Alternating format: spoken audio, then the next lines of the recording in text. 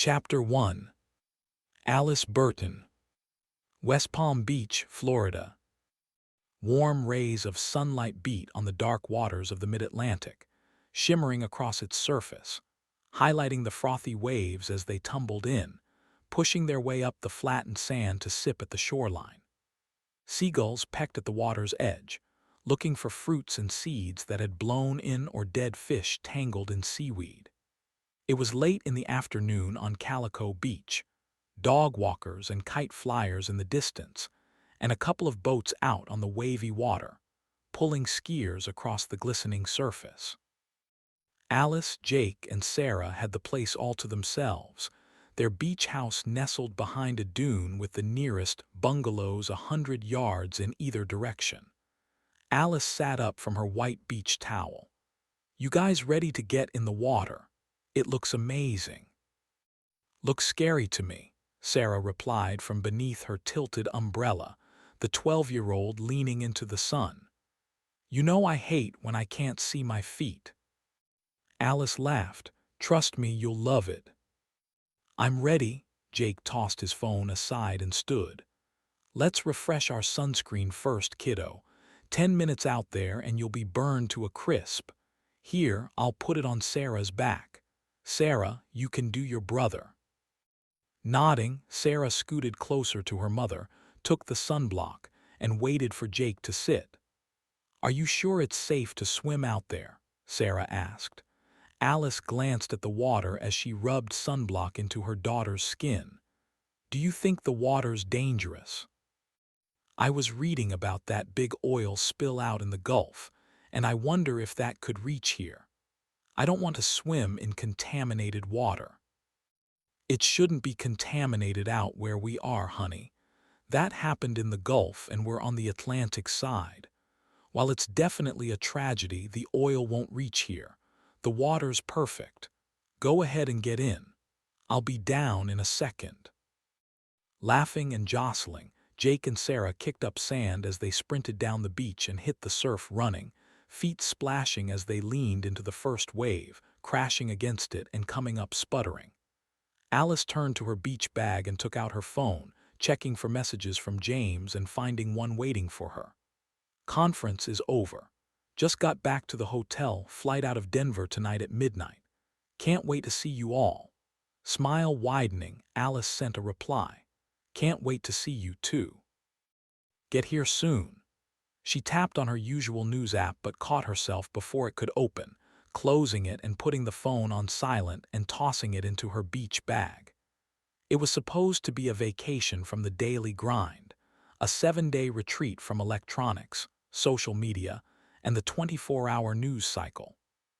James had already missed the first 2 days, but he'd be there soon, and it would be phones in suitcases from that point forward.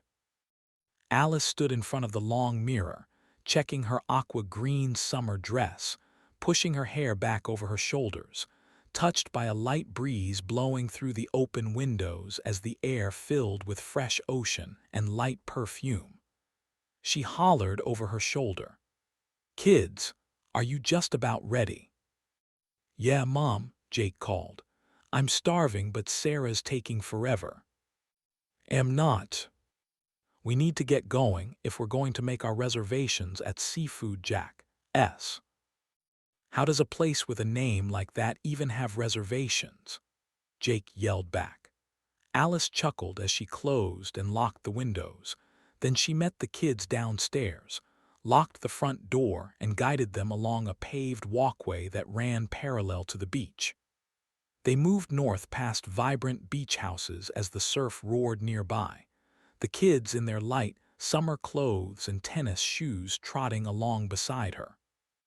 The smells of seafood hit them as they approached a row of restaurants on the right with wide canopies above open dining areas, and they climbed wooden stairs to the boardwalk with its timber framework and bright white railings, tropical-themed restaurant signs and menus hanging in the windows. Reaching Seafood Jack's, Alice guided the kids past an older couple, the woman pulling her husband by the hand on their way out. She and Alice exchanged polite smiles before a hostess seated the Burtons at a table overlooking the beach. A waitress took their orders and returned with their tropical drinks, promising their food would be right up. While they waited, Alice looked through the glass storefront and into the parking lot where vacationers walked to their cars in their bright shirts with bags full of sundries and souvenir cups. "When Dad gets here, can we go out on a boat?" Jake asked excitedly. "I'm sure we will." "You guys go ahead," Sarah frowned. "I just want to sit on the beach and read my books. My e-reader is packed full. I have a new book about this girl who gets enrolled in this magic school and—" Sarah's explanation faded in Alice's ears as she spotted the older couple out on the side of the road, staring at their stalled car. The man was scratching his head, gesturing while the woman held her phone up, tapping on the screen before putting it up to her ear. Several other cars drifted by, losing power, their drivers angry and pounding on their steering wheels, and even more were stalling as they were pulling out, drivers getting out and cursing as some of the vehicles swerved around and into each other. "Mom, Earth to Mom." Sarah was waving her hand in front of Alice's face. "I was telling you about my book." "Oh, I'm sorry, honey." A nervous twitch drove Alice to her feet. "Can you guys stay here a second?" "I'll be right back." Alice left the table and wove through the crowd, letting the hostess know she'd be back in a moment, striding to a short set of stairs and down to the parking lot where she rushed over to where the older couple was standing by their car, looking confused. "Hey there." Alice waved as she crossed the street. "What's going on? Car trouble?" "That's right," the man huffed. "It started fine, but as soon as we tried to hit the road, it died." "That's a rental, right?" "Yep, it ran great all week. Looks like other people are having the same issue. Weather, maybe." "What are you going to do?" The man shrugged and circled to the driver's side. "I'll give it another try. Maybe it's flooded or something." "Modern cars don't flood like they used to, hun," the woman said, sighing but getting in. "Well, I'm going to try it anyway." The woman flashed Alice a friendly smile through her open window. "We'll figure it out, thanks." "Okay," Alice replied with a faint wave, making sure no cars were coming as she backed up across the road, watching the woman motion at her husband in agitation, while he kept turning the key, foot, slamming repeatedly on the gas pedal. As Alice reached the opposite side of the road and glanced back, the couple's car was replaced by a hot flash of light and heat, blowing the back end several feet straight up, flipping over the entire vehicle and shedding pieces of plastic and metal as it landed with a smash onto its roof. Alice flew backward, landing hard on her backside with a cry as debris zipped past her head, ricocheting off other cars, pieces falling like hot hail to clank on hoods and roofs or land smoking on the pavement. Ears ringing, head spinning with horror, she blinked as the older couple burned inside the wreckage, the woman inside waving her arms as flames, and smoke consumed her obscured form until she stopped moving a moment later.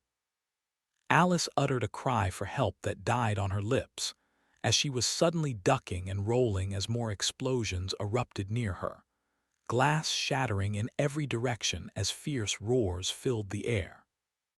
Vehicles flew skyward, riding springs of fire, flipping and landing with heavy crashes in a buckling of metal and death screams. A pickup rocketed sideways when its fuel tank blew with a sharp echo of sound, the tail spinning into the parking lot, sweeping over a family of 6, and wiping them across the pavement to leave only bloody streaks where they'd been standing. The sudden stench of burning bodies and fuel filled the air, causing her to retch as she scrambled to her feet, sprinting through the parking lot past dumbfounded onlookers as more vehicles went up. She dashed up the stairs and into the restaurant, flying past the horrified hostess as a chunk of a fender plunged through the front glass and landed just inside. People leaped from their tables, knocking full drinks over to crash on the floor, slamming into each other as they clumped together near the back rail away from the explosions and noise. Reaching the kids, Alice hovered over them protectively as she retrieved her phone. "What's happening, Mom?" Sarah's eyes were as wide as saucers. "I don't know yet," she replied through tight lips, hands shaking as she scrolled down a string of text messages and missed calls from James. Opening the first one, she scanned the words with a blink. "Alice, get to safety now. Something's going on. It's very big, very bad. Pick up, please. This is really, really bad." Taking the kids by their hands, she guided them outside, hustling past panicked people and out the front door, ducking and flinching as car parts whizzed by. Coming down the stairs, Alice threw glances over her shoulder as more explosions ripped through the cool early evening like volcanic dominoes, waves of heat covering everything. Curious tourists watching through the storefronts or coming up from the beach were suddenly turning to flee as flaming debris flew at them. Sharp pieces shattering windows and puncturing flesh, big chunks knocking people down in a shrapnel storm, hundreds of them injured and dying right before her eyes. Slowing to a frantic walk, Alice dialed James's number and handed the phone to Jake. "Read your father's texts to me." At the same time, she dug out an earbud and popped it in her ear, waiting for her husband to answer, but greeted by a series of clicks and silence. Jake's voice shook, glancing back at the explosions behind them, flinching as each one went off. "Why? You want me to read, Mom?" "All the messages he sent," Alice said, "one at a time." "Okay, here's the first one." Jake swallowed and read. "Nobody knows what's going on. There's been massive explosions on TV right now all across the country, cars and trucks exploding, going up in smoke." The boy looked up. "What's going on?" "That's what we're trying to find out." Alice picked up her pace. "Keep reading, please, faster." "Here's the next one," Jake continued. "Seriously, where are you guys? Did you leave your phone on silent again? We'll text soon, need to get out of here now. Please be safe." Jake's voice trembled. "This last one came a few minutes later and Dad says we've been directed to evacuate the airport and I'm doing that right now on foot. I'll send another text when I reach safety. Please contact me as soon as you can." Jake's eyes watered with fear. "Should I keep reading, Mom?" "Yes."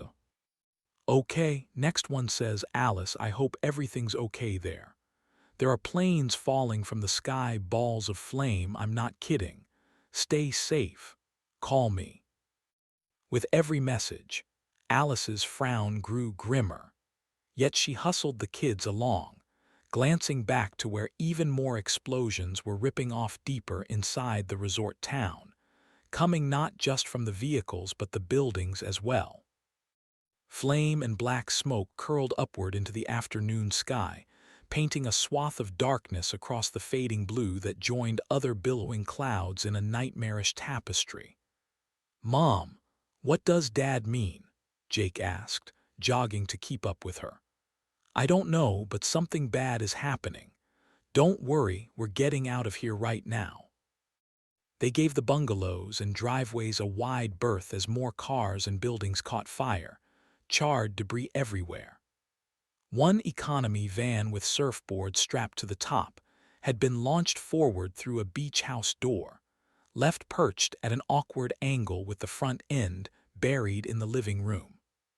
Flames curled up from the inside, licking out from the windows and catching in the bungalow's rafters. As they approached their own beach house, Alice spotted their rental car lying on its side, the entire thing roaring with flames, fingers of scalding heat baking their faces as they walked by.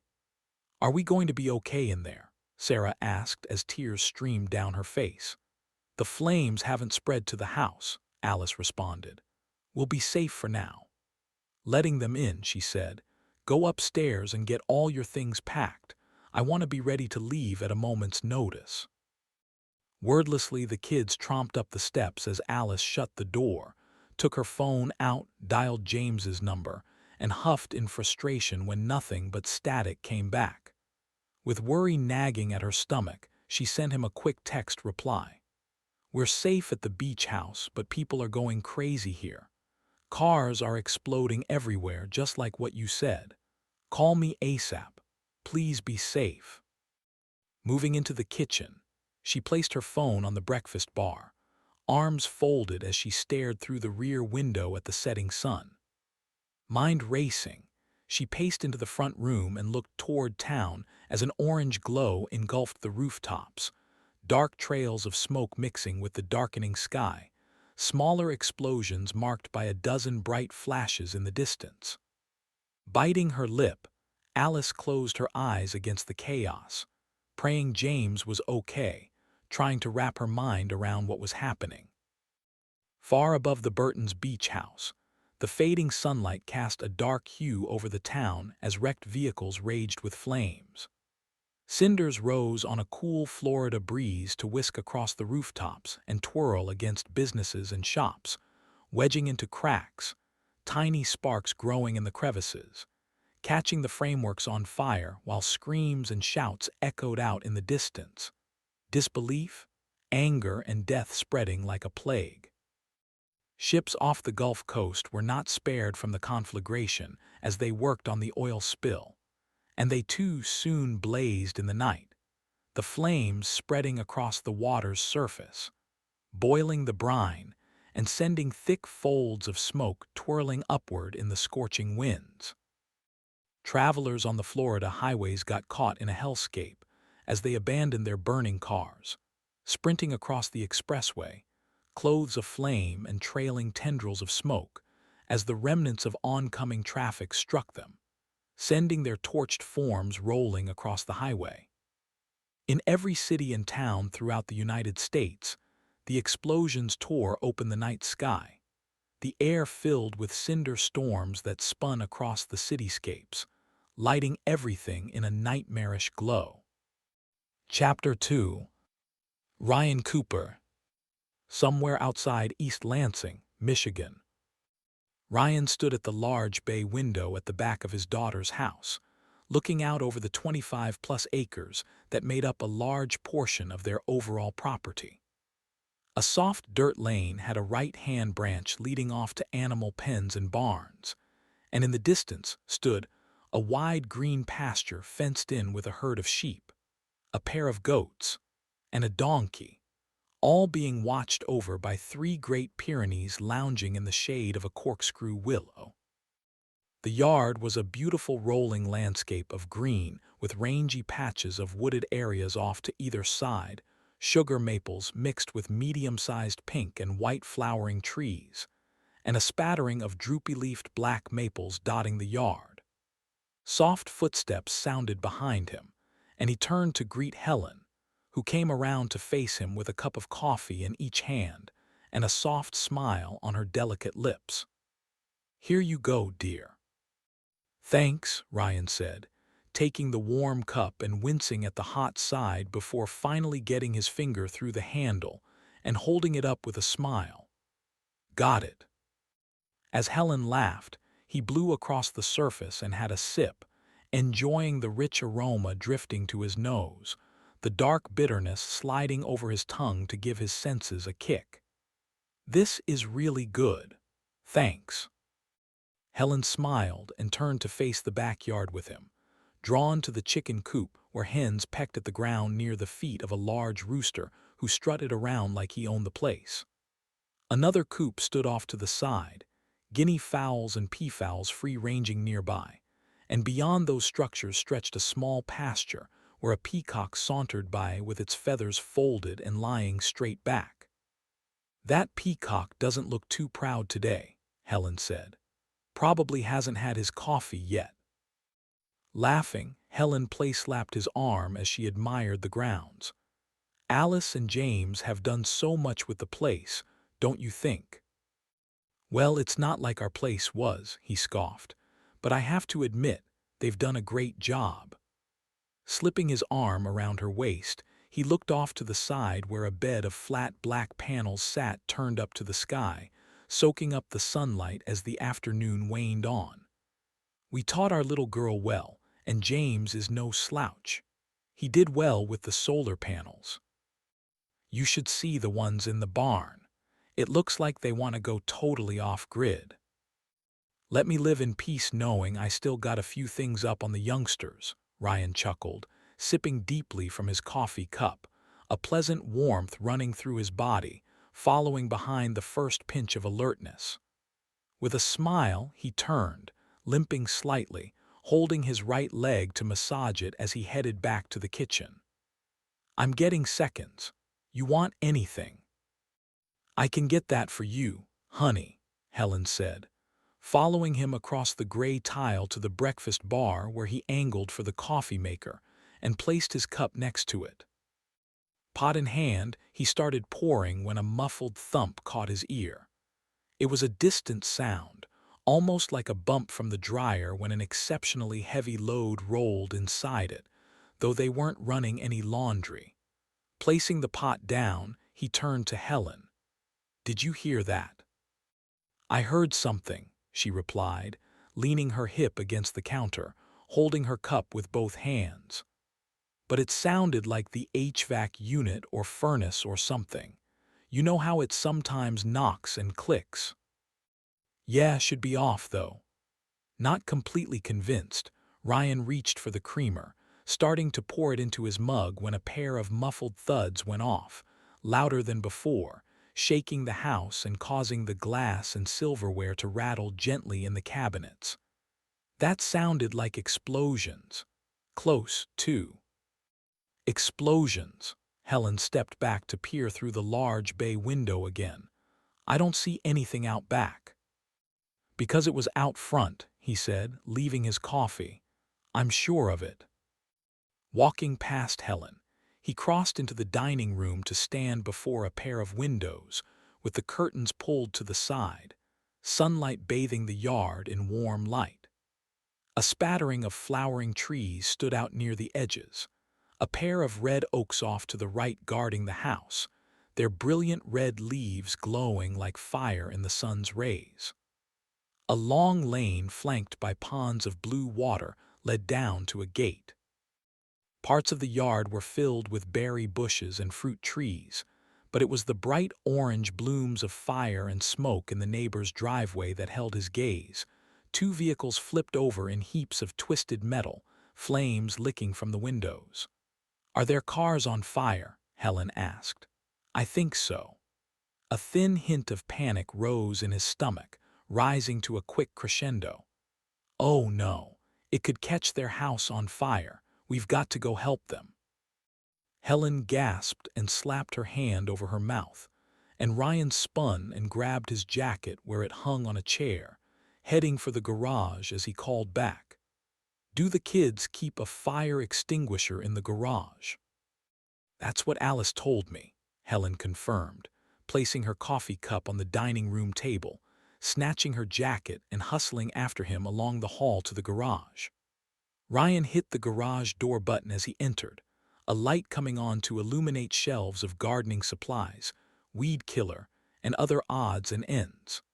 A big fire extinguisher sat next to James' workbench and Ryan hefted it, pointing to another smaller one clipped onto the wall above the workbench. You grab that one and follow me. Let's go. They went fast down the gravel driveway and hustled along the lane to the front gate, ducks quacking and flapping their wings in the ponds, spooked by both the people disturbing them and by the billowing clouds rising high into the sky, coalescing into a mini mushroom cloud.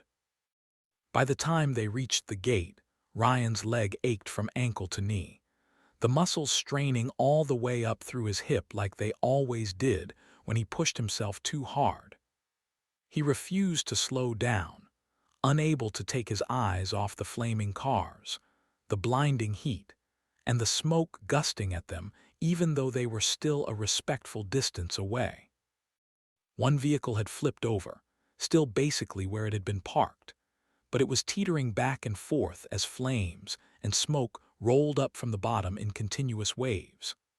The other car was at an odd angle off to the side, fire engulfing the entire rear end, tires melted, rubber burning in greasy black fumes that twirled together in a cyclone.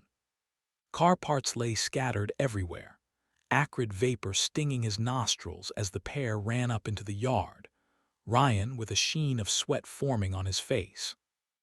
Glancing over his shoulder, he watched Helen's golden gray hair singe at the edges, feeling the heat burning his cheeks, and he grabbed her arm and pulled her back and around to the left.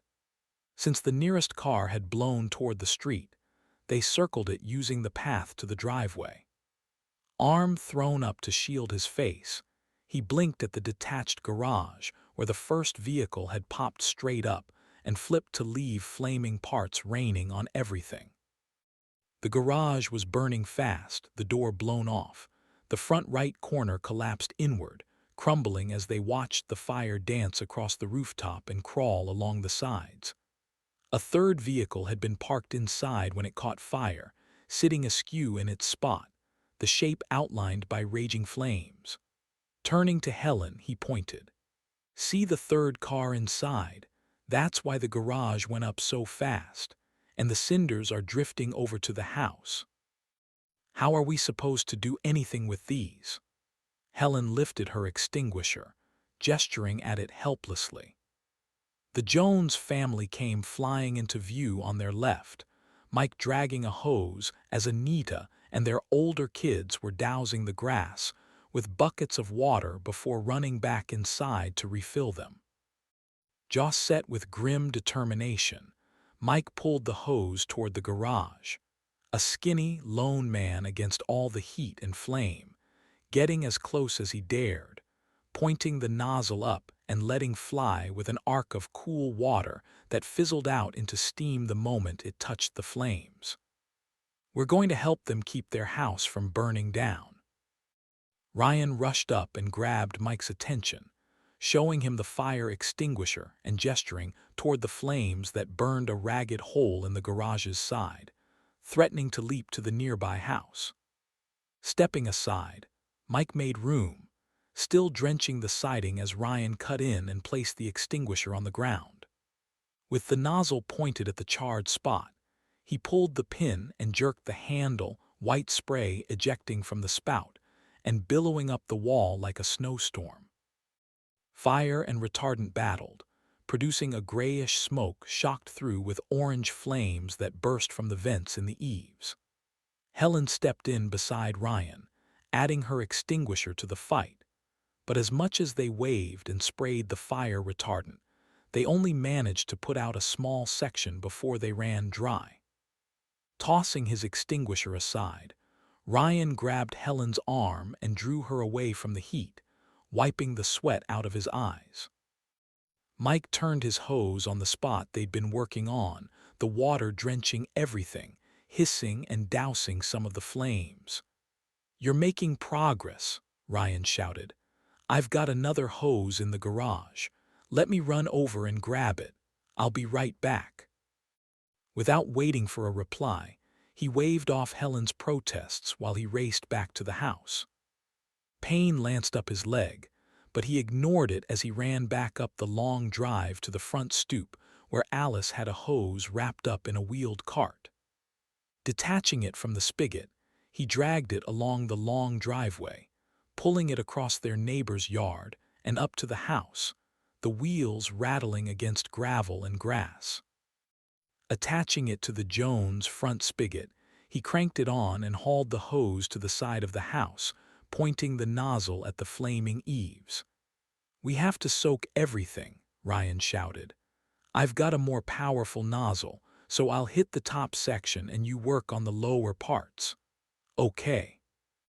Mike nodded, his expression calming with the arrival of a second hose in the fight, aiming his hose at the base of the garage and soaking it. As Helen joined Anita and the kids with buckets, cups, and anything to saturate the bushes and grass between the two structures, Ryan took aim and fired, shooting water up through the vents, hoping it flew into the rafters or dripped down the other side. Heat hissed and spat at him, sending rolling smoke over the walls to cover him, lungs filled with an acrid bite, forcing him to back off but not abandon his position. Between them, they got control of the fire, keeping it off the house side of the garage, letting the other side burn as the wind changed direction, blowing cinders and smoke away from them. When it became clear that they had got the inferno under control, Ryan took Mike by the arm and pulled him back. What in tarnation happened here? I have no idea, Mike replied, turning off his nozzle, right hand closed into a fist as his soaked t-shirt hung off him. He shook his head at the destruction, then shifted his attention toward the cars. My Toyota just exploded, followed by Anita's Mitsubishi. With sudden realization, he slapped his thigh and winced as he stared into the garage. But before those two exploded, my Mustang must have gone up. I just restored it. I hope you have insurance for it. I do, but what in the world am I going to tell the insurance company? What are any of us going to tell them? Ryan had caught sight of something down the road and dropped his hose, walking as close as he dared to the driveway where the vehicles were still burning. The area was rural. The houses spaced hundreds of yards apart, sometimes miles, though his daughter's family's part of the old country road had several houses in relatively close proximity. Distant balls of smoke and flame were ripping toward the sky, dots of bright orange glowing in a haze that seeped over the grassy plains and drifted through the surrounding woods. "Geez," Mike said in a quivering tone. "That's the Willoughby's house down there. It's on fire." "Almost all of them are," Ryan said. "Cars and more houses, both.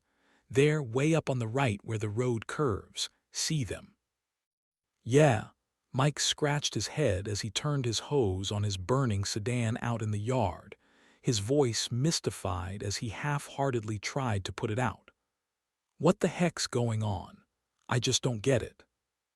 "Me neither." Ryan scratched his head and rubbed his smudged cheeks, face drenched with sweat and water.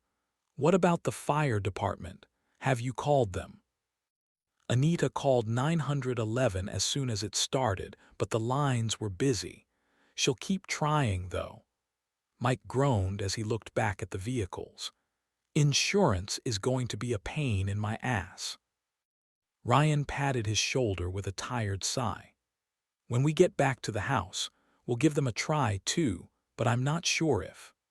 Ryan looked to the distant skyline, even more plumes of fire and smoke rising above the hills, and when he looked in the other direction past James and Alice's, more black marks raced toward the clouds, huge swaths of darkness churning upward. "I just hope they can get to the rest of these folks in time." "Me too." "Oh, and Ryan, thanks a lot, man. You guys helped save our house. Sure am glad you're house-sitting for your daughter." "Don't mention it. I'm just happy we were able to keep the damage to a minimum. You all need anything else, just holler." Ryan turned to see Helen hugging Anita and the kids as he walked over with a smile. They gave a last wave and circled around the smoldering vehicles, heads turned away from the smoke, and made their way back to the gate at the end of the driveway. Slipping inside, Ryan closed it and let the latch fall, throwing the padlock through the loop and snapping it shut. With a tired smile at his wife, the pair slowly headed up the gravel lane back to the house, Ryan rubbing at his leg the whole way. Sensing his discomfort, Helen locked her arm through his, offering support, and he leaned on her, letting her take some of his weight as they moved up the drive.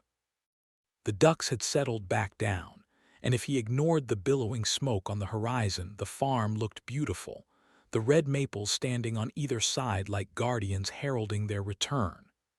When they reached the top of the driveway, Ryan stopped and stared at their car where it sat unblemished, still in one complete piece, the shiny maroon paint glinting in the sunlight.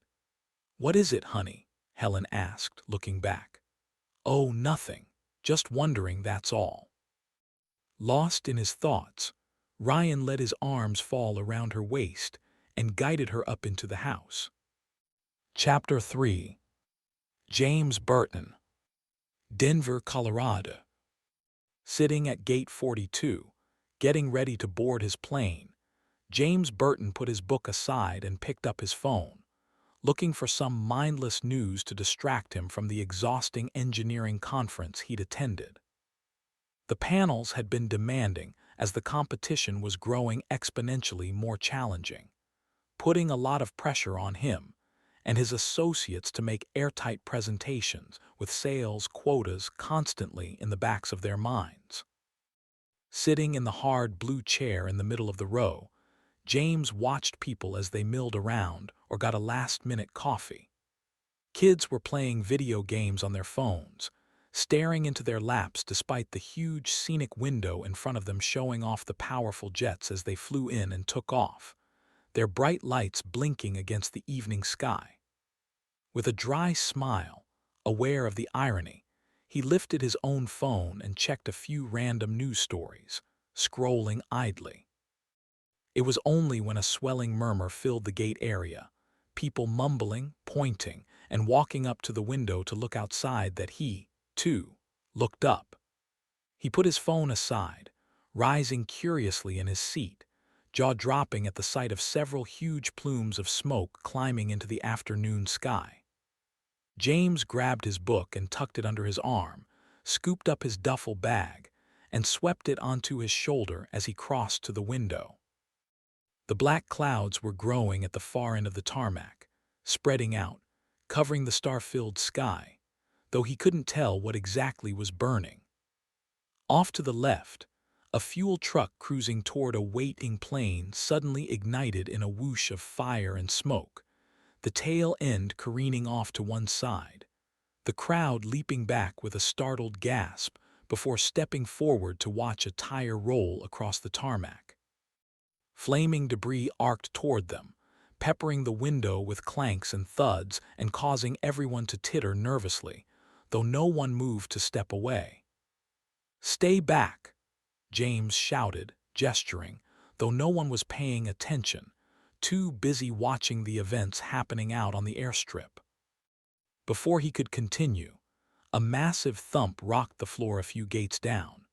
Another fuel truck spinning sideways across the pavement, screaming airport workers throwing their arms up as sharp pieces of the tank swept at them, slicing their bodies before they were knocked through the air like rag dolls.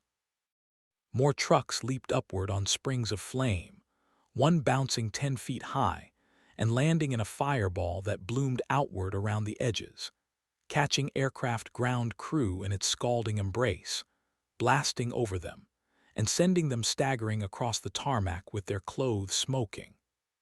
He glanced up at the TV screens mounted throughout the room, watching as the images from different news channels showed similar incidents happening in Philadelphia, Sacramento, and Miami.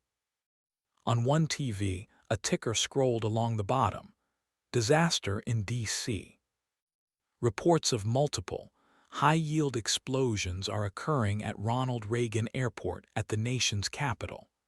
Tens of thousands estimated dead. Swallowing a dry lump, he tried calling Alice twice, but both times he heard only endless ringing, and he shot her a text instead. "Alice, get to safety now. Something's going on. It's very big, very bad. Pick up, please. This is really, really bad." The crowd surrounding James began breaking off, mumbles and groans beginning a slow climb into panic as more flowering explosions and scorched bodies reflected off the tinted glass. A fire truck on the way to assist went up like a firecracker, pieces of ladder and its bright red sides punching outward to scatter over the pavement in a wave of flying glass and metal.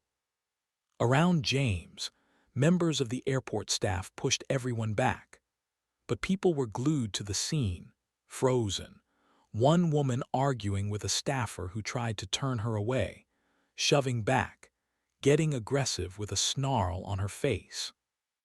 Shrapnel from the explosions continued peppering the glass, a sizable chunk of metal striking high on the edge, the impact with a weak point sending a lightning bolt-shaped crack shooting to the bottom of the massive window. More smoking pieces struck hard and fast, like a heavy hailstorm, creating a sprinkle of tiny breaks and spiderweb marks in the glass, showing the passengers how vulnerable they were. Over James' right shoulder, another large window shattered under the stresses it was enduring, and the crowd screamed en masse, people pushing and shoving, knocking James aside, causing him to accidentally strike a man with his duffel. The throng moved like it had a mind of its own, thousands of pounds of humanity flowing in one direction before shifting unpredictably in another random direction. Reeling, heart kicking up another notch, he plunged into the crowd, working his way along the gate lane and wincing as something heavy hit the roof of the building, followed by more pieces that sent dust trickling on their heads as the tiles above rattled and the metal groaned. Most everyone was shoving their way in the same direction as him, yet a subsection were pushing toward the windows to see what was going on as they tried to get out, screaming when the debris finally broke through the glass and showered them with shards and heavy, smoking chunks. Turning sideways, James squeezed past them all, throwing himself into the clusters of carry-ons and backpacks people had on, tripping over a dropped handbag, causing him to stagger and almost fall. The shrieking crowd suddenly parted, and he cut briskly through the throng, alarm bells ringing in his head. Yet he kept himself calm and breathing as steadily as he could, ducking and weaving to avoid panicked travelers shrieking past him to find their loved ones. The far end of the gate was a long way off, and he broke into a slow jog, hopping, twisting, and dodging, as he tried to avoid knocking people down. From the side, an electric transport cart barreled into view, the driver gripping the wheel in sheer panic, foot pressing the accelerator to the floor, and glancing back as the throng broke toward him calling for him to stop. James was closer to him than most, though, and he lowered his head and sprinted after it, almost running a woman over, spinning and lunging, grabbing the vehicle's back rail as the cart fishtailed and swerved, nearly jerking his arm from its socket as he hauled himself aboard with a mighty grunt. Scrambling to hold on as he glanced at the red-faced runners too slow to copy his motions, James crawled to the front and climbed over the divider, landing in the passenger seat next to the driver. "What's going on here?" he shouted as he grabbed the support bar on the dashboard and hung on. The panicked driver looked over and locked eyes with him in surprise, shrugging and shaking his head. "No clue, man.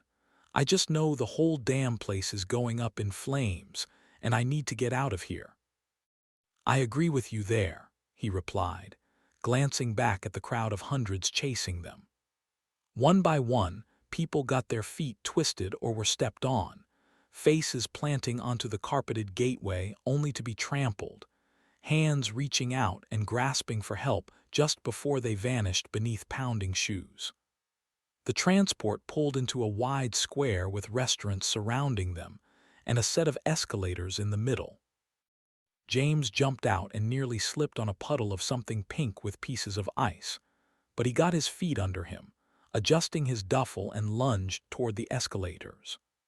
Grabbing the rail, he skidded on and leaned against the side, panting, trying to catch his breath as the crowd drew closer. With a gasp, he stood and descended the slick metal steps, dodging between people just standing still with dumbfounded looks, flying past them two at a time as they gaped. "What's happening?" a 20-something man asked, staring at his phone, hardly noticing James as he went by. "The news is saying everything is blowing up," his girlfriend replied with a rising question in her voice, oblivious to the swiftly approaching danger. "How can everything be blowing up?" James reached the bottom and stepped off to the side, glancing at the televisions on the walls as they displayed destruction on every screen, anchors babbling in panicked voices and gesticulating wildly as lists of cities rolled across the bottom of the screens. Pausing for a moment to catch his breath, he frantically sent another text to Alice. "Nobody knows what's going on. There's been massive explosions on TV right now all across the country, cars and trucks exploding, going up in smoke." He dashed into the middle of an open area with signs everywhere, causeways and stairs, escalators, and a set of elevators at the far end. He searched for the nearest exit as more explosions rattled the terminal and debris flew past the windows and clattered off, glass shattering, the panic spreading to all floors as people pushed and shoved, trying to get to their luggage or the exits. Sweaty faces gaped at him as they ran by, one line of people clinging to each other's shoulders. The lead man, a massive brute who'd put his head down and was charging ahead and bowling people over indiscriminately.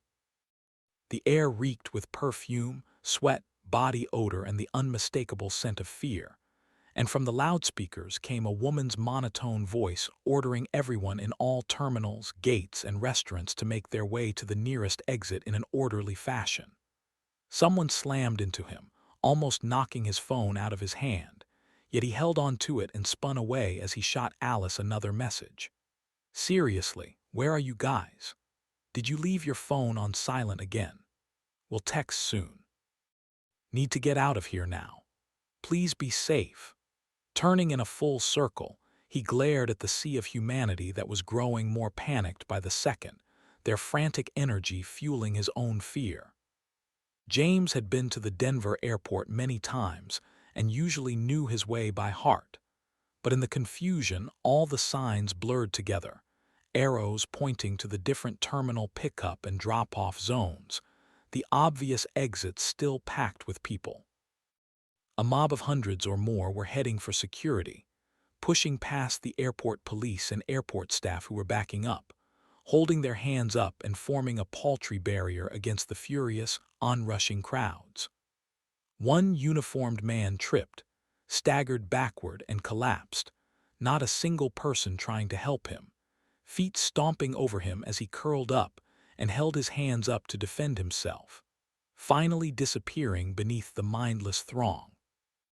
As more people jostled him, James hunted for a way out until he caught sight of a hallway with restrooms marked across the top.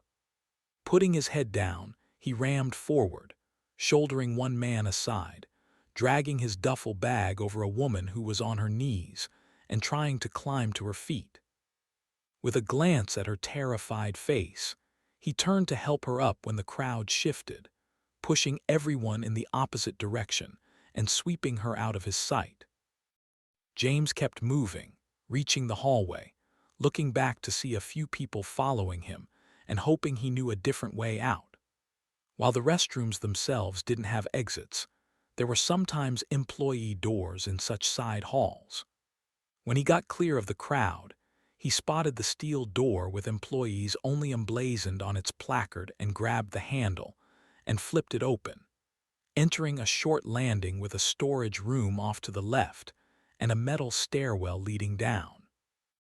"Bingo," he muttered, clutching the rail and swinging himself around, thumb flying over his phone screen to send another text to Alice. "We've been directed to evacuate the airport, and I'm doing that right now on foot. I'll try you again when I reach safety. Please contact me as soon as you can." Descending the stairs, he leaped the last 4 and landed hard at the bottom, pushing through another door with his phone gripped tight.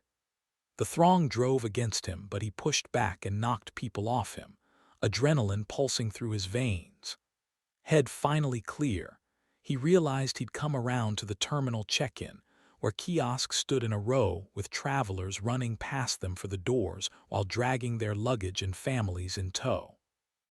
James leaped in behind a young couple and pushed his way outside, hit by an unexpected wave of blistering heat. the harsh scent of smoke wafting over the entire airport as clouds of black drifted by overhead. Taxis and safe drive cars were lined up letting people off for their flights, the new arrivals looking agape at the mass of humanity, exiting in waves of palpable panic, many heading for the three-level parking garage across the street. He squeezed between a taxi and a transport van who were dropping people off from a nearby hotel, pausing while cars cruised by and glancing over the lot numbers, trying to remember where he'd parked. Was I in 2C, or was it 3C? Scratching his head, he waited for the next car to pass before jogging to the other side of the road, where a wide, grassy patch separated the pavement and the garage. A new pair of explosions shook the air, and a tremendous force shoved him from behind, sending him airborne, arms windmilling as the toe of one shoe clipped the curb and dropped him face first in the grass. He slid a couple of feet, cheeks and nose stinging, as he rolled to lie on his duffel bag, staring at a car door hurling past where he'd been standing to land in the parking lot with a heavy clang. Another boom shook him, the ground vibrating as a commuter van 30 yards to his left leaped off the pavement, twisting and spinning at the same time to clip a woman in the forehead, partially decapitating her in an instant, her body spinning into the flames from yet another vehicle. People screamed, scattered or hit the concrete, a burst of fire from one gas tank catching a man in mid-run, setting him ablaze, dropping him flat after 5 more steps to flail weakly as he burned. Many of those unfortunate enough to not be snuffed out by the immediate blasts were hit with blazing shrapnel and razor-sharp glass, eliciting screams of agony as they fell to the ground. A woman and her child ran from the mess of wreckage, clothes smoking, hair lit with bright orange tendrils as they shouted and patted their heads, backs peppered with pieces of glass and plastic. Tears in his eyes, James scrambled to his feet, legs wobbly but holding as he ran toward the parking garage entrance, until a pack of people bowled past him and knocked him to his knees. Up on the third deck, a pair of cars leaped high in the air on waves of heat, slamming into each other and plunging straight down to split on the upper rail, spilling slowly over the edge before plummeting downward in a blazing torrent to crash on the heads of the people who'd knocked him down. 2 of them dodged to the side, turning and screaming for their loved ones who'd just been crushed, backing away when a gust of flames beckoned. With a desperate cry, James rolled to his feet, lowered his head, and ran as more vehicles inside the parking lot burst into flames in the dark recesses. Clouds of soot and smoke squeezing between the layers, along with pieces of hot steel and glass to flick across his skin, cutting his upraised arm and face as he fled down the road. Hot winds blew at him from both sides, carrying with them noxious fumes and the reek of flash-bombed flesh. Screams cut off as those trying to flee were pulverized with car parts, almost all of them dropping on the spot, and leaving a few to crawl and groan with gut-wrenching injuries. The young couple he'd followed through the exit were running up ahead of him off to the right, and as the man glanced back, a shard of something zipped in from the right side and nicked his neck, the piece whizzing past James and sending a light spray of blood across his cheeks. The woman turned back to catch the falling man, calling for help, but James raced by without slowing despite a sharp pang of guilt, unable to stop what was happening and unwilling to turn back for even a second lest it mean a quick and brutal death. He got clear of the worst of the chaos, panting and sweating, legs aching as he jogged through the last smoke cloud and slowed to a fast walk. Behind him, the drop-off lane was covered in rubble and bodies. Most were dead, some were crawling, and others were lying face down on the pavement with their hands thrown over their heads as fiery debris continued to fall. Facing forward again, he spotted more trouble ahead as the vehicles continued to erupt in flames, burning in the middle of the road as they crashed and spun out, a few injured survivors managing to crawl away, though far fewer than had been in the vehicles to begin with. A sedan hung precariously off the guardrail above the terminal's entrance road, where it circled back on itself, creating an overpass, front wheels tilting up and down slowly as smoke and flame licked out of the interior. James slowed to a halt, panting hard and bending over with his hands on his knees as he watched the vehicle for a long moment. Gravity won in the end as some unseen fuel source ignited behind it, pushing the vehicle over, sending it toppling down in a cascade of scorched metal. Before it had hit the ground, James took 2 steps, grabbed the guard rail and swung his legs over, dropping 10 feet to hit the sloping grass, feet slipping out from under him as he landed hard on his backside and slid toward the bottom. The raging debris cleared the guardrail and plummeted down in a clatter of jangling parts. With a cry, he rolled over, crawled, and lunged to get out of the way as a sizable chunk of the sedan's engine block slammed the pavement where he'd been standing. The impact sent fire and cinders scattering everywhere, chasing him up the underpass's cement incline where he stayed crouched beneath it, putting a thick layer of concrete and steel rebar between himself and the death raining down. After the worst of the debris fell past him, slamming into the hillside and rolling down in a tumble of clanking metal and flames, he crept toward the edge of the underpass and peered into the sky, where a pair of winged fireballs arced beneath the clouds in streaks of wavering orange and black, leaving long trails as they hurtled toward the earth. James estimated the airplane's trajectory as they plummeted toward the main terminal, where thousands of people were still stuck in a congested throng of humanity. He ducked back beneath the underpass, finding a nook to squat in and keeping the reinforced concrete between himself and the flying shrapnel, wrapping one arm around his knees while sending another text to Alice, praying that he'd survive long enough to hit the send button. Chapter 4. Agent Alan Harris. Washington, D.C. President Burke stood at the podium atop the steps of the Rose Garden, drilling down through a list of bullet points, aggressively highlighting the features of his administration's new energy plan. Flanked by perfectly manicured bushes, the press corps occupied 5 rows of seats in the grassy courtyard, surrounded by swaths of vibrant green foliage, verdant brush bursting with white chrysanthemums and purple-headed flowers that nodded in the breeze. Public officials and representatives of carefully selected corporate entities were seated in 3 rows in front of the press, each man and woman in attendance watching the president with rapt attention. Bottom line, what this plan will do, Burke gestured to the crowd, smiling confidently, is usher in the next age of renewables, making our country far less dependent on imports from other countries and increasing our self-sufficiency.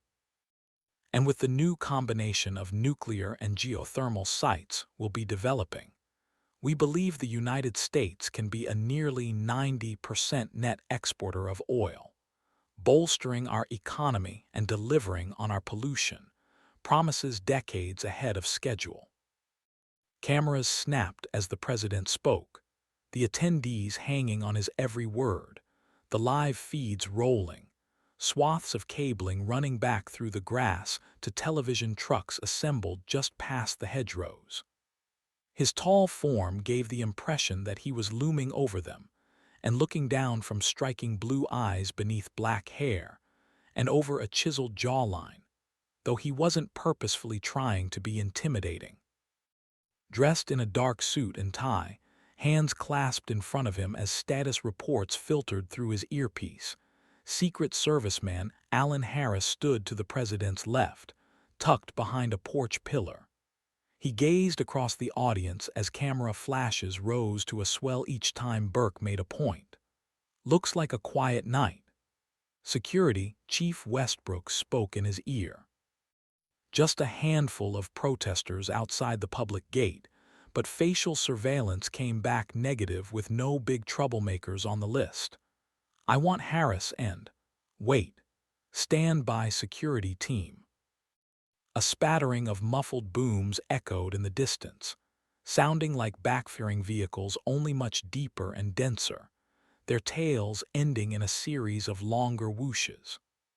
The noises caught Harris' attention enough to look out over the public grounds, gaze shifting to the west wing, noting 3 other agents with their fingers pressed to their earpieces, at least one of them with a cocked eyebrow as he glanced upward. Several members of the press corps had turned to look as well, searching the sky curiously before shifting back to the man standing at the podium. "Attention agents in the Rose Garden." Security lead Westbrook came through Harris' earpiece. "You may have heard some muffled explosions coming from inside the city. We're checking on those now. Please stand by." Harris glanced around one more time, his gaze widening as thick plumes of smoke began rising off the city streets outside the grounds, gathering in a slow-moving cloud picked up by the winds and carried to the northeast.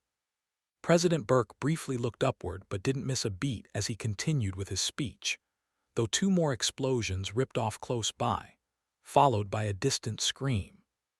The agent instinctively moved toward the podium and searched the crowd, alarm bells hammering in his head. A threat could come from anywhere, the sky, the ground, or even the gathered media, and it was his job to figure out what that was, when it was going to happen, and become the wall between that harm and his charge. Protocols flashed through his mind as he waited on direction from his security lead, eyes and ears sharp, shoulders tense beneath his coat as he kept his hands at the ready position. The detonations grew louder, sounding like they were coming from the public parking lots, where lingering visitors were heading back to their vehicles after the Rose Garden's recent closure. The sky glowed orange as a dozen explosions split the late evening before dissipating into the darkness, and a million scenarios ran through his head as Westbrook piped in. "Attention agents in the Rose Garden. We're receiving reports of multiple explosions in the city, 3 dozen or more and growing." "Sir, we've got explosions out here in the visitors' lots," Harris said, tearing his eyes away from the sky and searching the crowd as he slowly circled toward the president. "Are you serious, Harris?" "Yes, we're all looking at them, sir. Everyone's noticing, even the president, but he's not moving." "That's it," Westbrook said. "Skylark to the bunker now." Harris was already striding briskly toward the podium, glancing at another agent approaching from the other side as they descended on the president, pulling on his arms and drawing him away from cameras and confused murmurs as reporters stood and stared in awe at the blooming sky around the White House. Burke gave him a questioning look as he was pulled away. "What is it, Agent Harris?"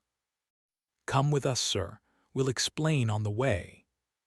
The president was primed to protest when the television trucks around the garden went up in a pulse of blinding light, their tops blossoming like volcanic flowers, their antennae and dishes collapsing as scalding fire cooked the nearby foliage and turned it all to charred ash as a wave of heat followed, hot gusting cinders washing over the press corps and sending them scattering with screams and alarmed cries.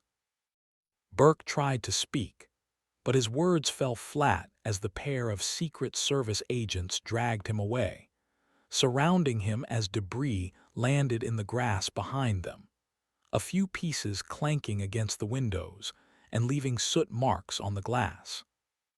"This way, sir." Harris pointed to the Oval Office door as his partner opened it, all 3 rushing in, greeted by 2 more agents who joined the huddle around the president, a few reporters still snapping pictures as they fled. "We've got Skylark, and we're heading to A3. Harris breathlessly reported into his wrist mic. "Good, Harris, pro." Before the rose garden doors could close, a boom rocked the building, knickknacks vibrating on the tables, a picture of Neil Armstrong on the moon rattling off the wall to crash on the floor. Harris snapped his head around to catch a huge fireball rolling upward into the night sky and lighting it up like a sun, bits of debris pattering against the windows to send cracks through the triple-reinforced glass. "What was that?" Harris hissed, guiding the hunch-shouldered president across the room. There was a pause before the security chief came back. "Marine One was parked on the tarmac." "Was? It's not there anymore. We lost it." "What the hell is going on?" The president tried to turn to look behind him as his agents barreled him forward. "Are we under attack?" "Take a right when we get into the hall." Harris spoke through tight lips, stepping ahead of the president, scooting sideways with his arms out to keep scrambling White House staffers from bumping into them. "What's happening, Harris? Answer me, damn it." "Explosion, sir." "Terrorists?" "Unknown, but we've lost Marine One." "So it is an attack." "I don't make those calls, sir. It's important we get you to the bunker right away." "Can I call my wife?" "Not right now, sir. She won't be happy." "Sorry to hear that, sir." They entered a series of twists and turns, Marines and more Secret Service rushing from an inner corridor as they guided members of the Joint Chiefs of Staff and high-profile politicians into another section of bunkers on the east side of the building. When they reached the end of a hallway, another brutal eruption shook their feet, causing paintings on the wall to shiver and dust to trickle from the ceiling. "Be advised, Rose Garden agents," Westbrook said. "The president's motorcade have all gone up. The bunker is the secure location. I say again, all transportation is non-functional at this time." "Sir, we've lost both your primary and secondary transports," Harris said as he and the other agents led the president down a short, plain hallway with a single thick slab of metal at the end, with a keypad and massive latch built in. "The motorcade." "Yes, sir. That's right under our feet. How could they have infiltrated so deeply?" Cries broke over Harris' earpiece before he could reply. More agents with their channels open capturing screams and explosions across the grounds. Scenes of terror filling his head as he imagined what they must be going through. Still, Harris kept a steady expression as he punched the correct code into the keypad and grabbed the heavy latch, heaving it open with a grunt and gesturing for the president and the other 3 agents to enter. As soon as they were all inside, Harris shut the door and squeezed past them, hitting a steel stairwell with thick railings and a slip-proof surface that wound downward several floors lit by dim lights set into the cold concrete walls. As they descended, the president quipped, "You'd think they could have jammed an elevator in here." "It's designed this way on purpose," Harris murmured, more to keep his own nerves in check than to answer the president's vague query. Along this stairwell, the electric switches to its own bunker-supplied power. I was told they wanted to keep it simple to avoid anyone getting stuck." "Just kidding, Agent," Burke replied, wearing a troubled grin. "I should be happy I'm getting my cardio in." "Yes, sir." Several floors down, solidly beneath the White House grounds, they entered a circular chamber with 5 short, branching passages with gray walls made of steel-reinforced concrete and designed to withstand earthquakes, bombs, and even a direct nuclear strike on the Capitol. Running on its own separate power and air filtration systems, each passage led to a different part of the facility, complete with a kitchen, recreation room, and sleeping quarters for 3 families, giving the residents an extended survival time should they be forced underground. Harris nodded for 2 of the agents to stand guard at the bottom of the stairs. Then he picked a passage, half turning as he swept his arm to indicate where Burke should go, their pace still quick, but the need to huddle around their ward somewhat lessened due to their location. "This way, sir." With the signal to his earpiece buzzing with static, he tapped it once, saying, "Chief Westbrook, we've got Skylark into the bunker and are taking him to the command center now." "Good, we'll remain in total lockdown until the emergency protocol is lifted. Is that clear?" "Yes, sir."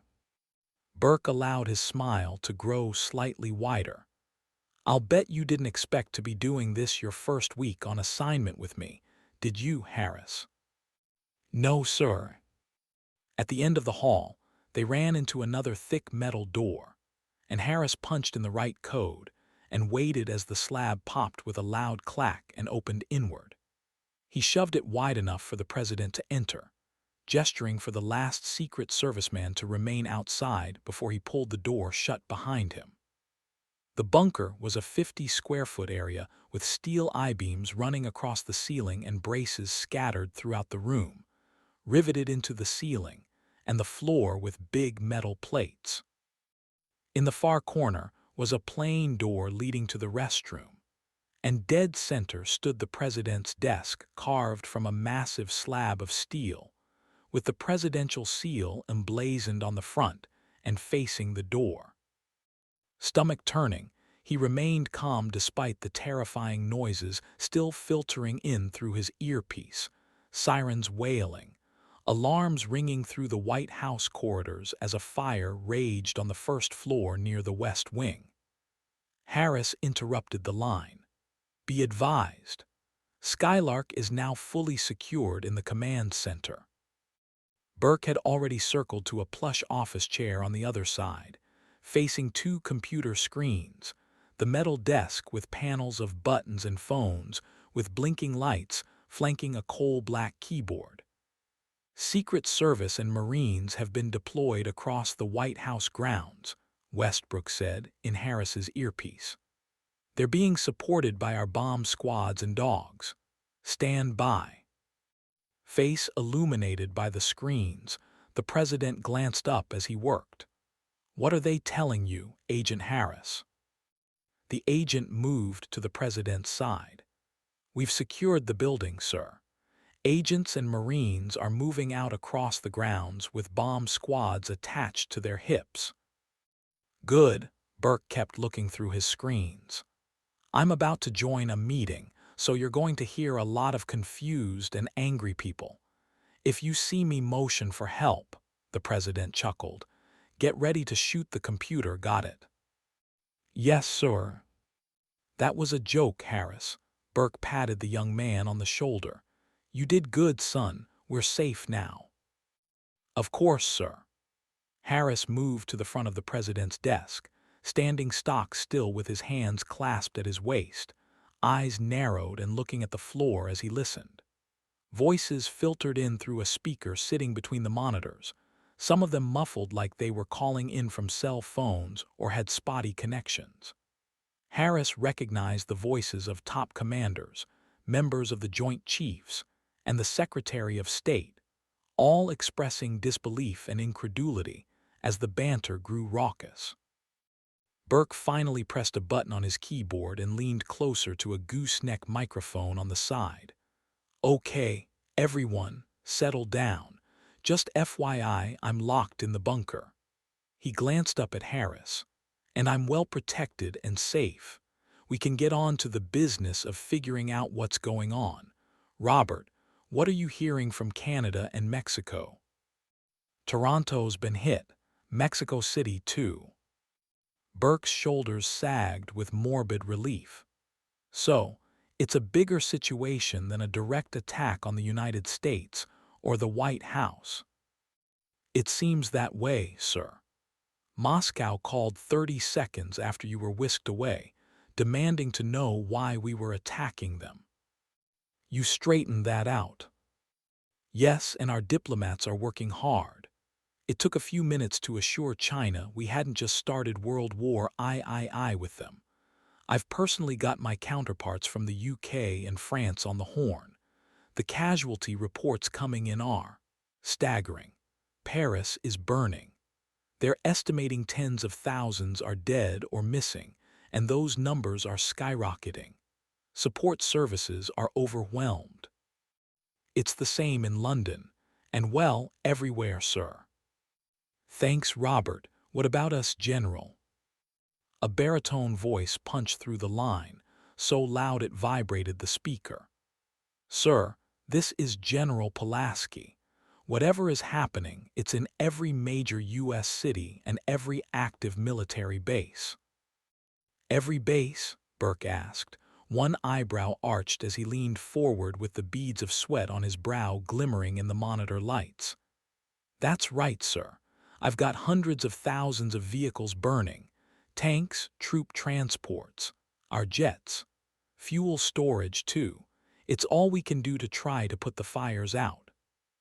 The president leaned back in his seat, face blank and expressionless as a paleness washed over him. I understand, General, thank you. Momentarily shocked, he blinked at the activity pulsing on his screens with incoming messages or updates as he tried to follow them. Swallowing hard, jaw set, the color returning to his cheeks, he punched his finger on the desk surface. Okay, people, we need to figure this out, and we need to figure it out now. On the east side of the Potomac River, Washington was awash in flame. Massive clusters of detonations rocked the pavement as civilian vehicles, city buses, delivery trucks and vans, and government vehicles alike erupted in flame. Shards of plastic, steel, and glass shot skyward, hanging for a moment before falling in a rain of shrapnel on the heads of innocent bystanders. They threw their arms up only to be cut to ribbons by the descending storm, while others were caught in the flames directly as multiple explosions congealed in a cyclone of light and heat, scorching the sides of buildings, citizens scrambling to dive under stoops and into dumpsters, only to be cooked alive when the flames reached them. A Dodge Charger zipped between screaming traffic and slammed into an ambulance, the entire thing going up in an orange blast, the car's shiny black finish crawling with fire as the driver was charbroiled alive. A bus pulling away from the National Gallery of Art exploded, its windows blowing out and cutting into a group of college kids on a field trip, waiting for the next bus to come in. Their screams and wails rose in a furious chorus, many falling where they stood, hit by flying debris, while others stood gaping with deep furrows in their cheeks and foreheads from a dozen cuts, blood seeping into their eyes before they could even fathom what was happening. Blazes broke out on every street, devilish flames dancing up the walls, hot enough to shatter glass, smoke climbing higher into the atmosphere to join in a black cloud that hung over the city, a harbinger of the doom that was spreading as fast as the flames could find new fuel to burn. A gas station on a corner lifted from the pavement as the tanks buried beneath it erupted like pipe bombs, fissures forming in the concrete within a 40-yard radius, breaking open, splitting with molten light before lava-hot fire flashed upward. The concussion rippled through the city streets for blocks as a massive ball of flame rose in slow motion, connected to the earth by a tendril of gray smoke. At its apex, the fire curved outward in a mushroom shape that curled in on itself and continued on into the sky, leaving widespread destruction at its feet. Chapter 5.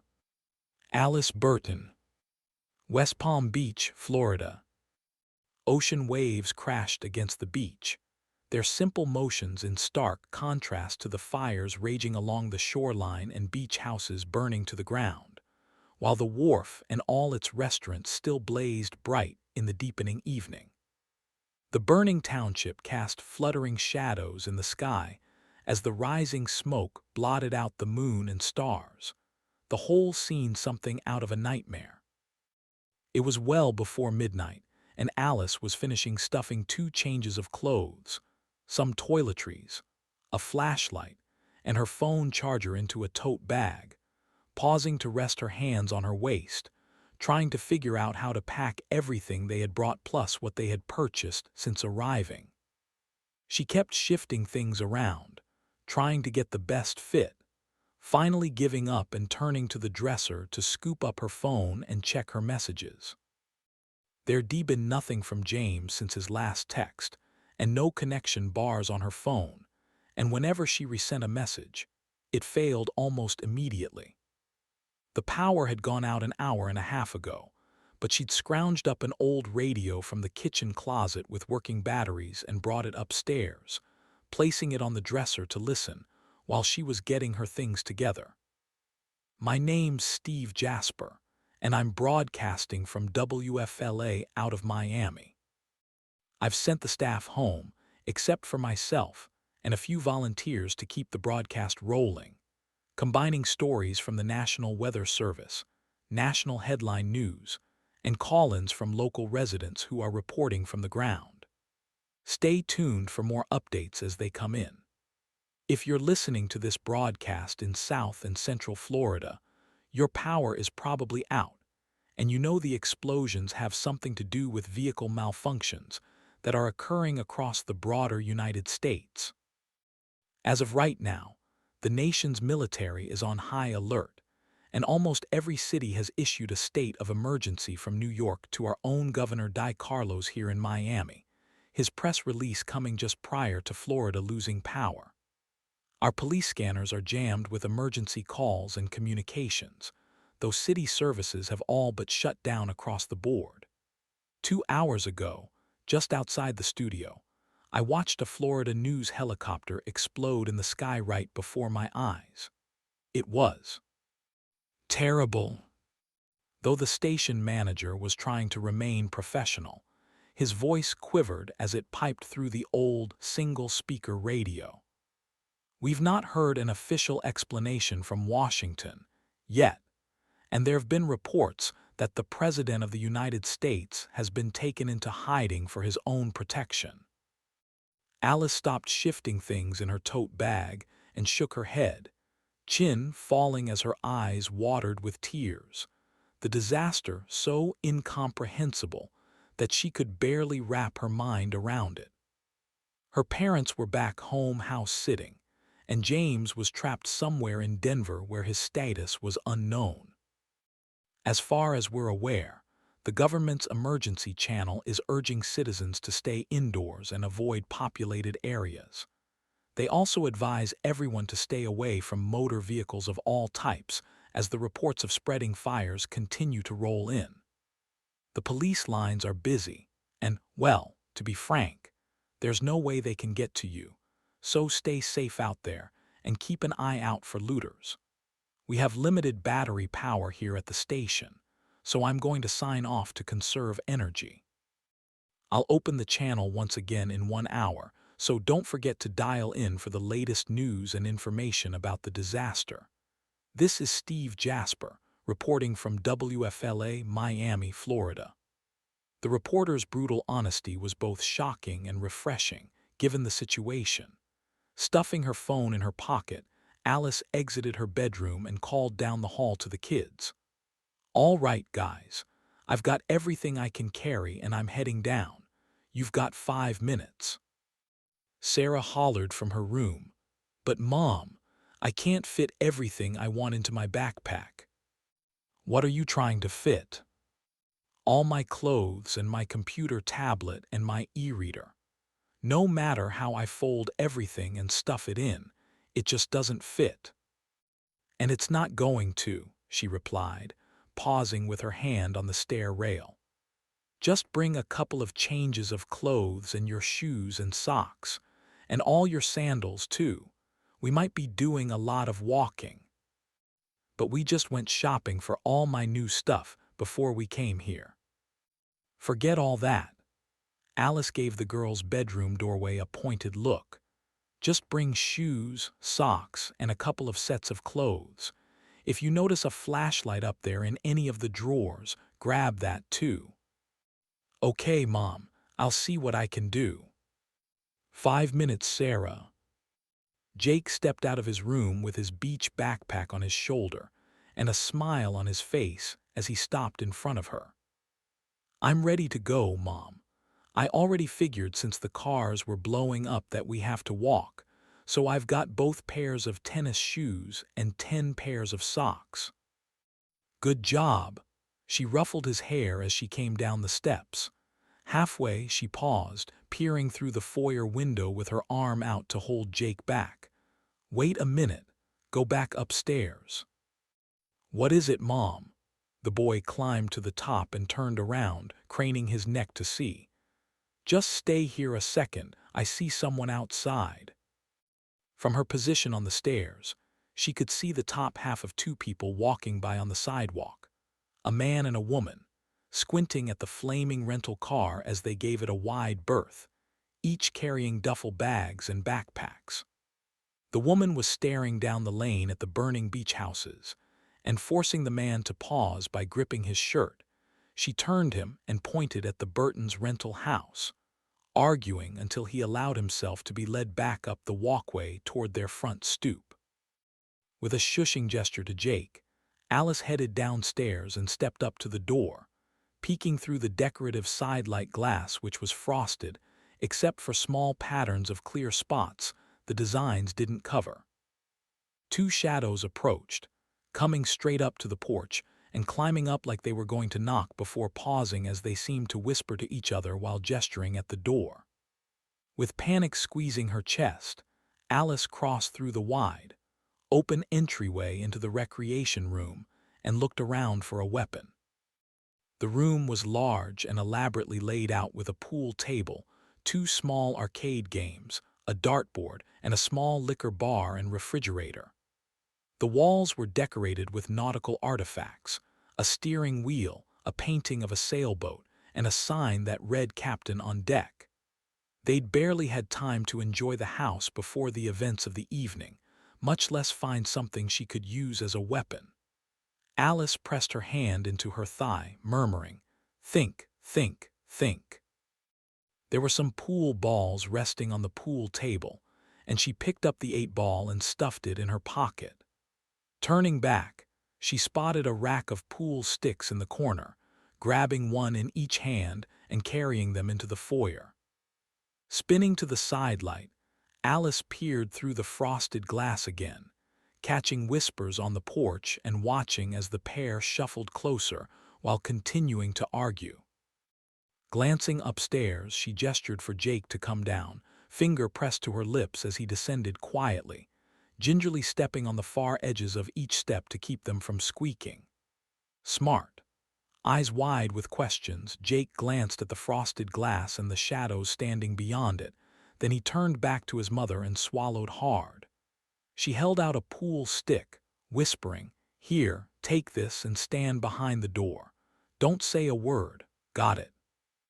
Jake accepted the weapon, nodding when Alice took it out of his hand and flipped it over so that he was holding the skinny end, adding weight to the business end if he needed to hit someone.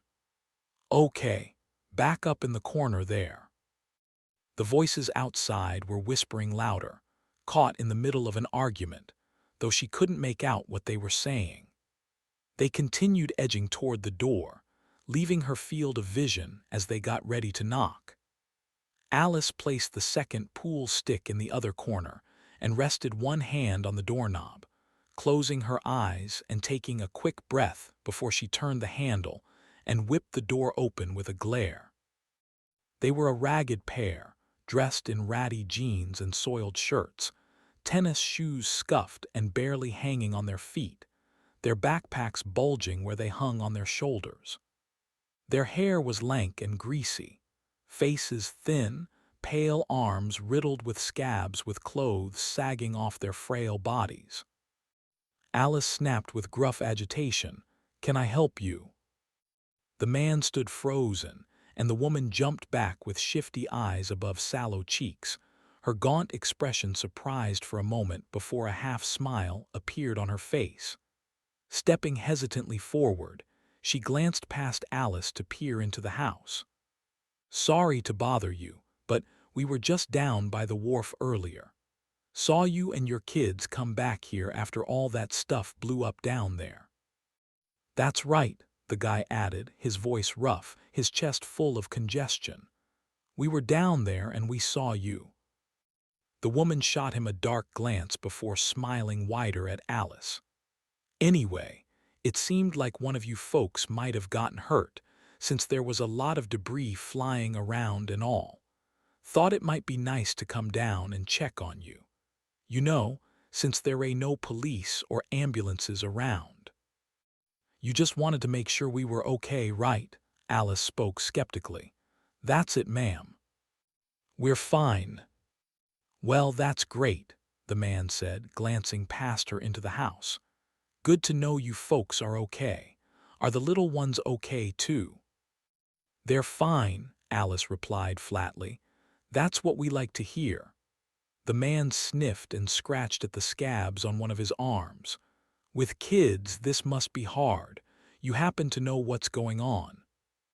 "Nope," Alice snapped as she gripped the doorknob harder. The man took another step toward the door, coming within 3 feet of her and ignoring her heated glare. "We've been all up and down the lane here, and we've helped quite a few people already. We really love being neighborly." "I'll bet," Alice snapped gruffly. "I'll bet you really helped everyone lighten their load. Good citizens, that's what you are. But we don't need any help, so you can just go somewhere else." The man glanced past her again, stepping forward a little more, the woman giving Alice a hungry glare as she pushed in next to him. "Why do you have to be like that?" she asked. "If you just give us a chance, we could show you." A slow grin spread across her face, revealing an upper row of missing teeth and a few yellowed ones lining the bottom. Alice tightened her grip on the door knob and shouted, "No, leave now." With a quick jerk of her arm, she slammed the door shut, pressed her foot against it, and twisted the deadbolt home with a sharp clack. Backing away, she wiped sweat off her forehead and shot a glance at Jake as he stood with the pool stick in his hands, shoulders tense as the piece of wood quivered in his grasp. He glanced up the stairs, and Alice turned to see that Sarah had come halfway down, blinking with a frightened expression. "Come on," Alice whispered, gesturing for her to join them. Taking both kids by the arms, she guided them into the hallway between the foyer and kitchen where they stood in the shadow of the steps. "What's going on, Mom?" Sarah asked. "Who are those people?" "I saw them in the sidelights," Jake said. "They look like druggies." Alice shushed them both, whispering, "I don't know why they're here, but it's not for anything good. Now, here." She grabbed the other pool cue out of the corner and handed it to Sarah, bringing the kids around to the stairs and gesturing for them to go up. "I want you guys to go about halfway up where they can't spot you through the sidelights." Both children turned to go up, but Sarah paused and looked back. "Are we going to have to fight them, Mom?" "I don't know, honey. Just go upstairs and stay out of sight, but be ready if I need you. Go on, do as I say." The kids flew up the stairs, briefly illuminated in the firelight from outside, the bright orange glow casting shadows across the ceiling and chandelier. Close to the top, they turned and crouched behind the rail, partially hidden in the darkness as they peered at her through the spindles. Pivoting back to the door, Alice pressed her ear to the thick wood, squinting and listening to the junkies' shuffles and whispering voices. "We can't just leave," the woman was saying. "They've got to have some good shit in there." "Yeah, but that didn't go like we thought it would." The man snarled his reply. "She's not going to open the door for us." His voice went even lower. "What if we just go on in? What are they going to do to stop us?" It's just a woman and two brats, his partner agreed. She doesn't look tough, and the kids looked like pushovers. Alice glanced over her shoulder to see both her children scooting down the stairs, Jake holding the pool stick higher. She threw up her hand, shaking her head, making gentle pushing motions to show they should stay right where they were and stay quiet. Alice watched the shadows flit around outside as the pair whispered and put their hands on the cloudy glass. The man tromped through the flower beds along the front of the beach house, tearing up the mulch and cursing as he tripped over the bushes. Alice peeked around the door frame at the window, glancing over her shoulder to keep both looters in view. "There's got to be some good stuff in here," the man said, jerking on the window, trying to get it open even though Alice had shut and locked them before they'd left the house earlier. "Looks like some games and pinball machines." "We can't carry that stuff," the woman shot back. "We need computers and phones, money and jewelry too, if we can find it." The woman's shadowy face moved down the decorative glass, shifting from one eye to the other and looking through the clean spots as Alice hugged the wall and kept out of sight. "Wait, I think I found something," the man said, and Alice edged around the door frame to see him staring down at the bags the kids had left over by the pool table. The woman's shadow straightened and turned toward him. "Well, what is it?" "Looks like a couple of bags. Like they're all packed up and ready to leave." "Maybe we should relieve them of their burdens," the woman replied with a chuckle, coming off the porch and staggering over the flower bed to stand by his side. A moment later, both faces were staring at the bags through the glass. "Oh man, score." "Let's break the glass," he grunted excitedly. The woman turned around. "Get the thing out of my backpack." "Where'd you put it?" He rooted inside her bulging backpack, objects clanking as he moved them around. "It should be right at the top. Hey, quit pushing me around." "Here it is." The man held up a bulky black flashlight, the kind with the heavy rubber coating that was supposed to be indestructible, with a glass breaker on one end. He smashed it through the glass, breaking a big section before sweeping up the sides and top to knock out the jagged shards. Alice fell back into the foyer with the pool stick clenched tight in her sweaty hands. Waves of fear ran up her arms, giving her goosebumps as adrenaline pulsed in her veins. The man boosted his partner up to climb inside as her ratty coat caught on the sharp glass still stuck in the pane. Bent over the windowsill, she squirmed and strained, finally landing hard on the floor with a grunt. The man jumped up behind her, grunting and wiggling until he fell through with a heavy thump that shook the walls. "SHHH," the woman hissed into his ear as she helped him up, Alice's cheeks turning hot as she watched them from around the door frame. "What are you talking about?" the man snapped. "You were twice as loud as me. Come on. The bags are over there." A stale reek wafted off them as they shuffled to the pool table, each taking a piece of luggage and placing it on the green felt. The woman glanced into the foyer just as Alice pulled back, gripping her weapon harder but waiting to attack. The man unzipped Jake's suitcase, flipped open the top, and exposed some clothes, his sandals, and a handheld gaming system. "Bingo! This is worth a couple of $100. Let's look around in the other rooms." Glancing up the steps at the kids with a fearful shudder and sweat beading on her skin, Alice experienced a moment of indecision. If she tried to get the kids and run out the front door, the junkies might chase them. Worse, they'd lose all their supplies and be helpless in a world of danger. Jaw clenched, Alice looked up at the kids.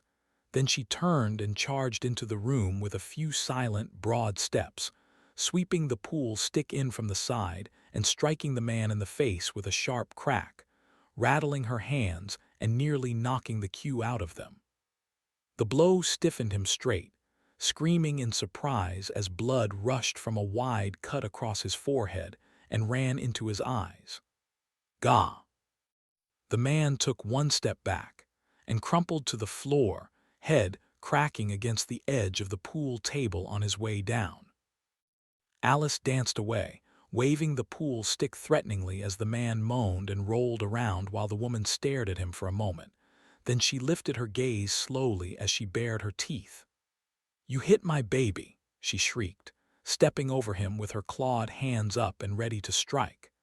Alice backed up and waved the pool stick, pointing to the window they'd come through and screaming at the top of her lungs. "Get out of here now. I already called the cops." The woman's glare was piercing, nostrils flaring as she crept forward. "Cops ain't going to help you now, lady. You hit my baby, and you're going to pay for it." With another high-pitched shriek, she charged in, but Alice struck first, hitting the woman across her upper arm with the pool cue, failing to stop the crazed junkie but altering her course enough to save her face. One gnarled hand grabbed Alice's shirt, while the other snatched a fistful of hair. Screaming in surprise and pain, Alice dropped the stick, made a fist, and gave the woman a sideways blow to the head that sent her reeling backward but didn't break her grip. "Gah, you bitch!" The woman roared, yanking Alice by the hair and swinging her around. The pair spun into the rec room and banged against the table, clawing and jostling for position as they tore at each other. Alice kept her center of balance, unwilling to be pulled down, feet shuffling across the floor as the woman kicked at her shins. A shockingly strong hand clutched her throat, squeezing her windpipe and choking the life out of her, but Alice grabbed the wrist with a screech, thrusting it upward as she head-butted the junkie in the chin. The woman slumped from the shock as her teeth slammed together, giving Alice a chance to drive her forward and slam her into the pool table. Grunting, snarling, the junkie roared to life, shoving Alice a couple of steps toward the foyer to get her off her feet, though Alice twisted sideways and absorbed the pressure to stay upright. Over the woman's shoulder, she saw the man starting to get up, head shaking as he got to his knees, and spotted them fighting through blood dripping into his eyes. Alice arched her back and drove her legs, shoving and thrusting the woman hard enough into the pool table to draw a sharp and satisfying cry of pain from the junkie's dry, chapped lips. Fumbling with her pocket, Alice grabbed the 8-ball, raised it high, and smashed it against the woman's head with a sharp crack, dropping her straight to the floor.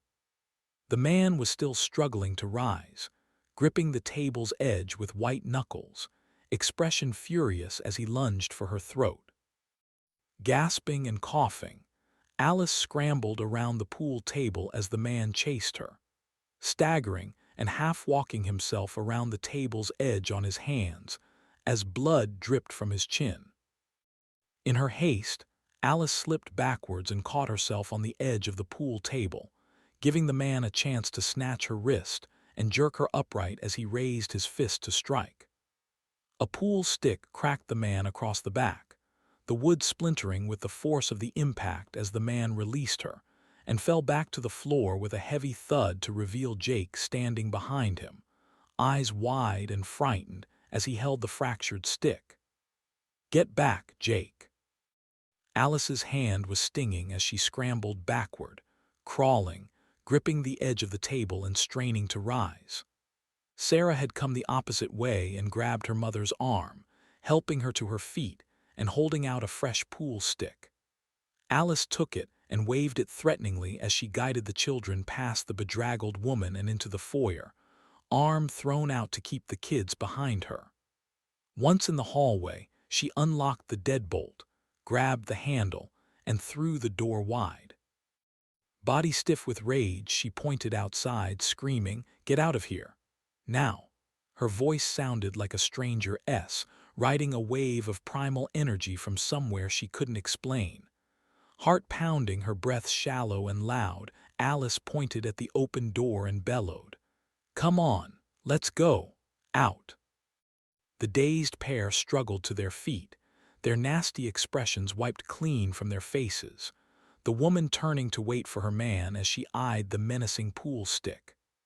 Holding each other up, they shuffled by with groans and mutters, bumping against the door frame and almost falling.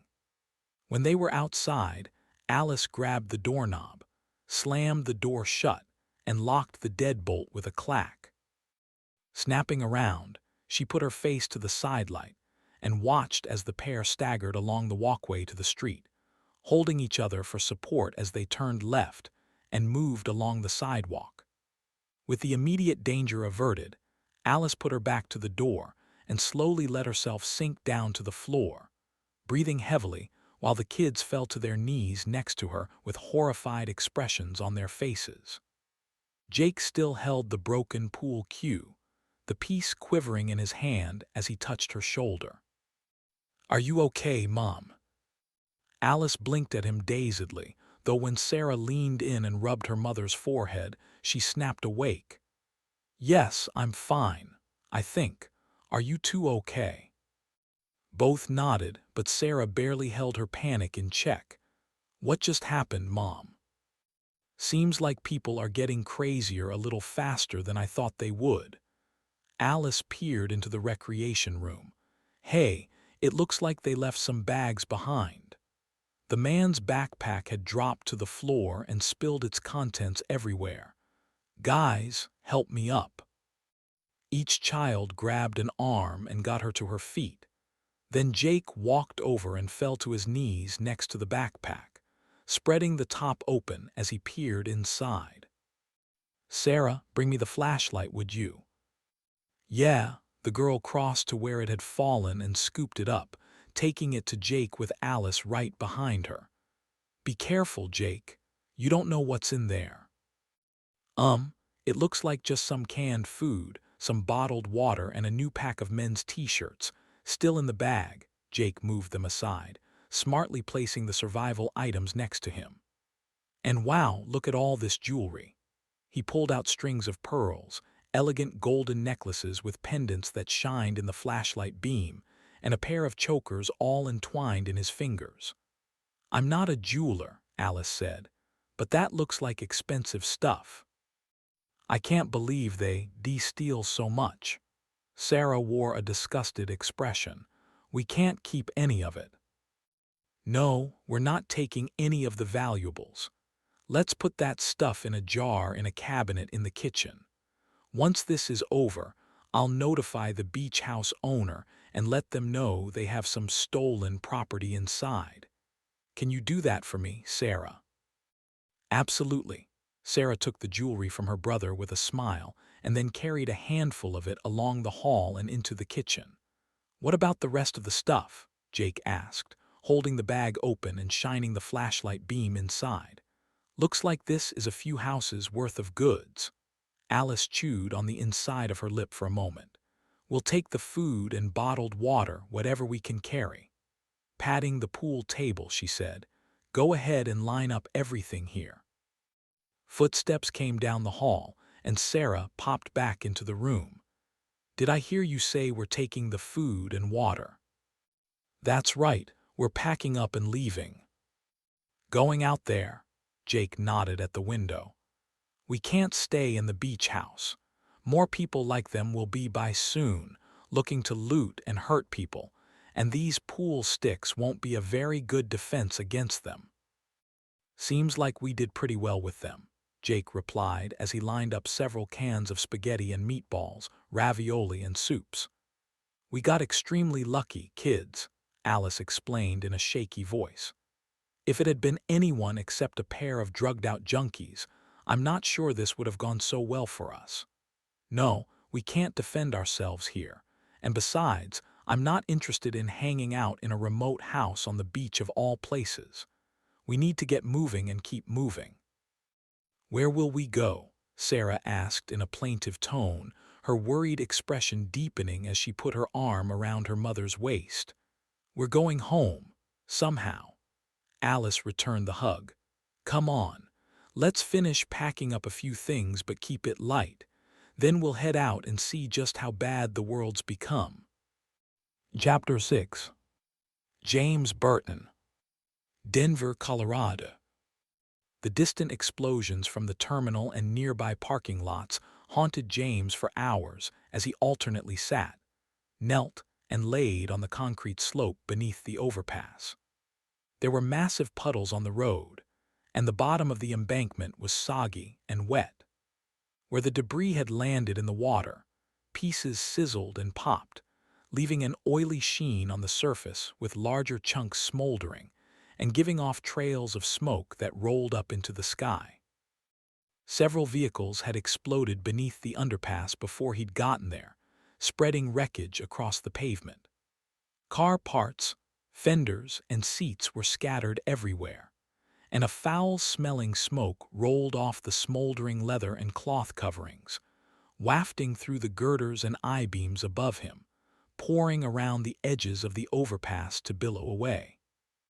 James raised the water bottle he'd been holding between his knees and took a couple of gulps, lifting it above his head to splash a bit on his forehead, cooling his chafed face.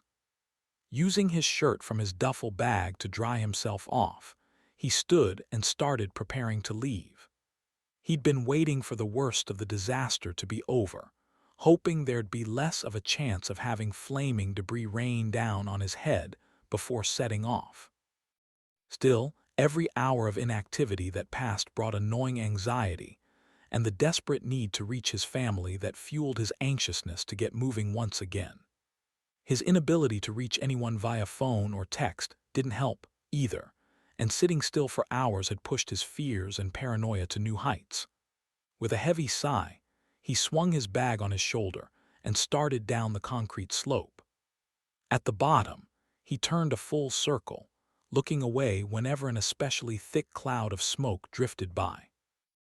The road east swept up toward the airport terminal, a less than desirable direction, so he looked past the puddles and up the oil-slicked embankment. If he could make it up the embankment, he could take the road coming in from the city, which, while assuredly not a cakewalk, would undoubtedly be a less treacherous path than the alternative. Stepping carefully over the stagnant water, he jumped onto a piece of metal, almost slipping on its greasy surface before he threw his weight forward and landed on the slope. He fell to his hands and knees immediately, crawling up through the slick grass, getting 12 feet before his forward movement stalled and he started sliding straight down. Cursing softly, he waited until he reached the bottom, spun, and hopped across the piece of metal to land back on the pavement. That's not going to work. He sighed, adjusted his bag, and began walking west, focusing on the darkness, his path lit by hundreds of small fires still simmering beneath the overpass, exposing the tangled mess he'd have to go through to reach the city's edge. James picked his way between the smoking rubble, stepping over a catalytic converter and kicking plastic pieces aside. Tires lay on their sides with the scent of burning rubber clogging his nose. Foam cushions smoldered, soggy with fuel and oil and antifreeze, giving off a horrible, bitter stench that stung his nasal passages even more. Stopping for a moment, James tied a spare shirt from his bag around his face, folding it into a bandana and dampening it with a bit of his bottled water to keep the worst of the smoke and smells out. He started off again, finding an overturned 18-wheeler at the far end of the overpass, the cab blown off by the twin fuel tanks attached to its sides. The entire cab had crashed in one piece, but lay spun so that the truck's front grille faced sideways. The cab doors were blown open, and the trucker's personal possessions had spilled out into the oily mess. Still in his seat, unable to escape the violence of his rig's explosion, the driver's charred arm hung over the door, his flannel shirt soaked with blood that dripped from his fingers. Turning away, James walked to the trailer, its thin walls split wide open to leave barrels of chemicals spilled into the roadway. Between the bridges were solid walls of concrete he couldn't climb, so he was forced to pick a path through. Getting on his knees, he ducked under the trailer, entering a space filled with twisted metal and broken cables hanging loose. Falling onto his elbows, he crawled ahead, wincing every time the viscous fluid dripped on his head and neck between cracks in the flimsy trailer floor. Coming out the other side, he wiped his skin clean, dousing himself with water to make sure that whatever was on him didn't burn before he moved off again, striding along an open patch of pavement, the concrete walls giving way to steeply sloped grass embankments and fencing. Moving to the next section, James navigated more wreckage, his path lit by raging truck beds that had been hauling flammable goods.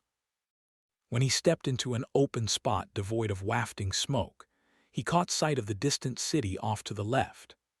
Denver was burning, flames crawling up the sides of buildings, illuminating the bloated clouds in the sky with a tortured glow, though not much could be made out through the dim lighting and thick, acrid smoke. Heading back into the rubble, James clambered and climbed over the blown-up sedans and pickups when he couldn't slide between their scorched husks. Once, he stopped to investigate some specially marked trailers that had spilled airplane parts and equipment everywhere, tens of millions of dollars lying broken on the pavement. He moved on, stepping over dead bodies lying in the roadway, giving each mangled and twisted form a brief nod of respect as he passed, trying to see them more as things than people lest his rising nausea overwhelm him. As the road swung him farther to the north, the congestion grew thicker, mostly traffic that had been entering the terminal area and catching fire at the same time.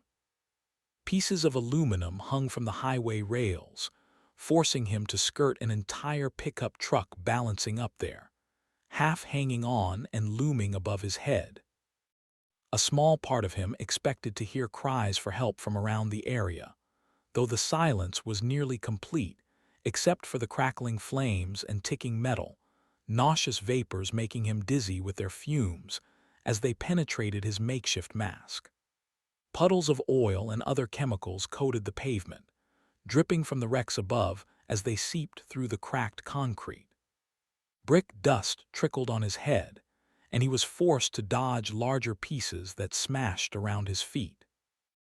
After an hour of crawling and ducking through the dangerous debris, James stepped from beneath the last overpass, leaving the mess of crushed shapes behind, their twisted metal forms ghoulish in the firelight. Out from the smoke and noxious vapors, he took a deep breath of cleaner air, saying a silent goodbye to the hundreds of corpses still stuck in their vehicles or shredded into pieces by flyaway metal and parts. James turned back to the road, walking north over an open stretch of pavement with fewer pileups and less destruction, letting out a long, deep breath of relief for having made it through the gauntlet. The grassy fields on either side were dotted with pieces of aircraft, and a massive section of fuselage had crashed near the road, its tube shape crushed like a soda can. Behind the windows were the vague forms of passengers still locked in their seats where they slumped forward in death, blood dripping from their pale and soot-covered faces. Wiping away stinging tears, James looked across at Denver burning ahead of him, the details becoming clearer the closer he got. The tops of the buildings were cast in shadow, fingers of flames licking from the windows of the lower and middle floors to leave scorch marks up the walls. The streets shimmered like the coals of a massive furnace, glowing even brighter when a gust of wind blew through the narrow channels, coaxing the furnace to a feverish intensity. On the north side of town, past the businesses that comprised the backbone of the city, the conflagration burned at a lower degree, though the fires were rising as more homes caught and turned the sky deeper shades of reddish-orange. Distant sirens wailed, accompanied by flashes of blue and red lights that spun from the tops of the debilitated city vehicles.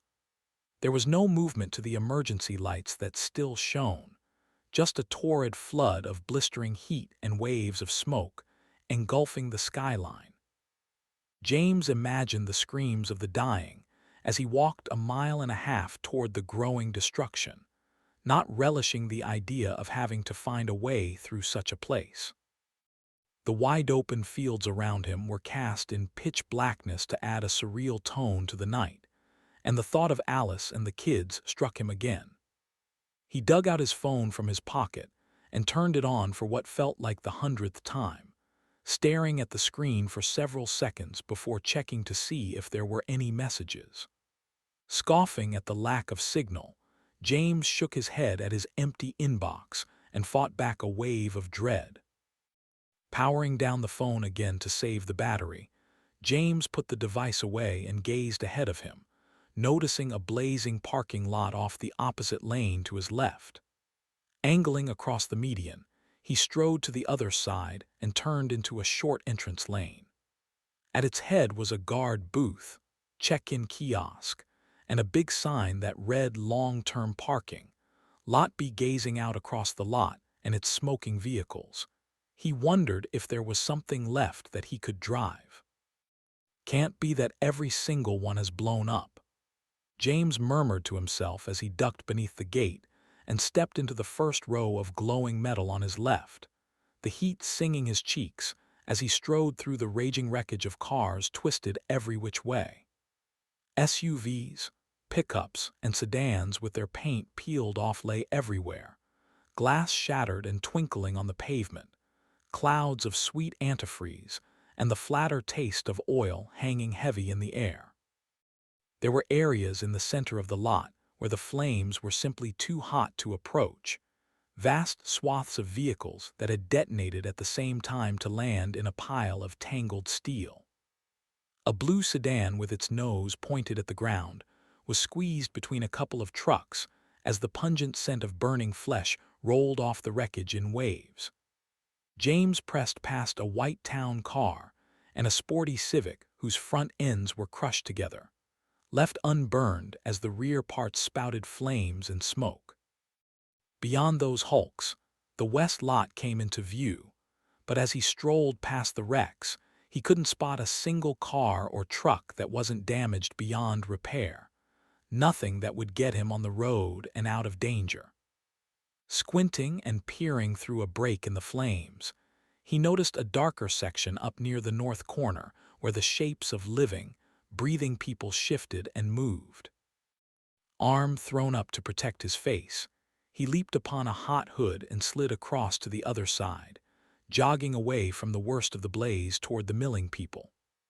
Approaching cautiously, he did a quick count of roughly 3 dozen standing in a section of the lot where there weren't too many cars, and the ones that had blown up had already burned out. An elderly Hispanic woman sat on the back of one car, where just a faint trickle of smoke rose from the engine block, gusting in a fitful wind.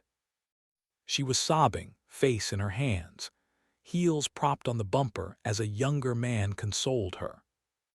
More people were gathered close by, many sitting on the pavement or on pieces of luggage, weeping as friends, family and strangers consoled them. Still others stood off to the side, hugging themselves, being sick in the grass or sobbing uncontrollably. Swallowing the growing lump in his throat, James approached the woman sitting on the hood and the man consoling her. "Excuse me, are you guys okay?" The man whirled and held up his hand, and James backed up a step, raising his hands in surrender. "Oh, no, I'm not here to hurt you or ask you for anything. I was supposed to get on a plane to Florida back there." Voice wavering with exhaustion, he pointed over his shoulder at the still flaming terminal. "Everything just blew up, including my plane, and I've been walking for, I don't know how long." The man lowered his arm and nodded slowly. "We just gotten off a flight from Florida," he said with haunted eyes. "We were disembarking when our plane exploded. It took out the entire gate." He swallowed and shook his head, his face illuminated by the fires to show a bevy of smudge marks and tiny cuts on his forehead and chin. "So many people around us were dying." The woman behind him spoke with a thick Hispanic accent. "It was terrible. I have never seen anything like that in my whole life. A woman was screaming for us to help, but we could not." The man shrugged. "It was bad, People were running everywhere and— "No, I get it," James replied with a nod. "It was crazy back there, so don't feel too guilty. I hope you two get to wherever you need to go, and I'm glad you're okay." James turned away from them and stepped deeper into the crowd of survivors, striding over to a family who were sharing water bottles and candy bars between kids who sat on small pieces of luggage. "Hey, folks," he waved and nodded. "Is everyone here okay?" The parents had been watching him approach, and he saw tears on the woman's face lit up by the glowing fires. Her lips trembled in a combination of fear and dismay as she hugged herself and rubbed her arms while her husband edged forward, on the defensive. "Who are you?" James stopped before he came too close, holding up his hands again. "I'm just a guy walking from the terminal where I was supposed to get on a plane to Florida. You all are the first group of survivors I've seen, that's all. What happened to you guys?" Visibly relaxing, the man gave his wife a comforting nod and turned to address James. "We weren't supposed to be on a plane, but we were heading to the terminal to pick up her parents." He tilted his head toward the teary-eyed woman as his gaze fell on the burning airport.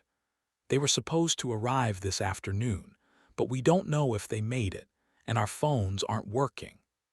The man held up his cell phone and shook it, pointing to the glowing screen. "Yeah, I can't get a connection either," James replied. "And I'm so sorry about your parents, ma'am. I can't believe this is happening."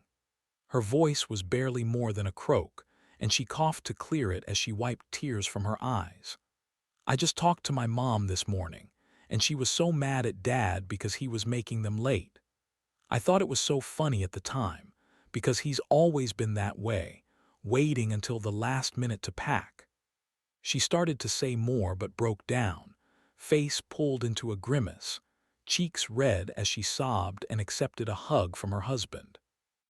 "I'm really scared for Grandma and Grandpa," one of the kids said, a little girl no older than 8, her tiny legs crossed in front of her as she colored in a book with ragged, scorched corners.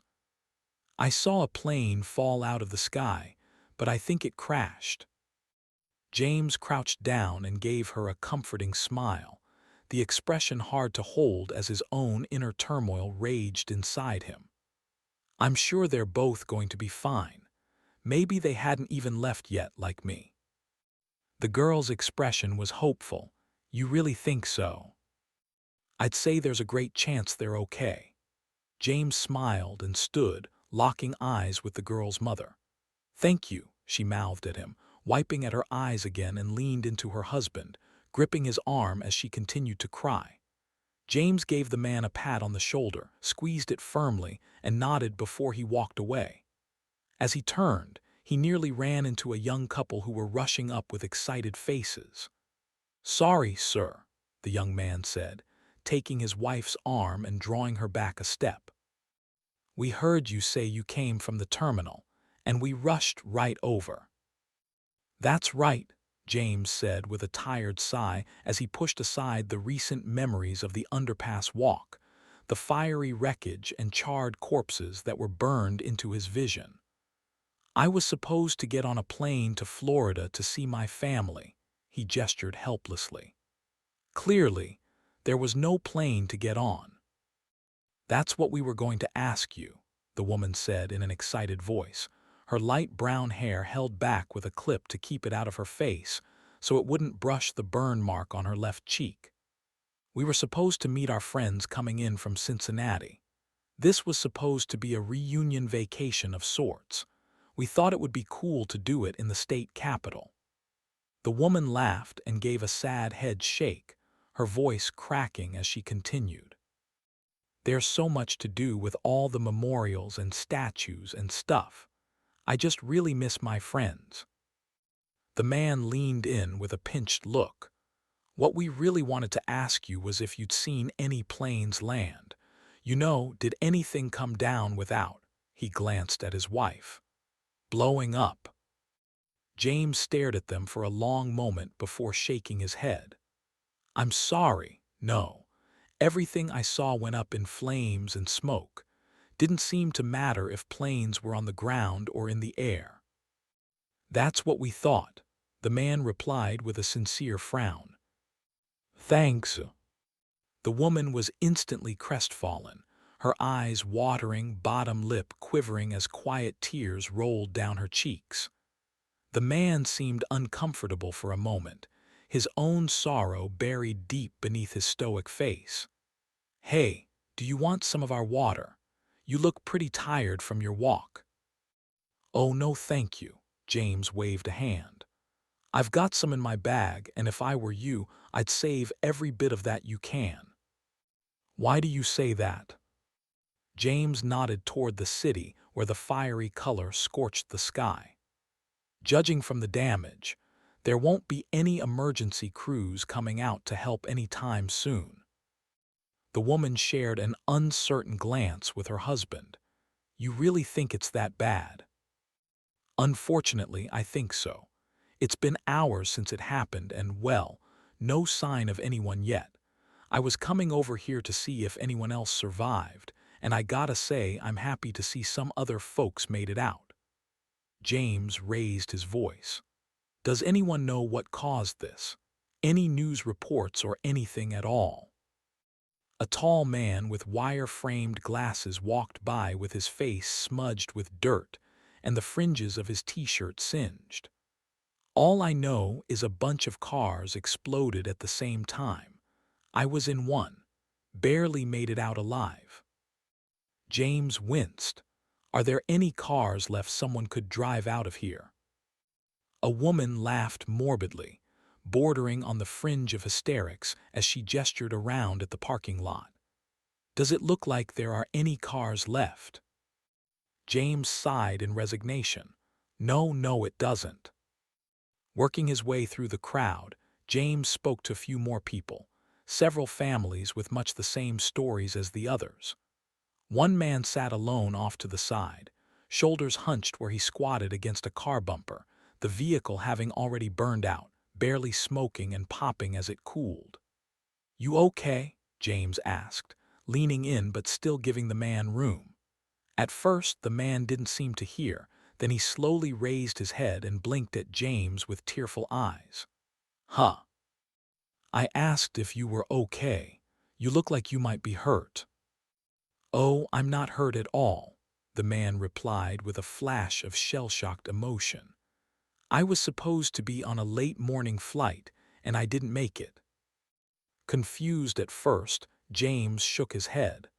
Shouldn't you be happy you didn't make it on that plane?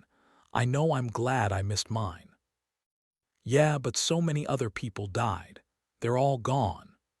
With tears streaming down his face, he hiked his thumb back toward the airport, voice filled with strain. That should have been me on one of those planes. Why did all those people have to die, and I did? I know the feeling all too well. Been wrestling with that off and on since I made it to the underpass and hid from all the destruction. How are you coping? The man wiped at his face and James leaned back, arching his back until it cracked. Guess I'm just focused on my family and figuring out how to stay alive until I can reach them. He swiveled to look the man in the eyes. You have a family? Yes, they're in North Carolina. He held up his phone and shook his head miserably, swallowing a sob. But I don't know if they're okay. They could be dead. My whole family gone. But you don't know that, do you? The man deflated, slumping forward with his elbows on his knees. No, I don't know anything. Then you're obligated to get off that suitcase and get home. You've got to get back to your family, no matter what. You have kids, too. Yeah, too. Then that's it, man. Get up and get moving. Find a way to get there. After a slight hesitation, a light clicked on in the man's eyes, and he stood and gave James a second glance. Yeah, thanks. I think I'll do that. Seriously, thanks a lot.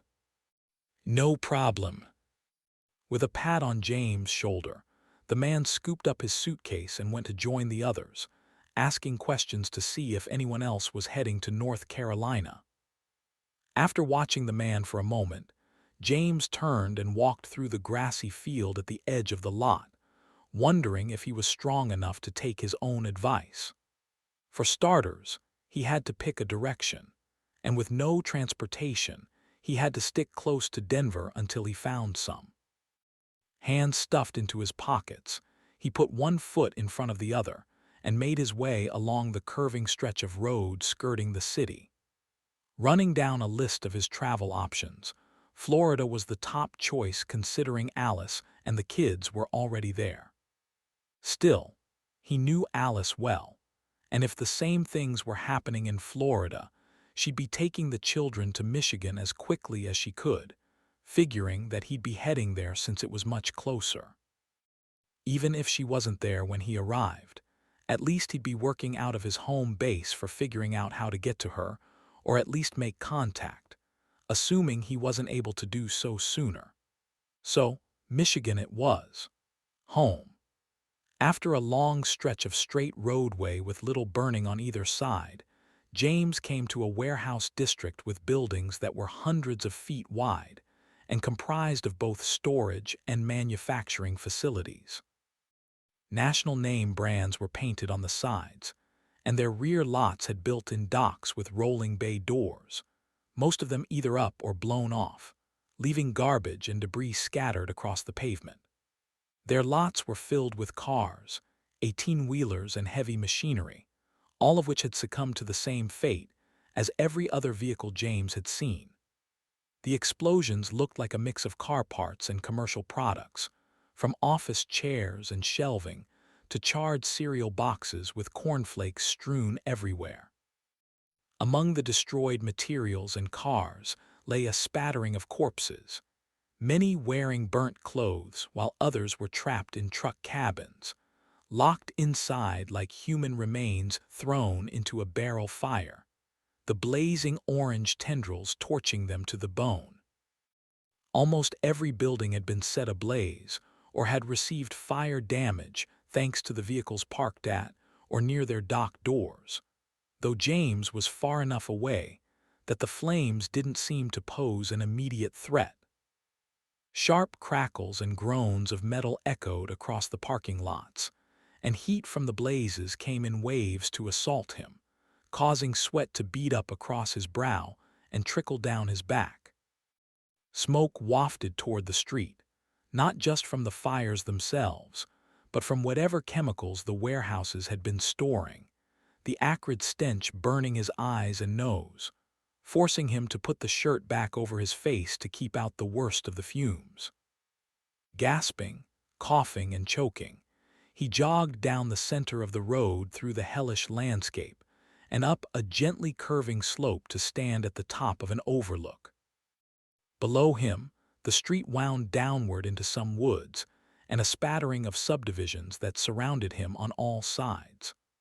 Off to the west, he gazed at the approach to Denver, where every field and forest was caught up in the raging fires and forming a blazing line across his vision. The flames crawled over once verdant trees and brush, racing through parks and grassy areas to consume everything in its path. Back the way he'd come, the warehouses were an inferno of light and heat, the collective smoke flowing inward in a massive gray-black funnel that swept upward into the night sky. Gauging the wind, he realized it was blowing in from the south, pushing the fires behind him in a tight, impassable line that would consume him if he stayed where he was. Picking up the pace, he moved down the center of the road at a slight jog, slowing to a fast walk when he grew too tired, periodically glancing over his shoulder at the orange glow as it drew closer by the minute.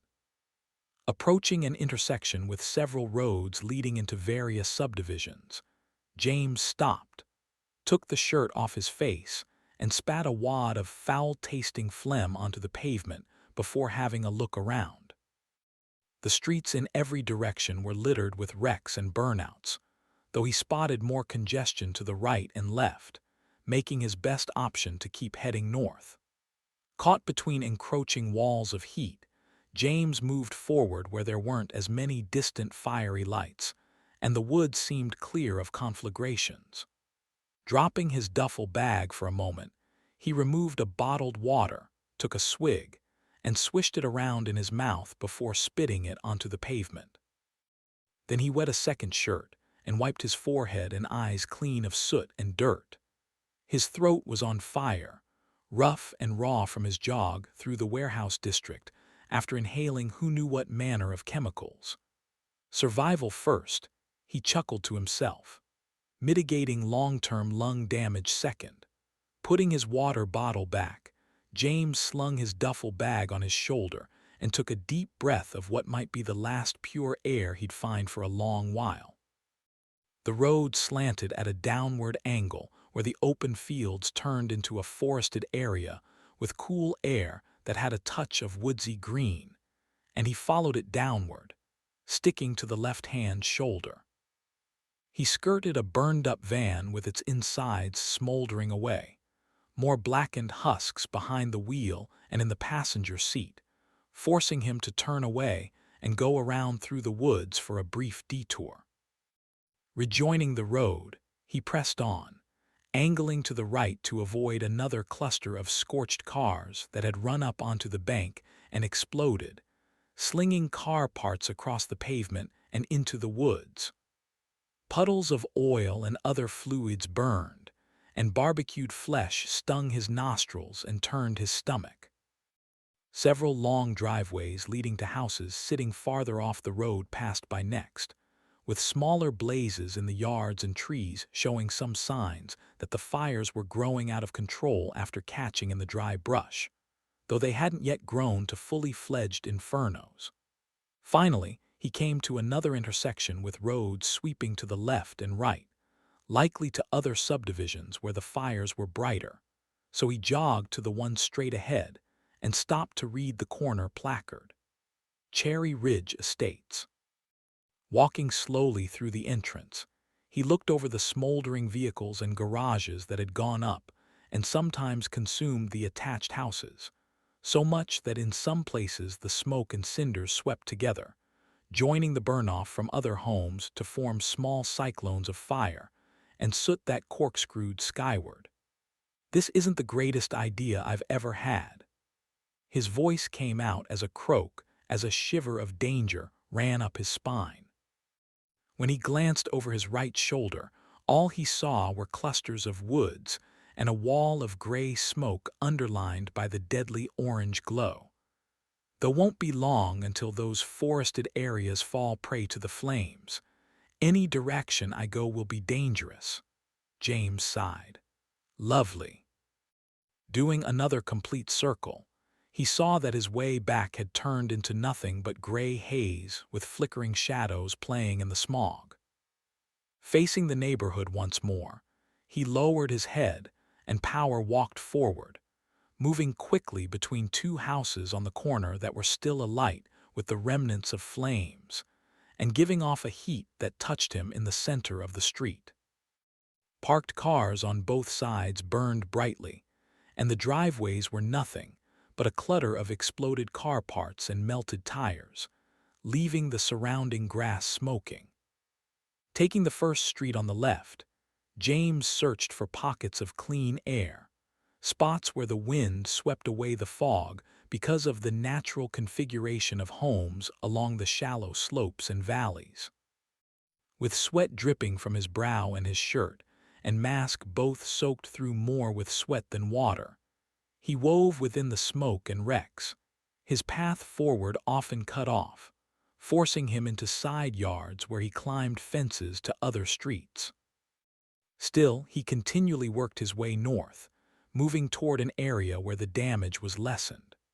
One sedan stood alone in front of a dilapidated house, both untouched by the flames.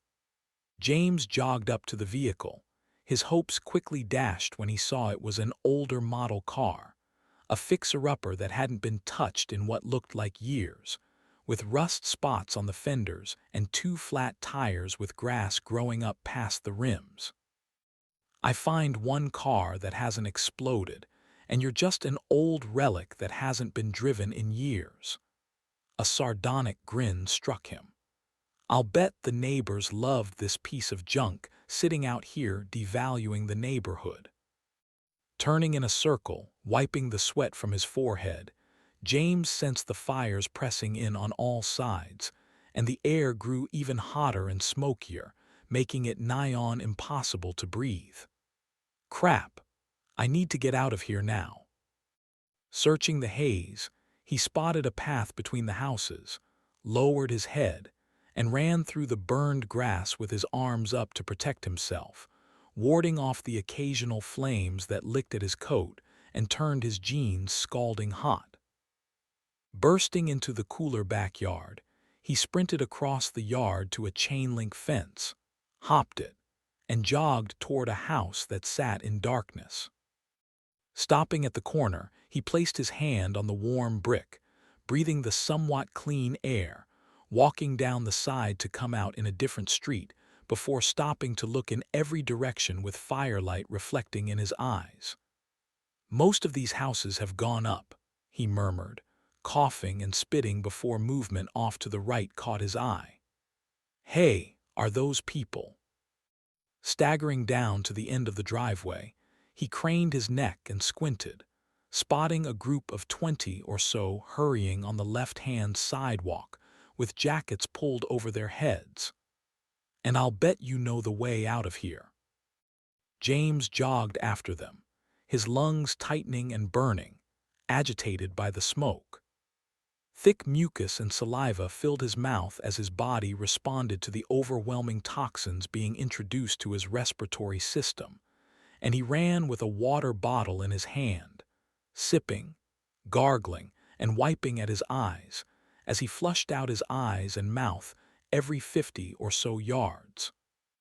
The people ahead of him became mere shadows in the thickening haze, and soon it was so bad that the houses surrounding him became vague black shapes, the pavement barely visible as he stumbled through debris lying in the road. Not for the first time, James considered he might not make it. His thoughts turned to Alice and the kids, likely trapped somewhere in Florida with everything going up around them, and no way for him to reach them or help. With an angry sob, he growled and swept his arms in front of his face, only succeeding in whipping the smoke around as he picked up his pace and moved faster. Every step left him tripping and staggering, and every breath was pure pain as he turned his face toward any small, cool breeze that hit him. Stumbling blindly, he kicked something that was softer than a car part and glanced down to see it was a woman's charred corpse, tendrils of smoke seeping off her clothes and flesh, her scalp singed away to reveal the gleaming skull beneath. Sick, but unwilling to take the time to throw up, James plowed ahead, figuring any step from there on out might be his last. Giving up on pursuit of the people, he reeled in the other direction, limping back and angling off to his left where he thought he caught the hint of a cooler breeze and a tapering of the blazing blasts that had been assaulting his cheeks and forehead. "If I don't find some relief soon," he croaked the words aloud to remind himself he was still alive, "I'll bake alive right in someone's front yard." Lost and tromping through the brown grass, he stumbled over a plastic bike and plunged forward to land hard on his chest. Pure panic set in to light his brain on fire, and James lunged toward a house with dark, cool windows and bricks, leaning on it when he got there, and earning a brief reprieve from the heat and smoke. Staying close to the brick side, he knocked open the gate and staggered through the backyard past the shadow of the swing set and an empty child-sized swimming pool. James gasped and reeled toward a fence line, where he thought he saw a cluster of trees with tall trunks caught in the hazy smoke but not yet aflame. The fence was nearly invisible as he came to it, slamming into it with his chest and rattling the chain link all down its length. Grabbing the top bar, he attempted to pull himself over, but his body ached, starved of precious oxygen, and he fell back to the near side. On his second try, he lifted his right leg and caught the insole of his shoe on the top bar, using his momentum to fall over the other side and hit the ground hard, rolling several feet down a slope. The landing hurt, though he breathed his first fresh air in several long minutes, the cool breeze that slid over the grass bringing a touch of fall air with it, temporarily protected from the heat and smoke by the small rise he had crossed. Rolling to his stomach, James crawled into the woods, ignoring the sharp twigs and branches littering the forest floor, and holding his face high as he searched for even cooler, fresher air. Climbing to his feet, he staggered through the brush with no trail in sight, just his arms sweeping sticker bushes and brittle saplings aside, crunching on piles of dead leaves as he angled for the darkness and kept away from the blazing light. It was pitch black again, so he took out his phone and turned it on. A quick glance showed he had no network connection, and there were no messages from Alice, so he flipped on the flashlight function and used it to light his way. With exhaustion dragging him down, James fell to his knees several times and clutched trees to stay upright and catch his breath before plowing ahead once again. With a gasp and a burst of energy, he broke through the tree line and entered a wide park, which was only a carpet of scorched grass giving off thin drifts of rising smoke. The space was littered with blackened swing sets and trail entrances with signs that had already burned off, leaving just cinders and coals on the ground that glowed with a wavering intensity. Glancing up through the gray dinginess, James spotted a soft twinkle of starlight barely visible beneath the vaporous fog pouring in from the city outskirts and suburban areas. There was a nearby restroom facility, and James held his shirt to his nose and angled in that direction, staggering against a bench corner and taking a sharp blow to his hip. Holding in a cry, he kept moving, tripping, and throwing himself forward onto a water fountain near the building. With a desperate gasp, he turned the knob on the side and stuck his face into the cold gush that poured straight from the spout. Blinking into it and ripping his shirt aside, he gulped mouthfuls of it, swishing it in his cheeks and spitting it out, sticking his eyes into it again and opening them wide to chill the burn. Glancing in every direction, exhausted from his run through the hellish streets, James straightened and staggered to the restrooms, pushing inside the men's door, sighing with relief when he found it unlocked. After pulling the door shut behind him, he placed his right forearm against the wall and used it to support himself as he shuffled to the sinks, testing the faucets to see they still worked. He dropped his duffel bag on the floor, reached beneath the spigot, and splashed cool water on his face again, gulping it down, his joy fading to despair when the flow began to taper off. "No," he gasped. Before the pressure could disappear completely, he took out every bottle he'd collected from the airport and quickly filled them up, placing them in a neat row atop the sink. With the spigots off, he leaned against the wall and slid to the floor between a pair of electric hand dryers. Then he drew his knees up and placed his elbows on them, shutting his eyes as he listened to his buzzing limbs. His thighs quivered and his arms shook, but the worst part was his aching lungs and raw, burning throat, cursing him with a shortness of breath that no amount of water could fix. But I made it. I survived. Remembering that he hadn't turned off his phone, he held it up and stared tiredly at the screen, not surprised to see that there still were no messages from Alice and no connectivity. After turning the flashlight function off, he powered it down to conserve its battery life. With his phone clutched in his hand and his head thrumming with an intense ache, James rested his forehead on his arms and slipped into a frenetic dream of neighborhoods, throttled with fire and shadows screaming toward the sky, choking as they died. Chapter 7. Ryan Cooper. Somewhere outside East Lansing, Michigan. "Ryan, what's happening?" Helen paced across the dining room, lifting her coffee cup and taking a nervous sip as she ineffectually pushed buttons on her cell phone. I don't know. Ryan was standing in the foyer, one hand on his hip, the other holding his own phone to his ear, and frowning at the series of beeps and squeals he was getting. I wish I did. I've tried 10 times to reach Alice and James. Helen hung up with a huff. The pair looked at each other, and Ryan read the frustration in her eyes. I can't reach our home phone or any of the neighbors in Grand Rapids either. It's not just one number. All the phone services are down.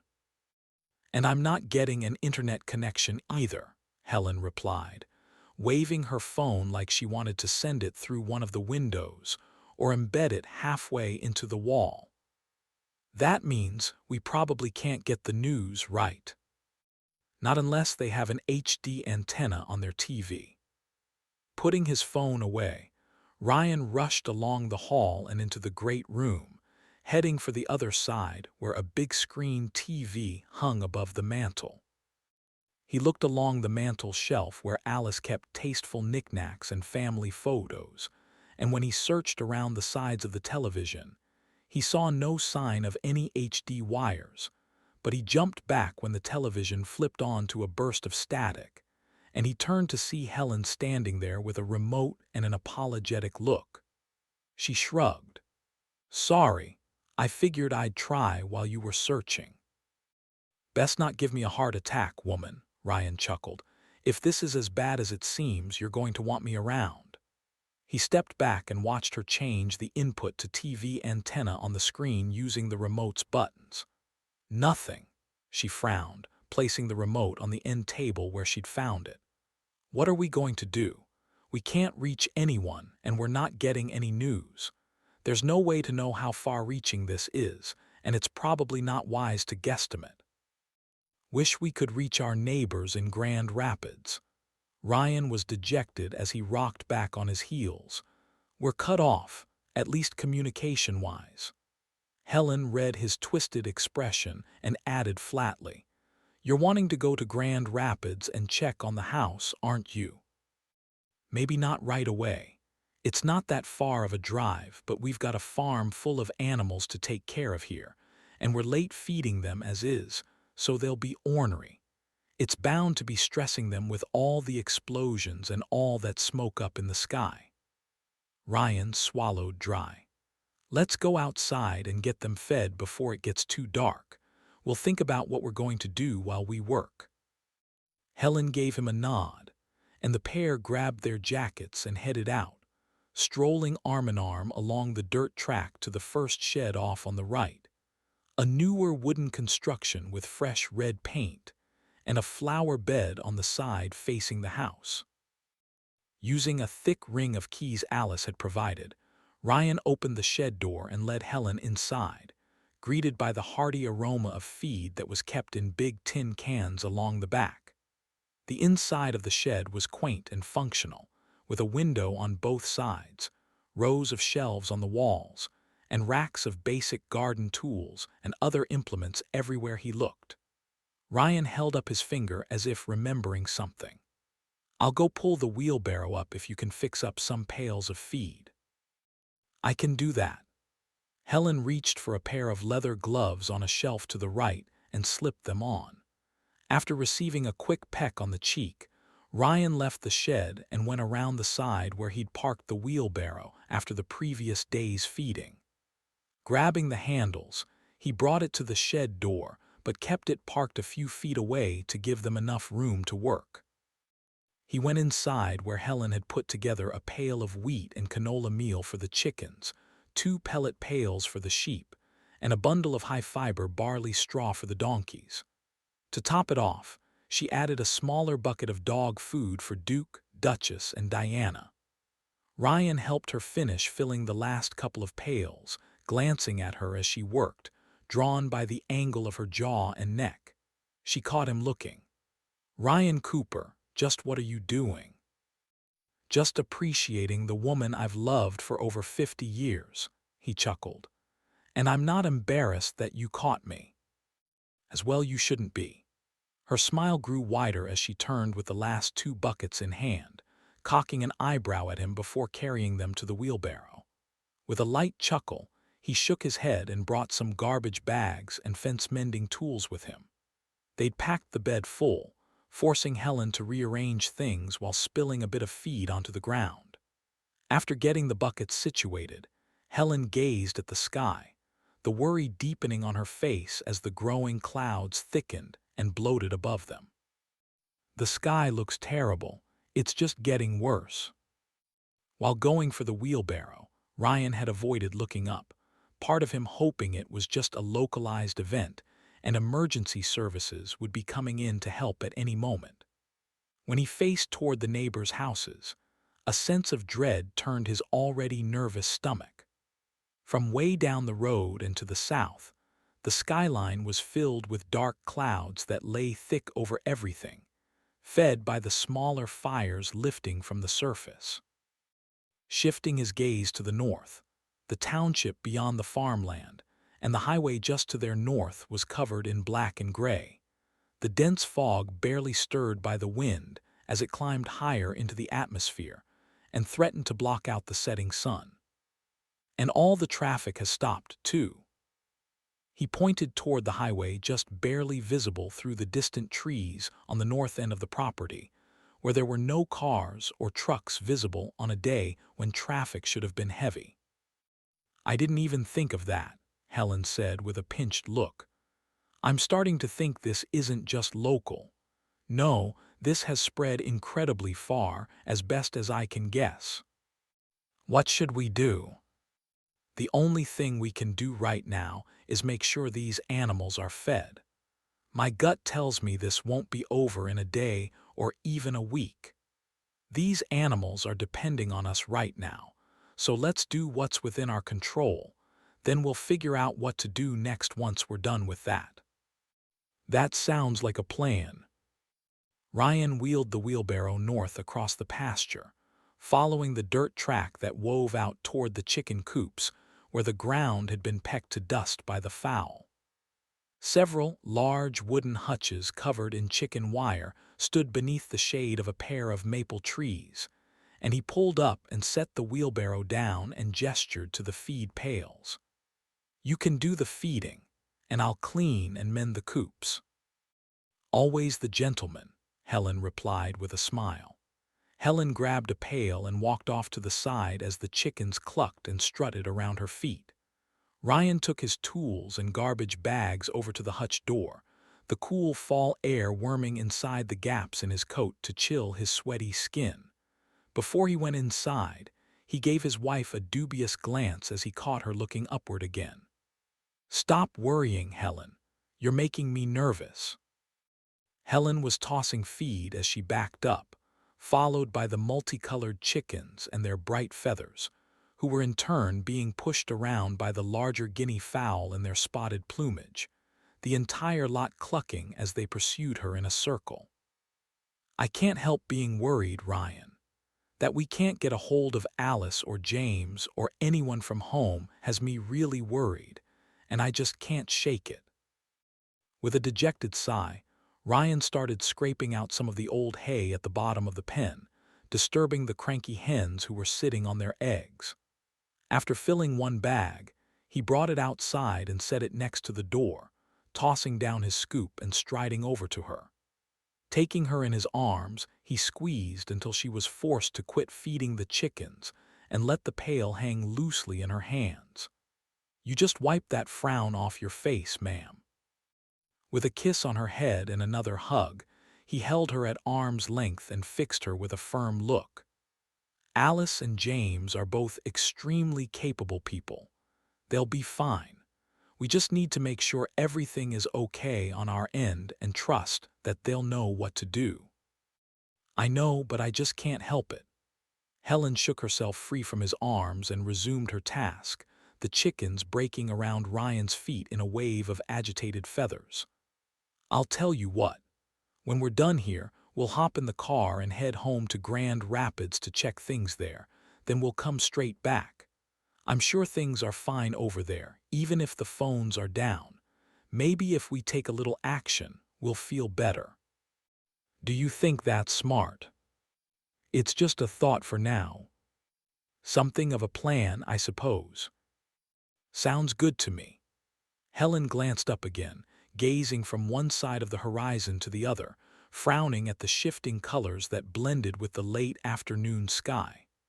The distant fires were only growing, casting a tainted glow as greasy black smoke rolled upward to coagulate in the lower atmosphere. Come on, let's finish feeding these ornery animals, Ryan patted Helen on the back. All right. Ryan got back to work with renewed vigor, cleaning up the pens, checking the henhouse, and ensuring all was in order before he fixed a couple of spots in the mesh fencing where it was coming loose from its staples. Finished with the fowl, Helen put the pail away, and Ryan drove the lighter wheelbarrow out to the hutches and farmyard where the sheep were bleating and edging toward the gate in a jostling cluster. They were kept at bay by James and Alice's 3 Great Pyrenees, who barked and herded them back, their tawny coats ruffling along their well-muscled bodies as they stood guard. Helen pulled the latch and shoved the aluminum gate just wide enough for Ryan to push the wheelbarrow through, and he wheeled over to a far section of the yard near a large gambrel-roofed barn painted bright red with white trim. He stopped and grabbed a bucket of feed, turning as the cluster of sheep and goats crowded in after him. Scooping up handfuls of food pellets, he backed up in a circular pattern across the front of the barn, tossing it left and right and drawing the animals out in a long line. As Ryan worked, Duke and Duchess each took a side, lingering around the edges of the herd, keeping the cluster tight and voicing deep barks to make sure no one strayed. Duke was the more aggressive of the 3, leaping and bounding after the sheep and goats, while Duchess remained in a sitting position and only moved when an animal got out of line. Diana stayed near the back, being the youngest and still learning from the older dogs, sniffing at the sheep and watching as the other 2 corralled them. Helen took a larger bucket inside for the donkeys and the cow, Bessie, leaving the door open as she worked. Once Ryan was done and the goats and sheep had quieted down, he moved to the water trough and used a nearby scrub brush to clean algae that was growing along its sides. Once done, he returned the plunger and filled the trough with fresh water from a rain-catcher holding tank that was set up by the building. By then, he was sweating and panting, clutching and massaging his leg as he hauled the hose to its holder and wrapped it up without leaving any tangles. As Ryan walked back to the barn door, he rubbed Duke's shaggy head, the Great Pyrenees licking his chops proudly. "That's a good boy, Duke. Very nice work, though I do think Duchess is working a little smarter." The dog gave a woof and padded by his side as Ryan peeked into the barn where Helen had fed the larger animals and was doing some cleanup with just an electric lantern for light as the sun faded. "How's it going in there, honey?" Helen glanced up as she finished raking out one stall into a pile of manure and hay. She placed the rake against the wall and dusted off her hands. "I'm pretty much done here for now. We can take this out to the compost pile tomorrow." "Good." He rubbed at his leg again, trying to work out the muscle pains. "I'm wanting to get back to the house and sit down for a few." With the sheep calmed down considerably, they fed the dogs, left the barnyard, and took the dirt track back to the storage shed. Ryan pushed the wheelbarrow ahead of them with Helen right behind him, grabbing some feed and tossing it to the peacock who'd spread his feathers and seemed less nervous about the gathering darkness above them.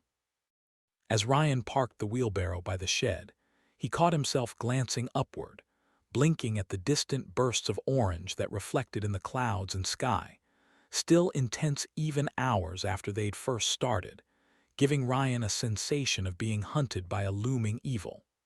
By the time they got back to the house, he was moving with a limp, face coated with sweat, his t-shirt moist with a salty ring around the neckline. I'm going to take some of these smaller tools into the garage in case I need them later. I'll meet you inside. Helen nodded and entered through the back door as Ryan circled to the side of the house, pausing at the open garage door to stare at their electric vehicle where it was parked in the driveway, untouched by flames and smoke, with no signs of overheating. The white sedan sitting peacefully with its EV emblem on the edge of the trunk. With a narrow-eyed stare, Ryan murmured, "That couldn't be it, could it?" When Helen had first approached him about getting an electric vehicle, he'd been skeptical, a view that had changed over the past year as he grew more impressed not so much with its efficiency, but with the lack of maintenance he needed to put into it. Putting a hammer, screwdriver, and wire cutters back on James' tool bench, he entered the house, noticing the hall lights were dimmer and some rooms were completely dark. "The main power is off," Helen called, "and we've switched to solar and battery backup power." They had it set to switch automatically. "That's what I figured," Ryan replied as he entered the kitchen and met her at the breakfast bar where she'd poured herself a glass of ice water. "Do you want one, honey?" "Absolutely, I'm dying of thirst." He removed his jacket and plucked at his shirt to cool down. James must have the refrigerator and furnace hooked to the backup power. Alice didn't get into specifics with me, but I'd assume so, yes. He always was very gung-ho about that sort of thing. Helen opened the freezer and got him some ice, using the water dispenser to fill the glass with a crackling sound. Turning, she met him back at the counter. "I'm just a little worried about the power output." He accepted the drink with a nod of thanks. "With those clouds overhead, there may not be a lot of sunlight over the next few days. You're thinking we might want to disconnect some of the unnecessary appliances." "Yes, but I haven't had the time to look at his setup yet." Striding over to the sink, Ryan leaned in and washed his hands. "Hot water. That means the water heater is on." "I think the heater's on propane. The weather may get pretty cold over the next few weeks, so it's a good thing they've got everything hooked up, but I'd be worried about running out of propane." "That's what I'm thinking." Drying off, he turned to Helen. "But we could get by without hot water. The furnace, not so much. Space heaters are great for us, but a frozen pipe would be bad news." Back at the counter, Ryan took a long drink to quench his parched throat, smacking his lips as he set his glass down and walked into the great room to have a look around. "Well, we've cleaned the house and fed the animals. That's about all we can do here for now. So, you think it'd be a good idea to go to Grand Rapids? It's an hour there and an hour back, and we should have enough juice in the car. But do you think it's safe? I can't imagine things are too terrible right now, and everything will be fine here in the interim with those pups. They've got to keep guard. I promise, it won't take long to just do a quick check. I'll put together a little travel bag with some snacks." Helen gave a prim smile and went to the dining room to grab a carry-all, bringing it back to the counter where she filled it with small packages of apple pouches and raisins. While she did that, Ryan placed bottled waters into a small cooler, using ice from the freezer to make sure they'd stay nice and cold. "Are we ready to go?" he asked. Helen slung her carry-all on her shoulder. "We're armed with snacks and bottled water, and I threw in some travel pillows and blankets in case it gets chilly, and we end up getting stuck somewhere. I think we're ready to go." Gathering their things, they loaded them into the car before getting in and buckling up. Ryan started the electric vehicle with the push of a button and pulled out of their driveway in a smooth, noiseless motion. Even after a year of driving it, he still found it disconcerting when they moved without the ebbing and flowing thrum of an engine. At the end of the entrance lane, Helen got out and opened the gate while he slipped through and waited for her to lock up. From there, they followed the dirt road south past the neighbors' houses with vehicle fires in every driveway, some sitting off the road behind the trees, where waves of ash and cinders rose and were carried off by the wind. They wove along the dirt road surrounded by deep forest shadows and the stretch of fields, wooden fences, and an occasional stone wall, everything lit by intermittent flickers of light from the burning cars, the bright orange colors sharp against the saturated sky. Ryan caught glimpses of shifting vapors through the treetops and a few farmsteads that had gone up, along with more detached garages and sheds. Helen glanced around with a defeated expression. I hope people weren't hurt. Me too, Ryan replied with a heavy sigh. Should we stop and check on any of them? Helen's expression was full of growing concern as she glanced at a property where several large barns were still in the process of burning to the ground. What can we do for them? Ryan replied. We've got a few snacks and bottled waters, but not enough to feed what's probably. He gave a flat scoff tinged with disbelief as he tore his gaze from the surroundings to focus on the road ahead. Must be hundreds of people. Thousands. More than that, I reckon, he agreed. Road dust danced in his headlight beams, and an added worry took root in his stomach, forming a knot of concern that was just hitting him. We'll need to be really careful out here, Helen, he said in a low tone.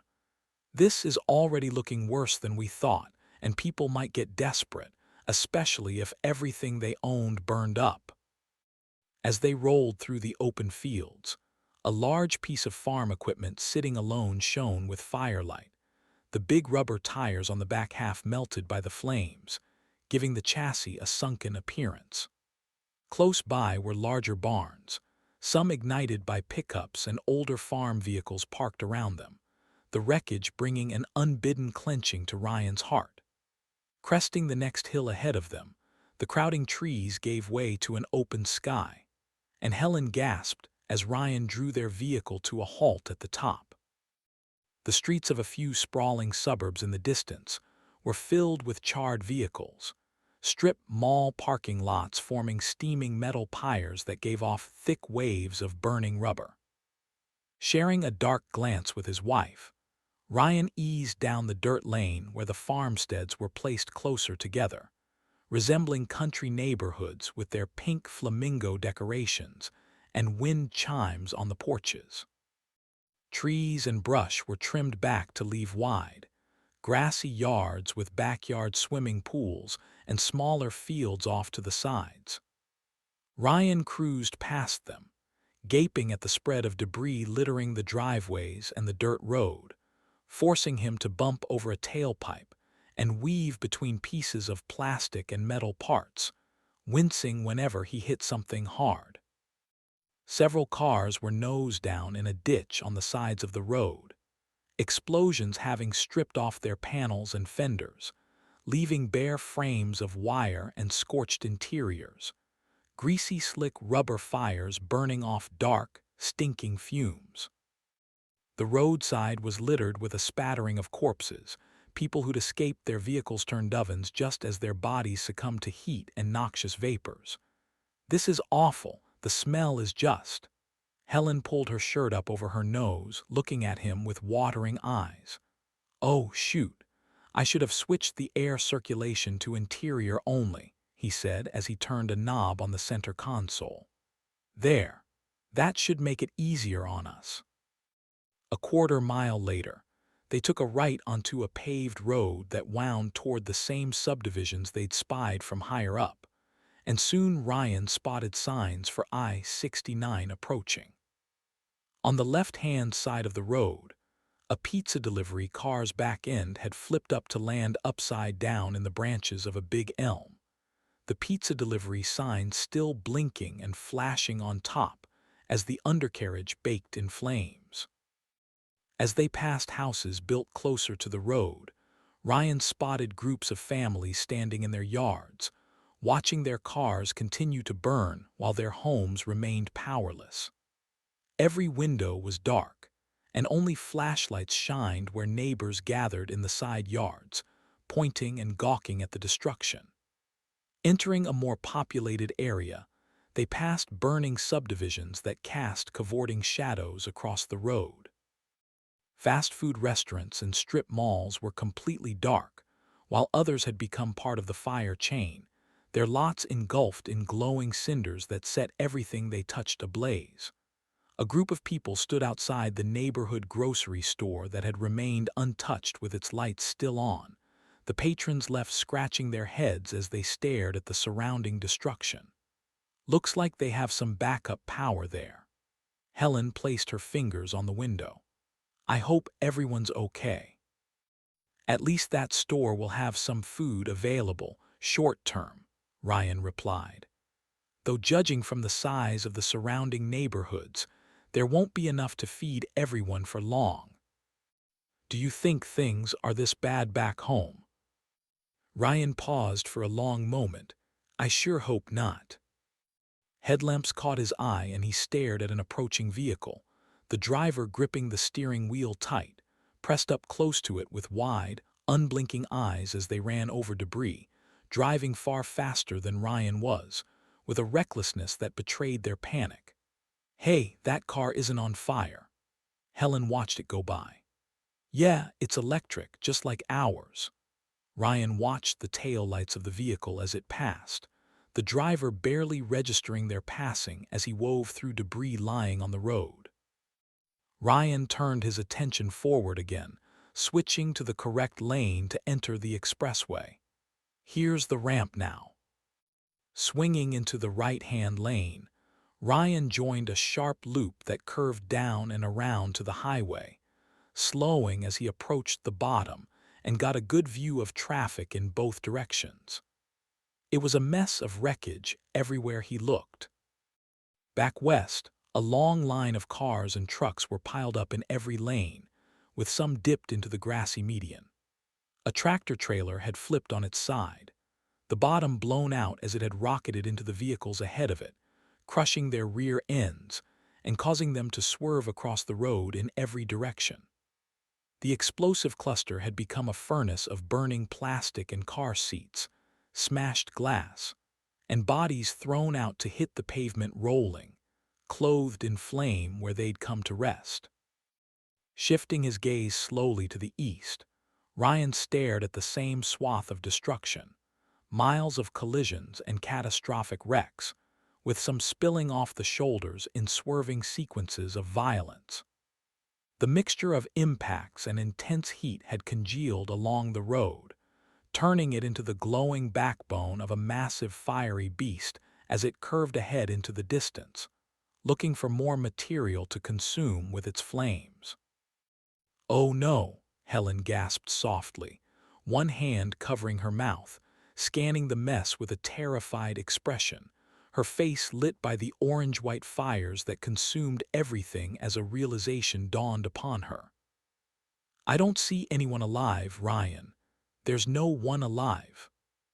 Taking his hands off the wheel, he leaned across and wrapped his arms around Helen, drawing her in close, trying to shield her from the scale of the horror. I know. This is bad. Bad, this isn't just bad, Ryan. This is catastrophic.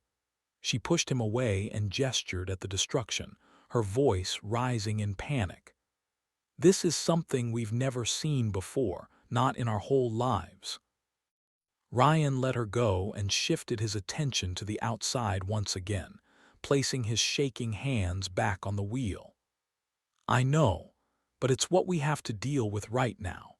I wish I could make things different, but we have to try to make it to Grand Rapids, and I think I see a way through. Are we okay on battery life? I'm pretty sure. We've got 75% left, and that should definitely get us there and back, but we'll use our generator to charge the car before we head back just to be safe. We need to just try to get there first. Helen placed her hands in her lap and gave a firm nod. Okay, If you think we can make it, I trust you." His insides churning with waves of nervous tension, Ryan pulled onto the highway, weaving around one vehicle that had spun out at the head of the ramp, its entire undercarriage a blossom of flames. The people inside were silhouetted against waves of curling smoke that drifted up from the cracked floorboard and filled the cabin, turning everything black and charred. Beyond that, Ryan pushed them through a twirling cinder storm with bright particles that glanced off the windshield like fireflies. Past that, they found a patch of empty pavement, with only a few small pieces of debris tossed into the road. Moving carefully, he ran over a tail light, the angular piece of plastic with its multicolored facets grinding beneath the wheel and bouncing off the bottom of the car, causing him to wince. They passed over the cleared area quickly and began swerving between the cooking traffic, baked-off paint flickering away, swept upward by hot winds that roared across both lanes. Next, they faced an 18-wheeler that had jackknifed in the road, the cab having imploded from simultaneous fuel tank explosions, pressed in as if two fists had crushed it, forming an I-shape of the sleeper section and engine block. The hood was flipped up and smoking, with the charred driver sprawled on the dashboard, and the trailer had split along the middle. The front part shredded to pieces with black scorch marks, while the rest of it had burst open, unrecognizable, except for the writing toward the rear, the name of a national furniture store chain. Tables, chairs, and desks lay spilled to the sides. Pallets of product sat wrapped in melted plastic, the wooden pieces it had been holding together forming a bonfire in the middle of the highway. Ryan stopped and blinked. "Wow, this is insane." "I thought you said you saw a way through, dear." "I thought I did from back there, but it's worse now that we're right in the middle of it." Putting the car in park, he turned it off and looked over at Helen. "Give me a second. I'm going to check it out." "Be careful." Popping the door, he got out and shut it quickly to keep the smoke from entering. Then he turned toward the burning furniture, scanning the wreckage for something easy he could shift out of the way to let them pass. The rig had pushed into the shoulder, so he went left toward the trailer, giving the heat and flames a wide berth. Ryan found that some of the spilled furniture wasn't on fire yet, and he grabbed a mahogany desk that was fully put together and still partly strapped to its skid, and dragged it to the side of the road, dumping it off into the grassy median. There were more pieces he had to move, some disassembled and boxed up, heavier than they looked as he hauled and shoved them to the roadside and left them. As he worked, swaths of smoke attacked his face, stinging his eyes and assaulting his nostrils with the acrid scent of burning chemicals, plastic and wood, and the underlying stench of a barbecue that chilled him to the bone. "Is that really surprising?" he chastised himself, grumbling as he worked. "You're basically standing in the middle of an oven, and it's not cookies that are baking." Once he had cleared a path, Ryan walked back to the car and got in, shutting the door behind him as Helen waved her hand in front of her face. "You smell awful," she said. "I feel worse." Ryan chuckled, putting the car into drive and angling toward the opening he'd made. The white sedan cruised through the sea of fire, which had become an obstacle course of volcanic magnitude, where rubber burned and melted into puddles. Corpses hung from windows or had splayed across dashboards beneath a shower of broken glass. Their clothes and hair singed away to leave bare skin scorched down to the muscle and bone.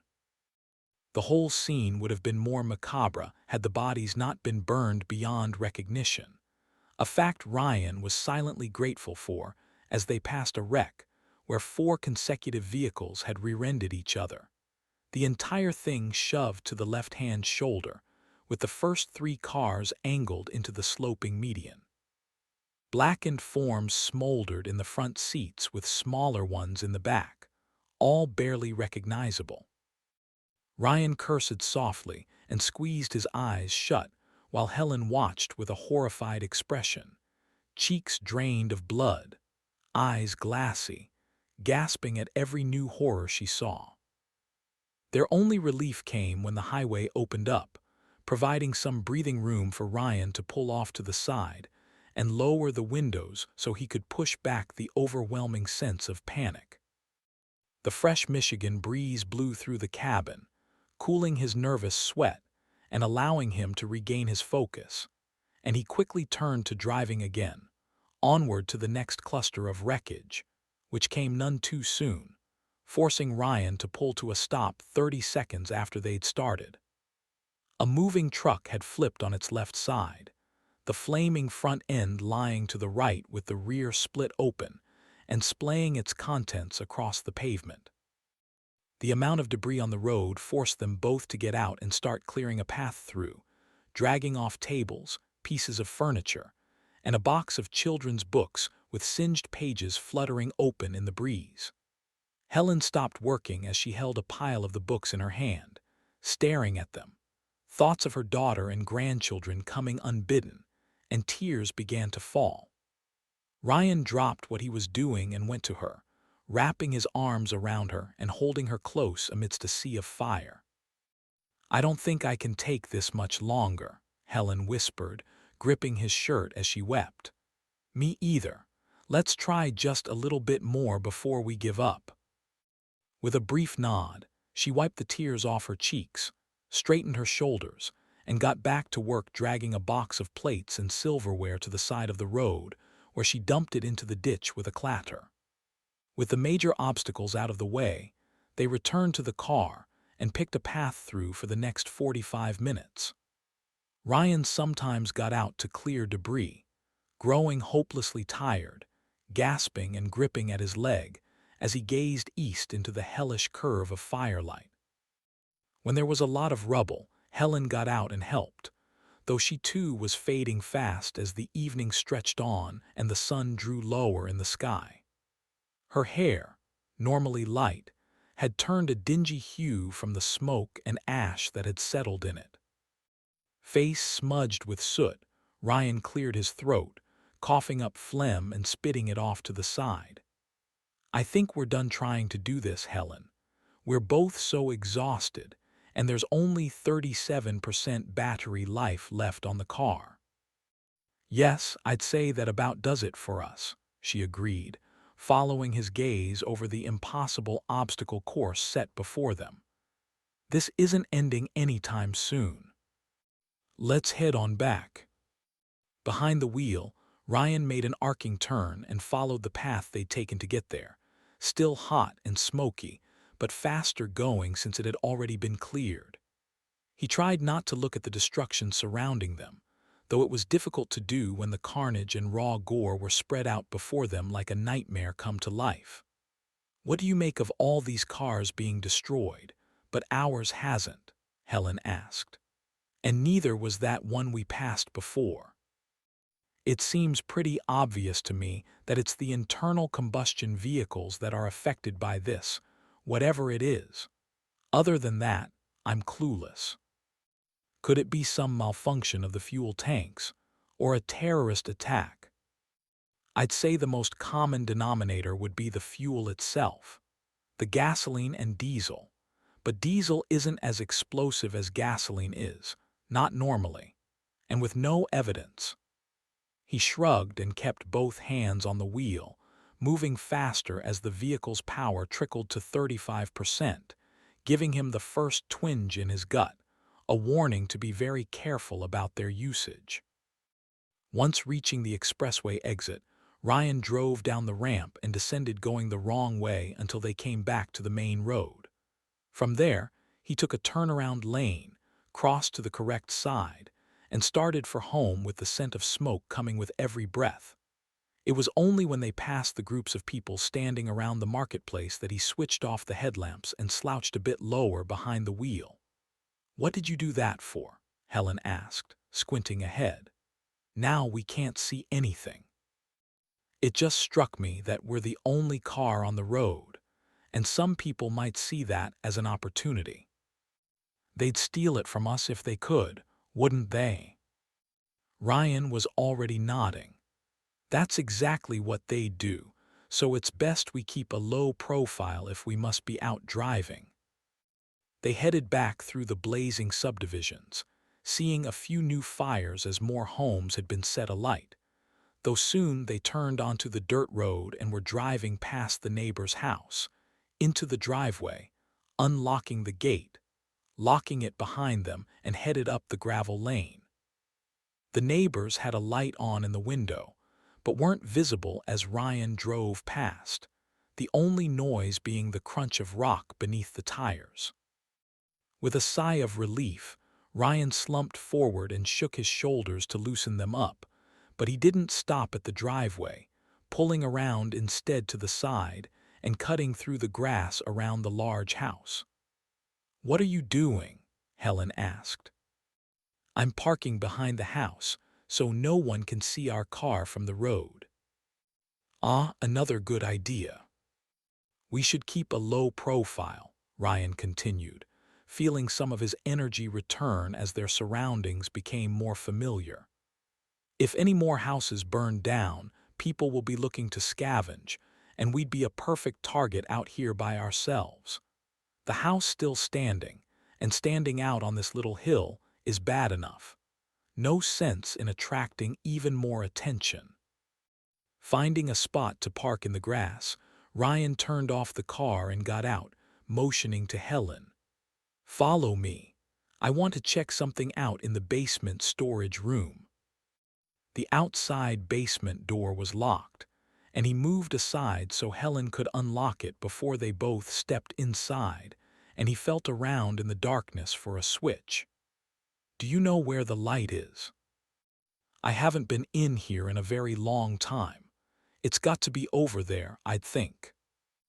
Ryan searched the drywall, finally finding the switch lower than he would have expected it, and when he flipped it on, the room stayed dark.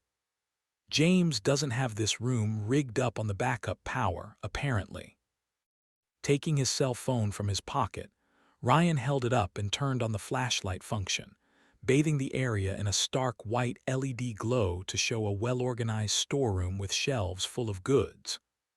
There were old gardening tools, a few bags of topsoil, a big drill press from the 50s, and racks of electronics. Cobwebs hung from the ceiling, and the place had a deep, musty smell that was a welcome relief after the highway. They stirred up dust as they walked in, sending particles swirling in his light, and as he dragged the beam across the top shelf on the right, he immediately found what he was looking for. Bingo! An emergency radio. Now, let's see if we can find out what's going on. Chapter 8. Alice Burton, Vero Beach, Florida. The sound of the beating surf reached them from off to the right, where the foaming waves of North Beach swept up the sand and flattened it back down as the water drew away. Off to the left were trees and other beach houses, clusters of hotels and condominiums in the center of the tourist areas. While there were patches of undamaged buildings, flames consumed most of the structures, turning what should have been a nice Florida evening into a smoky, sweltering mess, coating Alice's forehead with a layer of sweat that dripped down her temples and cheeks. Head lowered, she hurried to get them away from a fire that had spread to several buildings on the edge of the sand. "Aren't there any fire trucks?" Jake asked. "There should be," Alice replied with a glance toward the seething structures that dominated the landscape. "My guess is the same thing happened to them that happened to the vehicles in town, and they probably went up in flames too." She looked back to make sure Sarah was keeping up. "Come on, honey. Quit dragging your feet. I want to get away from this area as soon as possible. There are still a lot of people around, and the fires are dangerous."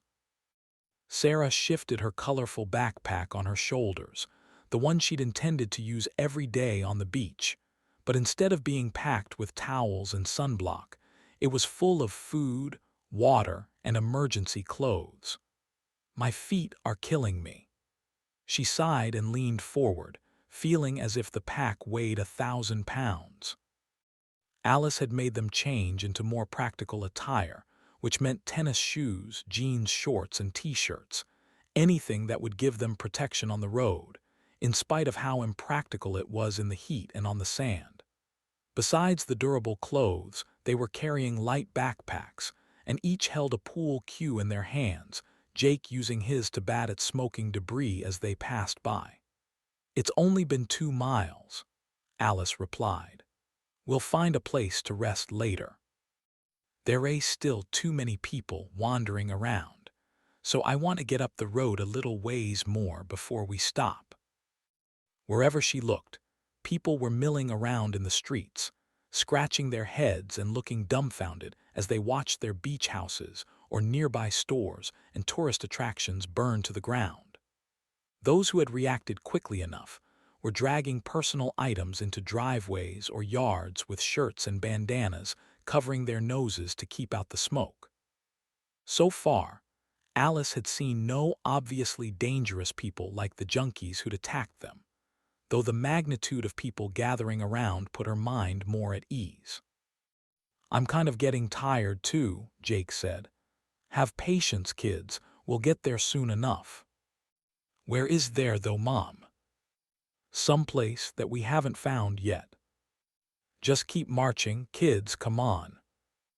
The trio strode past a highway sign that read A1A, and they entered a quieter area with many of the homes and beach houses still standing, along with several private estates with generator-fed lights dotting the landscape. Some people stood outside their homes, but they held hoses, buckets, and a few carried weapons as well, and all of them seemed more than eager to defend themselves from the flames, as well as any other threats that might come along. Soon they left North Beach and the raging fires behind, and Alice closed her eyes as a breeze blowing in off the ocean cooled her hot skin. Slowing her pace a bit, Alice looked ahead where sporadic heaps of burned-up vehicles still smoldered and smoked in a parking lot, stark against the backdrop of long beach grass and dunes that swept down to the water. "I'm so hot," Jake said, as his tennis shoes flapped on the pavement next to her. "I could run down to the ocean and jump right in." "No way," Sarah replied. "Don't you know there are sharks out there?" "There are always sharks out there, but they don't come in that close. They love to eat at night, and they come in close to shore to feed on the rays and other small fish. This is supper time for them." Alice cracked a slight smile as she listened to the kids go back and forth about whether sharks would eat them if they went for a swim, happy for the momentary distraction. Coming up on the left-hand side of the road, Alice spotted a burning car, the detonation of which had shifted the nearby sand, half burying it in beach grass. The doors were blown open, and blackened car parts lay everywhere, with smoke pouring from the jagged maw where the trunk used to be. The edges of the hood had peeled upward and were leaking smoke with an orange glow pulsing in the engine block. Beneath it, antifreeze and fluid dripped down in a wide puddle, forcing Alice to look away as a thick cloud of sickly sweet vapor drifted by. Jake tugged on her shirt and pointed 15 yards up the road where a charred lump had been thrown from the vehicle to lie curled up and smoking on the pavement. "Is that a dead person?" "I think so." Alice hurried them to the right-hand side, using her body to shield them, though both kids tried to see around her, Sarah holding her nose as she grimaced. They walked through the night into the wee hours of the morning, the kids grumbling and complaining the whole time, dragging their feet more by the minute. Distant fires loomed just a couple of miles away, and out on the beach, a pair of ATVs had flipped around, the riders' corpses illuminated in the fiery glow. With a sigh, she gazed out toward the deeper ocean, taking solace in the golden moonlight that spilled across the dark surface, a constant reminder that no matter what humans did, nature would march on. The moon would still rule the night sky, and the sun would still rise in the morning in spite of whatever was happening all around them. After another hour of slow walking, and the kids' complaints growing to an annoying crescendo, Alice was forced to search for a place to rest for the night. "You've got our beach towels," Sarah said. "Why don't we just lay them out on the sand and sleep there?" "While I'm sure we can do that," Alice responded, "I'd rather find something a little more sheltered." "Yeah, I want to sleep in a bed tonight," Jake said. "Not the sand." "What's that up ahead?" Alice craned her neck and strained to see where a cluster of faint lights sat off the highway to the left. "That looks like a hotel." "I thought all the power went out," Jake said. "That might be true, but it's possible they could have a generator." "Are we going to check it out?" Sarah asked, dragging her feet. Alice guided the kids to the left-hand side of the road, where she got a better view of the hotel and a parking lot. As they drew closer, she saw it was a single-story, old-fashioned sort of place with a row of around 35 rooms and a hotel office at the near end. A big sign out front read Majestic Beach Resort, and there were palm trees interspersed throughout the lot and in clusters at the corners, with gardens stretching to the back. More lights in the back illuminated a pool area and some rooms she couldn't see, and out front people had gathered in groups, discussing the catastrophic events that had transpired. Biting her lip, Alice said, "I have to admit, it looks safe." "The only way we'll know for sure is if we walk up and see," Sarah said with a shrug. "Maybe, but an even better idea would be for me to go first, while you guys stay just out of sight in the beach grass." Without waiting for a response, she guided the kids into the tall grass, shrugged off her pack, and left them squatting with their pool cues in hand. "You know what to do with that if someone comes up, right?" "Yeah, whack 'em." Jake held up the stick and gave it an experimental swing. "Exactly, and I know you can do it, too." Ruffling his hair with a smile, she gave Sarah a squeeze on the shoulder and stepped out of the grass where she straightened and strode toward the hotel. Hands at her sides, Alice walked in the general direction of the hotel entrance, angling toward the groups of people standing around. Beneath the light of the hotel sign, she saw a mix of tourists and locals in their work clothes, restaurant uniforms, and hospital scrubs.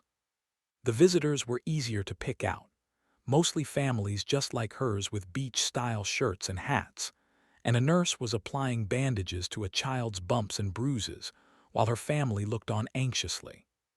With a deep breath, Alice held up her hand and waved to a nearby family who had two small children sitting in lawn chairs. The father had a round belly and wore a loud, tropical shirt, holding a beer as he spoke to his wife. The woman was about Alice's age but with blonde hair clipped behind her head, her skin tanned as if she'd been out on the beach over the past few days. She saw Alice coming and returned the wave. "Hello there." "Hi," Alice called back as the father turned to her.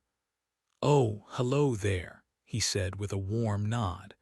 "Let me guess. Everything you own blew up and you just walked all the way from North Beach or thereabouts." "That about sums it up," Alice laughed, feeling instantly comfortable. "This seems like a friendly crowd. Have you guys been here long?" "The resort where we were staying caught fire." He nodded to the north where the distant fires burned bright. "We were so tired after a day at the beach, we ordered room service." The woman gave an exasperated sigh. "No sooner had we put in our orders when the fire alarms went off. Bob said he could smell the smoke, and since we were up on the highest floor, we got out of there quick." "Left everything behind," Bob confirmed with a nod. "Susan grabbed her purse, and I took my wallet so we could walk here and book a room with Mrs. Smith. Thanks to her, we have a place to sleep tonight, Susan said with a nervous chuckle. Otherwise, we'd be sleeping on the beach. Alice held out her hand, shaking with the parents. I'm Alice, and that's exactly what my daughter wants to do, sleep on the beach. Daughter? Susan asked, looking past her with a curious gaze. Oh, I had them stay hidden for a minute until I checked things out over here. With a glance at the friendly crowd, many of them grinning and laughing, Alice turned and waved toward the dune. Almost immediately, Sarah and Jake sprang up, carrying their packs and pool cues in a slap of feet and excited smiles. That was pretty smart, Bob said, staring curiously at the pool cues the kids were holding. Self-defense, Alice explained.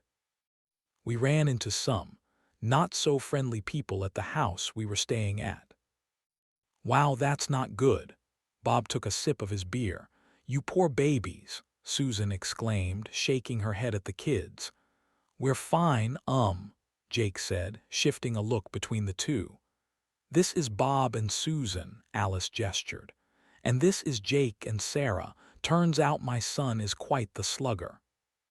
Susan introduced their two little ones who were several years younger than Alice's kids, and as they talked, a woman she didn't know approached with an arm full of bottled waters and handed them out. Alice thanked her and held the ice-cold plastic to her forehead with a pleased sigh. Bob nodded. You folks going to stay the night? That's the plan, Alice confirmed, but I can't imagine there are any rooms left. I haven't seen too many people swing in after us. I'd say most folks are either dealing with the fires or there. Bob let the word hang there as he glanced at the kids. In that case, maybe we'll try to stay at least one night until the phones come back on and I can call my husband. You should talk to Mrs. Smith right away, Susan said. You may have to stay here longer than just one night, so I'd secure a spot now if I were you. I can't imagine that they'll have the phones up soon. And I'm assuming most power backups are down too, Bob said. Then he quickly turned when an older woman with clipped gray hair caught his attention. She approached with a comforting smile, wearing a Florida Gators t-shirt with tropical shorts and sandals fleshing out her attire. Bob gestured. Here's Mrs. Smith now. Hey, Mrs. Smith, these friendly folks here are looking for a place to stay. Is that right? The woman replied, coming up and looking over Alice and the kids with bright eyes. It's looking that way, Alice confirmed with a friendly smile of her own as she held out her hand. I'm Alice Burton, and these are my kids. Mrs. Smith gave her a warm handshake in return. Very nice to meet you all. Andrea Smith, owner and manager of this illustrious hotel. And it just so happens I've got around a dozen rooms left for struggling folks like you. If you'll just come with me, I'll get you situated. Yes, Jake called, pumping his fist in the air while Sarah looked dour. Sarah wanted to sleep on the beach, Alice explained, but Jake's opting for a bed, and I agree wholeheartedly. Andrea laughed as she motioned for them to follow her into the office. With a smile, Alice took her carry-on bag from Jake and nodded for the kids to stay close. Andrea pushed through the door, causing a bell above it to jingle. Then she held it for the family as they walked into a quaint lobby with two couches decorated in tropical designs. The interior was cool, with a pair of high-ceiling fans spinning at a slow pace and circulating air throughout the room. Quite a place you have here, Mrs. Smith. Thanks, and you can just call me Andrea. She laughed as she circled around the desk. It's amazing you're still operating with everything going on. We're always prepared for things like this. Andrea pulled out a ledger and raised an eyebrow. I'll have to take your information manually since the computer network is down. Of course. You said you always have to be prepared for this. What did you mean by that? The Majestic Beach Resort has been a mainstay around here for decades when it comes to taking care of locals during hurricane season. Whenever a disaster hits, We've always welcomed anyone who was put out of their home or business, as long as we've got enough rooms to take them in." With a shrug, she gestured toward the big front window and the crowd milling outside. "In this case, whatever it actually is, hit everyone hard, locals and tourists alike. Seems this disaster is pretty widespread, and I'm not sure everyone can just leave when the fires die down." She sighed sadly, looking out through the front windows at the crowd. "It's just terrible that everyone's stuck here." "It looks that way for now," Alice replied as she gave Andrea her information, including her credit card number. "Now, I can't charge you anything until the computers come back online, so just try to get the kids situated and keep them comfortable and don't worry about the bill. We run a safe establishment and pride ourselves on taking care of our guests, even at the worst of times." "That's just amazing." Alice felt a weight lift off her shoulders as she took the woman's hand in her own. "You're amazing for doing this." Andrea's sheepish smile grew wider. "My husband, God rest his soul, built the hotel to withstand anything. More than once, it was the only place left standing for miles around. We've weathered every other storm and will weather this storm, so help me." "Thank you." With a smile, Andrea placed a pair of plastic cards into a device and punched keys on her keyboard to set their magnetic strips. "I'll put you in room 31 for now. Thank goodness the key cards don't need internet to run." "Thanks so much." Alice accepted the keys and followed the proprietress as she circled the desk and took them out the front door. As they walked down the row of hotel rooms, she noticed more people had gathered in tight groups in the parking lot, many with coolers and card tables surrounded by lawn chairs. There were more than a few radios out, people leaning over them and tuning the knobs as they tried to get some information on what was going on. "We have a kitchen and a few staff are around, too. There are snacks left out in the cafeteria, and you're more than welcome to those. We're working on the honor system, so just let us know what you take. There'll be a simple breakfast served in the morning with fruit, bagels, and juice, stuff like that." "That sounds wonderful," Alice responded. "How do you power all this?" Andrea waved her hand. "My dear husband was wise enough to install 4 generators out back. We haven't had to use them in a couple years, but I pay someone to keep them maintained, and good heavens has that paid off every time a storm blows through."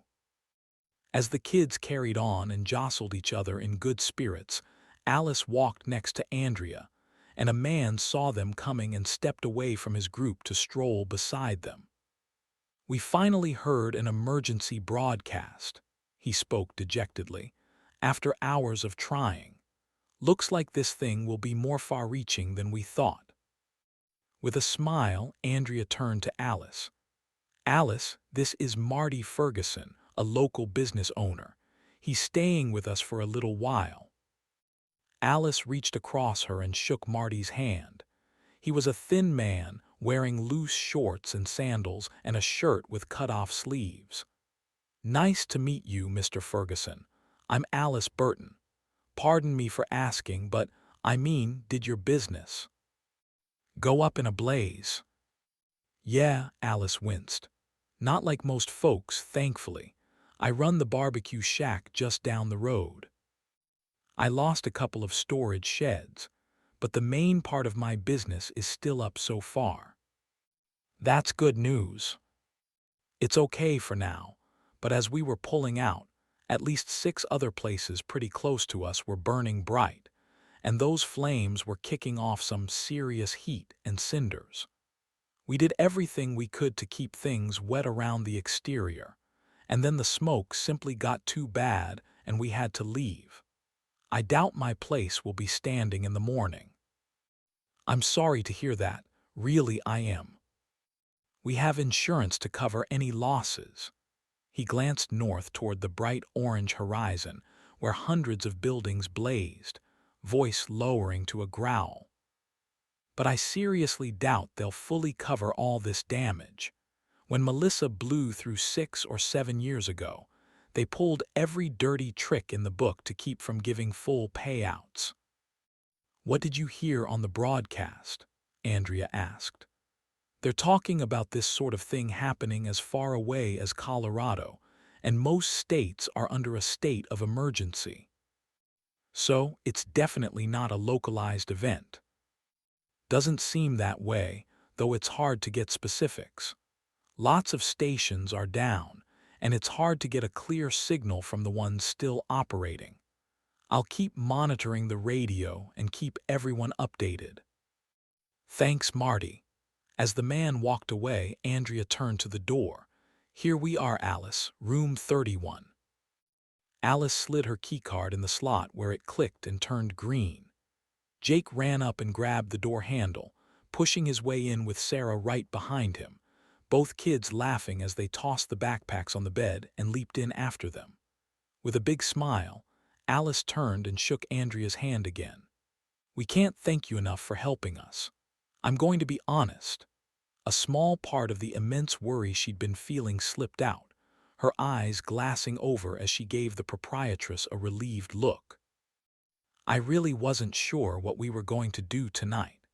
My daughter might just have gotten her wish to sleep on the beach if it wasn't for you."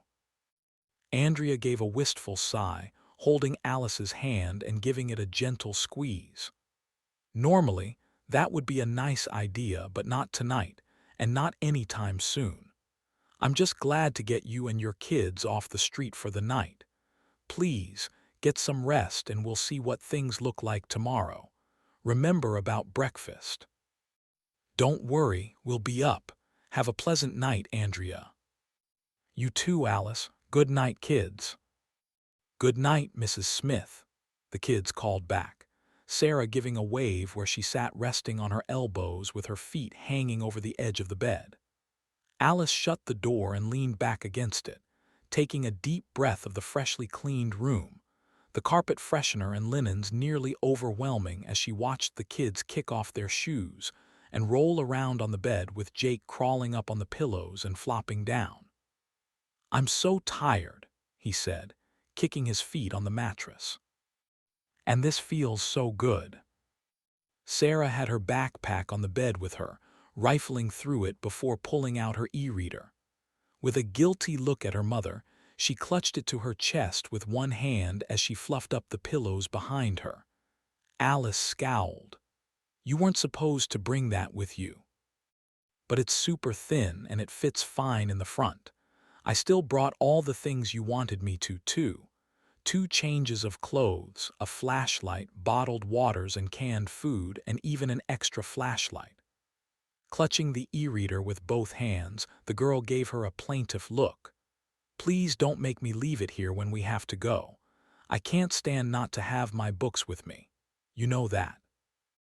"I know, honey." Alice stepped to the foot of the bed with her arms crossed, noting there were a handful of bottled waters sitting on the desk next to the TV. "But those things take electricity to run." "But Andrea said they've got 4 diesel generators out back, and my e-reader doesn't take much power. It can run for weeks without a charge." "I'm not doubting that, but what happens when we get back on the road and try to get home?" Biting her lip, Alice gave her a smile. "Still, it is light and small, and I know you love your books. Just don't complain if it runs out of juice and you can't charge it." "Thanks, Mom. I'll keep it in low-power mode and only read for an hour at a time once we get on the road. How does that sound?" "Okay, but before you guys settle down for the night, let's get cleaned up. Jake, see if the water is on." Jake bounced off the bed and into the bathroom as Alice grabbed a chair from beneath a table, turning it around and placing the back beneath the doorknob before pushing hard on the feet to jam it tight. A moment later, she heard water spraying in the bathroom for a short burst, and then a longer one before he came out with a wide grin. "Both sides are working, and there's hot water. Perfect. No showers for now. Just use the sink to get your faces, arms, and any exposed skin washed up, and that'll have to be good enough for now. I don't want us to be the reason for them being low on hot water or water in general, given how nice Andrea's being. Also, change your clothes. They're covered with smoke and soot. Jake, you go first and Sarah can go second. As Jake got started, Alice sat on the foot of the bed Sarah was lying on and called out, "Keep the water on low and turn it off when you're not using it." "Okay, Mom." Taking the first comfortable breath in hours, Alice turned to her daughter with a wry smile. "How are you holding up, kiddo?" "I'm doing okay," Sarah replied, putting her e-reader down. "But I'm pretty scared." "Me too." Alice grabbed the girl's foot and gave it a playful tug. "We just have to hang in there and keep fighting.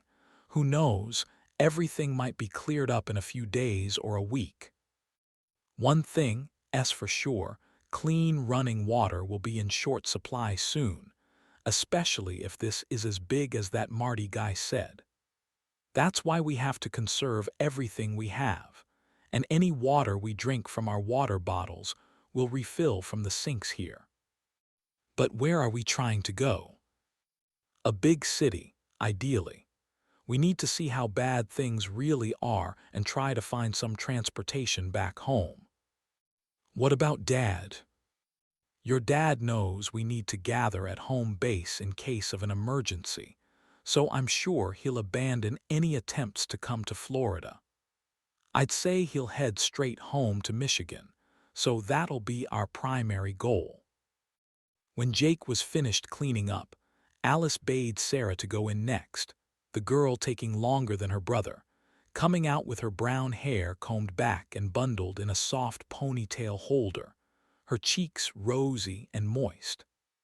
Alice entered the bathroom and checked herself out in the mirror, frowning at the smudges on her cheekbones, her long hair having come out of its clip to hang to her shoulders.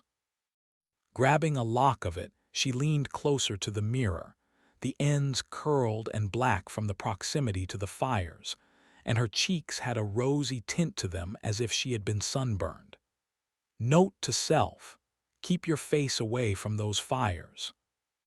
With that, she let her long brown hair hang down and patiently combed it out before putting it back in a ponytail holder. Then she used wet wipes to clean her face, rinsing with a tiny splash of water and grunting in pleasure as it cooled her skin. She did the same with her arms and legs, washing off a surprising amount of dirt and soot. Then she changed her clothes, tossing them in a pile with the kids, so they could take care of them later. Coming back to the bedroom, feeling 100% more relaxed, she smiled at the quaint, tropical-style decorations in the room, the bamboo desk and calypso-themed wallpaper, the entire place neat and tidy with a fragrant ambience that made her sleepy. Sitting on the edge of Sarah's bed, she looked over their meager possessions, thinking about what they'd left behind at the beach house, but trying her best not to get caught up in any negativity. They were alive and healthy, and that's all that mattered. "Good book." Sarah was sitting with her legs together and her feet crossed, toes wiggling in a pair of fresh socks. She looked up as if knocked from a trance. "Oh, yeah, it's awesome. This is one of my favorite series. I'm rereading it, since the ones I was working on are stored on the cloud." "And you can't get those unless we have internet connectivity." Alice nodded. "But that's okay. I've got dozens of books downloaded." "Hours of fun-filled reading," they both shouted enthusiastically, mimicking an often-heard TV commercial as they broke down in giggles. "Maybe you can let me read on that for a while," Jake said, head on his pillow and looking sleepy as he watched them. "Oh, I know you're bored," Alice said. "For now, just try to get a little sleep." "Okay," Jake yawned, climbed beneath the covers, and settled in.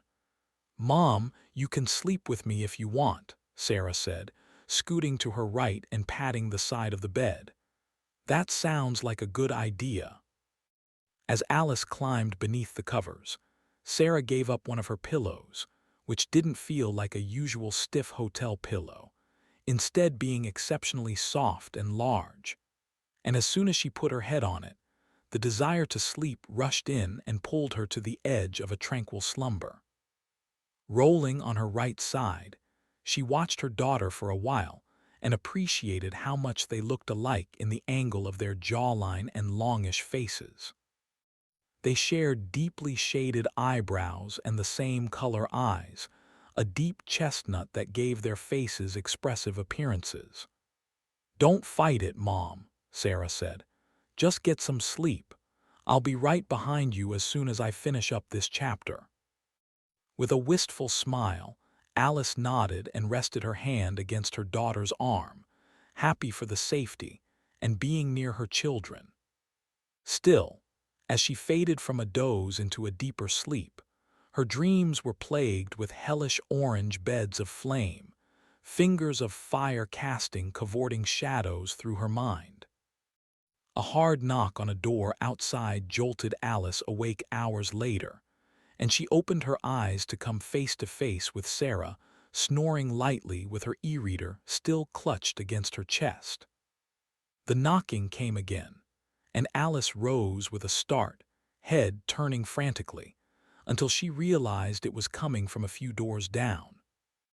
Sitting at the edge of the bed, she smacked her lips and rubbed her eyes, remembering they were in a quaint hotel room on Highway A1A, safe and surviving in the middle of a fiery catastrophe, where every vehicle around them had blown up and set the landscape on fire. Not the kind of situation you want to wake up to in the morning, she murmured to herself as she got up and walked to the window. Pulling back the blinds, she saw a rolling rack packed with baskets sitting outside the neighbor's door, and Andrea was conversing with whoever occupied that room. A moment later, the hotel owner came into view and waved to whoever she was talking to before the door shut with a soft bang. Then Andrea was pushing the rolling cart their way and smiling when she caught sight of Alice in the window. Pulling aside the chair and unlocking and opening the door, Alice stepped out and gave her a wave. "Good morning, Andrea." "What's going on?" "I like to bring around the morning's breakfast myself." The woman gestured along the row of rooms where several baskets sat outside the doors. "A lot of folks aren't up yet, but I'm glad you are. Here." The woman handed Alice a basket with pastries wrapped in plastic, 3 pieces of fruit, and some juice boxes and bottled water. "Thank you." Alice turned and placed the basket inside on the table. "Jake." "Sarah." "Breakfast." Before Andrea could move on, Alice stepped back outside and folded her arms as she looked out across the parking lot, where a few people were already gathered with their radios to try and get a read on what had happened. It was a hazy, gray morning, and the air had a smoky tinge to it, reminding her of the times when neighbors burned their garbage. "So, is there any news?" Andrea leaned on her cart, stiff-armed as she gave a dark glance toward the drifting haze. "We were up listening pretty late last night, and this is apparently a multinational thing. The feds and a couple of small news stations said that anything running on gasoline or diesel caught fire. I'm talking on a global scale." Alice blinked several times in surprise. I'm having trouble getting my mind around that. It had crossed my mind that it was a terrorist attack, but globally. "That seems about right," Andrea shrugged. "Still, we've got to think there's some kind of conspiracy going on here. My generators still run and they use diesel. Marty says his was working fine before he left, too. Now, tell me, why didn't those explode?" "That's a great question," Alice replied as she scratched her elbow. "And it all seems so terrifying. I'm just thankful we could sleep with relative safety. Thank you." "No problem at all. You folks have a nice morning. Come outside and mingle if you want." As Andrea started away, Alice held up her hand. "Wait a second. When's the last time you fueled your generator?" "Oh, it's been many months. We keep stabilizer in it for the off-season. You know, to keep it fresh and usable." Alice bit her lip in thought. "That makes sense, and we do the same thing back home. Okay, well, you have a good day, too." The hotel owner continued on, moving to the next door and knocking sharply. Alice stepped back inside where the kids had already gotten up and were digging into the food. Jake had a bagel in one hand and an orange juice box in the other, while Sarah had opted for a bottle of water and an apple. Slipping into a third chair with a sigh, Alice chose a water and a slightly bruised banana, peeling it and taking several small bites despite her ravenous hunger.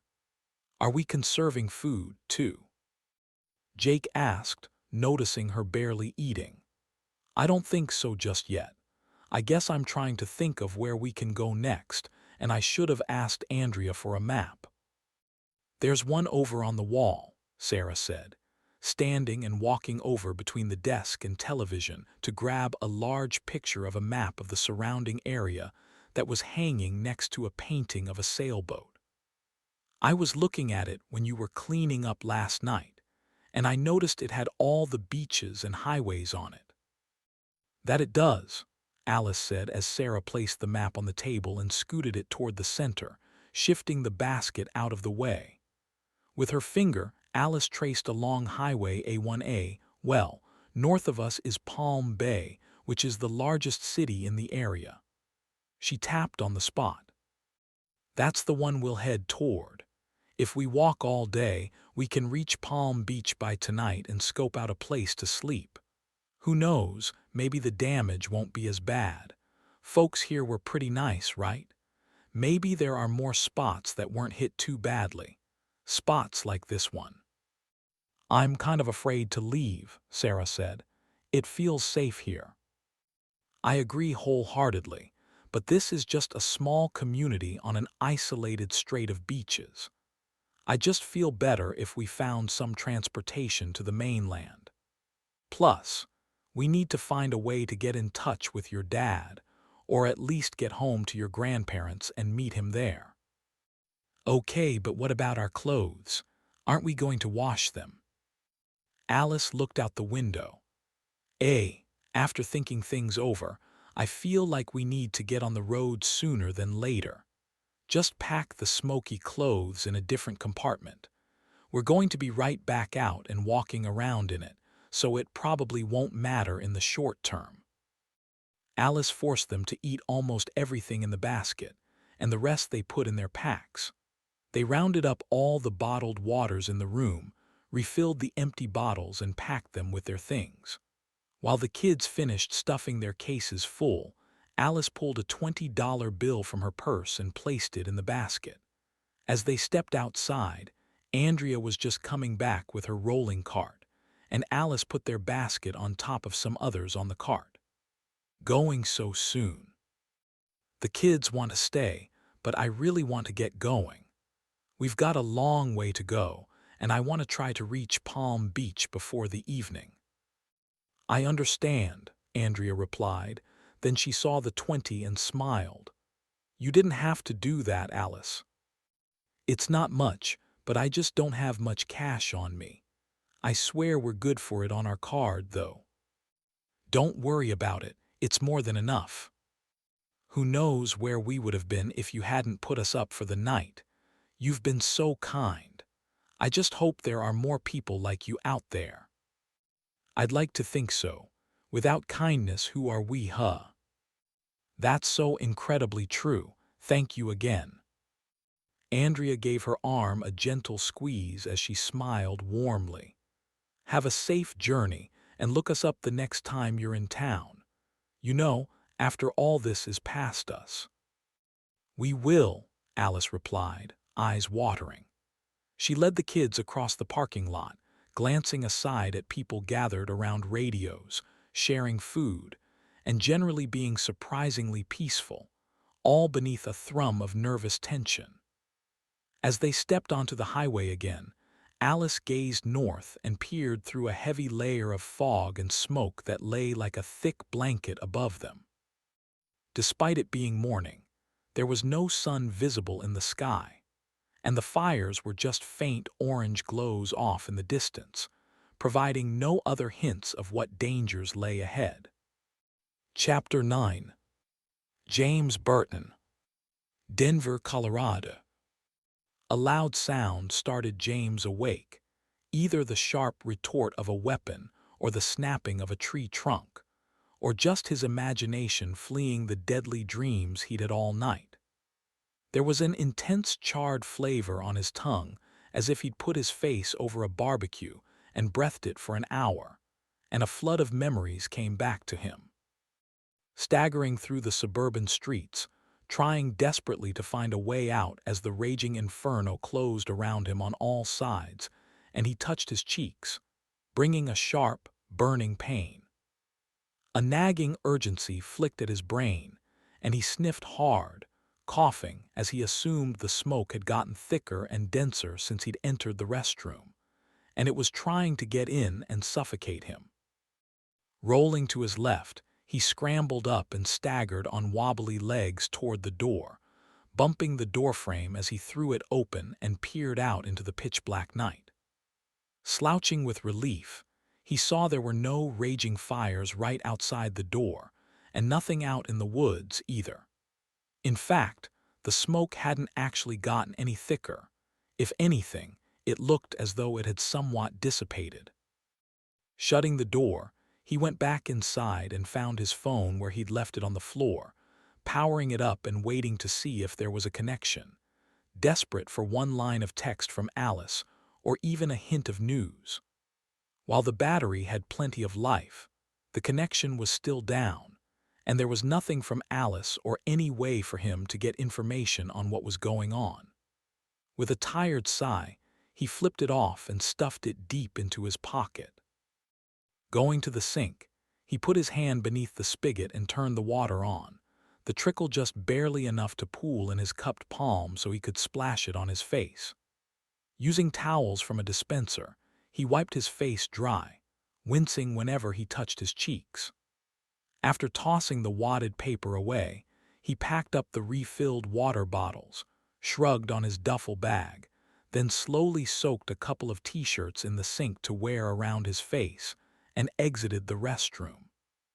Standing outside in the charred grass, he gazed west and south where the raging fires dominated the landscape and infused a glow into the black sky. Still, there were no lights from ambulances, fire trucks, or rescue vehicles anywhere, not that he'd really expected to see any. Based on the position of the flames through the distant haze he saw, he'd been able to get ahead of the destruction just long enough to stay safe. "I was lucky to get out of that neighborhood," he mumbled, "thanks to those brick houses not going up like tinder." Temporarily out of danger, but still threatened on every side, James turned and strode briskly out into the park, heading eastward as best as he could tell and sticking to the city outskirts in hopes of running across a vehicle to transport him back home. Trudging through the blackened forest, his feet crunched over charred grass as he went past scorched saplings with their branches burned to cinders, feeling like an intruder on some distant world.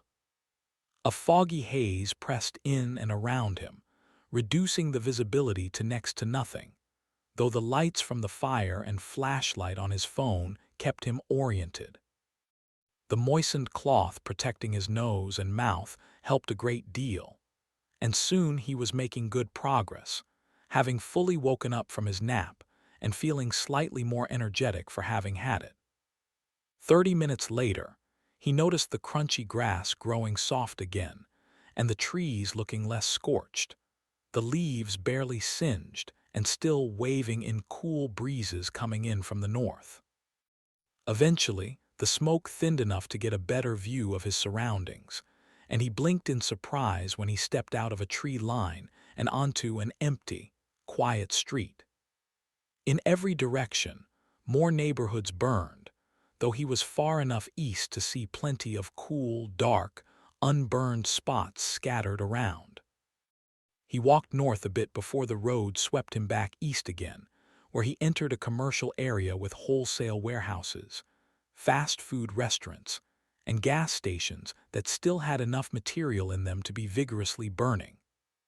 On the left-hand side of the road lay a middle school where a line of buses were in a crumpled row, sunken in on themselves, their tops covered in smothering flames, and James sidestepped them, turning his head aside, certain his stomach couldn't handle what might be inside. Moving back to the right-hand side of the road, he stuck close to the sidewalk for a while before angling right again into a lot where unburned apartment buildings stood, along with a few larger business offices and administration centers. The parking lots were filled with burning cars and delivery trucks, the road cluttered with fire-infused crashes. A tourist bus parked by a family restaurant had gone up with the people still inside, every window filled with crackling silhouettes shedding bands of smoke. Shadows of looters moved up ahead against the backdrop of firelight, running with items they'd taken from the strip malls lining the road, dropping boxes and bottles, more than a dozen on bicycles tearing across the street and screaming wildly. Weaponless, James strode briskly to a pair of apartment buildings and slid beneath a brick skywalk that bridged the two, ears open for any threatening sounds and movement in the shadows. Stepping into the main courtyard, he angled right to cut between the bushes and the wall as he watched a group of people on the opposite side of the courtyard break a first-floor window and disappear inside. Nervous panic ticked up in his gut, and he tried to tell himself he wasn't carrying anything valuable enough to want to steal. But when he looked around at the darkened windows where a few shadowy faces peeked out in terror, it struck him that desperation was already setting in with the population, and it wouldn't matter how much or little he actually possessed. Swallowing hard, James stayed low and kept moving. After circling the interior courtyard, he passed beneath a second skywalk heading north, jerking around when a glass bottle hit the ground a fair distance behind him. Seeing no one there, he spun back and rushed into a parking lot that stretched in front of several strip malls and three-story brick stores clustered on a corner, an older part of town where the buildings and signs were less uniform.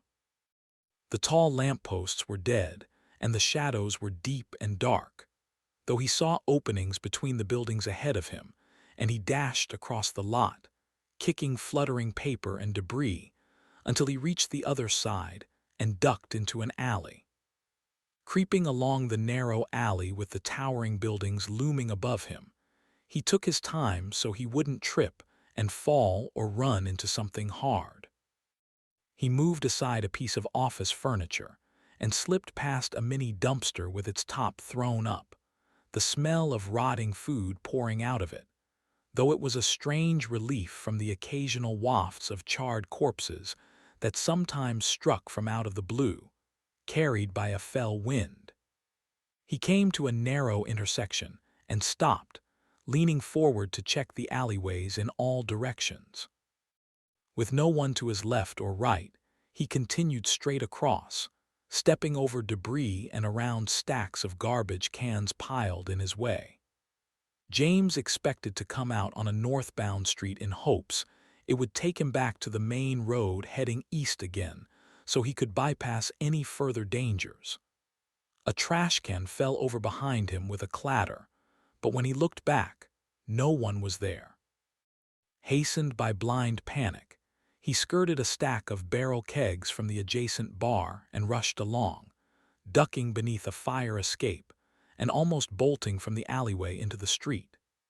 He held back just in time, throwing his shoulders against the right-hand wall and taking slow, careful breaths.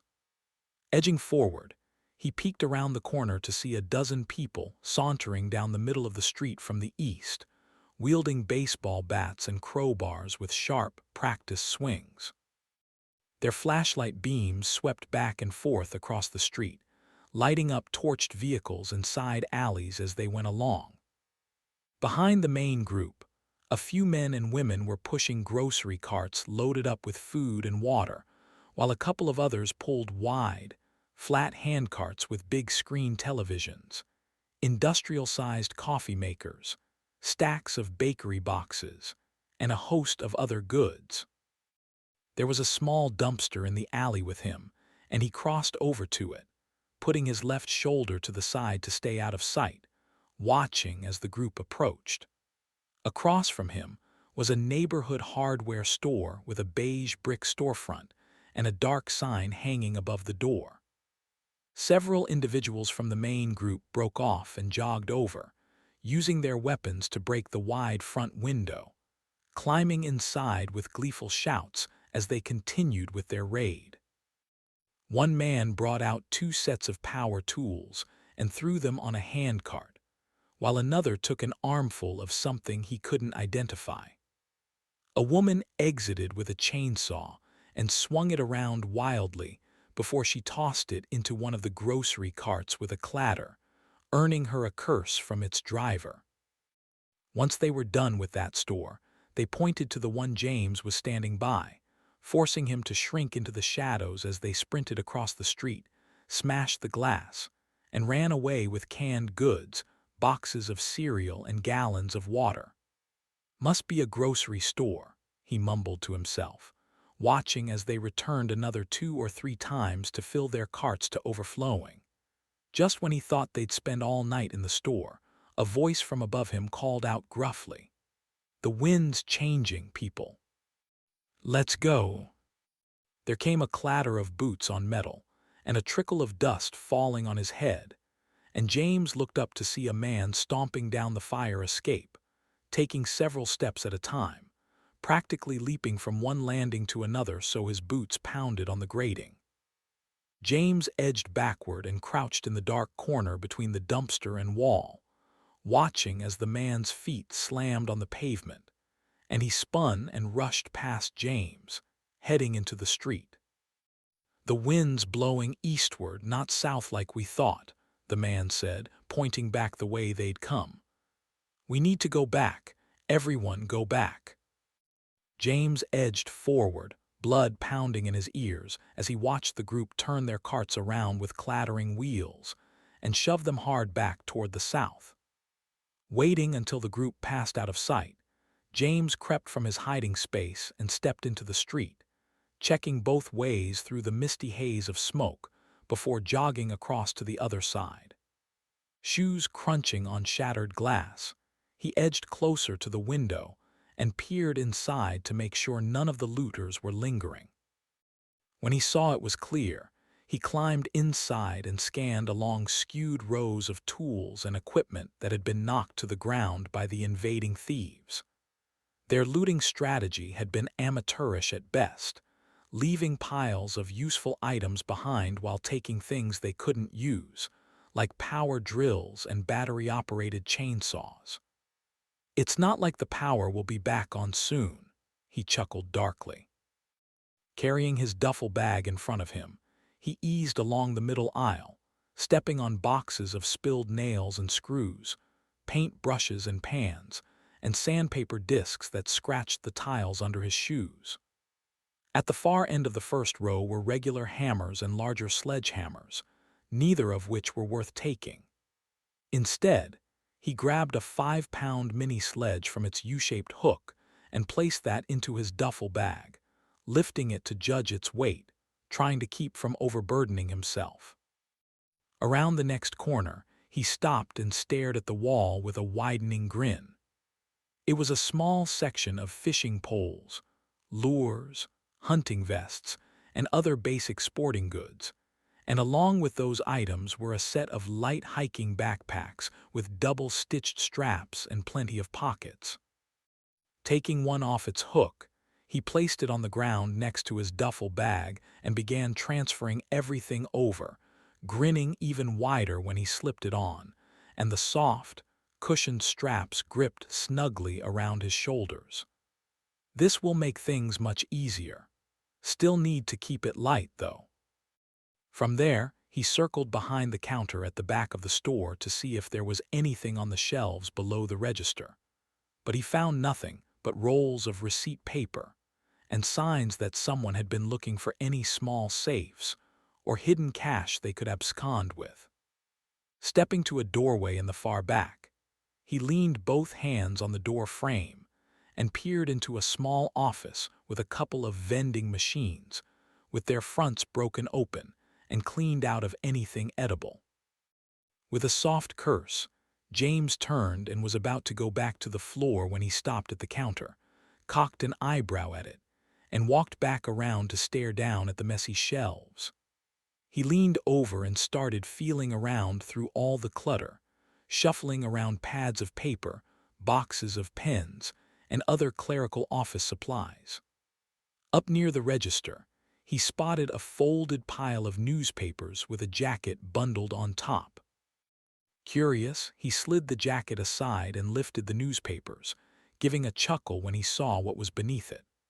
A shiny, stainless steel revolver with a polished wooden grip was tucked into a leather holster with an attached belt, and when he pulled it out and held it up, the engraving on the side read Python.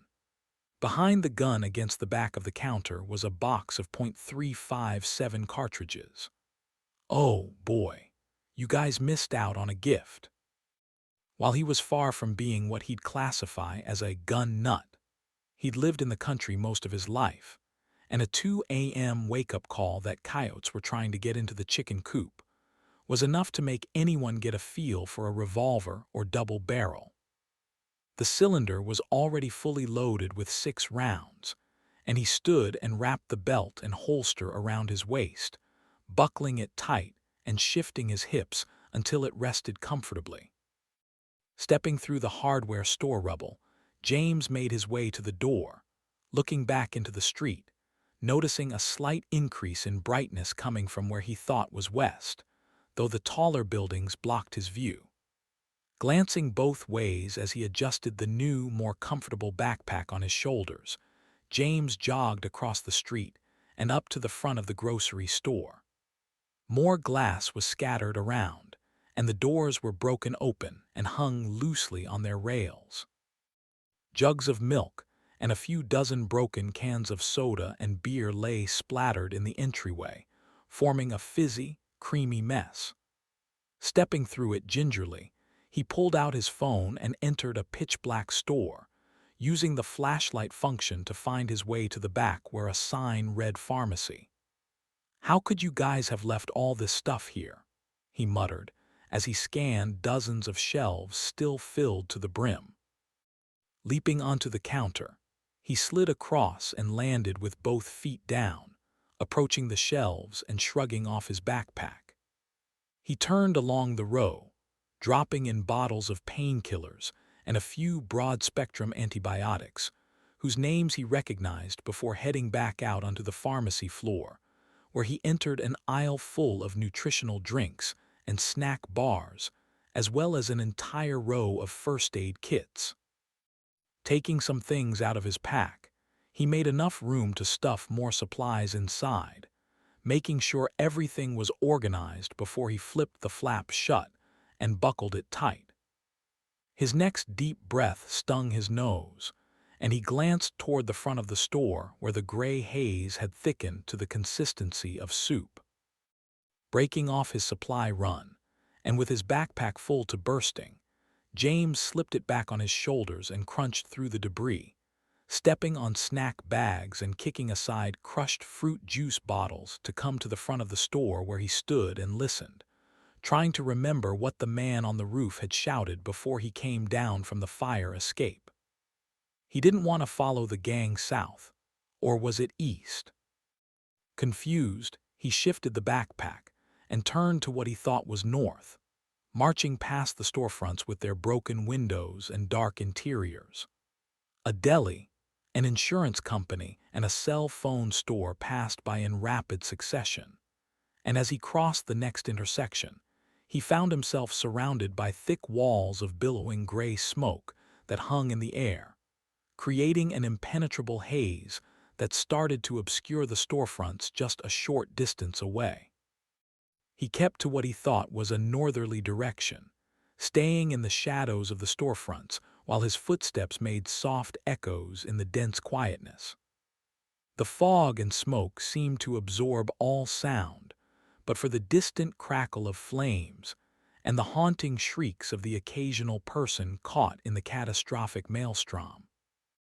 Hurrying his pace, he broke into a slow jog, the t-shirt wrapped around his nose and mouth becoming useless as the smoke continued to grow in thickness. "Got to get out of this." The words came out as rough croaks, his voice not sounding anything like himself.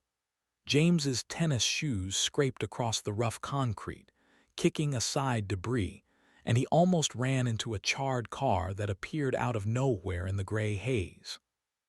He circled it and kept moving over the rubble-strewn pavement, and it quickly became apparent that he was crossing a 6-lane highway that tapered into the haze in both directions. Stumbling across a median of grass, he choked and coughed as the wind picked up, staggering to the other side and climbing the guardrail where he leapt over a ditch and crawled up into a parking lot. The dark hulks of department stores and warehouses loomed in the distance, and the smoke began to thin a bit as he kept walking around the edge of the lot. The pavement soon turned into gravel, and he glanced upward as the buildings began to fade away, the smoke thinning to reveal him standing in a park area next to a pair of gnarled trees that looked like sentinels in an unforgiving underworld. Adding to the scene were a few bodies that had collapsed around a handful of tents and stacks of supplies that were scattered around, as if the people in the area had gathered there to escape the growing catastrophe, but had died from smoke inhalation while waiting for relief or a ride out. The canvas awnings were brightly colored, but covered in layers of soot, with holes singed in them as they flapped in a weak breeze, and James shuddered as he contemplated what his own fate might be if he didn't find a way out of the city. Passing through the park, his feet once again dragged along the sidewalk as he took in the sight of a series of old-style building stories tall with exaggerated eaves and low-pitched roofs. Cinders drifted from the higher windows as fires still raged up the fronts of the buildings, leaving their facades ravaged as the fire methodically consumed all in its path. The lower floors were nothing but charcoal and shattered glass, with smoke billowing from every opening into the sky, and the flames had caught everything within the city block, giving the place a bombed-out look akin to an old WWII film. Bodies lay in shrieking repose around him, caught in various forms of escape. Larger people covered smaller ones or held them in their arms, many with their faces turned upward to the sky, their lips burned away to reveal white teeth shining from the gaping holes of their mouths. They were unrecognizable in tatters of charred clothing that fluttered in the hot winds produced by the smoldering grass. Cars lay twisted sideways in the road off to his right, and on his left in a side lot. They sat piled atop one another in a fusion of metal and cooking car seats. Must have been some kind of flash fire. James coughed beneath the shirt covering his mouth. How did I end up here? I must be going west, not north. Damn. James angled right across another main road with only 4 lanes, the median just a thin strip of grass, littered with wrecks and bodies tossed around in the smoking debris. When he reached the other side, he found himself standing amidst a long row of shops, and he ducked into an alley between a blackened grocery store and a city administration building to come out in a back parking lot. Convinced that he was finally heading in the right direction, he held his head up, trying to feel for any sort of a breeze, letting it direct him to cooler patches that were somewhat clear of smoke and haze. Like they had in the burning neighborhood, his senses guided him through the worst of it, and he angled back toward the northeast where things had cooled off and he could breathe well enough to break into a jog. moving past a row of small two-family apartments where the buildings were still unaffected by the spreading fires. He caught his first sign of people not yet affected by the city blaze. Two stood on the high balcony, a man and a woman who surveyed the rest of the town and pointed at something off in the distance. The man gave James a dark look, but James ducked into an alley and squeezed past a set of trash cans, leaping a puddle formed from the waste dripping from leaking pipes. Stepping out from the claustrophobic passage, James stood in a relatively empty street. While several cars were burning and smoking, they were far enough into the street to keep from spreading the blaze to the buildings. Warm, flickering candlelight glowed from a few windows, and a group of people had gathered around the stoop on the opposite side, where they hunkered down around the concrete steps. James turned left and walked past them, giving them only a slight glance to see two men sitting on the metal step nursing their wounds. One man wore a white bandage around his head as a woman leaned over him and inspected his arm, wrapping it in gauze that was stained a deep crimson. The air grew clearer with each block he walked, and the growing fires faded behind him. More people had come out to stand in the street or gather on the corners, mostly keeping to themselves, though a few had formed up into small groups with stacks of supplies piled into children's wagons or carts as they stood, and watched what remained of their cars burn in the street. At the next corner, two men had pulled out grills and were cooking right on the front stoop, serving a couple of families who looked homeless, judging by their soot-stained clothes and smudged skin. A little girl cried off to the side where she sat on a pink plastic chair as her mother knelt next to her and tried to care for a burn on her leg. Keeping in the middle of the road and avoiding eye contact wherever he could, James finally caught a spot of sunlight in the east, a golden glow against the red-orange swells behind him, where Denver burned and people died. Those he passed only spared him fleeting glances, too concerned with gathering and protecting their supplies or caring for others who'd come from deeper inside the city and had barely escaped death. The number of people that were gathered was shockingly low, far fewer than he would have expected, though given the number of bodies he had seen, it was that much of a surprise. Many had pulled out lawn chairs or other porch furniture to sit on, with almost everyone keeping watch back, toward the south, where the cities and suburbs had become one gigantic bed of charcoal and flame that was expanding outward. Men wearing firefighting uniforms dragged pieces of wreckage away from the front of a grocery store, and people stood by anxiously as they prepared to enter and gather whatever supplies they could find. James was a ghost amongst them, keeping his hands tucked into his pockets, thankful for the heavy weight of the revolver on his hip. In the dark corners between the buildings, he occasionally caught sight of shadows, lurking figures that were no doubt waiting to prey on the vulnerable.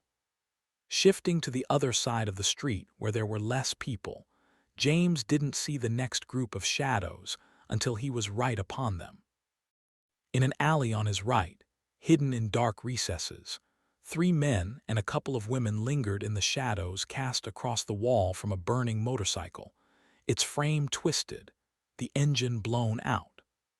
The men caught sight of James and shifted away from the boxes they were hovering over, flexing their arms as they stared at his backpack. Before they could engage him, though, he cut back to the left toward a group sitting in chairs out in the open. As he crossed the street, he glanced back to see the men following swiftly behind him at first, until he reached the other side. Then they stopped to watch him with their hands on their hips, whispering to one another. He drew even more looks on the left-hand sidewalk, where families huddled protectively around each other, though being eyed with suspicion was better than the feeling he'd gotten from the group in the alley. Cutting back to the west, and hoping he was far enough north to avoid the worst of the incoming fires, James ducked into a side street with cobbled pavement and tall apartment buildings crowding in on both sides. A handful of vehicles had exploded in the enclosed space, blasting the walls with scorch marks and leaving chunks of metal and polymer in his way. He leaped over small pieces of molding and plastic, circling the burning hulks and turning his face away at the potent scent of melted rubber. The alley opened into a narrow lane with off-street parking and a row of backyards on both sides. At least one garage had been consumed by flames, though it was far enough away from any homes that the twirling cinders didn't reach them. Garbage littered the yards, and even more people sat out back with radios and grills, a few pulling resources together, while one man stood guard over stacks of canned goods with a shotgun. James passed by the last of the people without incident and crossed over into a warehouse district with long, quiet buildings, and just a few trucks and cars smoldering in wide parking lots where the open space gave way to cleaner air. James pulled his moist shirt beneath his chin and took a long breath, the smoke still present, but greatly lessened. As he passed the buildings and circled the outskirts of what had once been Denver, a strange sound reached his ears. He stopped, turned in a circle, and tilted his head to the sky as a whistle blew a long and sorrowful note. It sounded again, louder, and when it stopped there came the grinding of a massive coal-fired engine and dozens of boxcar wheels clicking over their tracks. Chapter 10. Ryan Cooper. Somewhere outside East Lansing, Michigan. A heavy night descended over the farmstead, the evening made darker by the rising smoke clouds and dense layers of haze that blotted out the starlight in nearly every direction. The fires from the township and neighborhoods gave the horizon an opaque sheen with a billowing belly the color of burnt tangerine, and Ryan stood at the bay window, peering through the blinds at the property, where the road curved north along the fence line before disappearing into the distance. PSH. Ryan closed the blinds and shook his head, turning to the kitchen table where Helen had prepared 2 cups of green tea. She was seated at the near end with the radio placed between them on the corner, only the appliance clocks lighting the room, and he turned up the electric lantern they'd brought up along with the radio. While the batteries had been dead on both of them, there was a stash of new and rechargeable ones in a kitchen drawer, enough to last them months if necessary. "Do we really need to shut all the blinds?"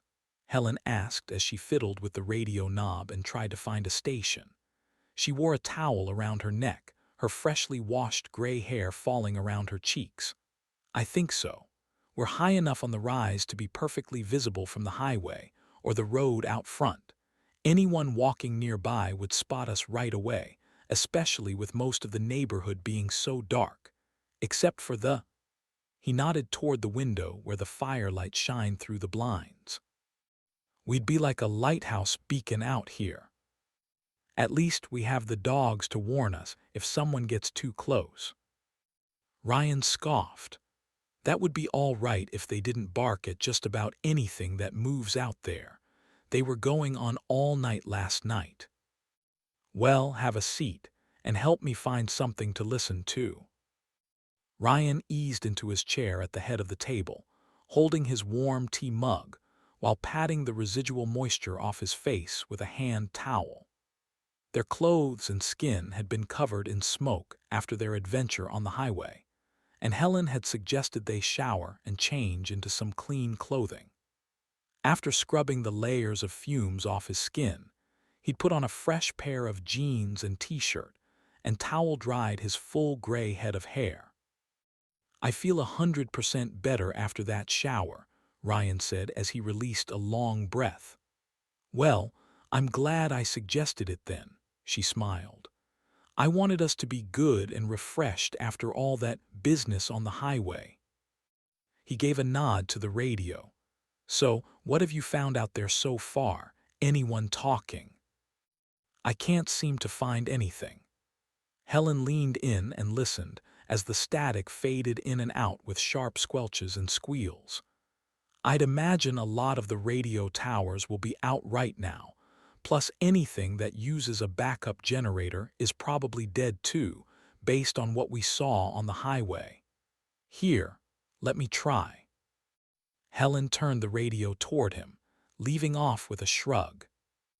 I've been up and down the tuning band. I can't find anything. The towers might come back online at any time if they have battery backups, and someone switches them over. He increased the volume, rolling the tuning knob slowly with his ear bent to the speaker, listening for a voice buried beneath the static. He moved past 1000 on the AM dial and kept going higher, hitting the jackpot at around 1500 when a man's robotic, monotone voice burst from the radio in a loud, clear tone. Glancing at Helen, he turned up the volume a little more. Emergency broadcast system. Please be advised, a national emergency has been declared for what is believed to be a targeted bioterror attack against the nation's fuel supplies.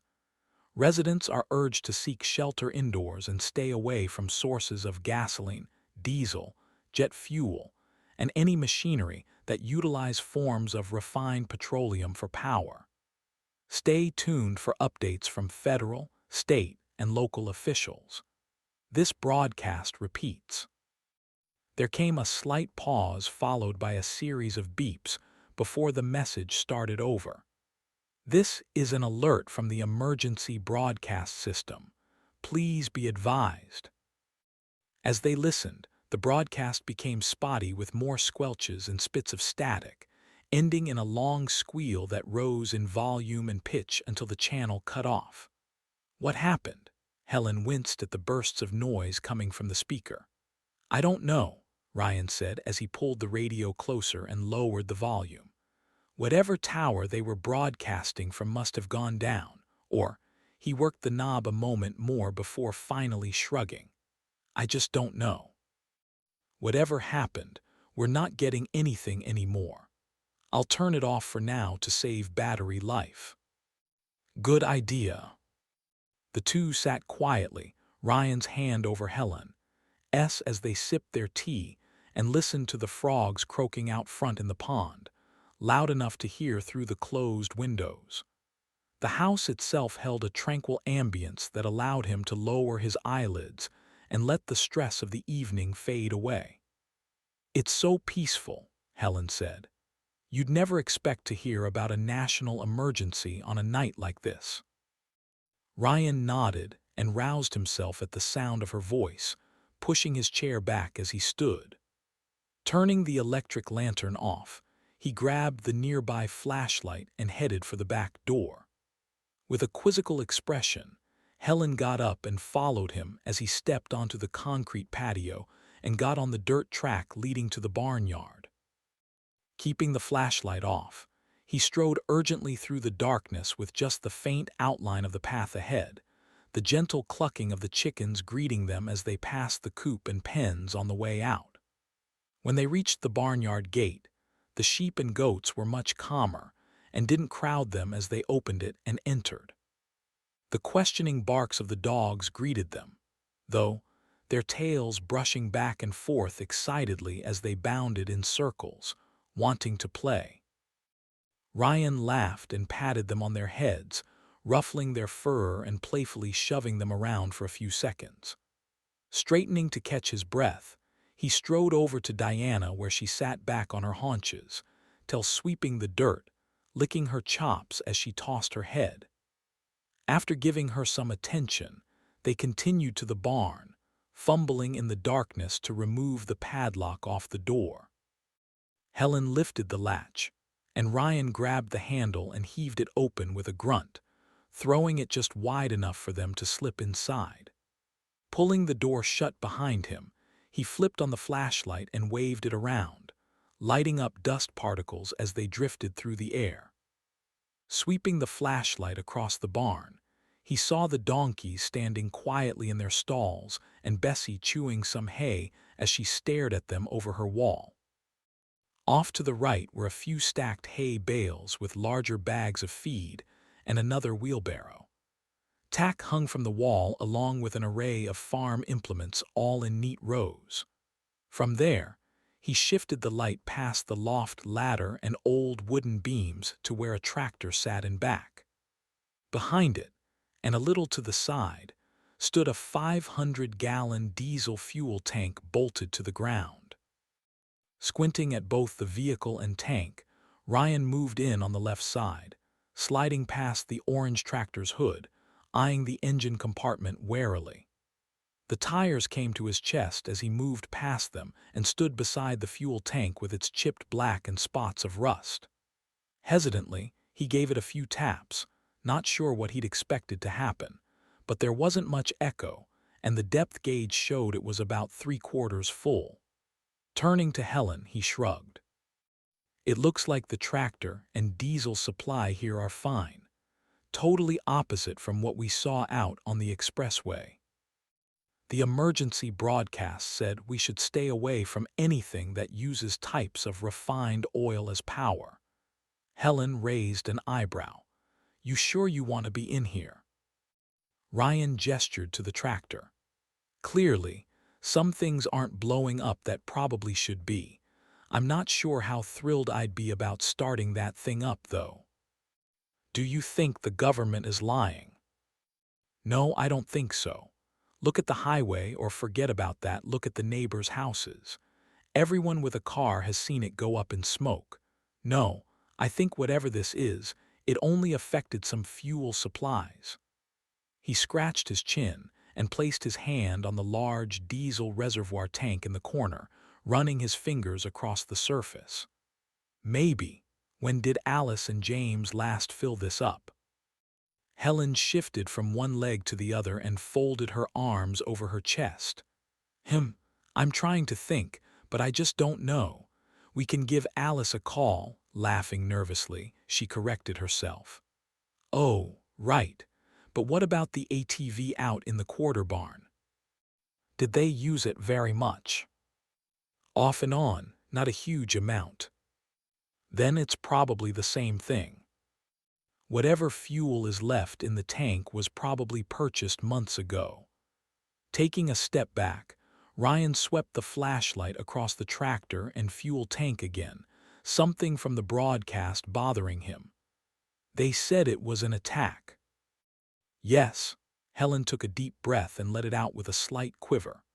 Ryan stepped over and wrapped his arms around her shoulders, kissing her on the head and pulling her close. Alice and the kids are going to be fine, and so will James. You know how much they love each other, and they'll be fighting tooth and nail to get home any way they can. Our Alice, Ryan choked up for a second before recovering his voice. Alice is a tough woman. That's how we raised her, and you know that. I know she is. They both are. But this seems like something bigger than anything that's ever happened. Rubbing her back, Ryan acknowledged her concern with a nod. I know, honey, but hey, look on the bright side, the government's out there trying to help us. He chuckled derisively. So it can't be all that bad. She smiled at him, but it faltered, and he patted her on the arm. Come on, let's get back inside and see if we can hunt down a receipt for the diesel fuel purchase. Why do we need that? Taking her by the hand, he led her to the doors and flipped off the flashlight, stepping into the darkness where the dogs were waiting to get more attention. I'm just curious if I'm right about the age of the fuel and what else might have survived, he said. Maybe some of the nearby farms might have stable fuel or even some vehicles that still run. And that, she said, wrapping an arm around him and squeezing, is another example of why you're such a smart man, Ryan Cooper. Turning and shutting the door, he checked the latch and lock, bending close in the darkness. Well, it's not necessarily good news. I'm also thinking that if there aren't any stable fuel supplies around, this tractor might be one of the most valuable things in the area.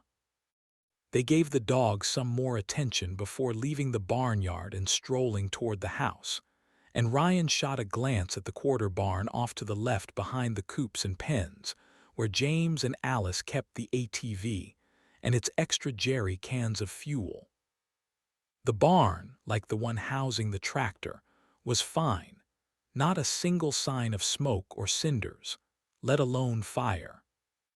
Aside from the distant orange on every horizon, the stroll back was peaceful, and they did it hand in hand, reminding him of the thousands of times they'd taken walks along old country paths and through quaint tourist towns while on vacation. A grin formed on his face, blood rushing to his cheeks as he choked up a little. Helen smiled in confusion. "What's gotten into you?" "Oh, I was just thinking how easy it is to walk with you anywhere. Even with all this going on, it's just nice to know that you're here with me." "You're going to make me blush, you old softy," she replied, releasing his hand and locking arms with him.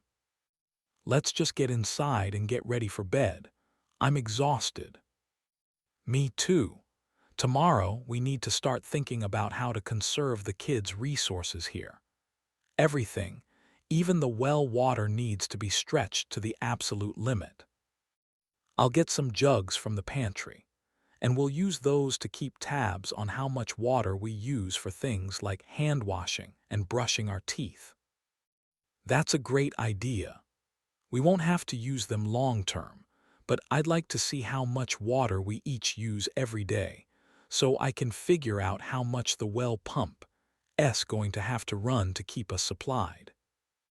They entered the house and got out of the cold. Then Ryan helped Helen fill 2 plastic jugs with water, and they carried them upstairs into the guest bedroom.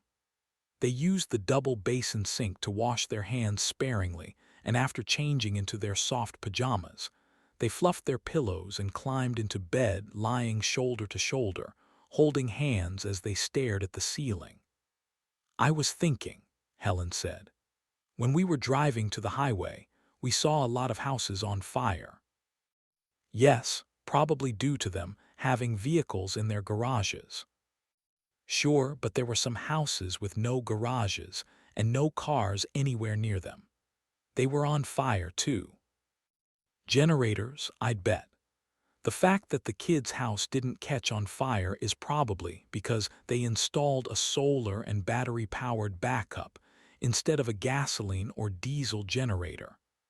That was a smart move in more ways than one, I've got to say." "Well, you've said it before yourself. They're capable people. I just wish they hadn't taken that stupid trip of theirs." "You and me both. The timing is not good. But for better or worse, I'm glad they had us house sit for them. Can't imagine the state this place would be in without folks here to watch over it." "You just like getting back on the farm, don't you?" Alice poked him in the side with a smirk. "Yeah, I'll admit it's been enjoyable," Ryan chuckled. "And to make matters even better, James has that tractor and all that diesel out there. We're just lucky they didn't use it all that much. And now we'll have plenty of fuel for a while if we need it." "Exactly. It'll also make us a prime target. If we were to start up the tractor or ATV, people could hear that and come to investigate. We have to be super careful, and if we use either of them, we'll have to do it as discreetly as possible." "What if people come up asking for help, like the neighbors?" Helen hesitated. "Shouldn't we try to help people if they really need it?" "We'll burn that bridge when we come to it, but first and foremost, we have to defend ourselves and this property." Ryan took a deep breath, relaxing his shoulders as he exhaled, his mind still racing from the events of the day. "I'll look for some extra locks in the basement and sheds tomorrow, and I'll install them on the barn doors. We'll make sure the gates are doubly locked up too, and we'll let the dogs roam at night, just in case." Helen nodded next to him, her eyes closed, already starting to fall asleep. Propped up on his pillow, shoulders and back still sore from all the rubble and debris he'd moved earlier, Ryan tried to calm his mind and relax against the soft mattress. as he stared out the window at the continuous streams of smoke pouring into the sky and the fiery glow seething on the horizon, though a pit of worry swirled in his stomach. Chapter 11. Agent Alan Harris. Washington, D.C. The convoy of 4 Humvees tore through the D.C. streets as fast as the old pair of snowplows leading the charge could push debris aside. The vehicles at their disposal had been quickly assembled from a military salvage yard, with the president ushered aboard the second one in line, Agent Harris sitting to his right, with another agent on the opposite side. The driver was a Marine, and a White House staffer named Cindy Strode sat in the front passenger seat. The other trucks in the convoy were locked and loaded with 50-caliber machine guns in their turrets, and armored Marines clinging to the sides, sweeping their carbines across the shadowy streets. They bounced along with the rough ride, running over car parts and pieces of buildings lying in the road, the detritus of the catastrophe that had consumed D.C. The rusty snowplows knocked everything aside, metal and glass exploding over the plows as they shoved the burnt-out cars and trucks out of the way in a crash of scorched parts, not stopping for anyone or anything as they pushed toward the Mount Weather facility. Harris watched the president glance from the right side windows over to the left, listening to the ear-bending sounds of squealing metal scraping across the pavement as they swept wrecks aside. Pieces of buildings fell in chunks of smoking brick and wood, clumps of it rattling off the roof and hood, smaller bits falling like fiery hail. Scorched insulation and plastic gave off a dizzying reek, but what made him sick to his stomach were the charred corpses of people trapped inside the burning high-rises and apartments that were slowly collapsing. The plows often knocked a car or truck aside so hard that it jostled loose the passengers, spilling blackened bodies onto the roadway in their twisted and agonized forms. "Sorry about all this, Mr. President," Harris said as he picked up on Burke's discomfort. "It's a bit of a bumpy ride, and the scenery isn't too nice." "Stop apologizing, Harris. We're damned lucky to have anything to use for transport, and I'm grateful for it." They hit something hard in the road that shook the Humvee and rattled its suspension, tossing Burke and Harris around. "On second thought," the president joked, "maybe walking would have been better." From the passenger seat, Cindy Strode turned and handed Burke a tablet computer, the woman appearing exhausted, her sandy blonde hair stained with dirt and tied up in a bun. "Mr. President, here's some of the information you requested." "Thank you, Cindy." Taking the tablet, Burke rested the device in his lap and began scrolling down the page and scanning through the material. "It looks like the National Intelligence Agency is confirming this is some sort of biological agent," Cindy said. "A biological agent." Harris' eyes widened as he watched the city streets, alert for any direct threats to their Humvee. Cindy continued. "They're saying it's probably a bacterium that was introduced into oil refineries at some point." "That isn't good," Burke sighed. "I'm not an expert in that, sir." Harris spoke hesitantly at first, but wouldn't the refinery engineers have caught that? Or, a better question would be, why did everything go up at one time? "Good question, Harris." Cindy. "The working theory is that the biological agent must have remained dormant until something set it off. A biological alarm clock is one proposed method, but we're still in the early stages of figuring all this out." Burke had been given a thick military flak jacket before he got in the Humvee, and he wiped the heavy sleeve across his forehead as he gazed at his screen in disbelief. "It feeds on petroleum and crude oil in a wide variety of forms, both refined and raw to multiply. It's extremely exothermic to where virtually any fuel reaches its flash point within a few minutes, and because we keep oil and fuel in enclosed space, Burke trailed off. Boom, Cindy said. Exactly. The president gave a heavy sigh of relief as he read the next part. Well, it's good to know we're not the only country that was hit, I guess. Cindy was nodding. China, Russia, and several members of the NATO alliance, as well as Germany and a few Russian-aligned satellite countries, are all suffering as much or worse than we are. Are we sharing information? Everyone, waiting on your input on that once we reach Mount Weather. DHS wants to give their recommendations, too. Of course. Harris was still watching the road as they broke from the thickest city congestion to enter the suburban areas where the detonations had occurred on a far smaller scale. Parks and woods were alight in the glow of spreading fires, and the shadowy figures of a few surviving residents ran through driveways and yards with buckets of water and hoses, desperately trying to tame the flames. The agent swallowed a lump in his throat and released a shaky sigh, quiet enough so that no one in the Humvee heard. Cindy continued running down the list, apparently having committed the line items to memory. Regarding our military, our subs and nuclear-powered ships are fine, and most of the carrier attack groups are in good shape. They were using fuel restocked before the biological agent was introduced into the military supply chains, much like these vehicles we're in now. That means we've got some assets we can use. The president rubbed his chin. Good to know we can defend ourselves to some degree. Unfortunately, most land-based assets are dead. And, Cindy paused. We've lost Air Force One, sir, and over 90% of our Air Force. Our bases on the East Coast have gone up in smoke.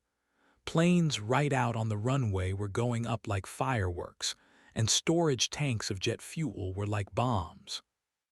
We're still trying to gather the number of active forces who were killed, but we expect it to be in the hundreds of thousands, maybe upward of 50% or more. That number could change drastically up or down as intel comes in, but that's what we're projecting. Harris stifled a curse as the president stared out the window next to him, processing the new information. The snowplows brushed through the last few suburbs, crushing through the smoking debris, their heavy metal scrapers sparking off the pavement as they swept rubble aside. Rolling Virginia hills loomed ahead of them as they left the embers of the city behind, and Harris got comfortable as he glanced back through the Humvee's hatch window. They pulled up the older model from the marine salvage yard, where it was very nearly ready for decommission, before things had gone to hell in a bobsled. It was nowhere close to combat ready, much less fit to carry the President of the United States. The tires were bald, and the paint was flecked off the sides of the few bits of armor left, and it was out of alignment, forcing the driver to work with the wheel to keep them on the road. A whistle of wind blowing through a crack in the floor and adding to the chill inside the cabin. Still, it was the best of the 4 Humvees they'd found, so the president had been loaded inside and whisked away as fast as humanly possible. Cindy continued. As I was saying, most of our land-based assets are dead. You say most. Any numbers on that? About 85%, sir.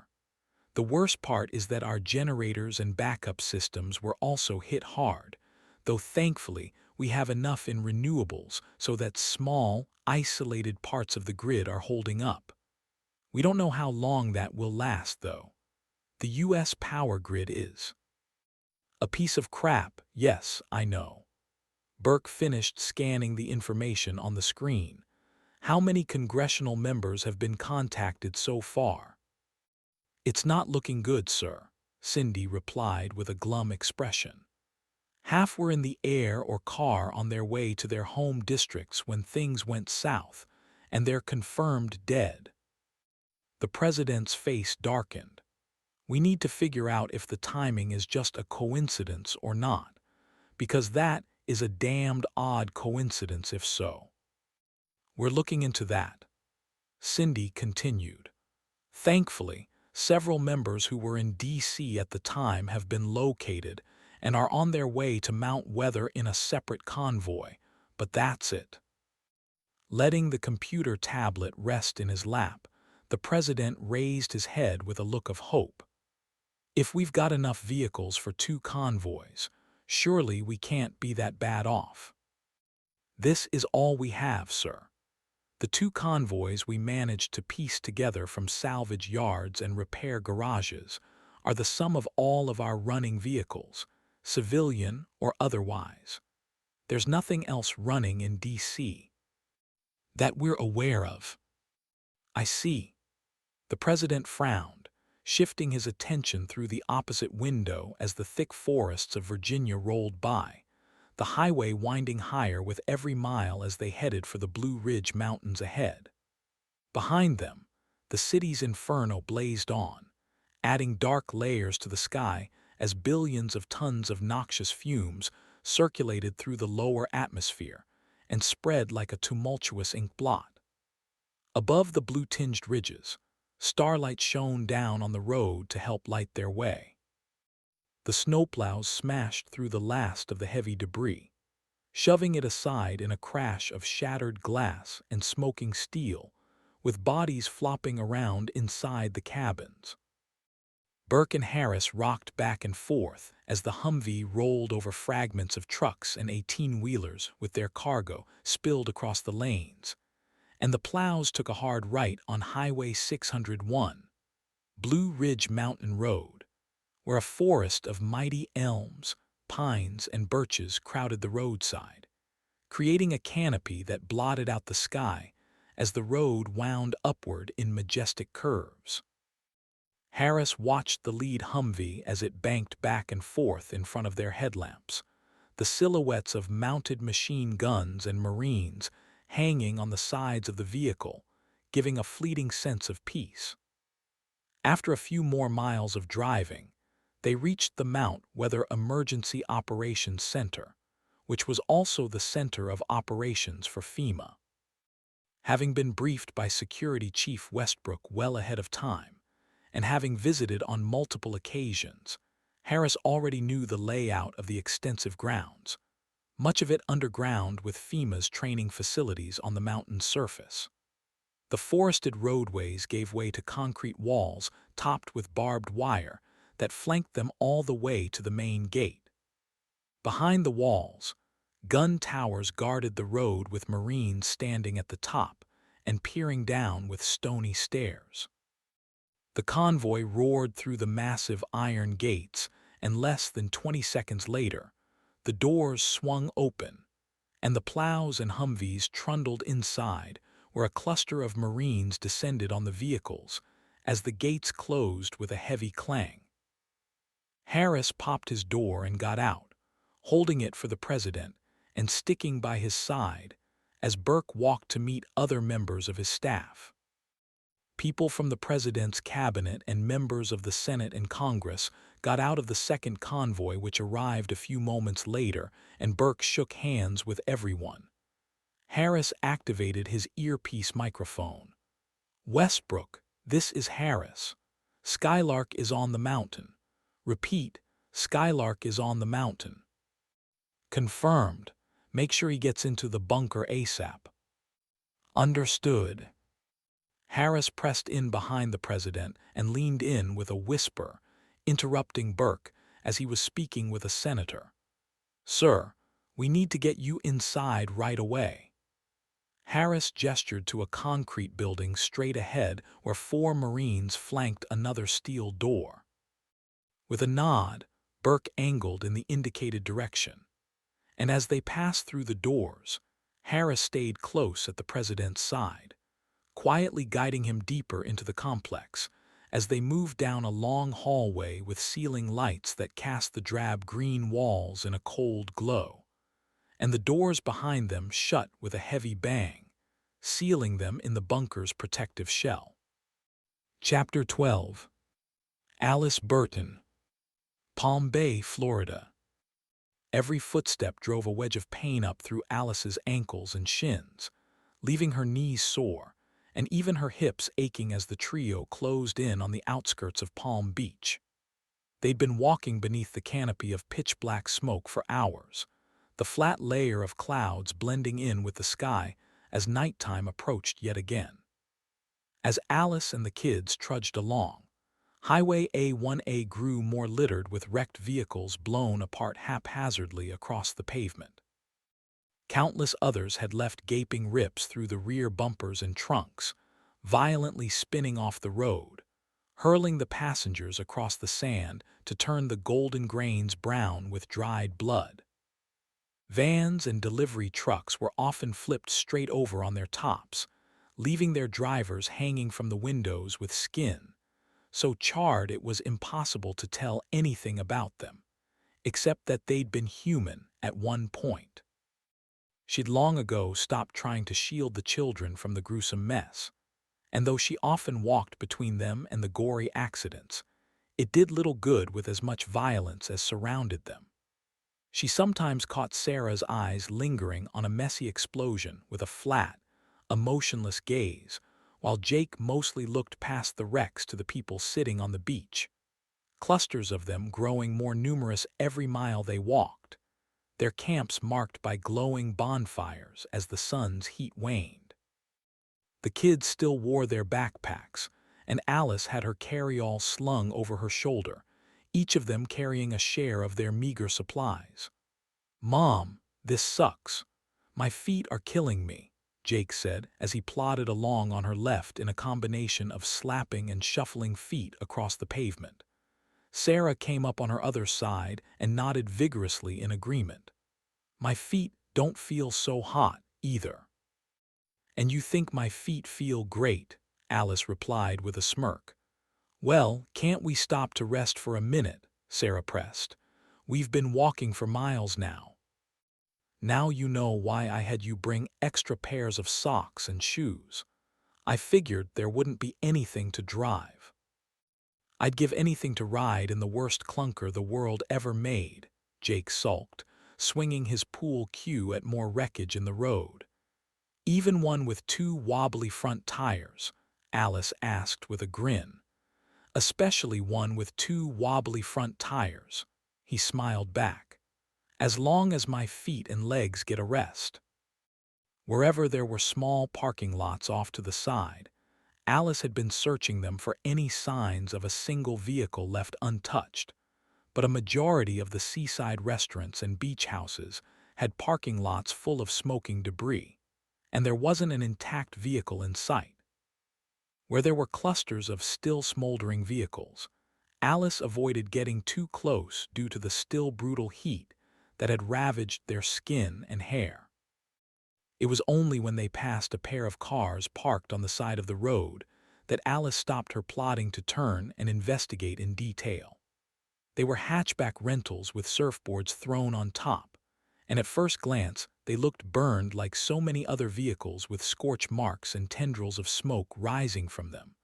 But she noticed something odd and stopped 10 feet away behind the second car and stared at the mess. "I thought you said we weren't supposed to get too close." Sarah held up her arm to shield her face from the heat. "You two stay here while I check it out. There's something I want to look at." Coming within about 10 feet from the wreckage, Alice shielded her face and walked from the back of the second vehicle all the way around to the front of the first. The most obvious difference was that the lead car had suffered way more damage, its interior black with smoke rolling inside to escape through the shattered windows. The second car had some damage to the front end, though the rest of it seemed relatively untouched. The first car's detonation appeared to have broken the second car's windshield and caused some damage to the front end, along with turning the paint black from the heat of its flames, but the second vehicle hadn't actually caught fire itself. "All I've seen are what look like gas tank explosions." She stared at the second car with a curious tilt of her head. "So why didn't you go up with your buddy?" After staring at the pair of vehicles for a moment, she backed away and gestured to the kids. "Come on, let's go." "What were you looking for, Mom?" Sarah asked as they continued their march north along Highway A1A. "I'm starting to notice something interesting, but I can't be totally sure yet." They were just passing a bait and tackle shop and a carry-out seafood place nestled between two large sand dunes when, angling to the left-hand side of the road, Alice peered into the lot to see if she could prove her suspicions. "Something with the fuel," Alice murmured as they trudged along. Her heels were aching, and a sharp pain was developing in one of her knees. But still, she studied the cars and trucks they passed, growing more curious with each passing vehicle, observing the way some fires had raged in the high-traffic areas and picking out vehicles that didn't appear to have had their fuel tanks ruptured like most vehicles had, but had merely been in the proximity of others and caught fire. With more traffic congestion came more poor souls who'd perished in the catastrophe. Bystanders had been struck by flying debris and lay dead, but unburned in the sand, while some appeared to have died trying to help others from their burning cars. Each explosion was different, depending on the model and vehicle type. Lighter cars usually popped straight up or spun any which way, while heavier trucks and vans rolled over or simply blew out in bursts of deadly debris to pepper unfortunate bystanders. The horrible reek of burning rubber, engine fluid, and fried fat made her want to gag, and she motioned at the kids. "We need to get away from this," she said. "Let's walk on the sidewalk next to the beach." Jake's voice was thick with emotion for the first time since they had set out. "But we wouldn't get away from any of this. Look, it's everywhere. Wrecks all along the road and everything smashed to bits." He stopped talking, and when Alice glanced over at him, he was rubbing his eyes and cheeks to try and mask a few stray tears. Alice stepped closer and gave him a hug, and the pair walked side by side for a while as she patted his shoulder and fed him words of encouragement. "We'll be far enough away from it on this side. See." Her words held true for a quarter of a mile. Then the congestion on the right-hand side got worse, and the heat and smell forced them onto the sand to avoid the massive oval spread of debris that covered the beach and dunes in every direction. "Okay, let's switch to sandals for a minute," Alice said, gesturing to a clear section of walkway near the sand where they could sit and exchange socks and shoes for something lighter. "Can't we go barefoot, Mom?" Sarah asked as she dug out her sandals and sat next to her backpack where the sidewalk met sand. "There's no way we're walking through this sand in bare feet." Alice shook her head. "There's bound to be sharp objects and glass everywhere." "No way," Jake said as he sat next to his sister and took off his shoes and socks, dusting his feet off before slipping his pool flip-flops on. "That's got to be at least 100 yards or more. You were standing right there when those cars exploded at the restaurant. What do you think?" "I guess you're right." After putting their tennis shoes and socks away, they shouldered their loads and began walking along the beach. It felt easier at first because the sand was much softer on Alice's ankles than the concrete, though it still radiated the sun's heat, and their progress went from slow to sluggish in no time flat as they struggled against the shifting sands. As they angled closer to the lapping waves, she focused on the tranquil sea as it continued its tidal routine and flowed in to lap at those who took refuge on the beach. The number of people had tripled since they'd first started seeing the bonfires, and Alice tapped Jake on the arm with her pool cue, giving her weapon a wave to remind him he needed to use it if anyone bothered them, and he nodded and grinned in reply. While many of the car fires had faded, the noxious fumes pushed the trio farther off the road toward the refugees. They caught snippets of conversations as families pulled together the supplies they had managed to salvage, or listened to radios that blared that same emergency message repeatedly. Most of them ignored Alice and the kids, though others gave them sidelong glances, either bordering on friendly or downright sour. There was a healthy mix of tourists and locals, judging by the number of backpacks and pieces of luggage lying around in the sand. Clothes were strewn everywhere, and propane camping stoves were set up on card tables, and one man took meat from a cooler and cooked it on a charcoal grill like it was any old family beach party set against the peaceful backdrop of the ocean. Alice kept the children to her left so she'd be between them and the refugees, though she caught a glance from one friendly woman who was sitting on a lawn chair with a half-consumed bottle of wine in her lap as she stared into the flames of their bonfire. Her husband was a burly man wearing flip-flops and swimming trunks with an old t-shirt beneath a button-up tropical print, and he was walking around the campfire, tossing in pieces of wood and furniture they must have taken from one of the beach houses on the other side of the road. After he'd fed the fire, he used a stick to stoke the flames, jumping back with a grunt when the wind carried the smoke in his direction. The woman looked up, struggling to focus on them at first before she gave them a wide smile. "Hey there, folks. Welcome to our little part of the beach." "Hello there," Alice called, keeping her distance as she waved. "You all from around here?" "No," Alice and the kids stopped walking. "We were just coming from South Beach when everything went up in flames." "Our place was right over there." The man pointed back across the road with a sad smile. "Our car went up like everyone else's, and then our house did too. I salvaged a lot of furniture so we could have a fire tonight, though. Why don't you guys join us?" "No, that's okay." Alice forced a friendly smile. "Do you know of any places to spend the night, though? You know, someplace safe for kids, like a motel or something." "Oh, I don't think you'll find any place around here like that," the man said with a glance at his wife, who only shrugged, her head wobbling from the effects of the wine. "I heard there might be a couple of places back south, but everyone's stuck on the beach for now, at least those who survived." A gust of wind blew his wispy hair around as he stared toward Palm Beach. "Most folks didn't, from what I hear." "But do you know what happened, or if the government is going to respond?" "We haven't heard anything, have we, honey?"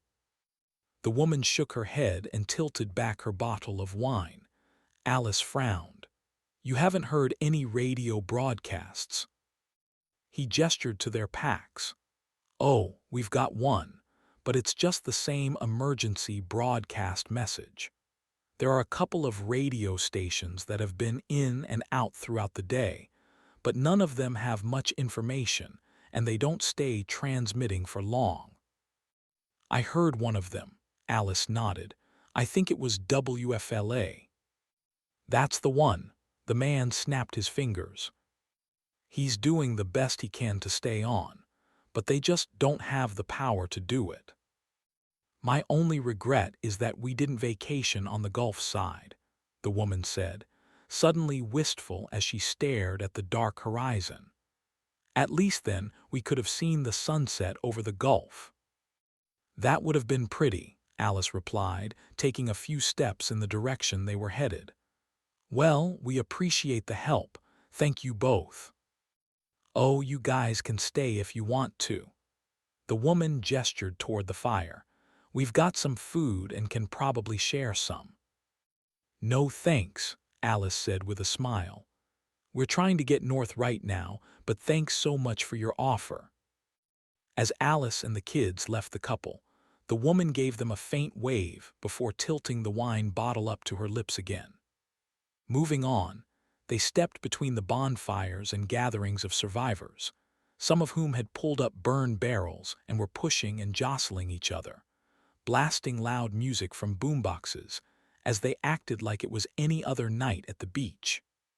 The very next fire was occupied by a younger couple, with a pair of kids playing down by the surf. As they came up, Alice saw one child using the curved part of a taillight to scoop sand and move it to a larger pile where they were making a sad-looking castle. Next to a pile of broken furniture, their fire glowed bright and warm as the sun descended farther over the edge of the horizon, painting the night sky pitch black above the canopy of dark clouds. The Florida winds began stirring things around and bringing a bit of relief off the cool ocean waters. The man was squatting in the sand and stoking the flames with a metal pole while the woman stood facing the waves and watching the kids play. Alice called out as she stopped 10 yards from their fire. "Hi, folks. Hey there. Do you have a second?" The man stood with his chest out and pole cocked back, fixing Alice with a dark stare at first before his hard expression faded when he saw her kids. "Sorry about that," he chuckled nervously and glanced toward the other camps. "I thought you were one of those troublemakers. Hi. How are you folks doing? I guess that's a dumb question, right?" "Kind of." Alice stepped closer with a hesitant smile. "It's still good to be congenial. It makes things seem a bit normal, right?" The man laughed. "Sure it does." The woman walked around the fire and approached Alice and the kids with a smile. "Hey there." She was in her bare feet with a pair of cut-off jean shorts and a summer top. "Excuse us if we're a little on edge right now." Alice looked around. "Did you run into some trouble or something?" "Kind of." The woman gestured down the beach to the myriad of bonfires and laughing teenagers. "Some of the teens are getting too rowdy for us, especially since we have a couple of young kids. My name is Jeannie, by the way. My husband is Bernie." Alice introduced herself and the kids, before turning to glance up the beach. "They threaten you or anything?" "Not exactly, but they're acting like this is just a great big party and not a major disaster. They seem to think help is going to come swooping in at any moment." She gestured to her husband. "But we've been listening to our radio, and we heard the emergency broadcast message. It doesn't sound like a minor emergency." Alice nodded. "And it's definitely not a party." "Exactly," Jeannie agreed. "That's why we've been staying away from them and keeping to ourselves. We've got a couple of suitcases of supplies, but we don't think it's going to last very long." Bernie pushed his metal pole into the sand and leaned on it. "And judging from the state of Palm Beach, we're not seeing much help on the horizon." "Were you staying in Palm Beach?" "That's right. We'd been staying in town when everything just started. Yeah. Every car in our motel lot just exploded. The place caught on fire pretty quick." Bernie shook his head in exasperation. "We and a few other folks barely got out in time, but our rental car had gone up too. All we could do was jam anything we could into our suitcases and roll them down the road to get away from the fire. It would have looked comical if not for other people doing the same thing." "It was worse for a lot of people," Jeannie said sadly. "We saw so many people burning up and dying left and right, but we couldn't stop to help." The words came out in a sudden rush of emotion. "We wanted to stop, believe me, we did, but we had our kids to think about and had to get them out of there." "I'm sure you did. What about the police and fire department? Were they helping anyone?" "Cops, firefighters. They're in the same shape everyone else is, I reckon," Bernie replied with an offhanded wave. "It's not like they could have helped anyway." The man shook his head and glanced back at the smoldering city, his eyes hollow as his voice dropped to a near whisper. "I've never seen or smelled anything like it. It was like a nightmare." "I'm sorry you had to go through that." Alice looked at Jake and Sarah. "We've seen our share of horrors, too, and we walked a pretty long way to get here. The number of places that are actually intact is pretty low. Not to mention those pair at the house who tried to rob us, Jake added, using his pool cue to swat at the sand. Aren't they afraid people will start looting businesses and stuff? Alice asked. I've always seen reports on the news when hurricanes hit the coast, and it seems like that's one of the biggest problems. Bernie gave a sigh. Hate to tell you this, Alice, but there's nothing really left to loot, and it seems most people are just happy to have a little food, water, and space on the beach for now. He shot the groups of younger kids a dark glance. Except for a few people who have nothing at all. Those are the ones I'm watching out for. Otherwise, I guess there hasn't been any real need for law enforcement yet. Well, thank heavens for small favors, I guess. Heaven seems to have gone up in smoke with the rest of it, Bernie said, and the group stood in silence for a moment, watching the flames of the couple's fire. You folks have a good night and stay safe, Alice said. We're going to keep walking. You too, the couple replied almost simultaneously. Stay safe out there, Bernie added. As Jeannie turned back to her kids to check them, Alice gestured for Sarah and Jake to keep up as she moved on, picking her way past more bonfires and burn barrels, heading for the lapping waves that reflected the orange flicker amidst their vast darkness. They got close enough so the cool waters washed across their feet, rinsing off the sand and heat of the day. As they moved up the beach, Alice fell into her own thoughts, staring at the sea of camps and fires along the shoreline, though the city's burning brightness was dimming fast in the coming night. It was only when Sarah came up and leaned against her that she snapped out of it.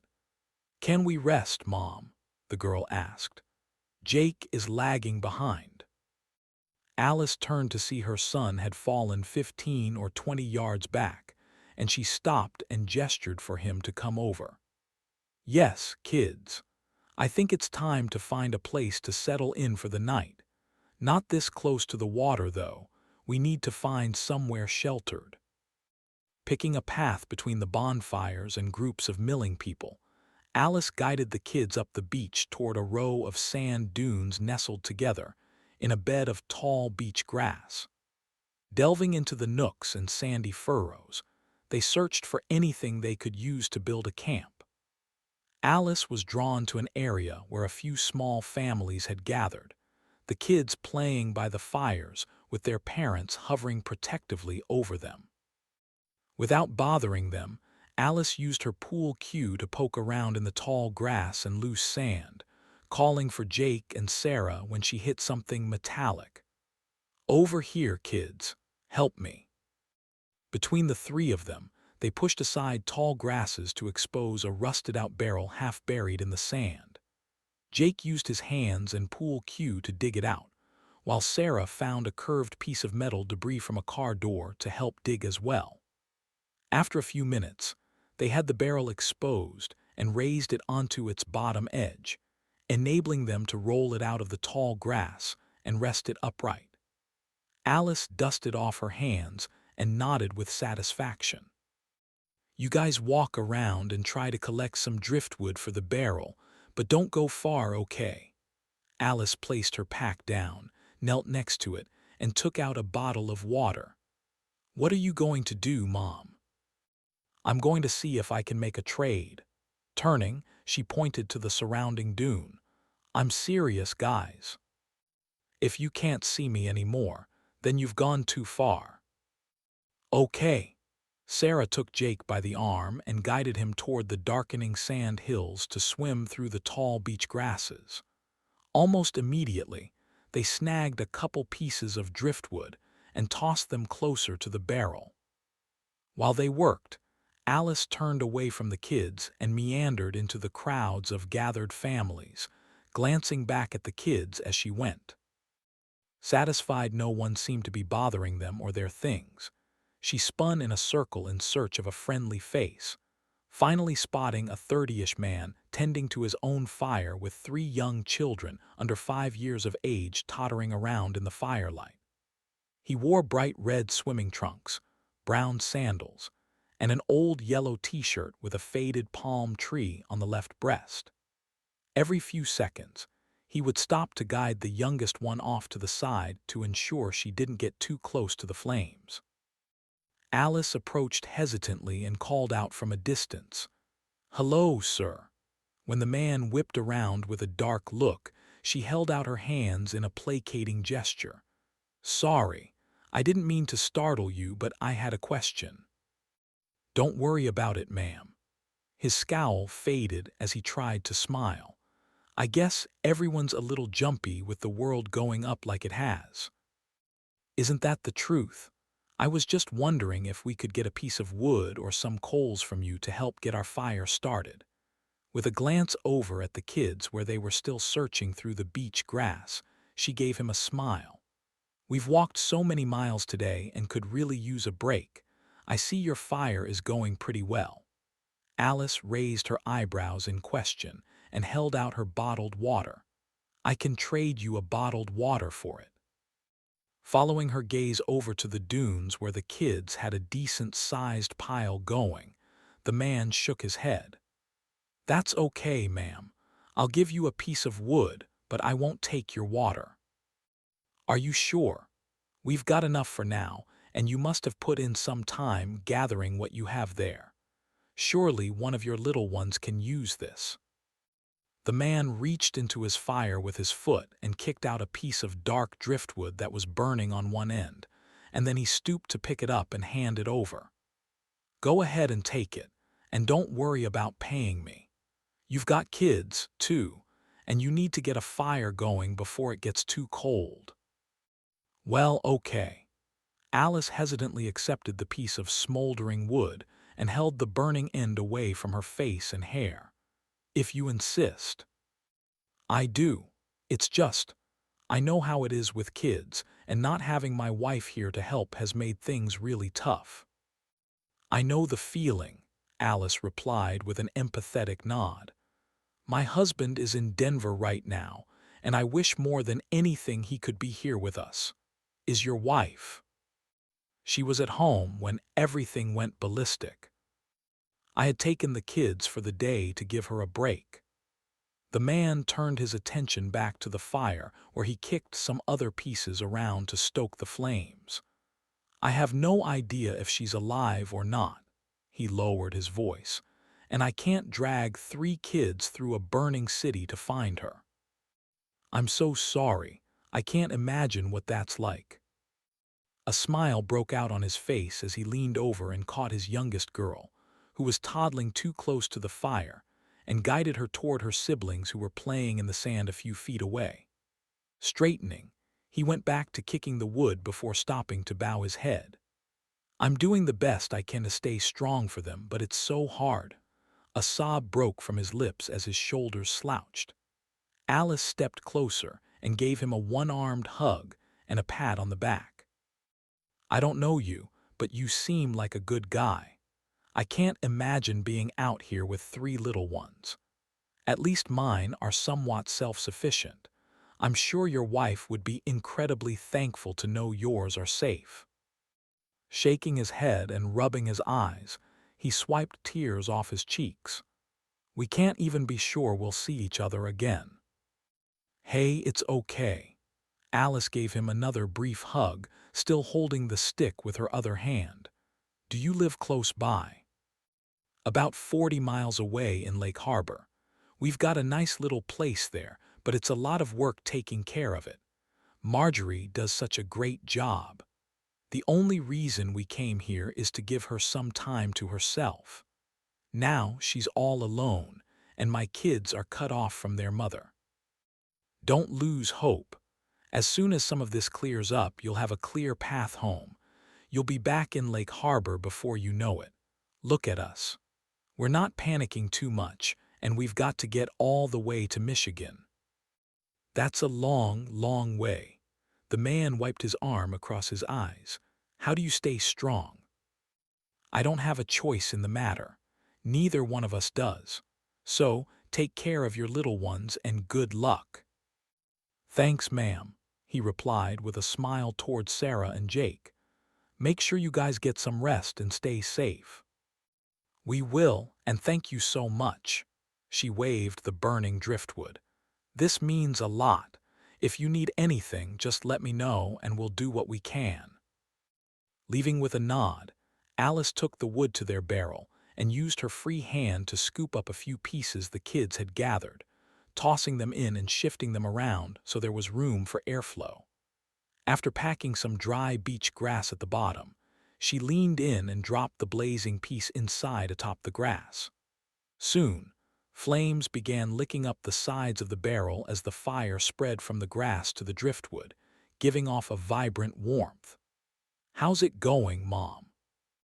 Jake came up and stood on the tips of his toes to peer in at the glowing light.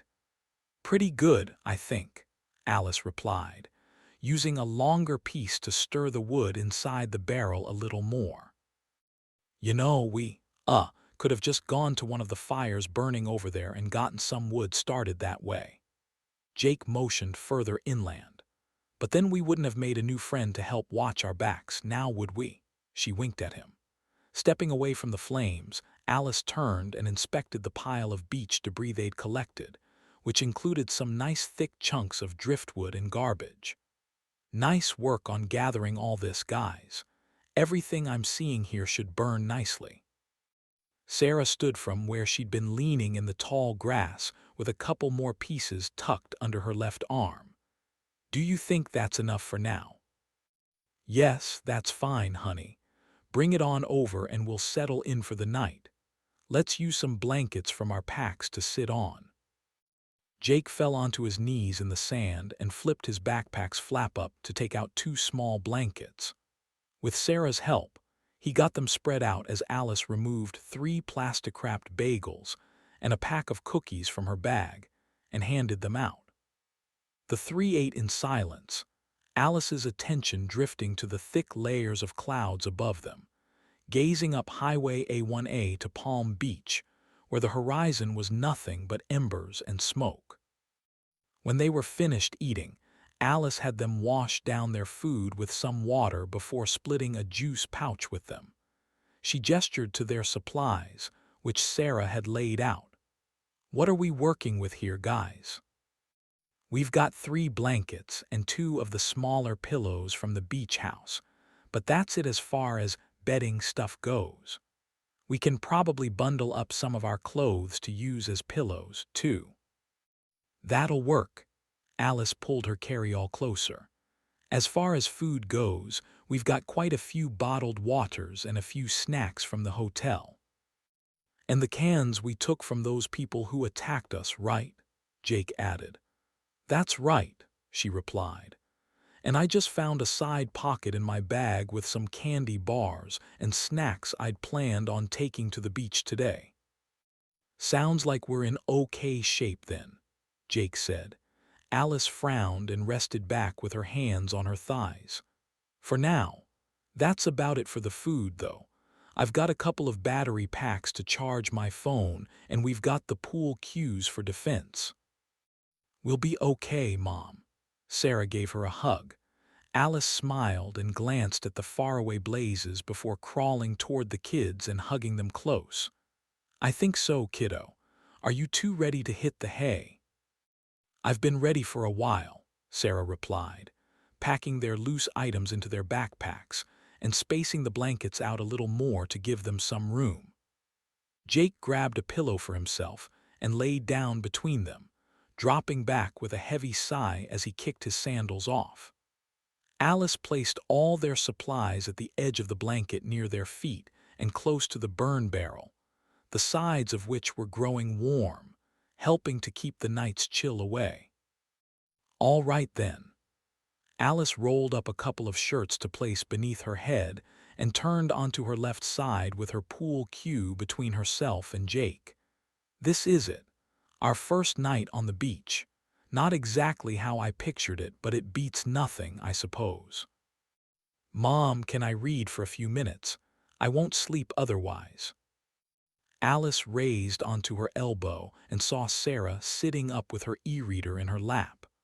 "Go ahead, honey. But just for a minute. I want you to be fully rested when we have to get up and start walking again. I will. I promise I'll be asleep in 10 minutes. Okay. Getting settled again, Alice stretched one arm above her head and draped it over Jake, while curling her knees together as the soft sand shifted beneath the blanket.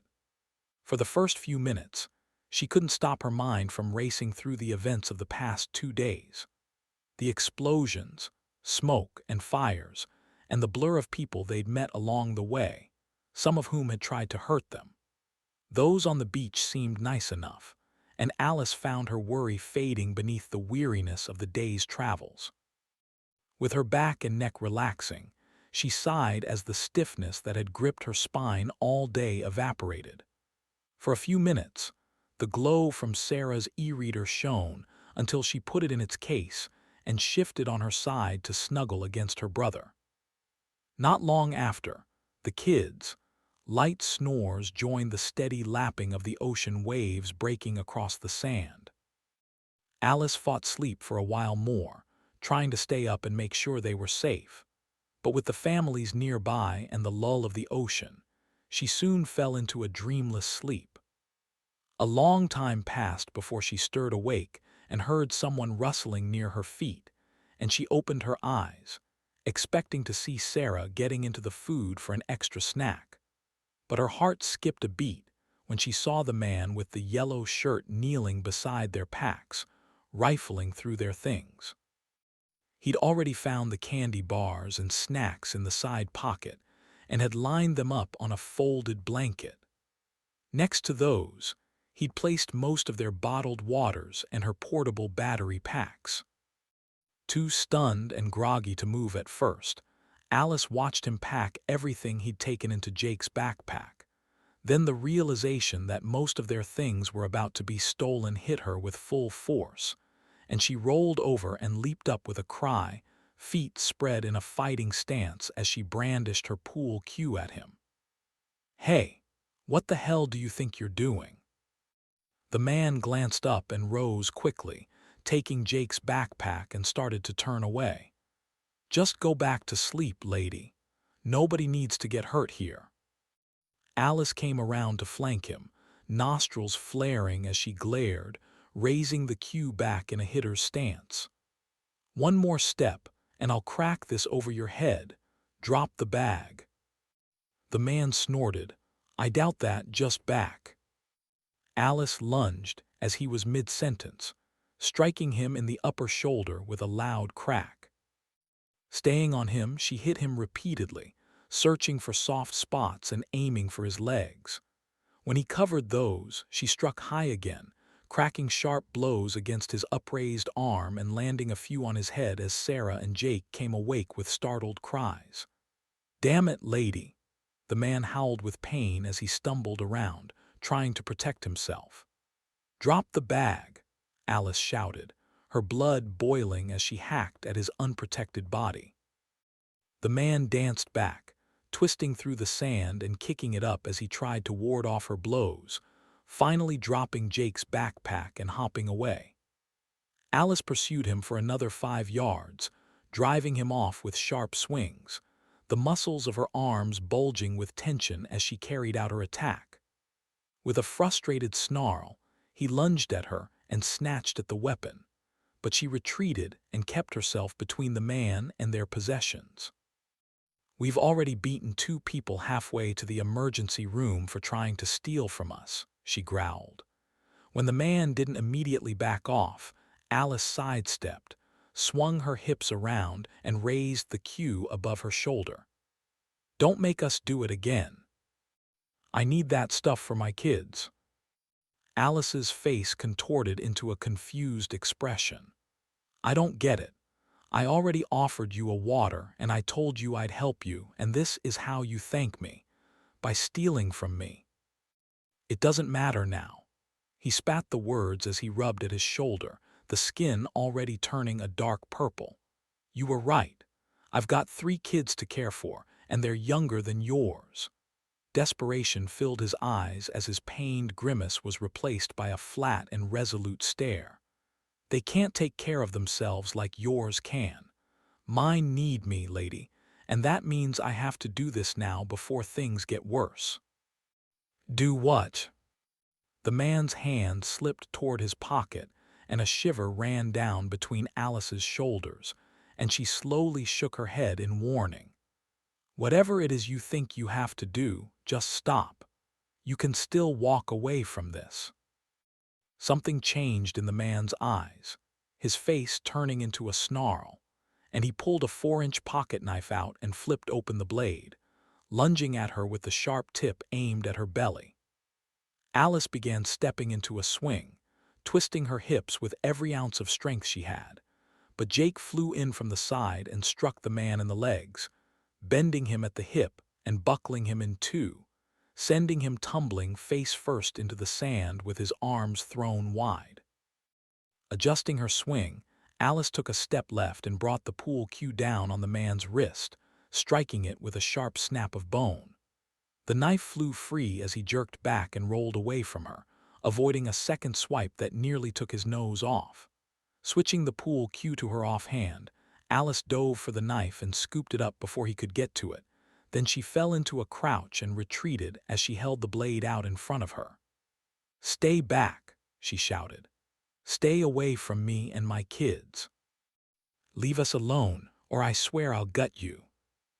The man started to get up and charge her again, but she lunged at him, driving him back to the sand as several people from other campfires began walking up, fathers and mothers keeping their own children behind them as they stared curiously at the altercation. One man stepped forward as if he was going to get involved when the attacker's kids came running up bawling. "Daddy!" The oldest one screamed as she rushed forward, her voice echoing up the beach with her face twisted in panic. "Please don't hurt my daddy." Throwing her arms around the man's neck, she fell against him as the other two stood close by, crying in confusion, looking on at their injured father. With a grumble, the man got up, holding his wrist that had an unnatural bend in it, and stayed between Alice and his children. "Stay behind me, kids," he told them. "What happened, Daddy?" the girl whined again, staring at Alice. "Sorry, little girl," Alice said in a pleading voice, rubbing the knife against her pant leg to clean off the sand. "I wasn't going to hurt him, but your daddy attacked us." "I had to," the man griped, backing his children toward their campfire with a scowl.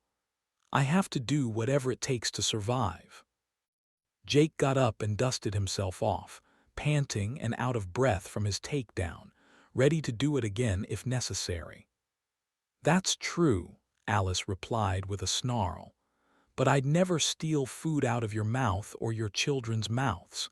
You should be ashamed of yourself, especially after we offered to help you."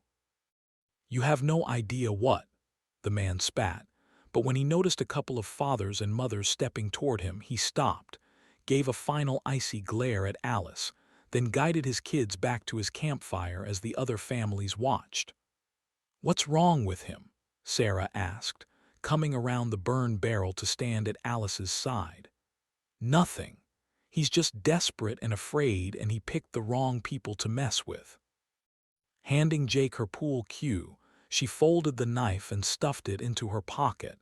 Then she picked up the dropped backpack and carried it back to the blankets as the rest of the families returned to their own spots on the beach. Turning to Jake, she gave him a brief hug and a kiss on the head. "Thanks again, Jake." "No problem, Mom." The boy's eyes were glassy as his jaw worked back and forth. "There was no way I was going to let that guy hurt you. He was going to stab you. And you saved me." Letting him go, she turned and gazed out at the ocean, taking a deep breath as she watched the man get his kids settled in their own camp. "Are we still going to stay here now?" Sarah asked, coming to stand next to her. "Yes, we'll stay here for the night." "After all that?" "Pretty sure I broke his wrist, and he's not going to try anything again. Plus, we can't guarantee there won't be similar problems if we go down the beach. No, we really need the rest, and we have as much of a right to be here as they do. I'll stay up and keep watch for a while." Despite their uneasiness, Jake and Sarah went back to their blankets and settled in with Alice curled up next to them. She held the pool cue in one hand and the knife in her other, and while the kids soon quit their restless tossing and turning and fell into a sleep of comfort and light snores, Alice kept both eyes open, staring past their burned barrel and the other campfires to gaze out across the deep, dark ocean. While Alice had tried to stay awake all night, the lonely sounds of the sea finally won out and pulled her into a dreamless sleep. She woke up a couple of hours before dawn to the sounds of seagulls screeching and diving for scraps along the shore. Jake was already up, sitting with his pool cue at the ready, keeping an eye on the man and his kids who were still sleeping. Alice patted his leg before she roused Sarah. "Okay, kids, it's time to go." Sarah sat up and rubbed her eyes grumpily. "It's not even morning yet, Mom. Do we have to go already?" "While I'd love to sleep a couple more hours, I think it's best we got up and hit the road before anyone else. Go on, get your things together." Sarah tucked her e-reader and other items into her backpack, while Alice made sure they'd picked up all their wrappers and empty water bottles. She and Jake dusted off their blankets, folded them, and placed them neatly into Sarah's backpack. Hoisting their backpacks onto their shoulders, the kids started walking along the beach, but Alice caught their attention and tilted her head for them to follow her. Working her way through the dwindling campfires, Alice watched the families dozing in the light of the glowing embers, still sleeping in spite of the devastation, thanks to the crackling fires and sweeping rhythm of the ocean waves. When she reached the man in the yellow shirt and his kids where they were curled up on a meager blanket, Alice stopped and sighed softly at the sight. She took 4 water bottles from her carry-all and placed them in the sand next to the man before gesturing at Jake and Sarah to quietly follow her. Once they'd gotten a respectable distance away, Sarah kept pace at her mother's side. "What did you do that for, Mom? That guy tried to rob us and stab you. You didn't have to give him anything." "I know, honey. Sometimes people do desperate things, but that doesn't mean they're bad people, at least not all the way to their core. I couldn't let those little ones suffer because of something their father did. As bad as what he did was, he was doing it for his children." "You'd do the same for us, wouldn't you?" Sarah replied, without hesitation. "How does that make us better than him then?" Jake asked. "Oh, now that's a tough one." Alice raised an eyebrow at him. "We'll always do our best to survive without harming other people. He could have asked us for help, or done any number of things other than trying to steal from and hurt people who he just met who tried to help him. We'll do our best to be far, far better than that."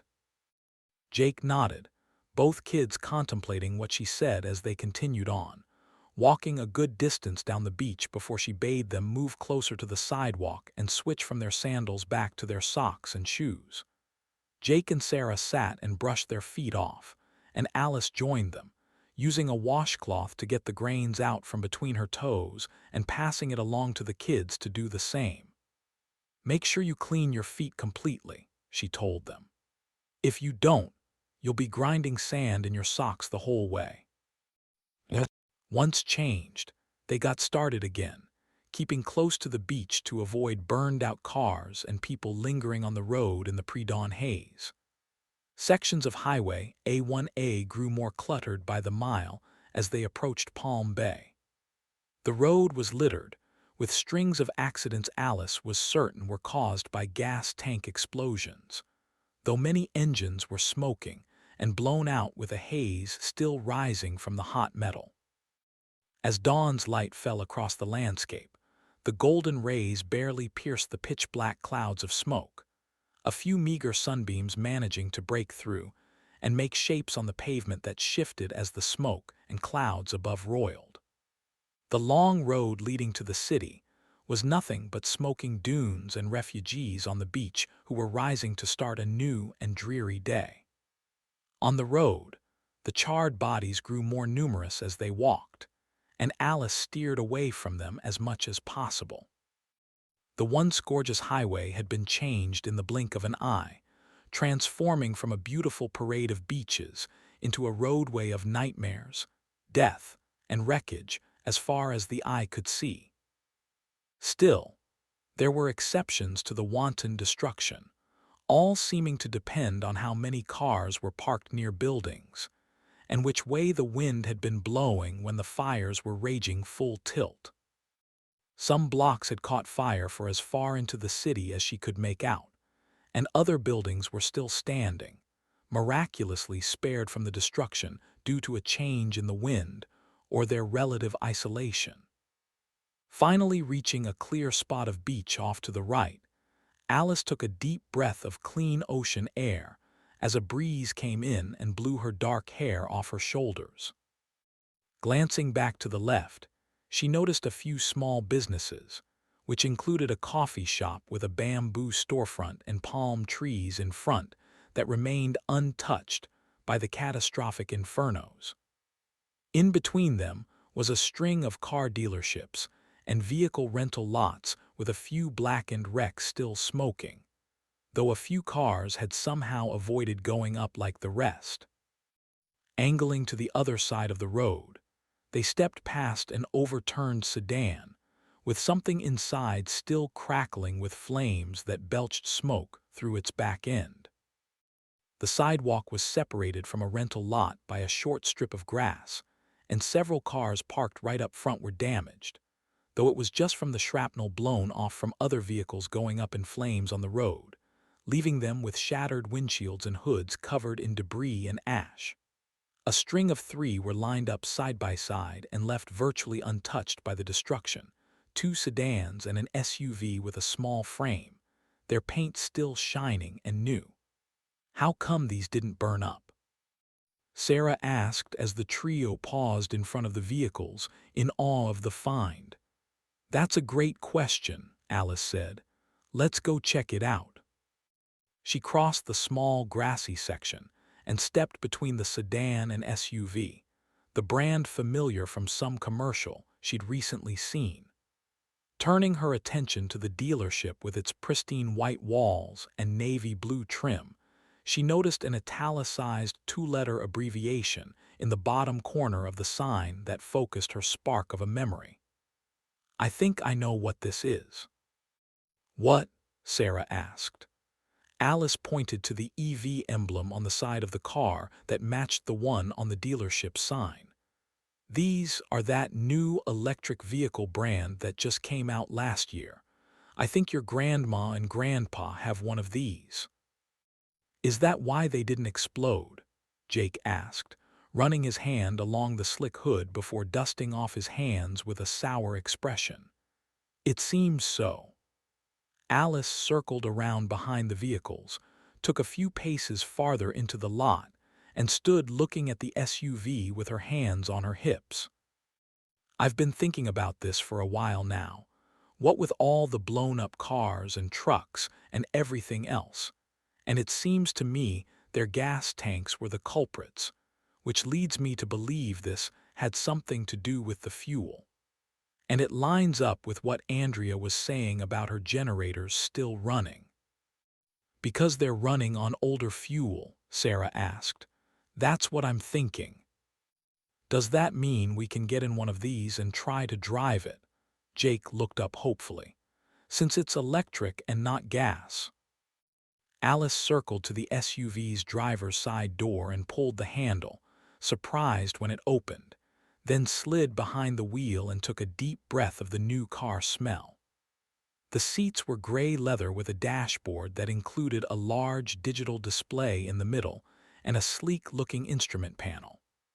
There was a single start button, but when Alice pushed it, the vehicle didn't start up. Too much to hope for, I guess, she mumbled as she got out, shut the door, and stared at the dealership, which had an office section with a couple of maintenance bays around the side.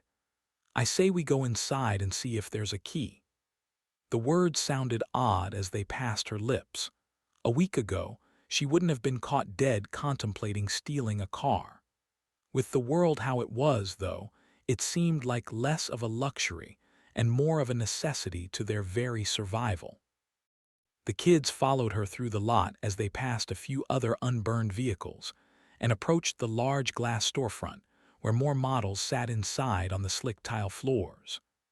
There were no people inside that Alice could see, and when she pulled the front door handle, it opened smoothly. They stepped into a cool, quiet lobby with several desk-style cubicles where salespeople would sit with customers to go over contracts and leasing agreements. There was a waiting area immediately in front of them with a round desk, 2 rows of plain chairs, and a snack section with vending machines, a sink, and a simple coffee maker.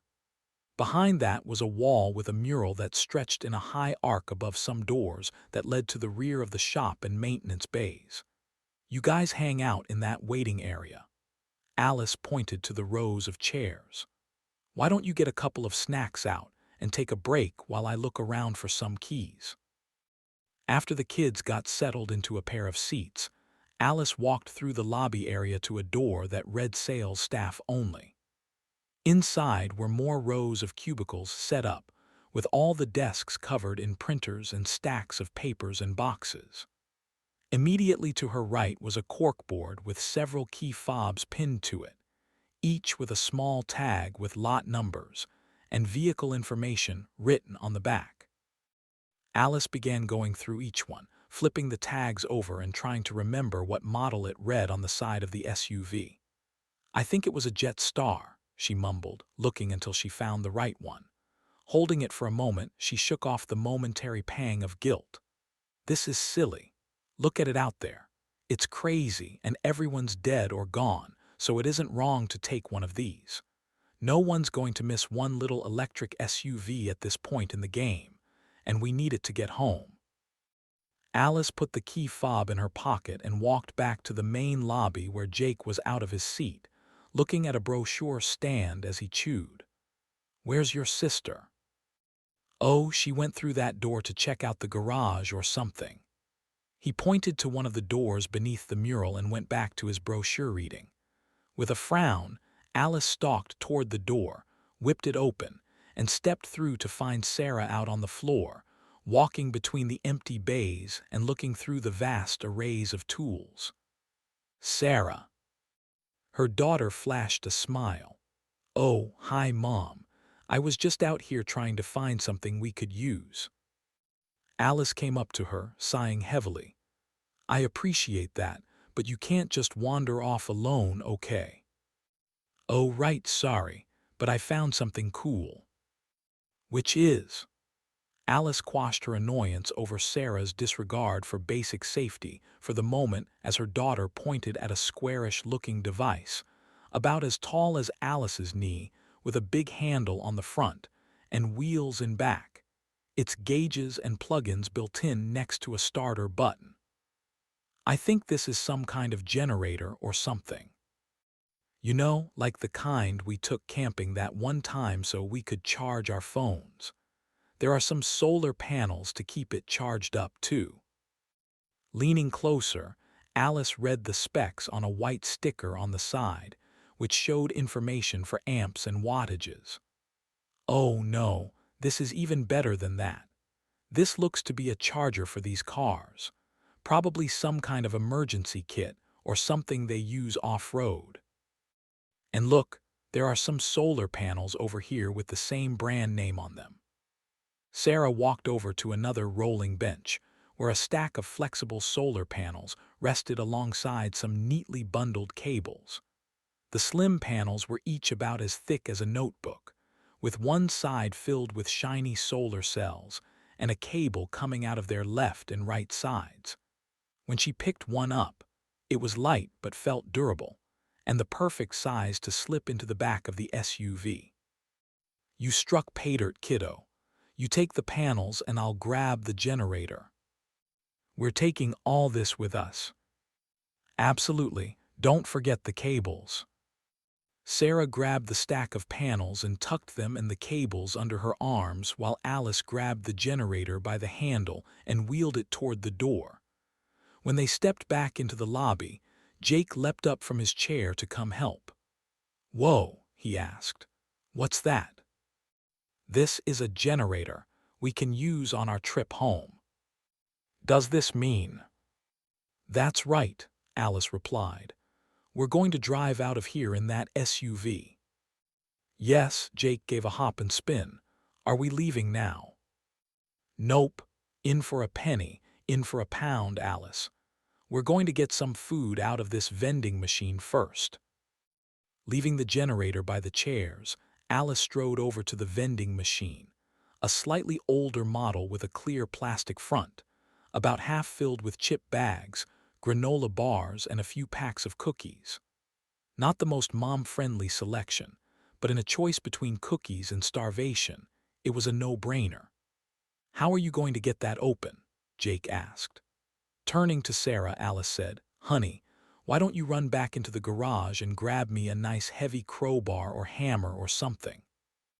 Biggest you can carry, preferably with a really nice sharp point on one end." "Sure, Mom." She ran out to the maintenance area. By the time Sarah came back grinning and holding a greasy crowbar, Alice had picked the best spot to hit. Taking the tool in a tight grip, she held it back and glanced aside. "Okay, kids, step back. I have no idea what this is going to do." They moved away and gave her some room, and Alice pressed the end of the crowbar to the plastic front before she pulled back and struck hard, sending a reverberation through the entire machine. When it didn't break, she wound up again and swung repeatedly, slamming metal against plastic and ripping sharp lines in the weakening spot until, on the sixth strike, it shattered into 3 pieces and fell inward with a clatter. "Nice work, Mom," Jake shouted. "Thanks," she replied, handing the crowbar to Sarah before she began carefully picking out the big plastic pieces, trying not to cut herself as she moved them aside and rested them against the wall. With the entire contents of the vending machine left open, she motioned for the kids. "Guys, bring over my carry-all and your packs." The kids brought them over, and Alice neatly packed everything she could pull out of the vending machine, taking a granola bar for herself to eat before they got on with the next phase of their plan. After a short break, they gathered up their bags, the generator and the solar panels, and headed outside. Leaving the fresh air of the lobby, the smoke seemed particularly potent, though it didn't appear to have gotten any thicker. Approaching the SUV, she gave the key fob button an experimental push and the taillights blinked, and the horn gave a beep in response. "It works," Sarah said, skipping to the rear hatch and popping it open. "So far, so good." Alice pulled the generator up, looking around for any signs that others were watching, but the closest people were distant shapes walking the beach or milling in the dunes nearly a quarter-mile away. Together, the 3 lifted the generator and placed it in the cargo area along with their packs and the solar panels. Slamming the hatch shut, she went to the driver's side as the kids circled to the passenger seats and got in, with Sarah in the front and Jake in the back. Sarah pushed her long brown hair behind her ears, watching her mother anxiously as she sat with her foot on the brake and one hand on the wheel. "Go ahead," Sarah laughed. "What do we have to lose?" "You've got a point there, kiddo." She pushed the start button and the vehicle pulsed to life, the dashboard lights coming on in vivid colors. "It's so quiet," Sarah said, gazing at her feet. Jake leaned between the seats. "The dashboard looks like a spaceship." "I guess it does." Alice laughed as she put the vehicle into reverse, backing it out of the parking space and switching directions, driving ahead to the exit, the vehicle responding with more force and immediacy than she was used to from a vehicle. With a grin at Sarah and Jake in the rearview mirror, she pulled onto Highway A1A and began driving north toward Palm Beach. weaving between debris on the roadway with the sun peeking through a clear spot in the cloud-filled sky. Chapter 13. James Burton. Denver, Colorado.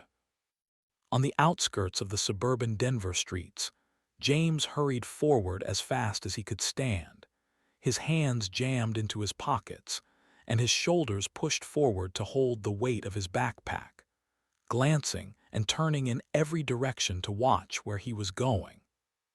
There was never a more enticing beacon than the train's lonely whistle that guided him through the fiery night. Houses were lit in orange glows that cast eerie shadows into side yards and forested areas that were spread between the neighborhoods, the light making long shapes of mailboxes and light poles, casting their eerie shadows across the pavement and scorched grass. There were few survivors, a handful here and there that had gathered together in front of burning homes, quietly mourning the loss of property and life. Occasional droning messages from the emergency broadcast system echoed out once in a while, piped in from old radios people had pulled from their basements, the signals mixed and filled with static.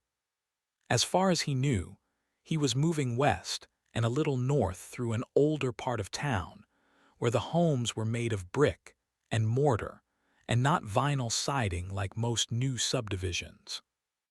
The brick exteriors had helped protect some of the homes from the raging fires out in the streets, but their roofs were still susceptible to embers that were starting to rain down with more intensity as the firestorm on the other side of the city approached in an unstoppable wall of flame.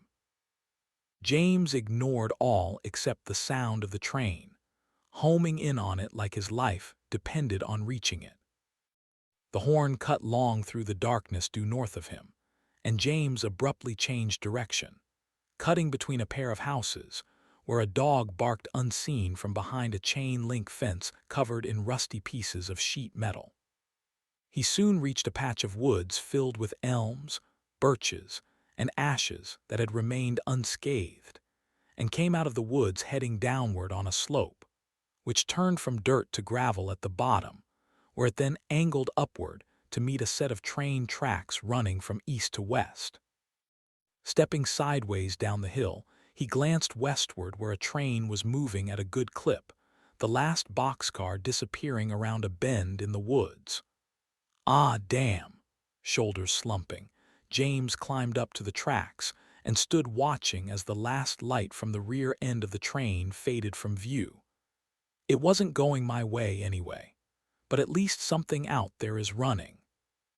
Turning east, he walked the tracks, listening to near silence and hopping from one sleeper slat to the next as orange light continued to flicker through the treetops. To keep his mind off the distant wails and gunshots that snapped off like crackling wood, he counted slats by the hundreds deep into the night, until the cold light of dawn illuminated the torrid sky in a pale underglow. After passing dozens of wilting neighborhoods and counting thousands of slats, an overwhelming exhaustion overcame him, and he stopped between the twin rails to catch his breath. With a heavy sigh, he climbed off the tracks and squatted at the bottom of the bank, dropping his pack and resting back with his head on the gravel. He breathed into the moist shirt around his face as the faint chirping of birds reached his ears and lulled him into a light sleep, and it was only when the tracks began to rumble and a train's shrill whistle split the morning light that he started from his sleep and sat bolt upright.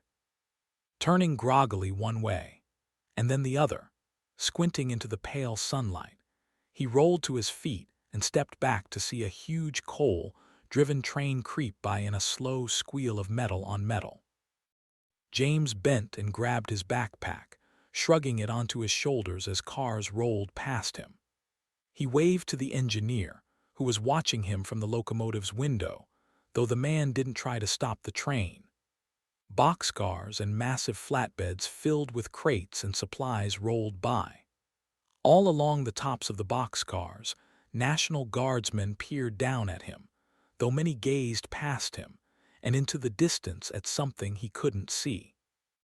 They sat on the edges of the cars, with their rifles resting in their laps and their slack-jawed faces emotionless and blank. James started climbing the rocky bank with his ankles twisting and knees buckling as he looked for a spot to jump on. Reaching the flat area next to the rails, he tried to snag a handhold but missed, tripping forward as his shoulders bowed beneath the weight of his pack, head leaning in close to the squealing steel wheels as they slowly rolled by. With tremendous effort, slipping and sliding, he hauled himself upright and broke into a jog along the railway ballast, turning to look over his right shoulder as the next car approached. "Hey!"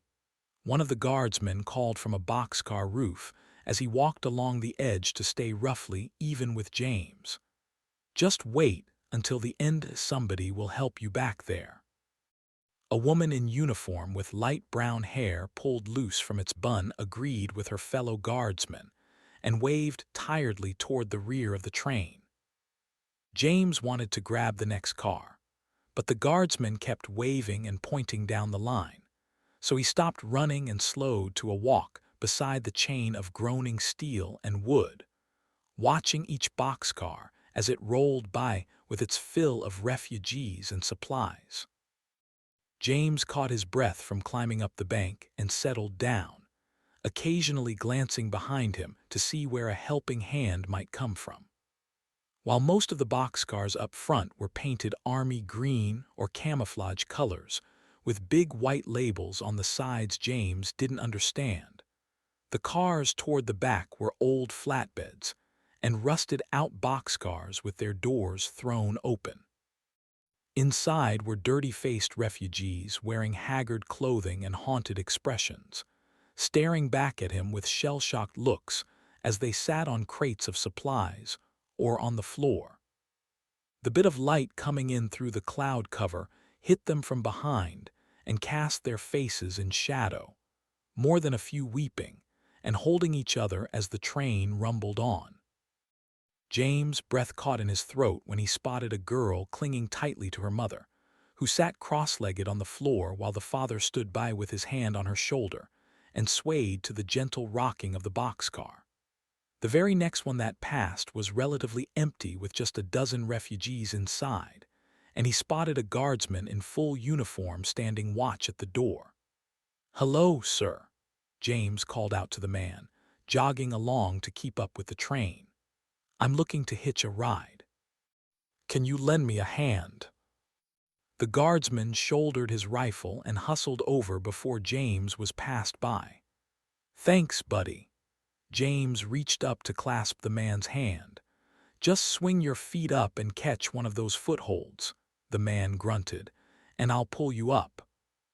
Feeling his body already swinging in that direction, James kicked off and threw his foot up, catching his instep on the edge as the man stood and dragged him up so that he rolled onto his stomach on the dirty floor. James spat dust as he pushed himself up and brushed off his front with a nod. "Thanks a bunch. Really glad to see some friendly faces." "No problem," the guardsman nodded at him. "You can have a seat anywhere in the train car, but don't bother anybody." "Don't worry," he replied. "The last thing I want to do is bother anyone. Hey, if you don't mind me asking, what's your mission here?" He shrugged. "All I know is that I'm guarding this train and helping anyone who looks like they're worth saving." With that, he took his rifle off his shoulder and returned to his former position guarding the door. James nodded and rolled his own shoulder to work out a kink he'd gotten from swinging onto the boxcar deck as he slowly looked around. Finding a spot off to the side to get out of the way, he exchanged nods and friendly glances with those few people on board. Up in the front of the boxcar, a large man guarded a family of 5, the mother doting over her children and changing their youngest girl's shirt, which was covered in blood and dirt. James spotted a white bandage on her upper arm before the mom pulled a fresh new shirt over her head. When the little girl gazed his way with a lollipop stuck in her mouth and tears glistening on her cheeks, James flashed her a goofy smile, hoping to make her laugh. But a dark glare from the father made him turn the other direction with a wince and an inward groan.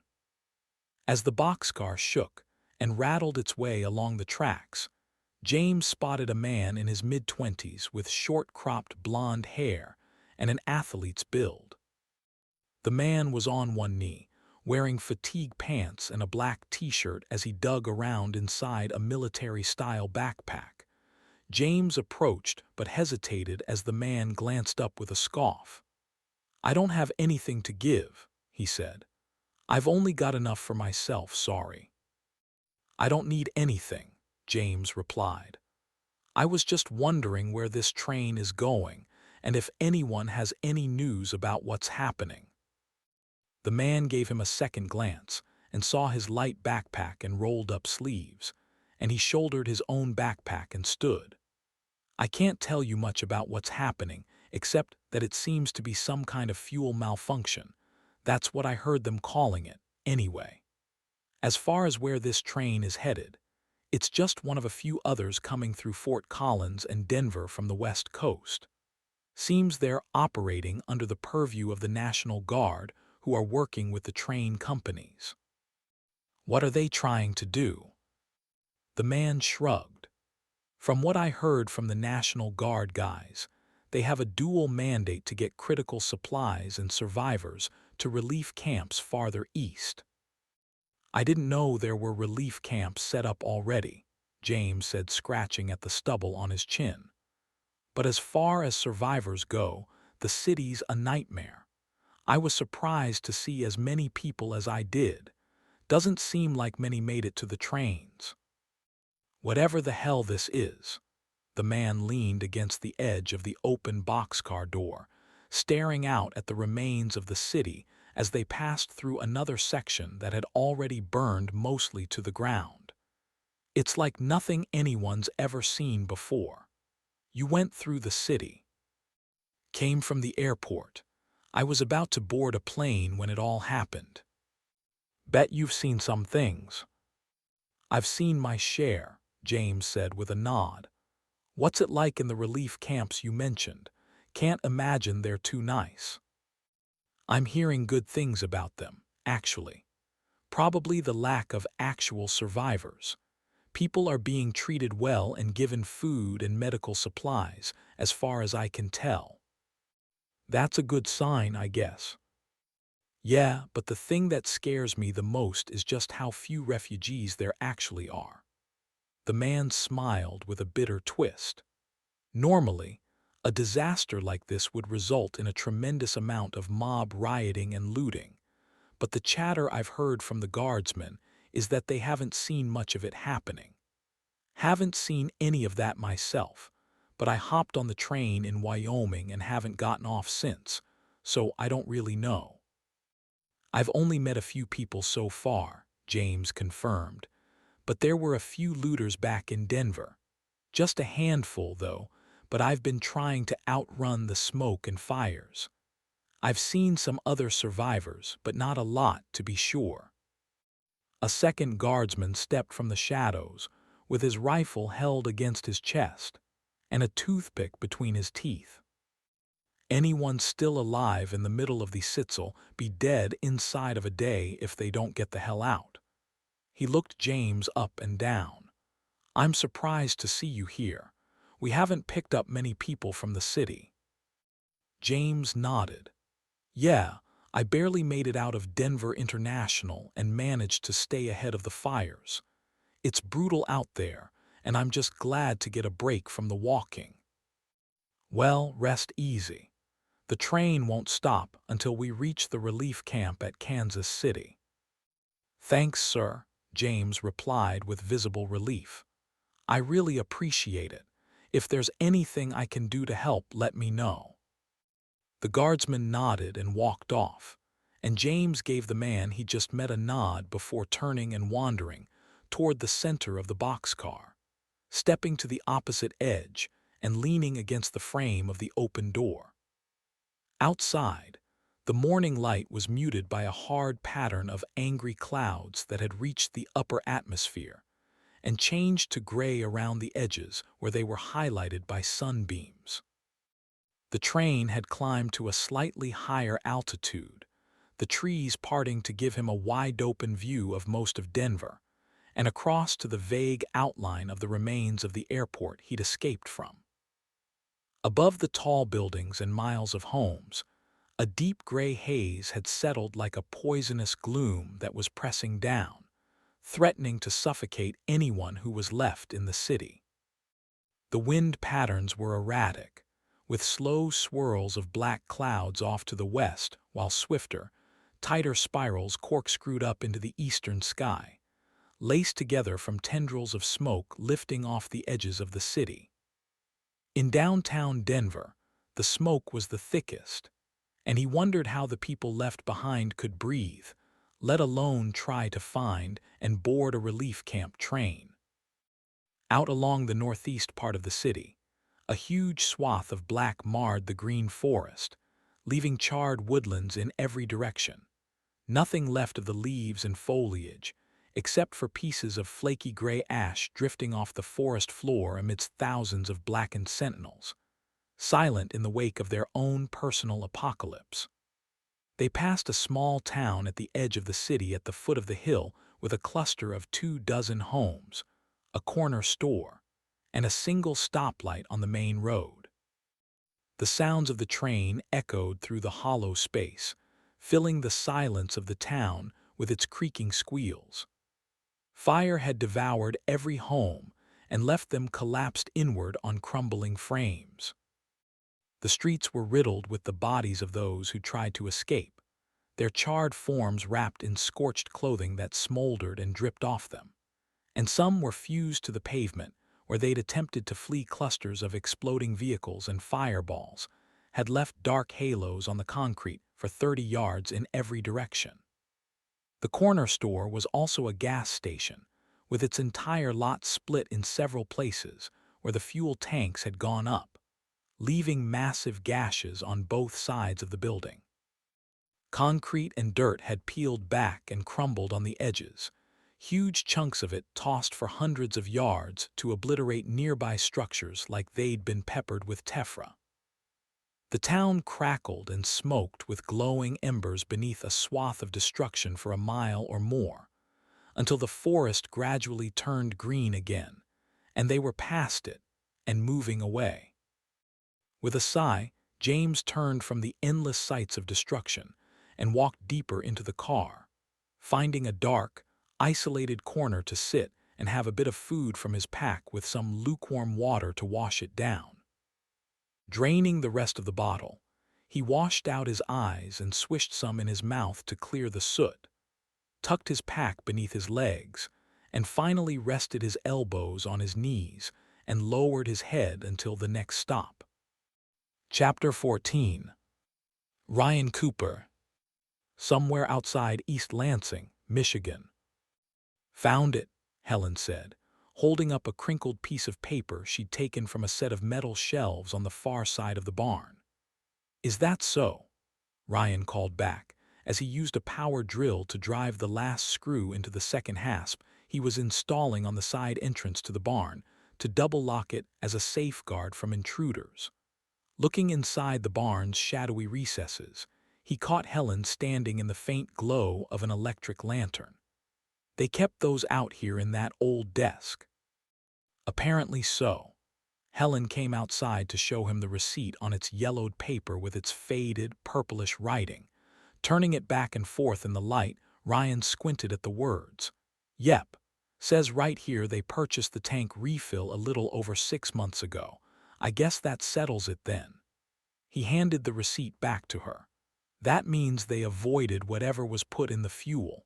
That's a really nice find, honey. Helen grinned. Why, thank you, dear. Taking the paper to the desk, she returned it to its spot in the metal drawer on the shelf and shut it with a soft clang. I figured they must have put the receipts out here since I didn't find them in James' office. Ryan tested the hasp and saw it was secured well, and he went inside and crossed to the big rolling door in the wall near the desk Helen had been looking through. He'd already attached one extra lock on each side, and he gave them a tug to see that the padlocks were secure.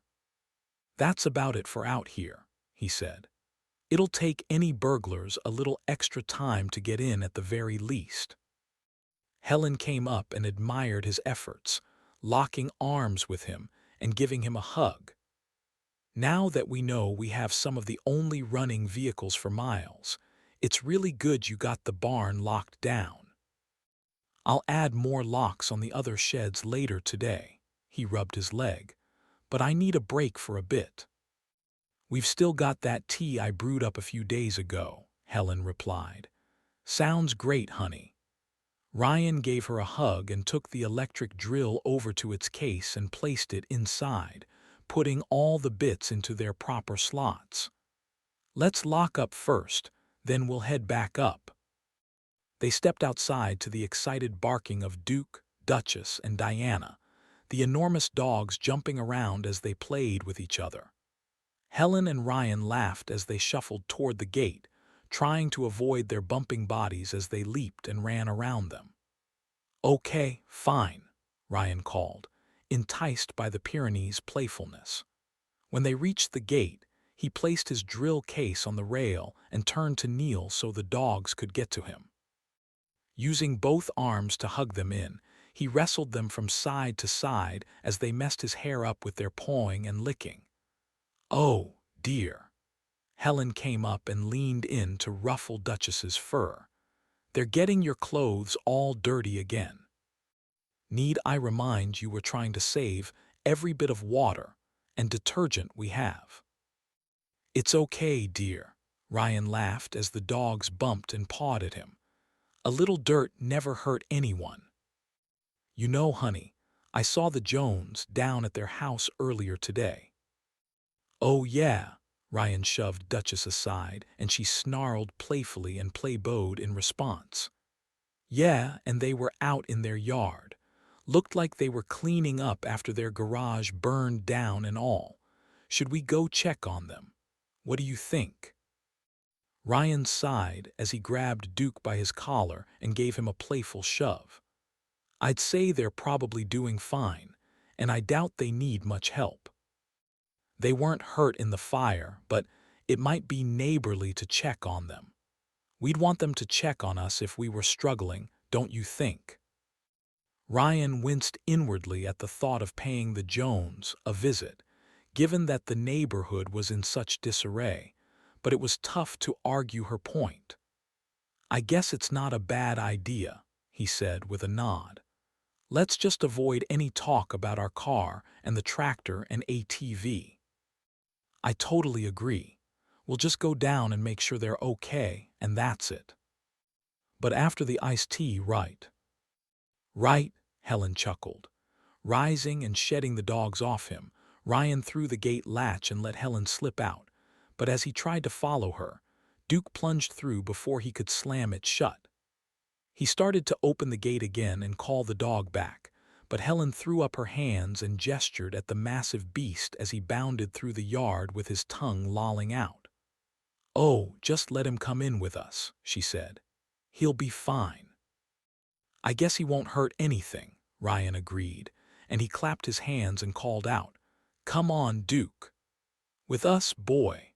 Curling his lips over his teeth, he gave a low whistle, and the dog responded by turning on a dime and bounding back in their direction.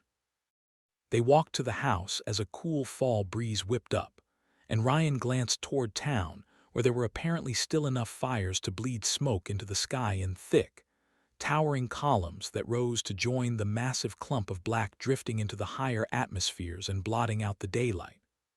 Once inside, Ryan put the tools away while Helen fixed them both drinks, and they sat down for 15 or so minutes, watching Duke sniff around on the front porch. "You okay to go?" Helen asked. "Yeah." Ryan rubbed at his leg again. "I should be fine. Let's not stay too long, though." Exiting through the front door, they strolled along the concrete path to the gravel driveway. Flocks of birds were silhouetted against the darkening sky, and the flowering trees and walnuts out front swayed to the restless winds coming out of the west. Moving briskly, they passed the gardens on their right with the remnants of the recently harvested rows of lettuce, tomatoes, and peppers that Alice had taken care of before leaving. The beautiful lane of red maples stretched out before them with their branches rustling together to send wide red, yellow, and orange leaves floating to the ground at their feet. Out on the lake, the ducks and geese swam around nervously in the middle of the water, quacking and flapping their wings in agitation, acting as though they knew something was wrong with the world at large. Duke occasionally stopped to watch them, barking and running around the shore until Ryan called him to heel. Finally reaching the end of the lane and stepping up to the gate, he undid the padlock and latch and opened it just wide enough for them to slip through. After closing it back, he and Helen strolled down the driveway a short way before coming to the Jones place. "Oh, my." Helen pointed into their backyard, which boasted a spattering of pear trees they'd planted in the last year, where another one of the Jones sheds had gone up in flames, along with several of the other neighbors' barns off in the distance. "Looks like they might have had some equipment out there." "I can see where they had a small tractor inside," Ryan said, pointing. "There's the outline of the wheels right where the shed collapsed on it. I didn't even notice it yesterday." "Poor people. I hope no one got hurt after we left." She nodded at two solar panels out in the middle of their wide backyard. "At least they have some power. I'm glad we're not alone on that front." He angled them up through the yard and around the smoldering wreckage from before, though the smoke and heat weren't nearly as bad. As they were about to reach the porch, Ryan cocked his head to listen as a faint humming came from somewhere around the house, either from their basement or around back. "What is it?" "Sounds like they've got a well pump going. Means they've got water too. So we're not alone in that either." Reaching the walkway, Ryan cut to the porch and led Helen up the steps before knocking on the front door with 3 sharp raps. "Hello," he called out, retreating a couple of paces while keeping Duke behind him. "Mike and Anita, are you folks in there? It's Ryan and Helen Cooper." A moment later, Anita cracked open the door before recognizing Ryan and Helen and opening it wide, giving them both a smile. "Hey, good to see you again. Is everything okay up at your place?" "Oh, sure." Ryan gave a faint wave. "We just thought we'd come down and check in on you guys and see how you're doing." "That's so nice of you." Anita stepped out onto the porch. "We were just happy to see that your house is still in good shape." Anita chuckled nervously. "Yes, I couldn't agree more. Thanks to your help, we kept it from going any farther, but the garage and cars are all gone." Ryan crossed his arms and grunted. "Saw your shed out back had caught fire too. You had a tractor in there, right?" "It was a riding lawnmower. We were keeping our tractor at the neighbor's place down the road, and it's gone too." "Oh my," Helen replied, putting her hand over her mouth. "Where's Mike now?" "Oh, he's trying to get some old batteries set up to store power from the solar panels. You know, something to give us light at night when we need it. And of course, with winter coming up, we're trying to get the furnace rigged up too." "Your solar panels?" Ryan asked. "They're not working." Anita sighed dejectedly. "Unfortunately not.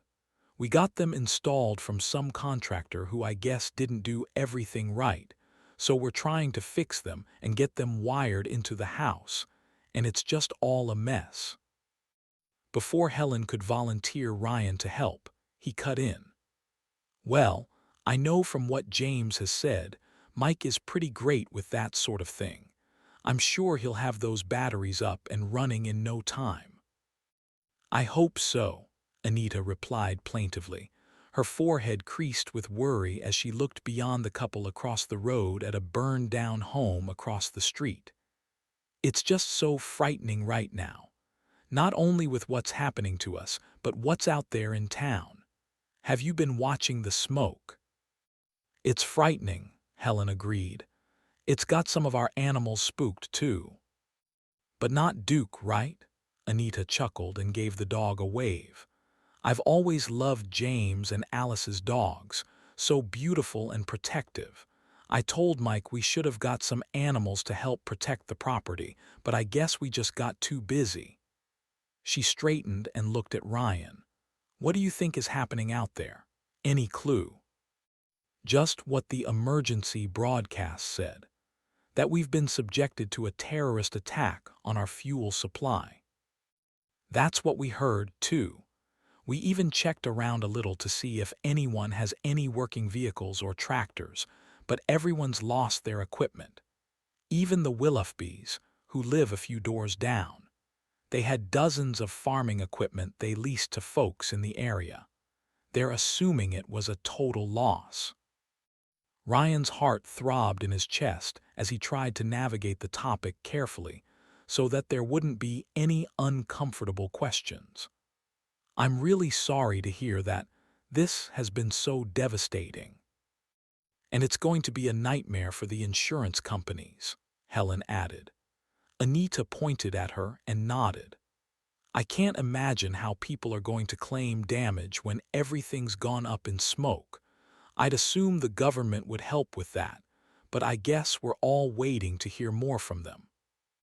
That we are, Ryan agreed, glancing at Helen as he leaned down to pat Duke. If they can just get power back on, that would be a blessing. Helen gave a sympathetic nod.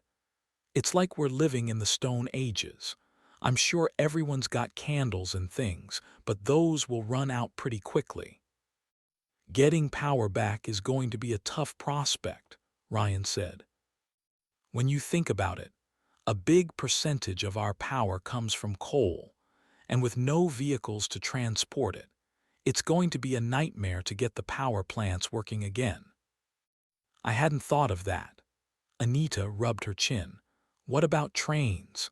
Don't they usually transport big loads of coal that way? Either that or by barge, but any coal barges probably run on regular diesel fuel, although some might be coal-driven. He shrugged.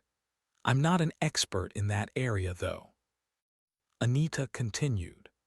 It just feels so strange being stuck here in our house with no way to go anywhere and no idea of what's going on in the bigger cities.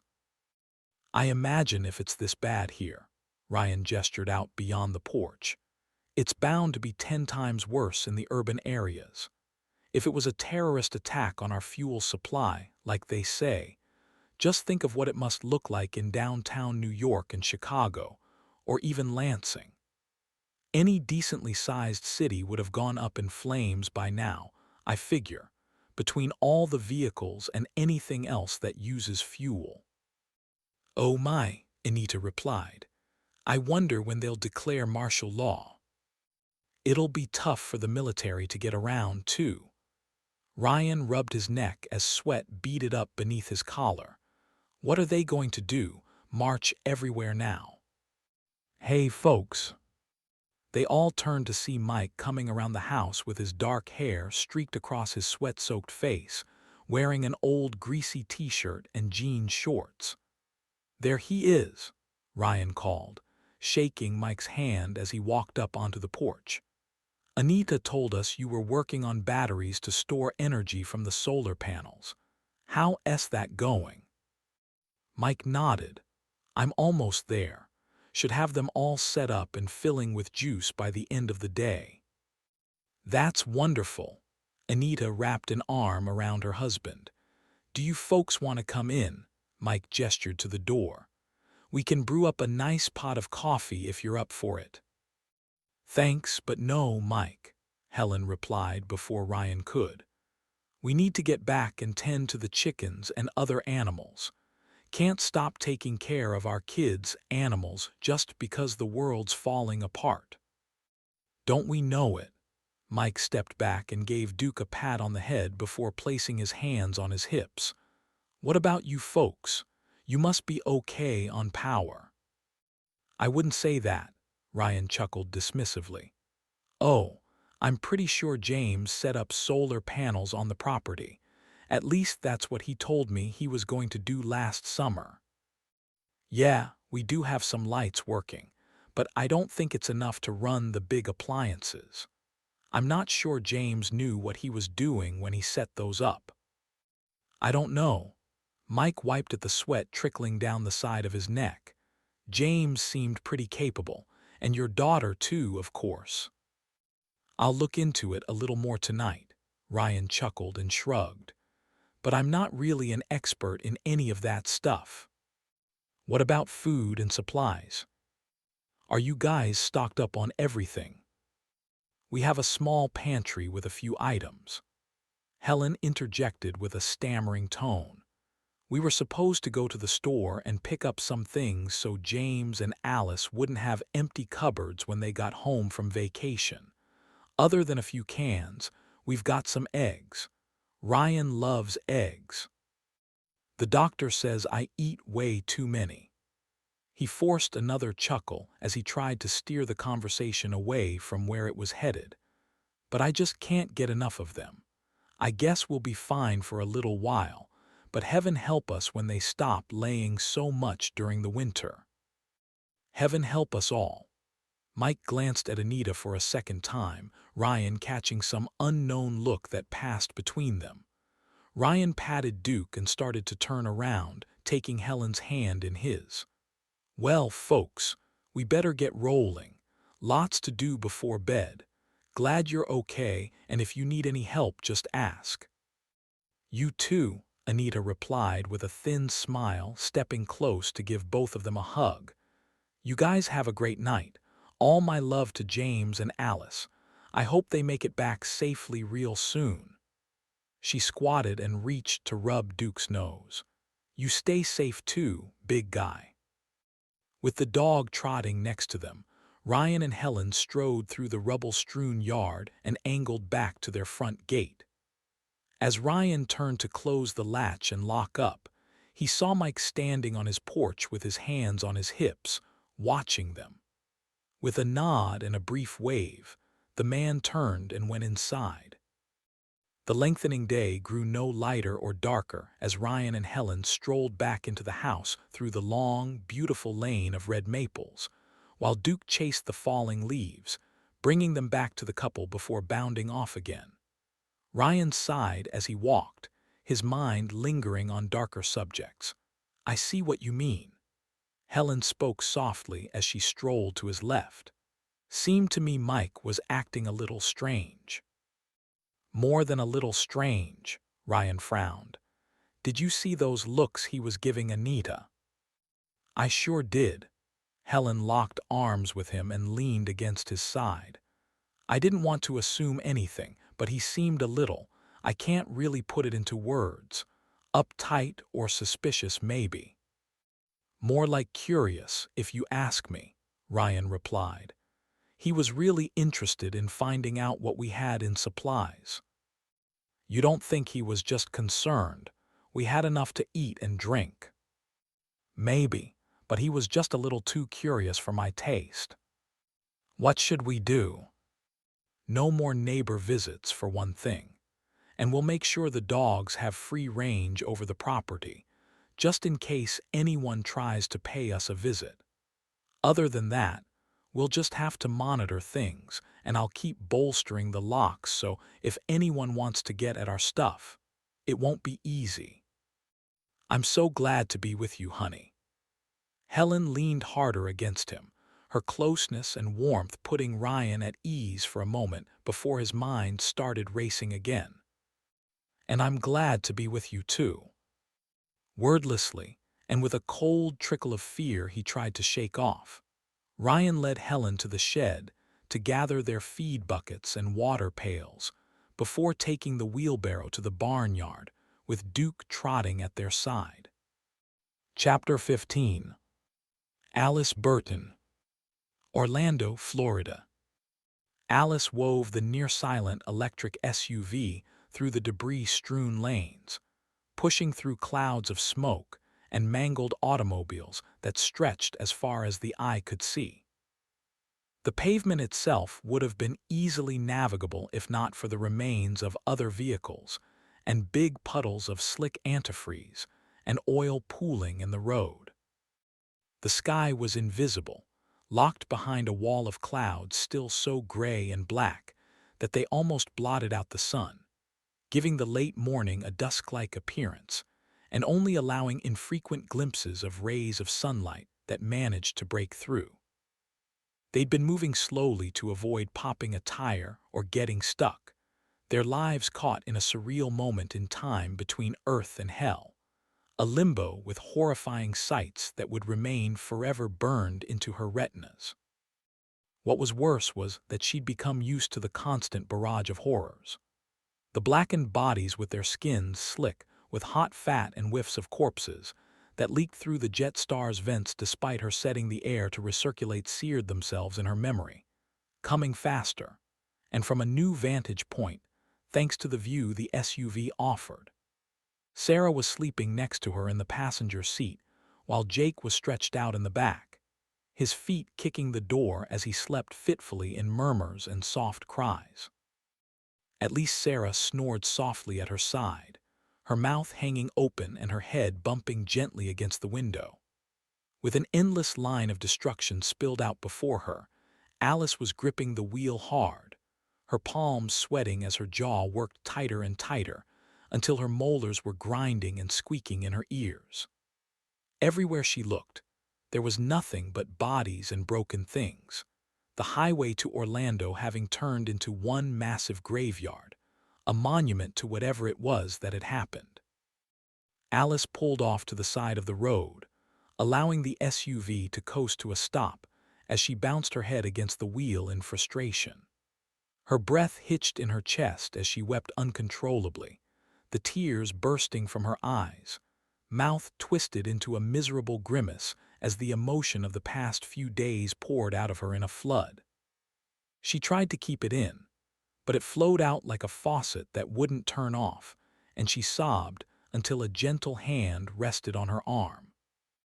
When she looked over, Sarah was staring at her with sorrowful brown eyes and a fearful expression mixed with worry. "What's wrong, Mom?" "Just all this." Alice gestured to the windshield and slapped her palm on the wheel. Then she turned and looked behind her, pointing to the long line of scattered bodies and the broken-up rubble littering the road, the blackened skies and the still-burning buildings in the distance. "It's the end of everything." Sarah's expression turned dark as she lowered her chin. "Mom, you're scaring me." Jake woke up, rubbing his eyes as he leaned between the seats, instinctively holding Alice's arm. "Mom, is everything okay? Are we in trouble?" "No trouble." Alice sniffed and sobbed again, turning in her seat and reaching for her children. Arms wrapped around them, she pulled them close, with Jake leaning between the seats, and hugged them tight, kissing each on their cheeks and breathing them in deeply. Just the scent of their skin grounded her in an anchor of family and love once again, and the horrible images faded into the background. The life they'd had before the world had gone to hell loomed large in her mind, and she gave them both one final squeeze before letting go and falling back into her seat. "Sorry, kiddos," she sniffed and wiped at her eyes. "It just all feels so surreal," she chuckled. "It's funny. I always thought the end of the world, if that's what this is, would be filled with roving gangs of bandits or something, and not just a few desperate people trying to scrape by on a beach." Alice took a deep breath to settle her nerves, smiling at the kids before she placed her hands firmly on the wheel and stared at the road ahead. "Are you just going to drive straight home from here?" Sarah asked. "That's a really good question," Alice replied. "I think we need to start thinking about the bigger picture here.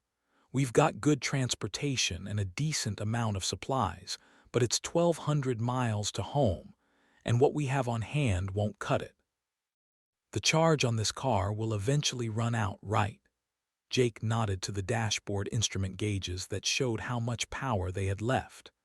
We should be able to recharge it off that generator and those solar panels back there, but I bet it's going to be painfully slow. Plus, what happens if someone takes the car or it gets damaged? My priorities right now would be food, water, and making sure we can defend ourselves if we have to. Yeah, I guess these pool cues won't last forever, huh? We'll keep breaking them on people when they try to take stuff from us, Sarah added. With a laugh, Alice pressed the accelerator and guided them from their spot on the side of the road and onto the crowded highway. So far, they'd been following signs for Orlando while picking the easiest path through. Alice was somewhat blind without her phone's GPS and mapping information, but A1A was a straight shot to get to the city where they could find what they needed to point themselves home. I think Orlando will be our first stop. We'll hit the outskirts and look for some stores with supplies. From there, we'll play it by ear. How does that sound? Sounds pretty good, Mom, Jake replied. They hit a piece of plastic in the road, rocking the SUV and drawing a wince from Alice. The roads are hard enough to drive as it is, but if we get a flat or run into any trouble, we need to be prepared. Is there anything we can do until then? Sarah asked. Just keep your eyes open, and let me know if you spot any stores that are still standing, okay? Sarah nodded and turned to her window, scanning the businesses just off the exits they were passing, gazing beyond the horrible wrecks for something that looked like hope. In the back seat, Jake did the same, sitting on the left-hand side of the SUV and peering into the deepening haze. With her two scouts on point, Alice squinted at the rubble, trying not to hit any sharp pieces of metal that could flatten a tire and stop them in their tracks. Beneath the smoke still drifting from the smoldering wrecks, though, Alice couldn't always see what she was bumping into. And from the number of dead lying in the road, that was probably a good thing.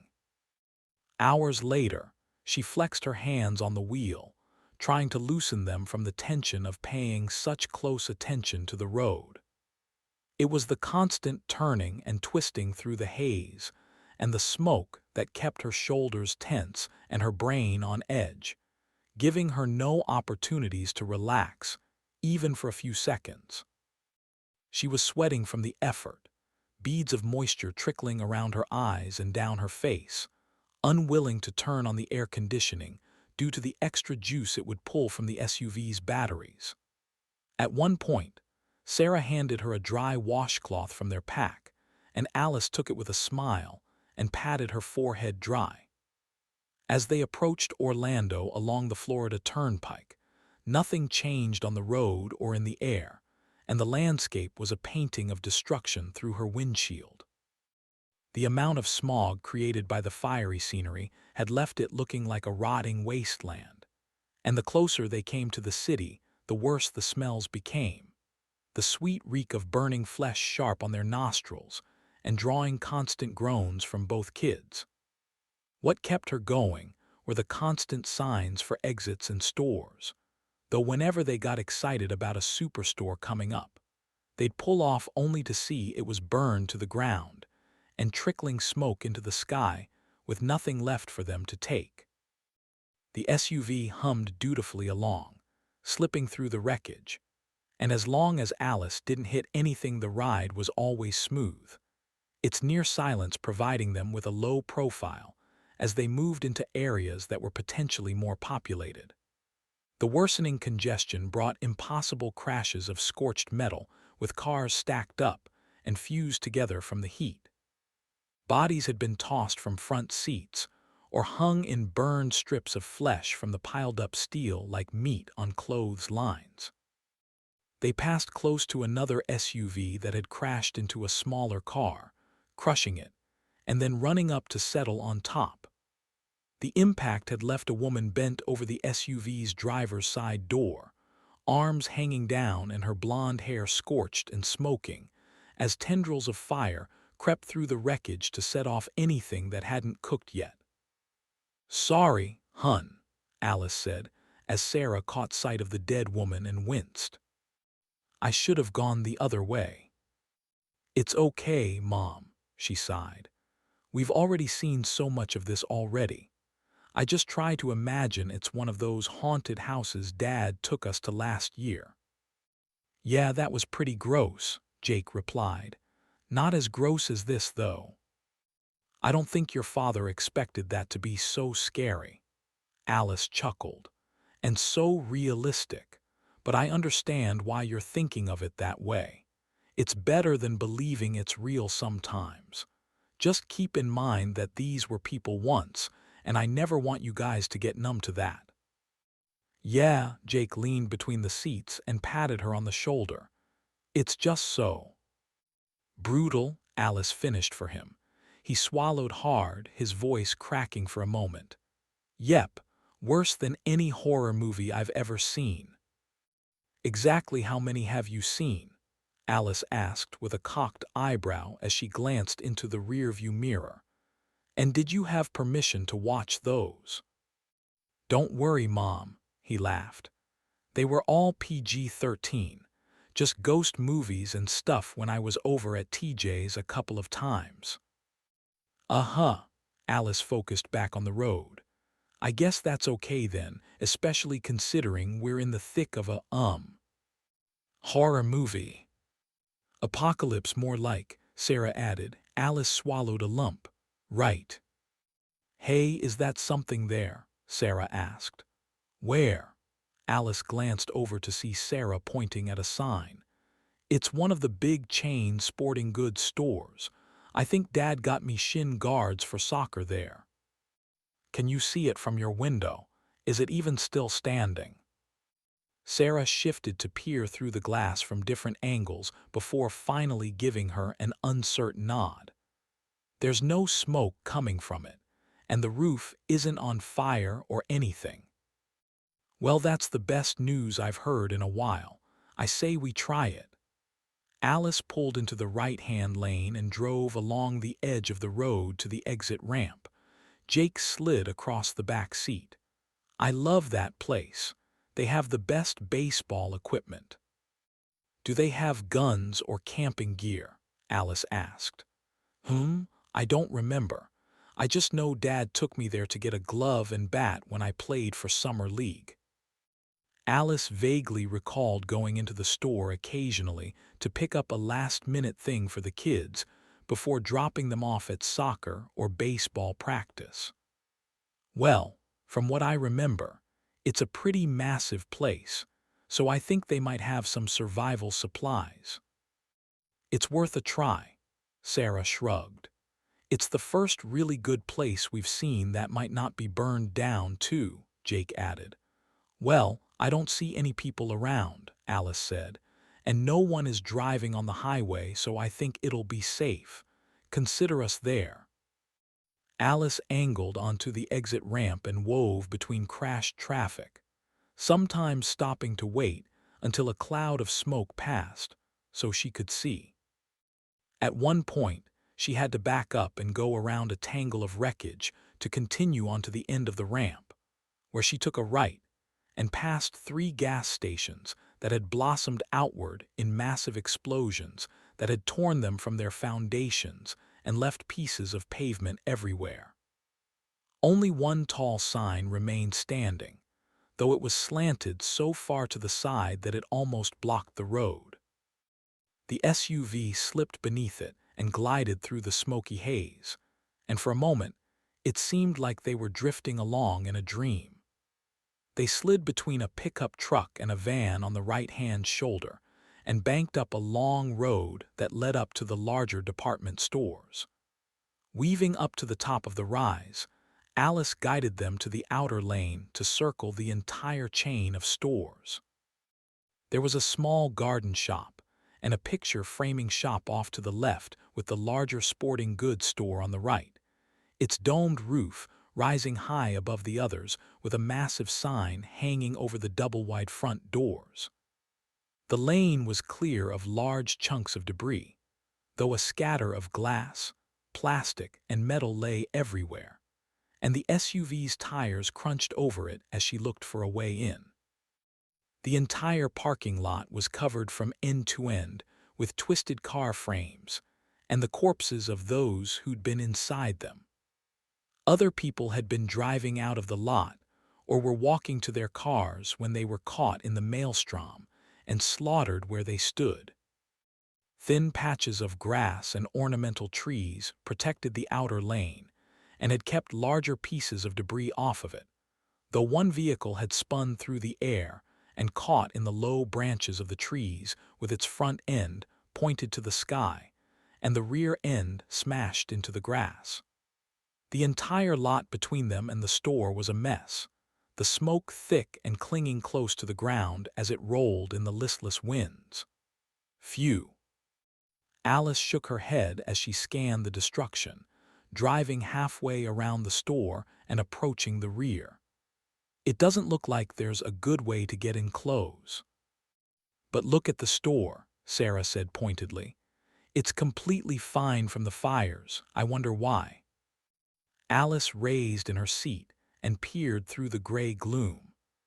It looks like there's enough sidewalk and pavement between the parking lot and store, so there were no cars close enough to cause much damage. Sarah was nodding as she rose to look. That's what must have happened. I only see a couple of cars that blew into the store, but they smashed against the brick, so they didn't catch it on fire. Now if I can just get close enough so that we don't have to walk through all that mess, Alice growled, still looking. I'm going to try around the back. Giving the accelerator a push, Alice drove them carefully forward, and soon they whipped into the rear lot where a handful of 18-wheelers were parked off to the right, in lined spots made for large rigs. They'd gone up like a row of dominoes straight down the line, their side tanks detonating, their hoods thrown off, the sleeper cabs crushed like tin cans, leaving a massive halo of black soot and still burning parts around the damaged area. There were pieces of rubber, fan belts, hubcaps, and exhaust pipes lying everywhere while axles were blown out, and the tires were bent at odd angles, so the frames sat skewed or flipped on their sides as they still smoldered. Jake gave a low whistle, shaking his head at the sight. Then he grew excited and pointed. "Hey, look! There are some trailers over there that don't look burned." Alice followed to where he was pointing just past the rigs, where a handful of companion trailers sat by themselves, resting on their landing gear with all the light and hydraulic hookups hanging in coiled cables from the front sections. They probably just dropped off loads of goods and are empty. Do you guys see an open door to the store anywhere? Alice was looking for one as well, all while trying to keep from hitting anything. Off to the left were a series of dock doors with a few trailers parked in the empty spots, along with stairs leading to office doors. Jake shifted to her side of the car and was scanning every potential entrance, though most of the dock doors were rolled down and appeared locked. Just when she thought there'd be no way in, and they might have to break out a front window, Jake patted the back of her headrest excitedly. "Right there, Mom." Alice let the SUV coast to a stop and squinted at where he was pointing. From where she was sitting, the door he was talking about was rolled up about a foot with the square glass window in the top section intact and undamaged. Alice waited almost a full minute to see if anyone would come out, but there were no signs of movement inside. "Are we going in?" Jake asked. "It seems pretty safe to me." "It's worth trying." She turned the SUV in a tight circle, swinging it around by the stairs that led up to the door and pointing them back toward the road should they need to beat a hasty escape. Switching the car off, she shifted in her seat to face them. "I want you to stay close to me. The last thing I want to worry about is you guys wandering off. Is that clear?" Both kids nodded, and they all exited the car and stood on the passenger side, staring up at the warehouse entrance where the door wasn't just opened, but someone had done some damage to it as well. The glass wasn't shattered, but there were dents around the lock, and the frame was cracked and bent. Moving cautiously up the stairs, Alice held one hand behind her to make sure the kids kept a respectable distance, and when she reached the top, she confirmed that the place had already been broken into. The paint on the door frame edge was chipped as if someone had taken a crowbar to it, though when she put her ear to the opening, she heard no one inside. Holding up her finger to her lips, she slipped through without touching the door to keep from making any noise. Jake and Sarah came next, both copying her movements and squeezing in behind her without bumping the door. Once inside, Alice blinked into the darkness, about to reach for her flashlight when she noticed some dim emergency lights still running. They cast odd shadows throughout the loading area where skids of product stood stacked on one side of the warehouse, ripped apart, and with packing peanuts and foam scattered across the floor. Nearby was a desk piled with invoices and lists of goods, and Alice glanced at the desk as they walked by, and then angled toward a doorway that led to the main part of the store. When the trio came to the swinging doors, Alice gasped and stepped back. Smeared across the polished concrete floors were streaks of blood, swirls of boot prints, drag marks, and streaks of crimson sprayed on the doors. Swallowing hard, Alice paused and listened at the crack dividing the doors, staring through a small square window where the faint emergency lights filled the store's upper rafters and gave them just enough illumination to see by. Not seeing any bodies or hearing any noises, she glanced back at the kids and raised her eyebrows, gauging their expressions to see if they were ready to continue. Jake and Sarah nodded, so she went on through, pushing open the doors slowly and readying herself to retreat if they rattled or squealed, though they opened smoothly and noiselessly, and she held them and stood aside to allow the kids in before letting them swing shut. A few steps in, Alice found herself in the camping section with the gear in front of her and a cash register and counter off the left. Alice froze and gaped at the surrounding mess. Most of the tents and pop-up canopy gazebos had been taken, and those on display were stomped and ripped apart and leaning sideways with broken poles and dented-up cookware scattered everywhere. The sporting goods section was off to the right, and Alice spotted baseball bats, cleats, and deflated balls lying in the aisles with random pieces of catcher's gear thrown into the mix. Off to the left past the cash registers, racks of yellow hunting vests and camouflage coats lay on the floor, most of the stock cleared out with just a few jackets and hats left behind. "This way, kids," Alice whispered, nodding toward the hunting section and pointing at the debris on the ground as she stepped over it. Moving to the left, they passed the glass counter where racks of shotguns and rifles had been wiped clean, the displays shattered, with no weapons or ammunition in sight. Muttering in annoyance, Alice searched through the broken glass for something as basic as a knife, but everything had been taken, and not a single round was left anywhere. She turned Jake and Sarah in the other direction, and they walked toward shelves of miscellaneous goods where buckets of MREs lay spilled on the floor, the tops popped off and their contents looted. All that remained were a few plastic bottles, coolers, pots and pans, and random hunting gear. There was enough sporting equipment lying around to outfit a football team, though they had no use for any of it. They moved through the store, finally stopping beside one of the camping displays where the cardboard cutouts of a smiling family had been torn up and thrown on the floor. Alice turned a full circle and shrugged at the dismal pickings left for them to take. "I guess there's nothing here, right, Mom?" Sarah asked in a whisper, staying close to Alice's side as she gazed in disappointment at the trashed store. "Still no signs of survivors," she replied. "But judging by the number someone did on this place, there are some people left alive. Are we going to leave or try to take some of this junk?" Jake asked with his chest out and his hands on his hips. "There's probably nothing here we can use, but we should take a minute to go through it anyway. Never know what we might find." "Should we still stick together?" Sarah asked. "It's safe enough to spread out a little so we can cover more area. Just stay where I can see you." The three broke apart and started going through the trash store and what remained of the goods. After kicking some rubbish around, she found a large duffel bag and stuffed one hunter's coat inside it as well as a few pairs of goggles.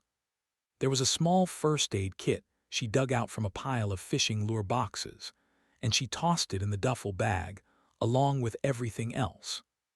Sarah gave a low shout, and Alice looked up to see that she'd found a flashlight rolling on the floor and was holding it up to show her. "Check to see if there are any batteries," Alice replied before going back to her own search. Jake wandered into the clothing section and returned with 2 pairs of track shoes and a pair of hiking boots, and she motioned for him to bring them over. "What do you have there, buddy?" "The hiking boots are kind of big but might fit you. But the shoes would be perfect for me and Sarah if something happens to ours." Alice held open the bag. "Throw them in." They searched the rubbish for another 30 or 40 minutes but didn't find anything else worth taking, and loading up the SUV with useless dreck would just add to how quickly they drained the battery. Calling off the search, Alice gathered the kids around her and led them back through the warehouse area to the docks, where they stepped outside into the smoky haze. All that work for just a few little things. Jake sat heavily on the edge of the dock and kicked his feet against the concrete while Sarah sighed and leaned on the office door frame. Alice stepped to the edge of the dock. "You guys want a snack?" "I could eat," Jake replied. "Me too," Sarah said.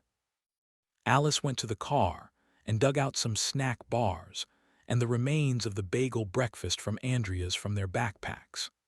They ate silently in the warm Florida day with a smoky gloom lingering in the air, though thankfully it wasn't thick enough to cause them to cough.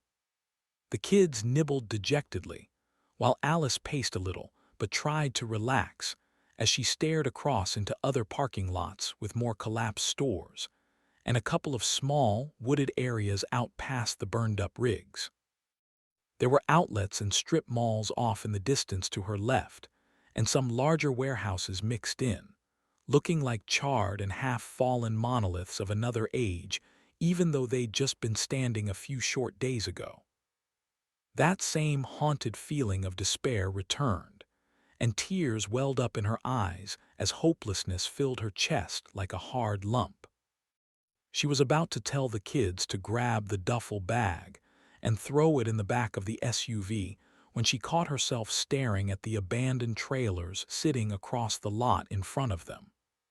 With a tilt of her head, she said, "Stay here just a second, kids.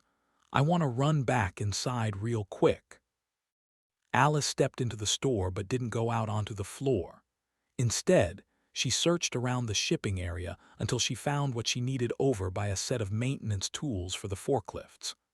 A moment later, she came back outside with a crooked grin on her face and a pair of bolt cutters in her hands. As she traipsed down the stairs and over to the nearest trailer, the kids came behind her wearing curious expressions. "Mom?" Sarah asked. "It's a long shot," Alice admitted with rising hope, though she tried to keep her expectations tempered. "They're probably empty, but you never know." Moving to the rear of the first trailer, she put the cutters to the lock and squeezed the handles, arms straining, tendons sticking out until the lock finally popped with the pieces clattering to the pavement. Handing the bolt cutters to Jake, she threw the latch open and grabbed both door handles, jerking them open and leaving the trailer's contents exposed. With a wide smile, Alice climbed up and stood on the edge. "No way." Sarah stepped up to join her mother with her eyes roaming over the skids of boxes and crates stacked almost to the ceiling. What is all this stuff? Jake climbed in on Alice's right, going straight for the first skid and tugging at the plastic they'd used to wrap it all up. When he couldn't get it open, Alice took the knife she'd been carrying since the beach incident out of her pocket, flipped the blade out, and began cutting down the side. Jake pulled the box out to read the lettering on the side, and he squinted at it with his eyebrows wrinkled. This is chicken pasta. Not just chicken, honey. Freeze-dried chicken pasta in sealed bags. Stunned, Alice turned and slid into the center aisle to the next skid. And look, there's trail mix and freeze-dried fruit over here. Whoa! Sarah climbed on one of the smaller stacks and reached all the way to several square plastic buckets stacked 5 deep, with assorted ready-to-eat meals stenciled right on the side. Are these the MRE things that are supposed to last forever? Alice laughed. Not forever, but for a good long time. She turned in a circle and then stared into the back of the truck, overcome with delight at their find. Handing her knife to Jake, she turned to jump from the trailer. "Where are you going?" Sarah asked as she tugged at the plastic around the MREs. "I'm going to open up the rest of these trucks. You guys keep cutting supplies open, but take your time and don't cut yourself with that knife. Take some MRE buckets and a few boxes of those freeze-dried ones and stack them neatly beside the trailer. Then come behind me, and I'll show you what to add to the pile. And, hey, kids." They paused and locked their eyes on her. Keep your eyes peeled for any people snooping around. If you see a single person, come get me right away, okay? "Yes, ma'am." Jake went back to work with the knife, sawing at the plastic and throwing it aside.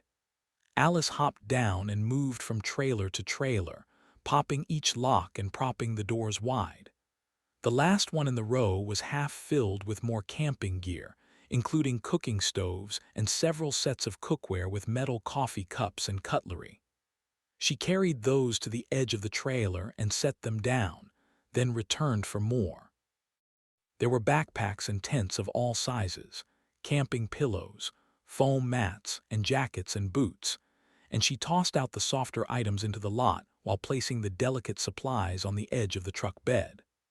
The next 3 trailers turned up a proverbial hoard of treasure, though Alice hit the jackpot when she found a stack of thin cardboard boxes with pictures of hunting knives inside.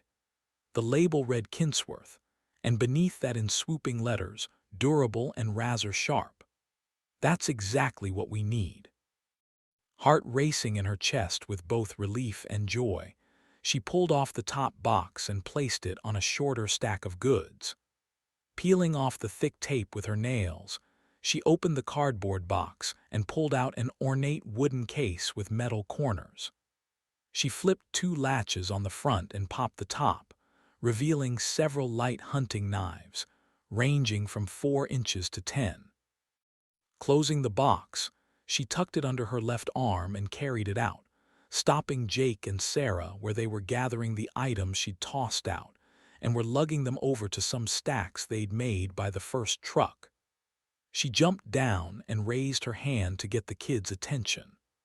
"I'm going to run back inside and check one thing, okay? But before I do, come here." "What's that?" Jake's eyebrows pinched with curiosity. Then his expression lit up when he saw it was a box of knives. "The first thing we're going to do is get armed." She opened the box and handed a 6-inch knife to each of the kids before taking a 7-inch knife for herself. Inspecting it for a moment, she held it up and grabbed the lever that flipped the blade out. "Just be very careful opening and closing these because they are way sharper than the ones you have at home. They'll cut your skin like butter."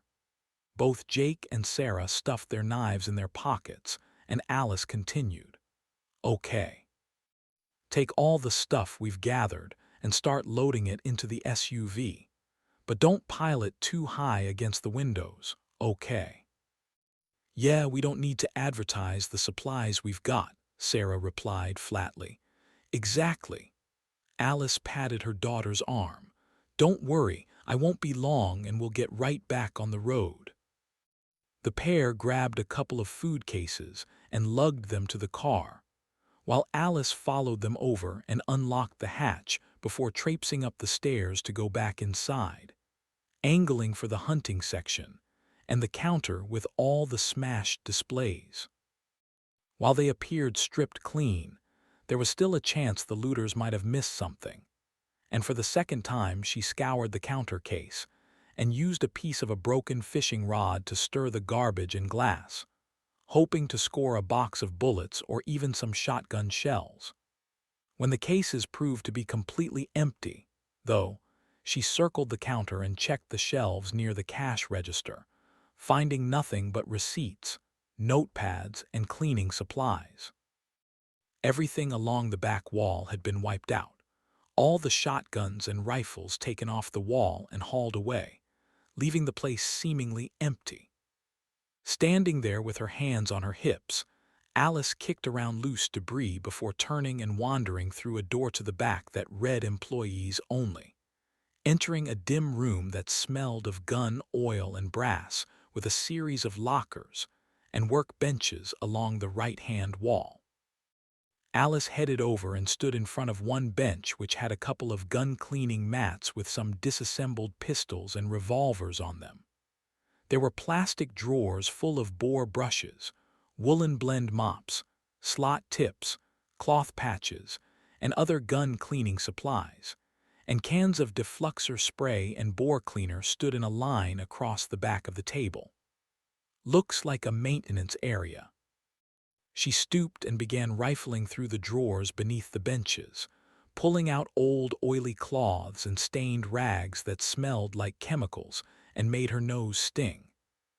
Moving on from there, she found a box of gun cases off to the side and started going through them when a cry came from outside that made her heart drop clear down to her toes. Help! Mom! Help! Chapter 16. Agent Alan Harris.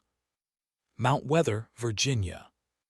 The conference room was bathed in stark white light, the bright overhead lights casting everyone in a pasty glare, while the old ventilation system rattled on in the background. Surviving members of various government branches and agencies had gathered together, deep under the earth at Mount Weather, to try and deal with an unprecedented time in their country's history. Burke spoke with the few high-ranking officials of other member nations they could still get in touch with, trying to get to the bottom of why the tragedy had happened. Harris normally wasn't a coffee drinker, though he kept a large mug of it near his right hand, as the data crunching and plans continued well into the night, and accompanying him were members of the armed forces and security staff, as they took on multiple roles to fill voids left behind when the civilian staffers didn't show up. As for Harris, not only did he have his regular responsibilities as the president's personal guard wherever he went, but he'd also been assigned to work as the president's personal assistant. It was probably better suited to a staffer who knew more about data organization than weapons and tactics, though Harris was doing his best.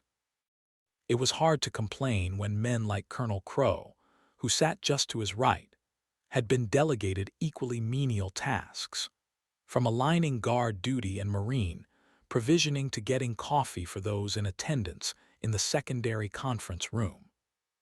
Even the president was no longer above getting his hands dirty, having helped a few Marines move crates of equipment out of a side room in the facility before working with them to set up a few dozen spare cots.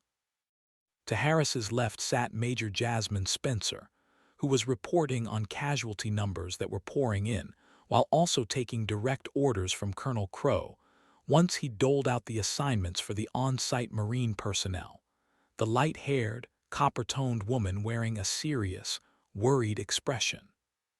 Tactical assignments are in, Crow intoned in a stern, deep-voiced monotone that contradicted his thin frame. Did you get that, Major? Major Spencer checked off things on her computer tablet with a matte black stylus. Affirmative. Second detail will start at 1700 hours, including the changes you wanted made. Thank you, Major, Crow nodded, then shifted his hawkish gaze to Harris. What's the status of the President, Special Agent Harris? The President is secure in Confay, sir. I believe he's moved on to speaking with members of the House and the Senate that haven't made it on site yet. What about the President's family? We've yet to find them, but when we do, they'll be transported to a secure location nearest to their location. Harris still wore his earpiece and was in constant contact with Commander Westbrook as the Secret Service scrambled to bring in their wards, both old and new, from the hellish chaos and into the safety of Mount Weather's concrete walls. I'll keep you posted if anything changes, sir. Thanks, Harris. The man stood and leaned forward on the table with his long, thin fingers spread and the dark hairs of his arms standing out in the pale light. We're just now getting in some real numbers, and we're piping them to your personal computer tablets now. Please take a look. Harris watched as his tablet updated with a new item, and he clicked on it and read through the numbers being loaded in from USNORTHCOM. His mouth fell open as the first figure crossed his screen, exorbitantly high, and rising steadily as thousands of data points reported in from across the country, audible gasps filling the room. The leadership stared at their screens, whispering and sharing glances of shock and horror.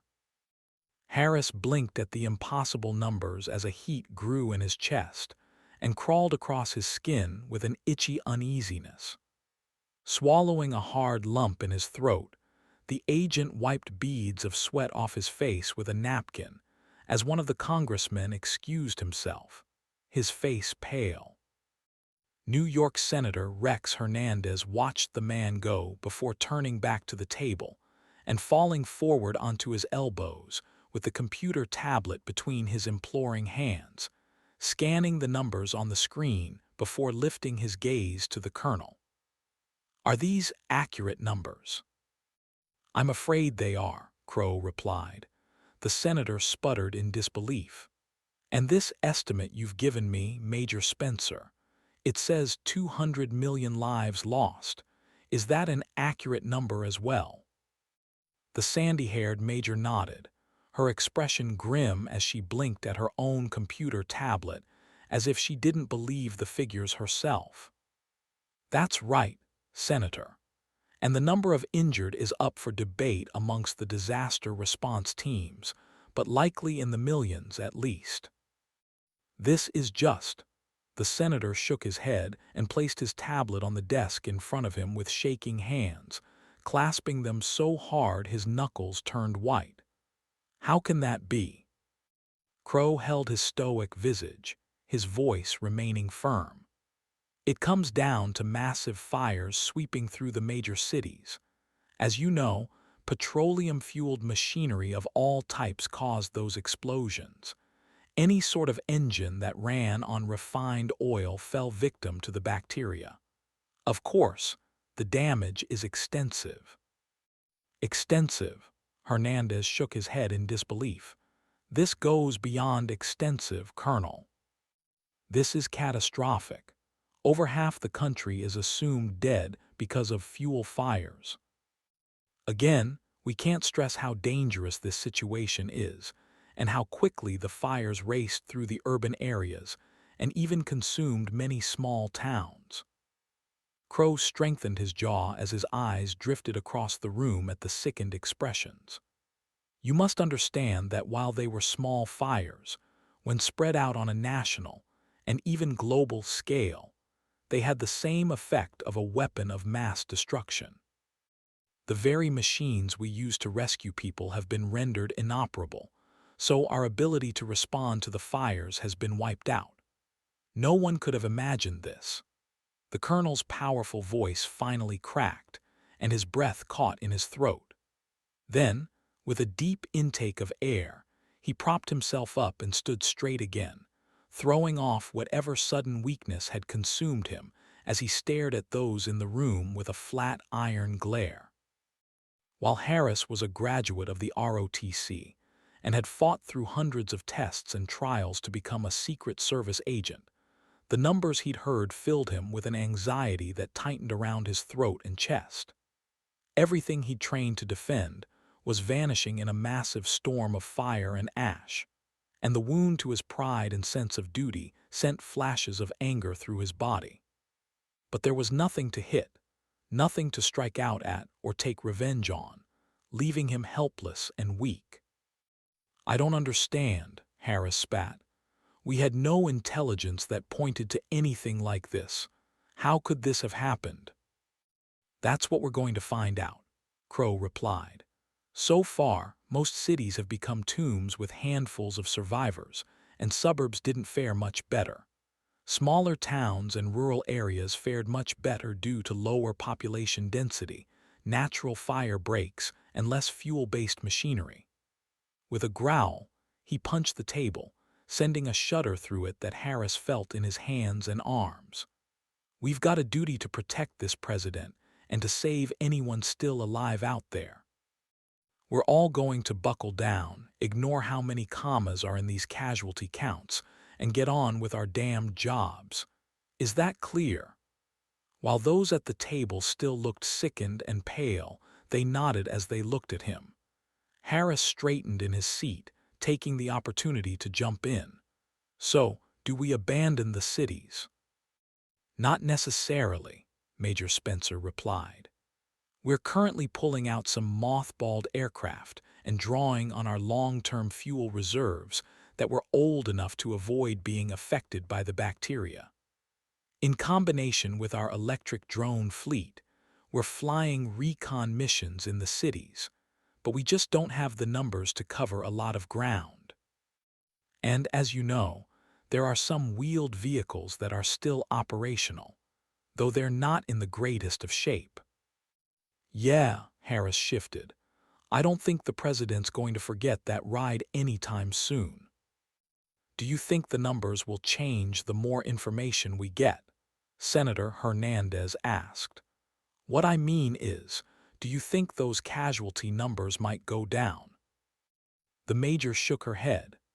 "Highly unlikely. IC's been bogarting the satellite infrastructure for defensive purposes, but we're working on a timeshare agreement with them, and they've carved off some analysts to help us look for any places that might have been spared, as well as plan supply drops and set up camps." "That's a lot to chew on," Hernandez said. "We're not just talking hurricane or earthquake relief. We're talking millions of people who may be homeless and in need of shelter and supplies. I assume the supply chain is down." "Not just down, Senator. Obliterated," Crow replied. "But the problem isn't the supplies themselves, because we've got plenty of those in reserve. The big problem is getting the damn things to anywhere." The colonel scoffed and shook his head. "I've never seen anything like it. Our few working vehicles can't cover a lot of ground, so starvation is going to become a major issue." The senator stared at the table with vacant eyes as the wheels of doom turned in his mind. "We have enough food to feed everyone 10 times over, but getting it to them is the hard part." "Exactly," Crow affirmed. "So, we'll have to use what vehicles we have to rescue folks from fire-stricken areas while getting them the supplies they need for the short term. There's one good thing, but—" Crow's words trailed off. "What is it?" "The experts are saying there will be no danger from diseases generated from the massive amounts of corpses left in the cities, because—" he shook his head. "The fires cremated most of the dead. While that seems harsh to say, it's good to know there'll be no epidemic on the horizon." "A small favor," Hernandez nodded, smiling grimly. "We'll keep everyone updated through the military network, straight to your tablets. If you have any questions about this, feel free to ask myself or Major Spencer, and we'd be happy to answer them. What about the efforts to refine new fuel? Harris asked. Has there been any progress there? Hernandez added, and what about creating an antibacterial agent to fight any future fuel tampering? Both good questions, Crow replied with a pointed nod. We're working on the antibacterial agent, but the sheer amount of infrastructure destruction we suffered slowed our progress. Until we're 100% certain that this threat is out of our fuel supplies, we're looking at coal-fired trains and electric vehicles as our primary means of transportation over the coming months. Major Spencer jumped back in. The USPS fleet can be repurposed fairly quickly, but finding manpower to drive them is a tough bet. And some areas are still working on the first-gen electric vehicles, so their battery capacity isn't great.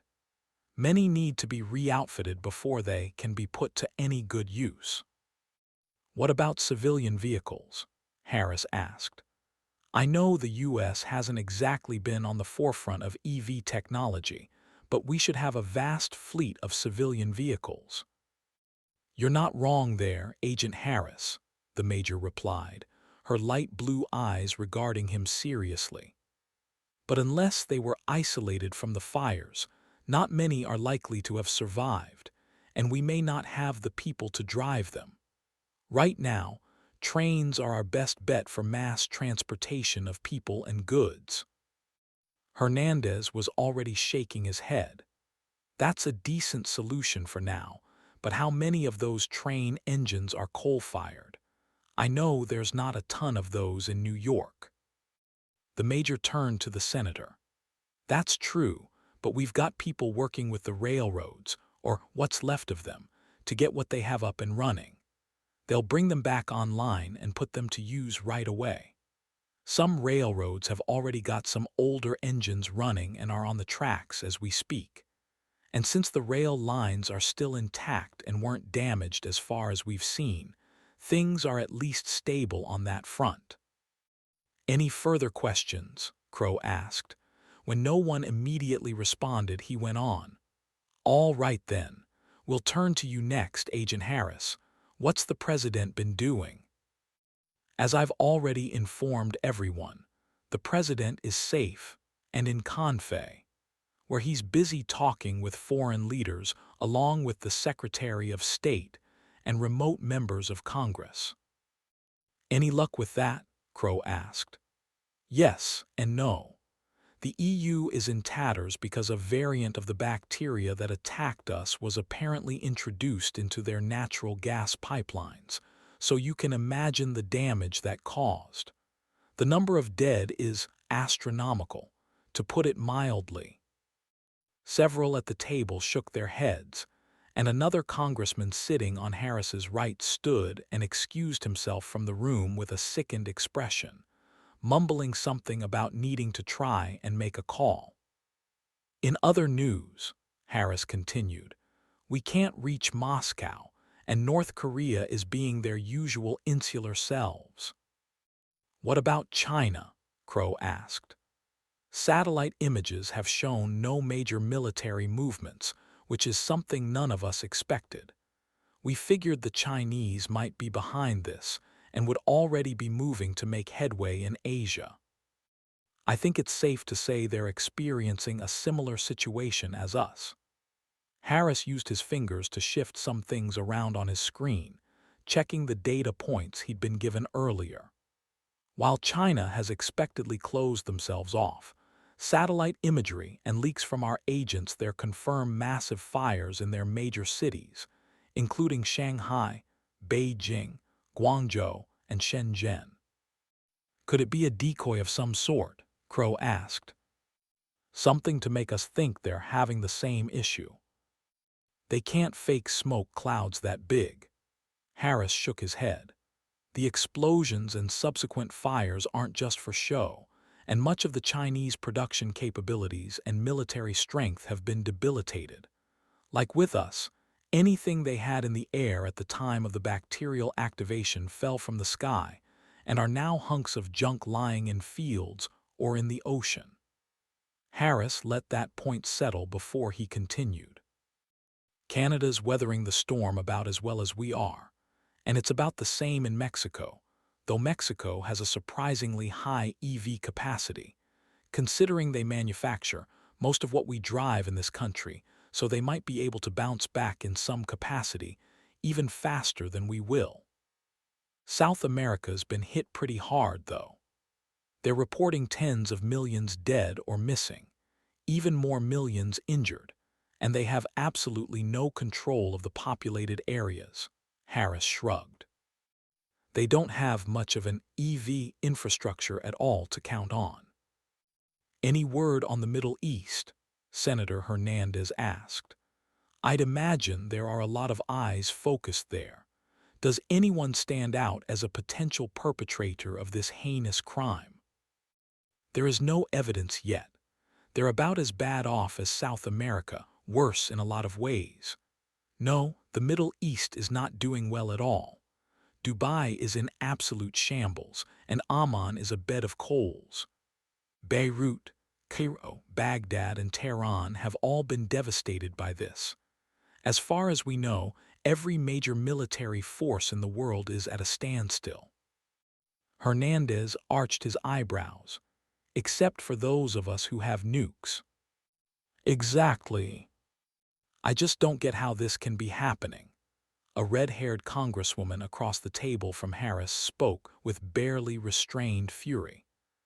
Are you trying to tell me that someone could strike at the heart of every major nation in the world and cripple them with impunity, including us? That's what it's looking like right now, Congresswoman McMurphy. All in all, we're doing about as well as can be expected, both in terms of loss of infrastructure and loss of life, as sobering as those numbers are. Setting his tablet on the table, he winced inwardly as he gave the next figure. Worldwide, estimates of deaths have reached upwards of 3 billion.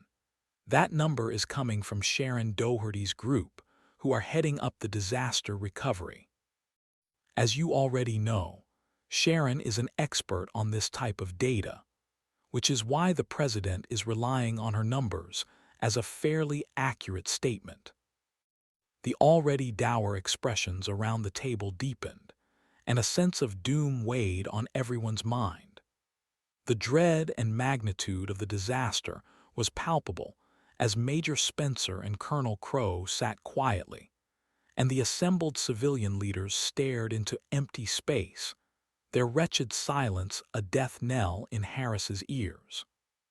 Chapter 17. James Burton. Topeka, Kansas. James slouched in the boxcar's corner, the gently rolling train having lulled him to sleep over the endless miles that passed beneath their steel wheels. Images of Alice and the kids filled his mind, and he briefly imagined he was home, sleeping in on a Saturday morning and waiting for Sarah or Jake to get him up. Those comforting thoughts were overlaid by visions of endless black clouds that battled in the sky above him, their billowing shapes plunging against each other, shot through with lightning streaks the color of rotted oranges. He tried getting back to those images of home, the farmstead, the magnificent open space and the barnyard where Duke, Duchess, and Diana watched over their flock of animals, and the gentle sway of their crops rustling in a soft spring wind as Alice's parents watched over it all for them until they returned. When a bullhorn blared and shattered James' dreams, his eyes flew open with a jolt, and he grabbed at his pack.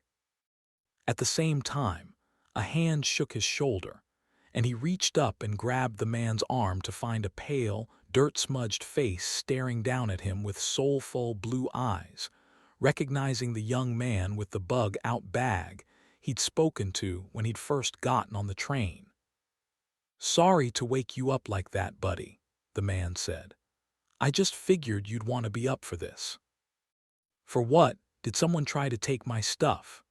James was panting, heart thumping in his chest as he looked around frantically. His right arm fell across his backpack, fingers drifting over the revolver holstered at his side. "Nobody tried to take your stuff," the man replied. "But something's going on outside, so you better get up." The man backed away, and James shook his head, trying to orient himself. There were more people on the train than when he jumped on. The family with the injured little girl was off to his left, talking to others who had their backpacks and personal possessions hanging from their shoulders, while one father held a boy in his arms and a small girl clung to his legs. The National Guardsmen were standing near the doorway, leaning forward and peering toward the front of the train, while others were trying to edge closer to see what was going on. "Thanks, man," James replied with a nod, accepting the man's hand and allowing himself to be lifted off the shaky hardwood deck. "Much obliged." As soon as he stood, the train gave a lurch, and the squeal of steel that reverberated through the boxcar sent him stumbling. The man caught him as he started to fall forward, and together they steadied themselves until the braking let off for a moment. He turned and grabbed his backpack, shrugging it on his shoulders before leaning over to look out the open door. While the train had been moving slowly before, it was grinding to a near halt as trees and electric poles crept by outside.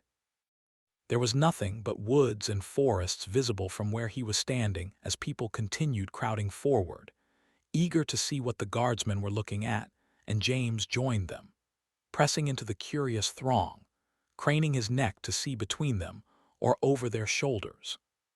The train was curving to the left, and the forest was giving way to patches of greenery and some hillsides in the distance. He squeezed past the family with the injured girl and finally got a good view of what was happening outside. They were rolling through an open construction yard with piles of gravel, concrete, and steel girders all around.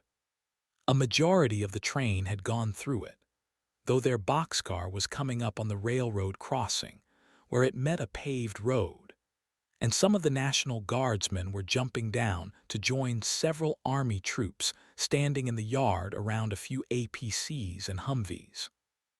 The military vehicles weren't in the greatest shape, with dents in their armor, spots of rust, and pieces of plastic and duct tape on some of the windows.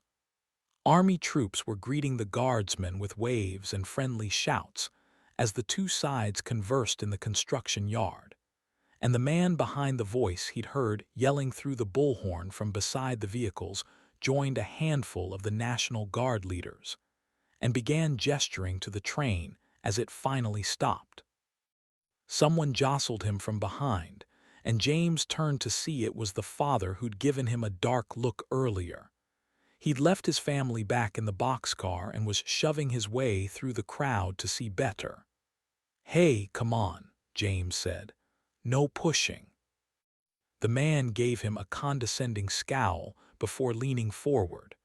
"I'm just trying to see what's going on." Another woman standing nearby craned her neck. "Is that the Army, Marines?" The guardsman who'd helped James aboard the train, Les Frazier, glanced over his shoulder at her. "That's the Army, ma'am." "What are they doing here?" the man behind James asked.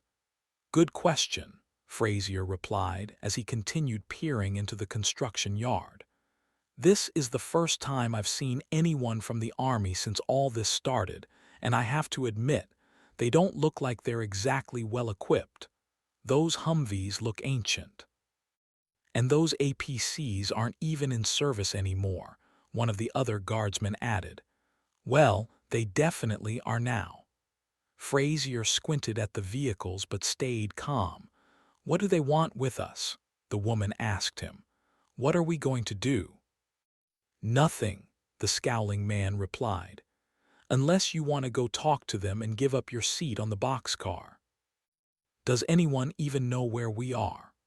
James asked as he stared out into the woods past the Army troops for any sign of their location, but he saw nothing to indicate their whereabouts. No idea, Frazier replied, and a few other guardsmen shook their heads. James could only wait with the others as he watched the two sides gathering to talk for a while before coming to a conclusion, and Frazier's radio popped to life with a muddled sound. Before James could hear what was said, the guardsman turned and split the crowd until he stood toward the rear, stooping as he listened to his orders, and replied with something unintelligible. When Frazier was done, he stepped back through the crowd to stand near the edge of the deck, raising his hand and snapping his fingers. "Okay, folks, listen up."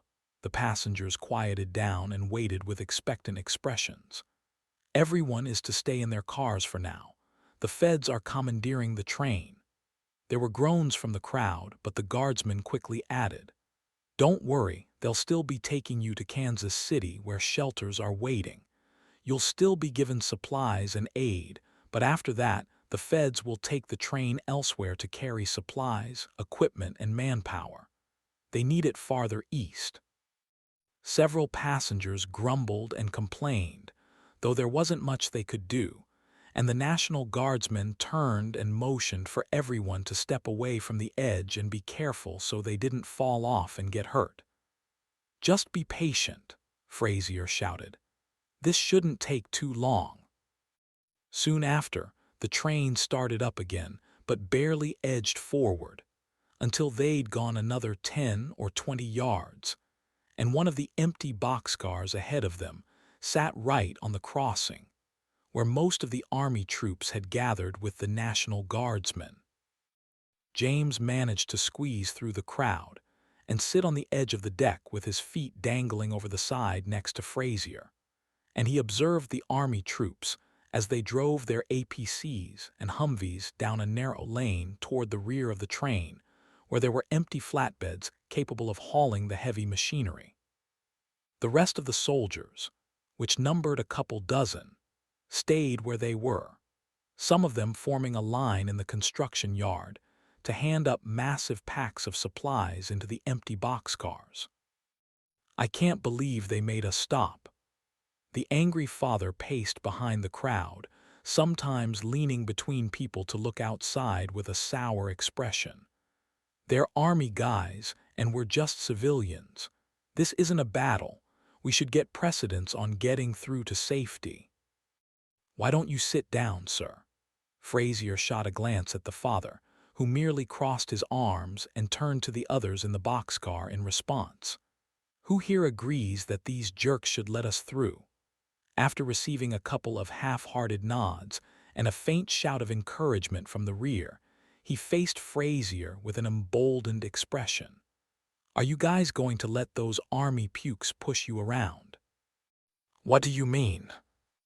"It's your job to get us to safety, but these guys can just stop the train because they want to hitch a ride." The father shook his head and stepped through the crowd to stand near the edge between James and Frazier. He scowled at the soldiers outside with sheer contempt, scoffing loudly before glancing at Frazier's rifle.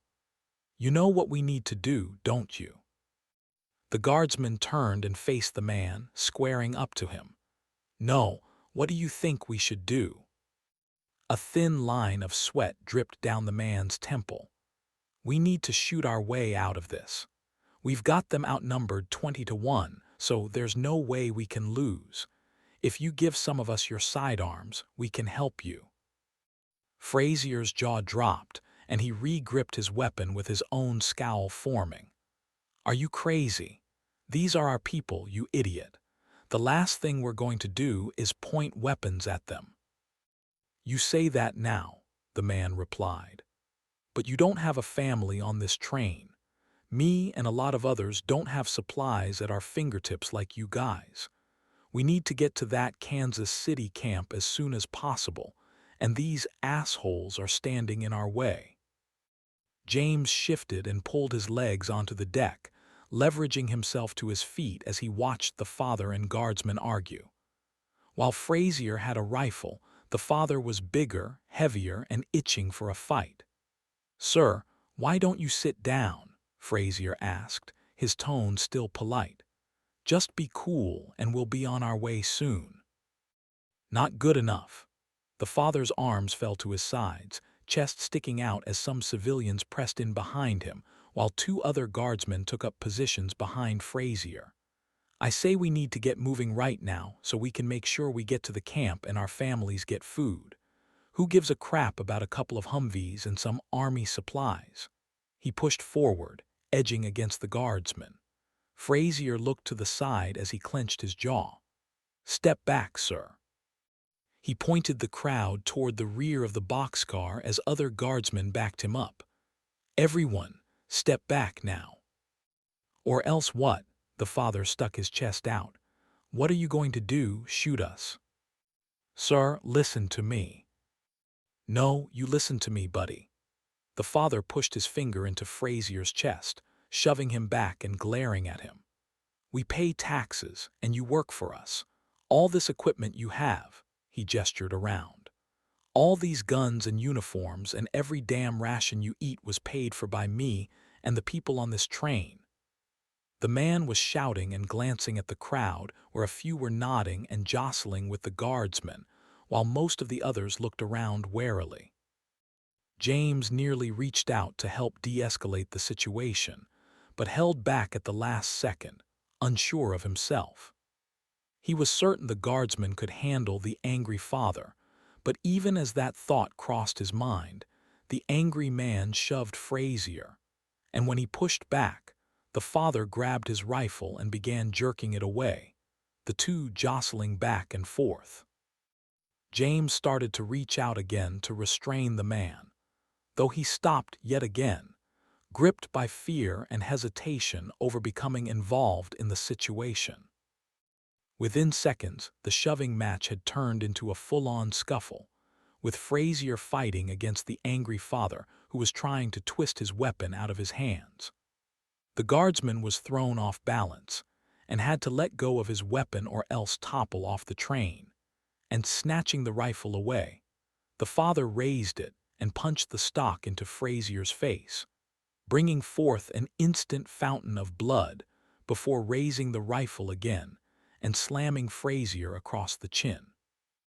The guardsman tumbled off the deck and landed on the grassy bank next to the train, rolling a few feet before coming to his knees with a pained grimace, gasping for air from his bloody, bubbling nose.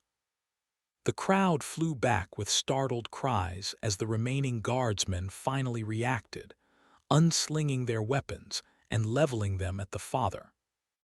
A strange look crossed the father's features as he held the rifle, and he glanced at his frightened family before leaping from the train and landing on the flat area beside the tracks.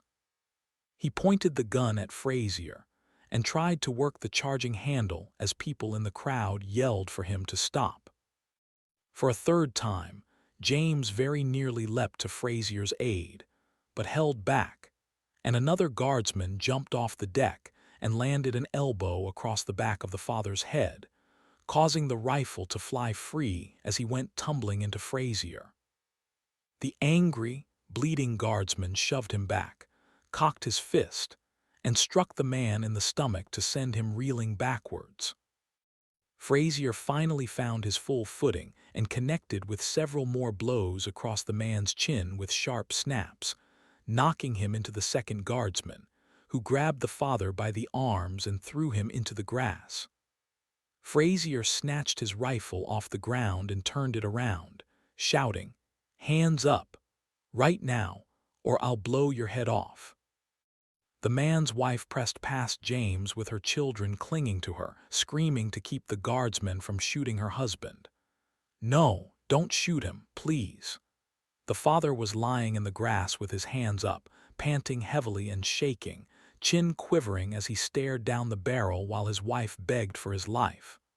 "Please, don't shoot. It was a mistake. It was all a big mistake."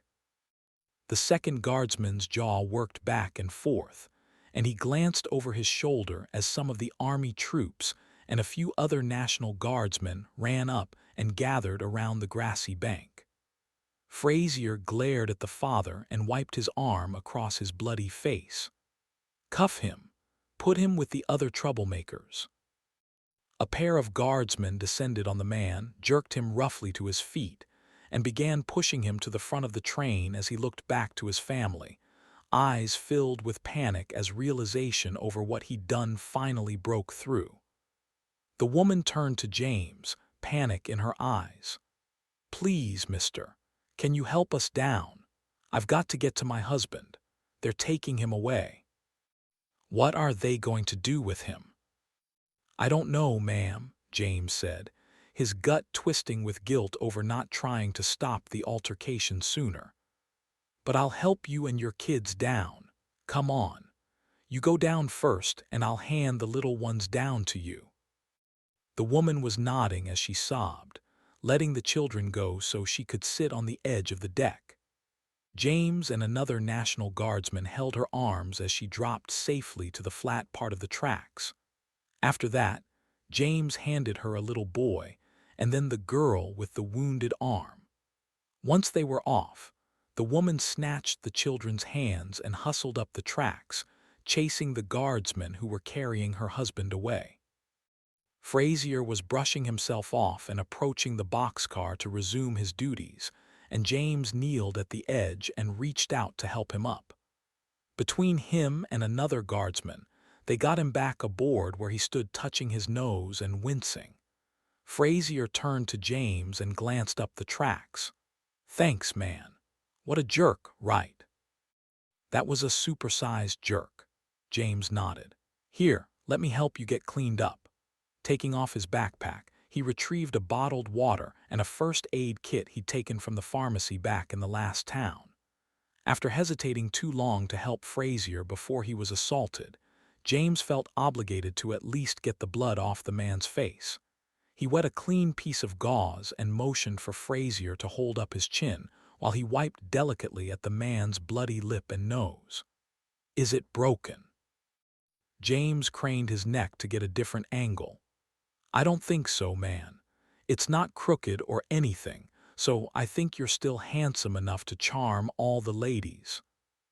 Frazier chuckled, wincing at the pain. "Thanks, I'll take your word for it." James finished cleaning his face and started to open up his first aid kit when another guardswoman came up with gauze and bandages she'd retrieved from the rear of the boxcar, lifting Frazier's chin to get a better look at him. "I've got it. We'll just stuff some gauze up the old nostrils and you'll be good as new." She shot James a glance. "Your help is appreciated, sir. I'll take it from here." Nodding, James backed off and took his backpack with him, his blood still pounding in his ears from the fracas, wondering if his inaction could have gotten a man killed. In the end, though, it was the father who'd been lucky to avoid lethal repercussions. He could have easily been killed if not for his wife having come in at the last second to save him. James settled in the darkness with his back against the rear of the boxcar, sliding down the wall until he sat in a resting crouch once again, watching the others in the boxcar as they murmured and speculated. "Do you think they would have shot him?" a woman asked. "When you act like a lowlife," another sneered, "you deserve what you get." "I guess so." Still holding his bottle of water, James tilted it up and took a long drink, watching others do the same as they settled in to wait for the soldiers to finish what they were doing. Shouts rang up and down the line, and the Humvee and APC engines revved high, followed by heavy bumps that reverberated through the boxcar's deck.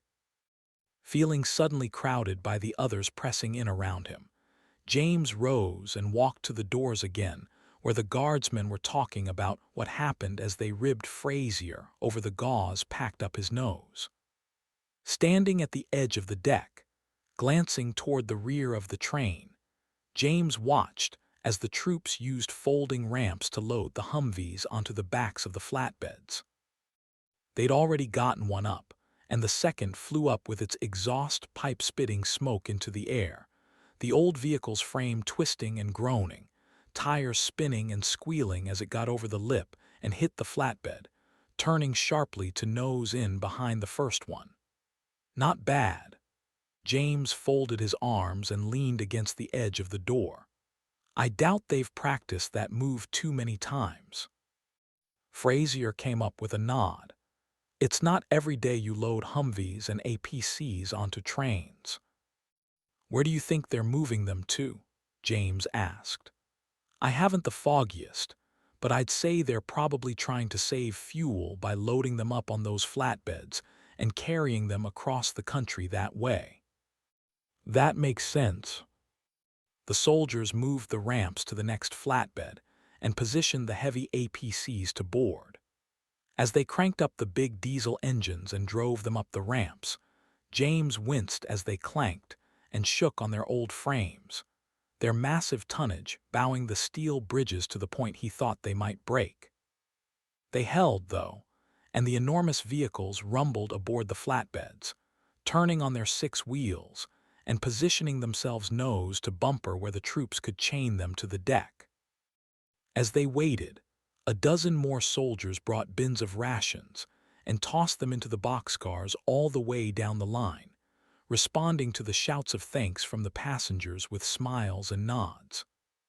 James grabbed one left on the floor after everyone else had gotten one and sat on the edge of the deck, filled the heater bag with water, and slipped the hot pack into the pouch next to the bag of chili mac. Soon, the train horn sounded way up front, echoing through the construction yard and earning murmurs of relief from the waiting passengers. A short time later, the soldiers jumped aboard some of the first few boxcars along with the National Guardsmen, and with everyone on board, the train began its slow, inexorable chugging, followed by the long, groaning sounds reverberating up the tracks as the weight shifted and steel squealed. "Here we go, people," Frazier called out, and the passengers settled in again, resting back against the boxcar walls or sitting in circles and whispering.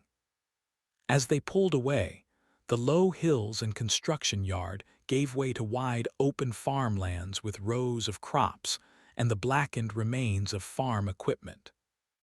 The field stretched in every direction as far as the eye could see, and James caught himself thinking about their own crops, and if Alice's parents had gotten the rest of the tomatoes and corn in before it got too cold. I wonder if the house is even standing. Barns are probably gone by now, though. The train swung to the north, and James was distracted from his thoughts as he got a good view of the Rocky Mountains to the west, where they stood tall against the billowing black and gray storm clouds that rolled over them. Flashes of lightning shot through them, illuminating the mountaintops in bright bursts of light, striking in comparison to the shadows that loomed like an evil omen closing in from the west. Squeezing the plastic fork so hard it began to crack mid-bite, he thought back to the man who had attacked Frazier, wincing at the remembrance of his own repeated inaction. Things had turned out reasonably well in the end, but his standing by and doing nothing, watching an attack happen that he could have easily stopped, was nipping at him like a dog, the guilt refusing to leave him alone. "I'll do better. Next time, I'll do better. I have to." James squinted up at the ominous clouds, happy to be moving again and heading eastward toward home, every mile that slipped beneath their steel wheels bringing him that much closer to those he loved. He couldn't imagine what was to come, and the uncertainty threatened to crush his heart with fear. Keeping in mind Alice's beautiful face and loving eyes, and the kids' playful voices echoing in his head as they ran around with the dogs out in the barnyard, he was determined not to allow despair to weigh on his heart. At that moment, the train turned into a warm wind that ruffled his hair and caressed his face. With a thin smile, he dug into the MRE bag and stabbed some macaroni and processed meat chunks with his plastic fork, his nose wrinkling at the taste, but forcing himself to eat it anyway just to get the caloric intake. Sometime during the ride, Frazier brought him a small cup of black coffee that tasted as bad as it looked, bitter and acidic. though he enjoyed every sip as he sat on the edge of the deck, the train picking up speed as James once again ventured into the unknown. Chapter 18. Alice Burton. Orlando, Florida.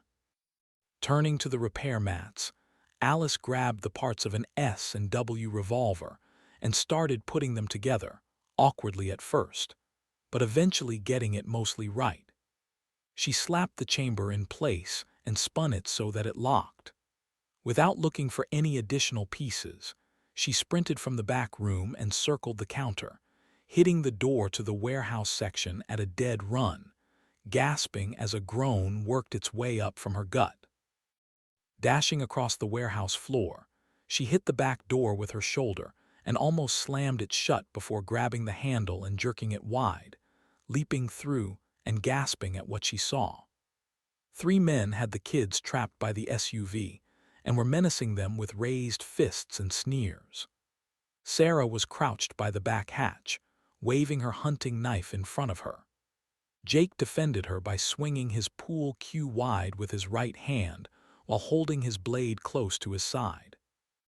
The men were grubby and wore frayed clothing in a mix of collared t-shirts, button-ups, and jeans. The man on the left had blood on his pants, while the one in the middle wore an office shirt with the sleeves rolled up and tears on the side. Easily the widest and toughest of the 3 men, he lunged at Jake and tried to snatch the pool cue out of his hand. As the boy jumped back, he swung the stick with the heavy end cracking across the man's chin and sending his head jerking back with a curse. "You better get out of here," Sarah shouted. "My mom will be out here in a second and you'll be in trouble." The leader shot a glance at a skinnier man on his left, and they both lunged for Jake's arms at the same time. Jake was quicker, cracking the skinny guy on the arm while whipping the cue at the leader's head with a shout. Having wised up, the bigger man jerked back before he got clobbered. "Mom's here," Alice growled as she flew down the stairs, brandishing the weapon and pointing it across the 3 men in a straight-armed grip, moving it just enough so that they couldn't tell it wasn't loaded. "Turn around and walk away." "Go on, get out of here," she shouted, her voice bordering on hysteria. The man on Jake's left slapped his partner in the arm and pointed to Alice, edging toward her until she pointed the revolver at him, slowing him down before shifting it to the man on the far right. The skinniest of the 3 men skittered back with wide eyes, flinching as if expecting to be shot at any second, while the other 2 men held their ground. Jake adjusted his hips to take a swing at the man who was backing away, striking him twice in the arm and eliciting a howl of pain before the man turned and sprinted through the parking lot. "You better follow your friend," Alice snarled, spitting the words through clenched teeth as the last 2 slowly backed away, half tripping over each other as Alice's nostrils flared, neck straining, jaw clenching in raw rage. Her expression and wild energy got the best of the men, and they turned and ran across the parking lot, following in their friend's footsteps. Panting heavily, Alice held the useless weapon on them for a few seconds more before lowering it, her blood pulsing in her ears as the surge of adrenaline began to fade. Finally, she let the revolver drop to her side, turning to Jake and grabbing him up in a quick hug before pushing him to arm's length to examine him before doing the same to Sarah. "Are you two okay? You did amazing. I'm so proud of you both." Alice pulled them in for another embrace, gripping them hard as a few tears of relief rolled down her cheeks. "What happened?" Alice asked. "Did they sneak up on you?" "One came when I was trying to get more food from one of the trucks," Sarah replied with a sniff. "When I ran to get you, one cut me off from getting inside and another one appeared, so I just kept yelling." "Good job," Alice smiled. "You did exactly as I asked. And you," switching back to Jake, she gave him another affectionate tap on the side of his head. "You defended your sister like a champ." While Jake was still panting and shaking, A smile crept onto his face as his flushed cheeks drained to their normal color. He wiped the sweat off his brow and nodded, holding up the pool cue and staring at a new crack running along the side. "Who were those guys?" Sarah asked, gazing across the lot to where they'd disappeared into a cloud of smoke. "Drifters, judging by their clothing. I doubt they were even locals." Alice ran her fingers through her hair. "Come to think of it, that makes perfect sense. They probably wouldn't have owned a vehicle." "Well, I hope we don't meet them again," Sarah said with a sigh. Alice laughed darkly and held up the heavy revolver she'd barely put together in time to make a show. "They're just lucky I didn't have a working gun in my hand, or they would have been in real trouble." "It doesn't work," Sarah gaped. "Not at all," Alice chuckled. "I just grabbed one from their repair shop that looked like it was mostly assembled." Sarah giggled. "I'm sorry, Mom. I'm not laughing at you, but the looks on those guys' faces when you came out were something else. You were pretty convincing." "I wouldn't have messed with you," Jake agreed. "I didn't even have to act. When I saw you kids in trouble," her words faded in a shaky sigh before she gave them another hug. "It doesn't matter now. Why don't you wait here another second while I run back in? I know what I'm looking for now, so I'll be quick." Sarah nodded. "We've got a couple more boxes we can grab." With a glance into the back of the SUV, Alice saw it was already filled with most everything they needed. "No, just stay right here by the car. In fact, Jake, you get behind the driver's seat and Sarah sit next to him. Here, let me show you how this works." Resting the pool cue against the door, Jake circled to the driver's side and got in. After he was settled and had adjusted the seat to fit his shorter legs, Alice leaned in and showed him how to work the starter button and gear shift. "It's super easy to drive, just like you practiced at home, except with a lot more oomph. If someone comes up again, or those men return, start honking the horn, put the car in gear and run them over. Do you understand me? Don't hesitate for even a second." Jake gave a somber nod. "Got it, Mom, they won't stand a chance." "That's what I like to hear." With a ruffle of his hair, she nodded across the seat to Sarah. "I'll be right back, hang tight." Leaving the kids there, Alice re-entered the store and hustled back to the repair shop. Using a series of large, laminated guides taped to the wall above the workbench, she checked over the S&W revolver to make sure it was fully assembled before she dry-fired it a few times. Then she tucked it into the belt on her jeans. Moving to the next shelf marked with a handwritten sign that said "Completed," she found a bolt-action rifle with a matte black finish and Ruger on the stock, freshly oiled and cleaned. Pulling it free, Alice tossed aside a rag that had been draped over it and held it to her shoulder while pointing it at the wall. After a snap of the bolt, she dry-fired it as well, then looked for ammunition. There weren't any new boxes on the bench, but with the rifle in one hand, she reached across the back of the bench and pulled open more of the plastic drawers that held more odds and ends. Finally, she found an oil-smeared box of .357 rounds and a dozen loose .3006 rounds that she scooped up. Weapons in hand, she went outside and had the kids switch their seats so Jake was sitting on the passenger side and Sarah was in the back. "Looks like you scored something."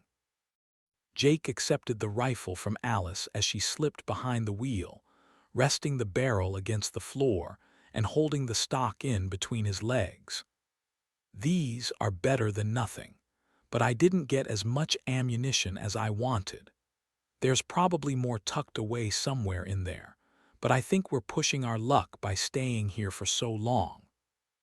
With the box of .357 ammunition in her lap, Alice took out the revolver and loaded it, tucking the weapon under her leg before putting the box in the console between the seats.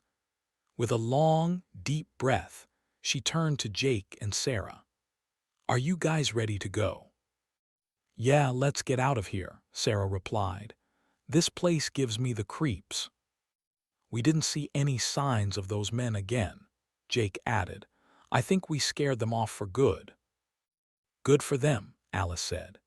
With the SUV packed full of supplies and weapons to defend themselves, Alice settled into her seat and, putting the SUV into drive, pulled straight out to cruise slowly through the rear lot past the blackened rigs and around the outer lane to circle the stores. In the back, Sarah had turned to rummage through the boxes of supplies they'd loaded into the car. This is incredible, guys, she said. We went from having next to nothing to having enough to get home a couple times over. That was a huge score, Jake looked back. It's a lot, yes, but we shouldn't get too comfortable with all this stuff. Alice glanced at her daughter in the rearview mirror. We need to be more on guard than ever. Sarah handed her brother a bag of trail mix out of one of the boxes. Why? We've got one of the only working vehicles in the area, and people will want to take it. And if they get a glimpse of what we have in the back, they'll be even more interested. 3 easily scared vagabonds will be the least of our worries at that point. Get me? Jake nodded solemnly. Got you, Mom. Sarah leaned forward between the seats and peered ahead through the front windshield. After what just happened, I totally get it. This time, we'll be ready if anyone tries something again. As they began their drive out of town, Alice got a different view of the surrounding area with its sky full of smoke above the scattered subdivisions. Almost 75% of the homes were nothing but beds of coal and ash that seeped tendrils of smoke into the blanketed sky, while faint orange lights from gas fires continued to burn underground fuel lines that had ruptured and were blowing upward in a rush of purplish flames like welding torches cutting the air. Near them, the billowing smoke was the worst, turning the air noxious even inside the heavily filtered cabin of the SUV. As they swung left to rejoin the highway, they passed a small subdivision with most of the homes lying in heaps, the surrounding palm trees scorched or having toppled on hapless houses to crush them beneath their thick trunks. One backyard had a burned-down shed and a doghouse with a peaked roof, and at the end of the tether lay the remains of a dead animal in the blackened grass, with the owner sprawled nearby in a cloak of smoking clothes. Wherever she looked were exposed beams and wooden framing, their tips blackened above piles of melted siding. A large financial bank slumped sadly with its scorched bricks, and mortar spilled into the parking lot. The right side of the building was missing its entire section, and the second floor barely stood on charred columns as smoke bled up through broken skylights and holes in the roof. The wind picked up, making the ground seethe with glowing coals before grabbing a cluster of cinders and carrying them across the highway. Jake winced as the fiery embers gusted over the SUV, glancing off the glass and drifting in quick spirals across the hood. Alice gripped the wheel and pressed the accelerator, carrying them through the smoky haze in a burst of speed. She slowed down once the embers faded, circling a crash around the entrance ramp, where several vehicles had collided with a rig and trailer that had been hauling frozen food. The trailer had jackknifed and sat atop 2 columns of cars, and Alice squeezed the SUV around the trailer as fluid from its refrigeration units dripped on their windshield. Once through, they took a long, circular entrance ramp up to the highway and skirted the western edge of Orlando, twisting between knots of traffic and a sprawl of metal and fiberglass destruction. It was the same landscape they'd been driving through for hours, though Alice felt far less hopeless after loading up the SUV with supplies. If they could just get around the city and onto an open highway, they could finally make some progress. The kids settled in while she looked past Jake out his window where Orlando was a massive ball of smoke and flames. Recalling a past trip to Disney World 2 years prior, Alice remembered it as one of the best times they'd ever had, and seeing it go up in such a terrible way made her chest ache with sadness. It was like whoever had attacked the country was trying to erase every good memory they had and wipe them from existence. Jaw grinding against helpless anger, Alice took solace in that she was doing everything she could to take care of her kids in the present, and the only other thing she could hope for was to be back with James as soon as possible. Chapter 19. Ryan Cooper. Somewhere outside East Lansing, Michigan. In the subdued lighting of the basement, Ryan shuffled from one end of each shelf to the other, a notepad in his left hand and a pen in his right, as he logged the supplies Alice and James had in stock. The faint light of an electric lantern illuminated the faded white labels on jars where Alice had written the names of the canned vegetables. There were tomatoes, corn, beets, carrots, artichoke hearts, and an abnormal number of green beans. To his left, on the south side of the room, was a small bank of batteries wired into the solar panels that collected energy all day long for discharge at night. Based on some testing, he'd found that the batteries recharged nearly to full during the day, but that was with power diverted solely to necessary appliances, and there was almost no tolerance for an overage unless they wanted to suffer an outage. The supply room joined the old storeroom he'd been digging around in the day before where James kept his used oil, tools, and, in a word, junk. It was in vastly better condition than the supply room, though meticulously clean and well organized with labels on just about everything, and on the north side of the room were 2 rows of shelves with more supplies, from ready-to-eat meals to a few hundred gallons of water, more canning jars and other equipment, and boxes of dried noodle and rice meals that would keep for years if necessary. Next to those were several shelves of store-bought canned goods, including most types of vegetables as well as a decent supply of meat, from tuna to chicken with flavored ham thrown in. Alice had hung up small signs here and there, fancy pieces of wood with pudgy bears engraved into them, one with a smart-looking mouse wearing glasses and holding a clipboard, all of them reminding the kids to mark what they'd taken from inventory, and one quaint sign that read storage room posted near the foot of the stairs. Ryan took a deep breath, catching the faint hint of a flowery fragrance that reminded him of his daughter and tugged at his heart.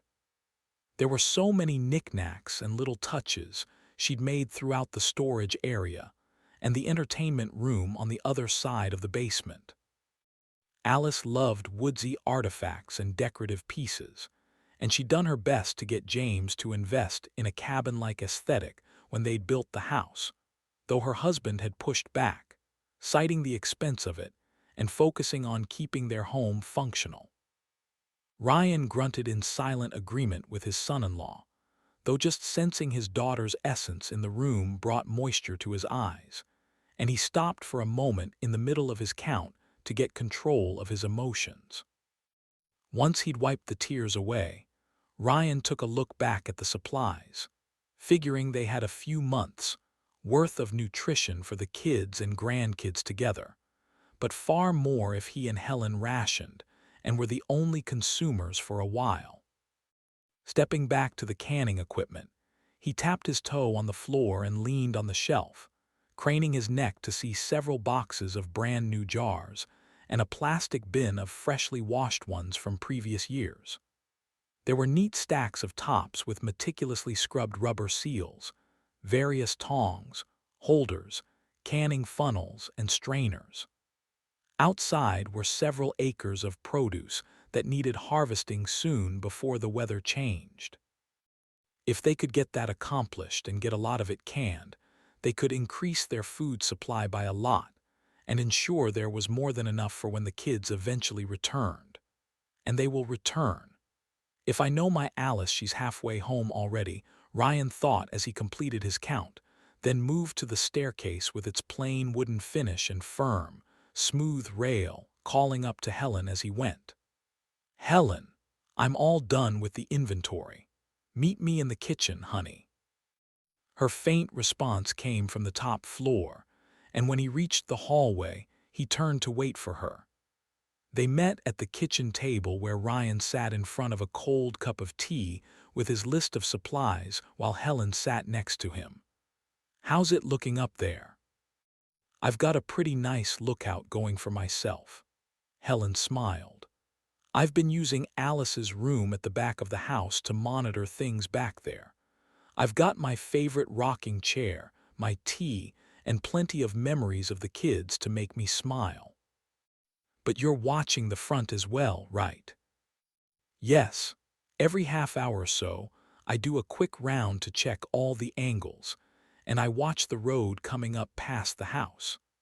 Haven't seen anyone yet, but I have caught glimpses of the dogs moving around out there, so I'm just relying on them to warn me if they see an intruder."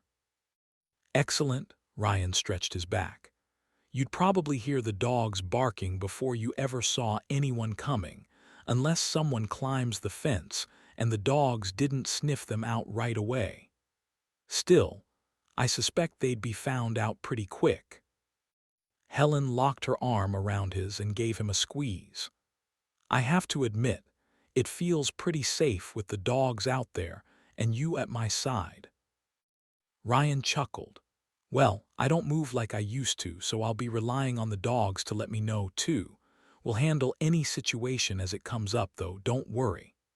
He shifted the notepad in her direction. "In the meantime, I've got a list of all the supplies downstairs. Actually, I just used the list Alice already had and double-checked against her numbers. They kept pretty good track of what they had, though there were a couple of snack bars missing." "Oh, that was probably Jake sneaking around thinking no one would notice." "I agree with you," Ryan chuckled. "The good news is we've got a few months' worth of survivability without having to leave the property. There's also plenty of canning equipment downstairs we can use on that harvest out there. A lot of that will be ready to come up soon, seeing as it'll be the last one of the year and all. We should probably walk the field and see how much work it will be." "I agree. Let's do that after lunch." "Deal." Ryan folded his arms and grew quiet. Helen tilted her head. "What is it, dear?" "I'm just not sure how we're going to get it all in.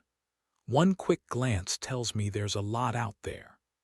Alice and James were busy throughout the spring and summer, and we'll have to really be on the ball to get it all put away or canned. That's even if we have enough jars to keep it all in."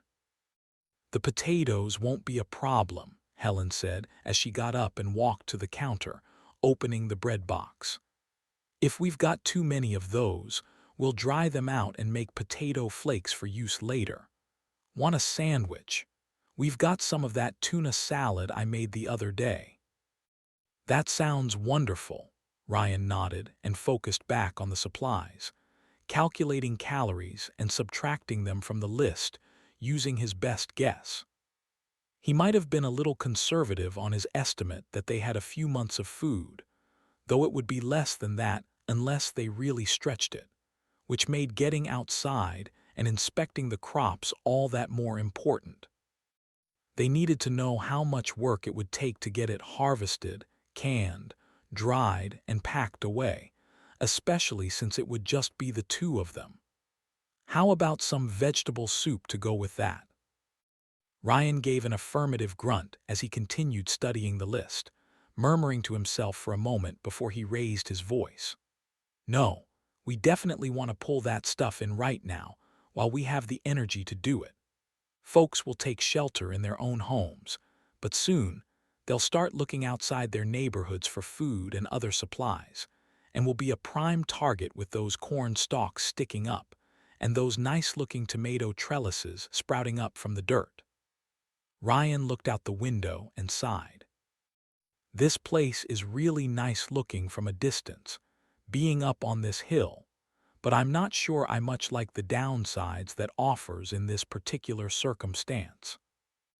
As Helen stirred the soup on the stove, the liquid sizzled as it ran up on the sides of the pan. That's a great idea, especially since the weather is still temperate enough to do that. I haven't canned anything in a few years, but it shouldn't take me long to get back into the habit of it. I haven't been the best helper in that regard, Ryan replied, but you can count on me to be right there for you. Helen waved off his apology. I've got some incredible canning recipes you're going to love. She poured the soup into 2 bowls and brought them over to the table, setting them down before returning to a side drawer for the crackers. This might be the first time those skills really pay off when we need them. Amen to that. Helen made them a couple of sandwiches, scooping tuna salad out of the plastic bowl from the refrigerator. Ryan abandoned his list for a moment to brew them some fresh coffee and pour 2 glasses of water. When the table was set and ready, the pair sat and had their early lunch, eating quietly and exchanging an occasional smile. As they ate, Ryan thought about Helen's words and how she was right about things being more precarious than ever. While they'd always taken homesteading seriously, they'd never faced such a disaster. With the surrounding neighborhoods and cities on fire, and the expressways and highways cluttered with burning rubble, every decision they made, every action they took, would have a direct impact on their survival. After they were done eating, Ryan stacked their bowls and carried them to the sink, giving them a brief rinse from a jug of water before setting them in the rack to dry. Joining Helen back at the table, they finished their coffee as Ryan tried to gather his energy for a long walk around the field. She finally patted his hand. I say we get on out there. No time like the present, right? Ryan chuckled and stood, and the pair retrieved their jackets and bundled up. Stepping out the back door, they walked west around the property, where the field and its rows of crops waved beneath the boiling black skies. Duke sprinted from a copse in the south part of the yard, loping toward them with his tongue hanging out. Duchess and Diana yelped from somewhere on the other side of the property, but they weren't in sight yet. Ryan kneeled slowly and prepared for the big dog's affectionate onslaught, Duke barely slowing as Ryan caught him, leaning backward with grunts of laughter and throaty chuckles as the dog nearly bowled him over. Whoa, boy. That's a good boy. He gave the dog a few hefty pats on his side, the barrel-chested animal swinging his tail around as he lapped at Ryan's face, Play bowing and backing off as he spun in lumbering circles. Rising to his feet with a groan, Ryan rubbed the dog between his ears and rejoined Helen. Are you okay, dear? I'm fine. I just need to be ready when he comes at me full bore like that. It's enough to knock a man down. What say we head out to the chicken coop first? I want to take stock of the situation out there. Sounds like a plan. Helen turned him in that direction, and the two marched up the path.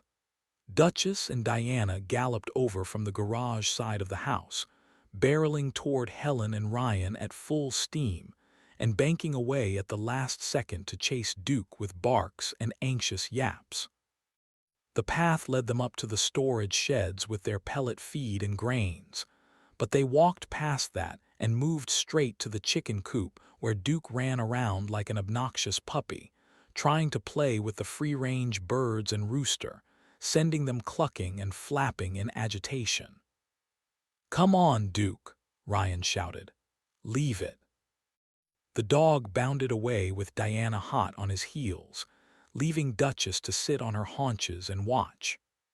With a smile, Ryan threw the latch up and entered the chicken run, gently nudging the birds with his boots as Helen slipped in behind him. Once they were in, he closed the door and stepped into the coop, the wood creaking beneath their feet as they ducked under the roosting areas and moved along the short row of nesting boxes where their 12 hens were bundled in and sharing the space. Ryan reached in and counted the eggs with his hand, calling out numbers to Helen as he went. "These are more than enough eggs for us," Ryan said when he'd finished. "I know Alice wanted us to collect them for when they got home, expecting the kids would eat them up. Until then, we'll have a huge overabundance. They'll be fine on the counter for a few weeks, a few months in the fridge, and indefinitely if necessary if we can get hold of some lime for water glassing." Helen nudged him jokingly. "I hope you're ready for a lot of scrambled eggs."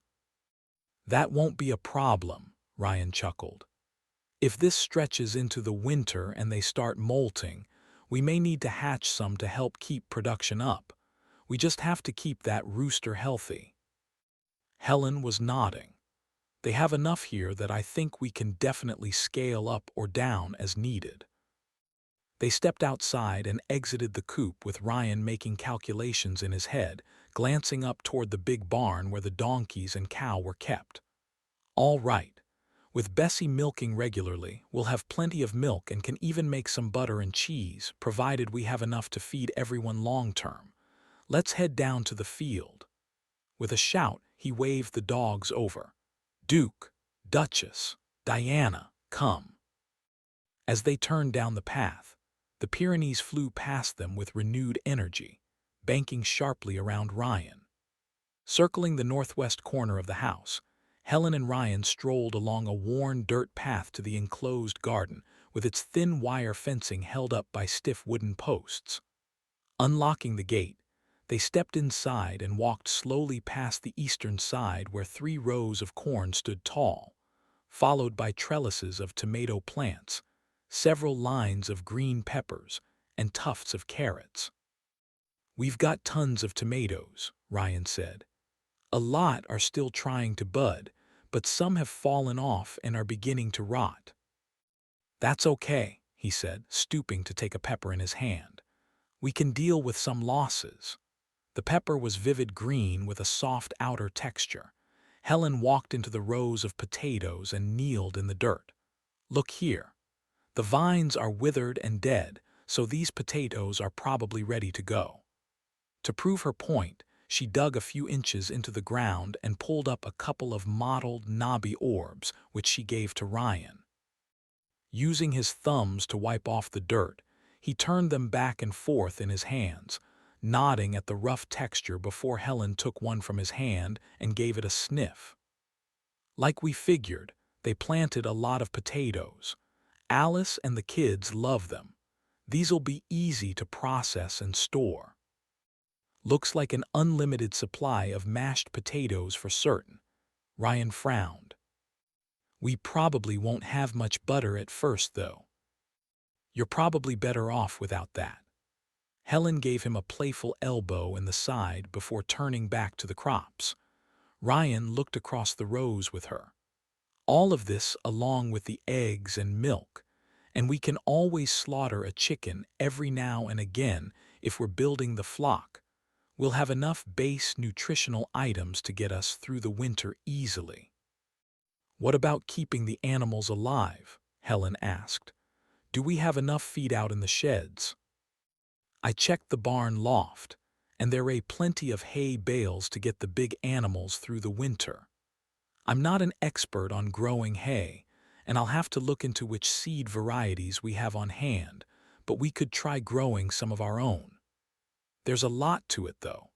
We'd have to harvest at the right time, dry it properly, and always be conscious of moisture levels and bale storage." Helen patted him on the arm.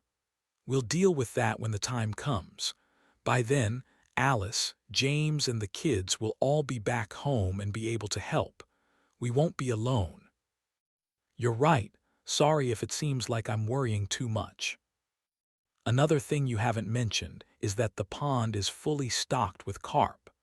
Alice told me so herself. James and Sarah love fishing together, and that was one of their big goals when they built the place. That's an entirely different source of food that should resupply itself. We could even do some aquaponics if we need to grow fresh produce during the winter months. If we manage it successfully. We will, dear. Helen moved closer and rested her head on his chest before turning to look at the rows of vegetables. We did this for years until we retired. Just because we've been taking it easy lately doesn't mean we can't farm the way we used to. It won't be the easy vacation we were hoping for, but we know what we're doing if push comes to shove.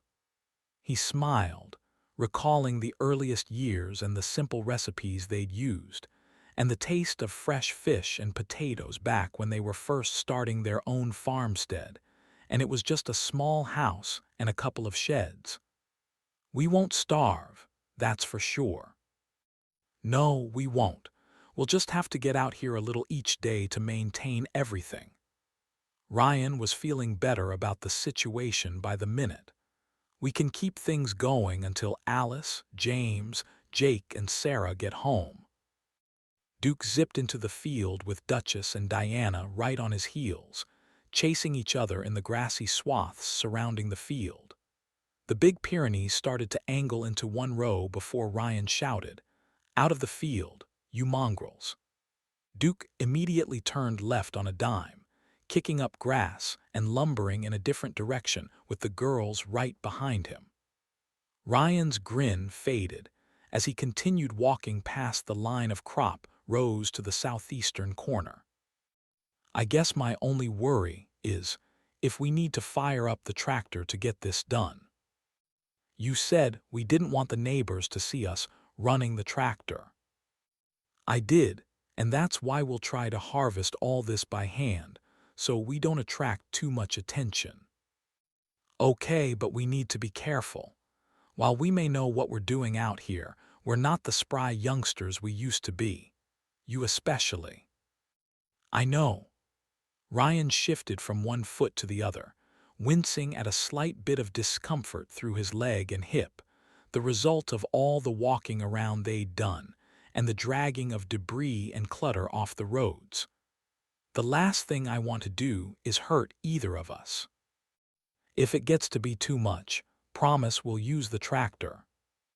Nodding, Ryan encircled Helen's waist with his arm, fingers tracing along her belt line before giving her a brief but firm hug.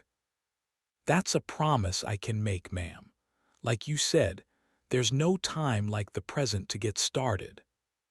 Chapter 20. Alice Burton, Madison, Florida. Having pulled off the highway the previous evening after a long day's drive, they'd parked the SUV in an empty spot behind the rest area near the vending machines. There were no other vehicles except for a trio of semi-trailer trucks on the far side of the lot that had fallen prey to the same fate as every fuel-reliant vehicle in the country. Aside from the halos of singed concrete and debris spread around the rigs, the rest stop was quiet and abandoned, an island of calm in a sea of destruction, the marshland behind the rest area stretching on seemingly for miles, interspersed by the occasional loblolly pine that swayed in the breeze. Alice stirred awake, shaken from sleep by a restless dream she couldn't remember, chasing after it briefly before realizing where she was. "You dummy," she chastised herself. "You were supposed to be keeping watch this morning." Glancing over, she saw Jake sleeping peacefully, and Sarah's light snores reached her from the back as she raised from her reclined position, staring out the front window as the sun tried to push through the ever-present gray clouds that had taken over the skies. The layer of rising soot had grown so black that the sun's golden beams barely poked through to give her light to see by. Reaching into the center console, she pulled out a bottled water, twisted off the top, and took a drink. It was lukewarm, but it washed away the sour flavor of sleep and helped her regain her focus. Jake stirred next to her and rose from where he'd been leaning against the door with the rifle tucked under his arm. "Morning, Jake." Morning, Mom. I was so tired last night that I couldn't keep my eyes open. Where are we? Alice rubbed her eyes. I can't be completely sure, but I think we're getting close to Tallahassee, right at the border with Georgia.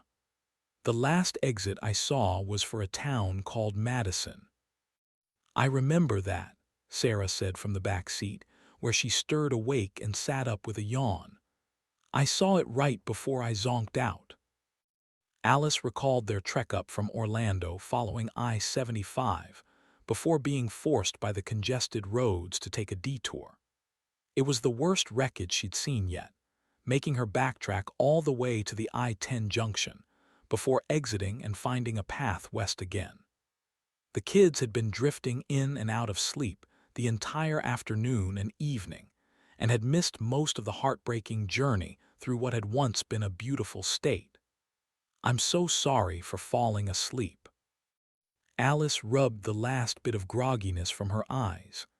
I meant to stay up and keep watch, but I was just so tired. You need your rest too, Sarah said. You can't just stay awake for days and days. I know. That's why we need to start setting up shifts. You mean guard shifts? Jake asked. Exactly. Next time we stop to rest, we'll start with me on duty first, then Sarah, then you, Jake. Does that sound good?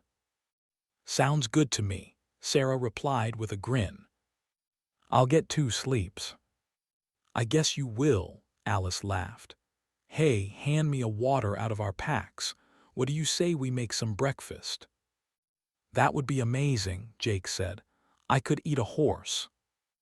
Let's start with some of those MREs we have, then move on to horses if we have to. Are there any breakfast ones? Yep, Sarah piped. The emergency food bucket has breakfast, lunch, and dinner packets. I sorted through them last night before I fell asleep. Let's start with some cereal or granola, if they have any of that. Here's what we have. She held up a few packets. Brown sugar and maple multigrain cereal, strawberry crunch, and regular crunchy granola. I'll take a strawberry crunch. Jake reached back as Sarah gave him the meal. I'll take a brown sugar and maple multigrain. Alice accepted the package from her daughter and read the instructions. It looks like we just add a cup of water. We've got plenty of that. There are some plastic spoons in the kit. Sarah handed out the utensils before turning and sitting in the backseat with her own. Alice poured water into her pouch and watched the freeze-dried food come to life as she stirred it around until it had a creamy texture. Her first bite was questionable, and she groaned at the wooden taste, but by the 3rd or 4th bite, her hunger took over and she was able to look past the unique flavor profile. Jake finished first, holding his bag up with a grin as cream-colored moisture dripped to his chin. Can I have a granola bar, too? He rolled up his garbage and put it in a bag they'd placed in the back. You've got something on your chin, Alice pointed. And we're pretty stocked up, so I don't see any reason to ration right away. We need to be conscious of how far we are from home compared to what we have to eat, though. The fewer times we need to stop to resupply, the better. Alice stirred the last bit of her cereal around and finished it. And I want to remind you guys how serious we have to be when we're on guard duty. This will be a huge priority for us going forward, and if we screw it up, it could cost us dearly. You saw how fast those men came up on you. Sarah agreed as she handed her brother a granola bar. Yeah, and we might not have seen them if you hadn't told us to be careful.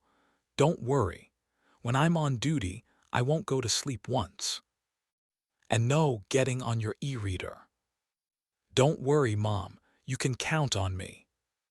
Me too, Jake added as he unwrapped his granola bar Sarah had given him from the survival food bin and bit off a crunchy end. Let's just hope we don't run into any more trouble, because they won't be so lucky next time. Alice adjusted her seat and scooted forward. Okay, kids, Get your garbage put away and let's get ready to roll out. She pressed the start button and watched as the dashboard lights came on, groaning when she read the battery level. Dropping her hands on the steering wheel, she sighed. I should have noticed this last night, but I was getting so tired that all I could do was look for a place to rest. What's wrong? Jake had pulled his seatbelt over his chest and buckled himself in. The battery is super low. We've only got another 30 miles before we have to recharge again. That'll barely get us to the next city, and I don't want to take that chance. Alice took a moment to look around at the rest stop. You know what? I think we should stop here and try to charge the battery. This is about as good an area as we'll get, and we can spot anyone coming up the ramp before they see us. Do you want to use the generator thing? Sarah asked. Yes. Let's get that out first and pull it around to the charging port. Turning off the SUV, they exited the vehicle and circled to the back to pop the hatch. Between the three of them, they got the generator out of the cargo area and placed it on the ground, and Alice took the handle and rolled it around to the charging port on the left-hand side. Now for the solar panels. They pulled out the ultra-thin flexible panels and began setting them up on the ground about 15 yards away from the charger where they had the best view of the sky. It took a few rounds of positioning, but the clouds were drifting fast, and there were a couple of patches of bright, clear sky where the sunlight was bleeding through. Dividing groups of panels into sections, they covered 100 square feet of ground, soaking up as much sun as they could get, and once positioned, they connected all the panels together with cabling and used one line to attach them to the generator. Turning it on, Alice saw it was already 75% charged. I'm not sure if we have the right attachment for this to connect to the car, she said as she examined a wound-up cable attached to the front of the generator. Right here. Sarah was standing at the hatch, holding up several black metal and plastic pieces. I found a bunch of different ones in a side compartment here. Would any of these work? Bring them over and I'll check. Alice took the first one that looked like it might fit, and after turning it around a few times, she connected it to the generator's cable and then plugged it cleanly into the port on the side of the SUV. Okay, we're in business. I think that worked. Check the dashboard and make sure it's charging, Sarah said. Alice leaned into the driver's side door and hit the start button, and the dashboard sprang to life. Where the total charge had been displayed previously, the charging status had replaced it, and a small number was slowly ticking down. Where it said time remaining, the numbers continued to change drastically from 47 hours to 37, fluctuating every few seconds as it continued to drop. Oh no, I hope it doesn't take that long. After a minute, an alert showed on the dashboard, stating the SUV was in slow charge mode and had finally settled on a completion time. Okay, 13 hours is much better but still an eternity out here. Alice stepped back with her hands on her hips, turning in a slow circle to look in every direction at the mostly gray skies.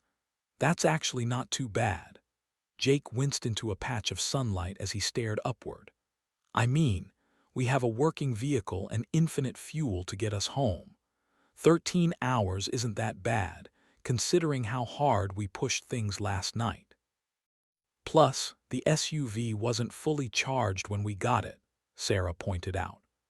And it's just now morning time, so the sun is bound to get stronger in the afternoon, and once we get away from the cities. And it may charge faster than we think. True, Alice replied. We'll let it charge for 3 hours and then set off again. Hopefully that'll get us past the next city, and then we'll stop and charge it some more after that. By late morning, they'd walked the entire parking lot several times, keeping the SUV in sight as they took turns watching the highway, where it was mostly a field of debris and bent guardrails. Much of the burning had tapered off, leaving just smoke to drift over the carcasses of thousands of cars, trucks, and corpses. Dense woods surrounded the lot, bordering the marshes whose boggy smells were barely detectable through the smoke. There was no easy way to approach the rest area without being spotted, but Alice's paranoia ensured that they didn't dare let their guard down, constantly on the lookout for anyone who might wish them harm. By the time they got back to the SUV, she couldn't help but check the charging level and let out an exuberant cry. "Hey, kids, you were right. It did charge faster. It's got an 80-mile range now. Pretty doggone good for just a few hours of charging." "That's great." Jake leaned in to see the display for himself. "That should get us well past the next city, right?" "Absolutely it will. It's probably because we readjusted the solar panels a couple of times," he said. Alice looked up at the darkening sky where patches of light were still showing through, but were too few to get a steady charge, and they'd spread the panels out more, trying to maximize their chances of catching as much direct light as possible.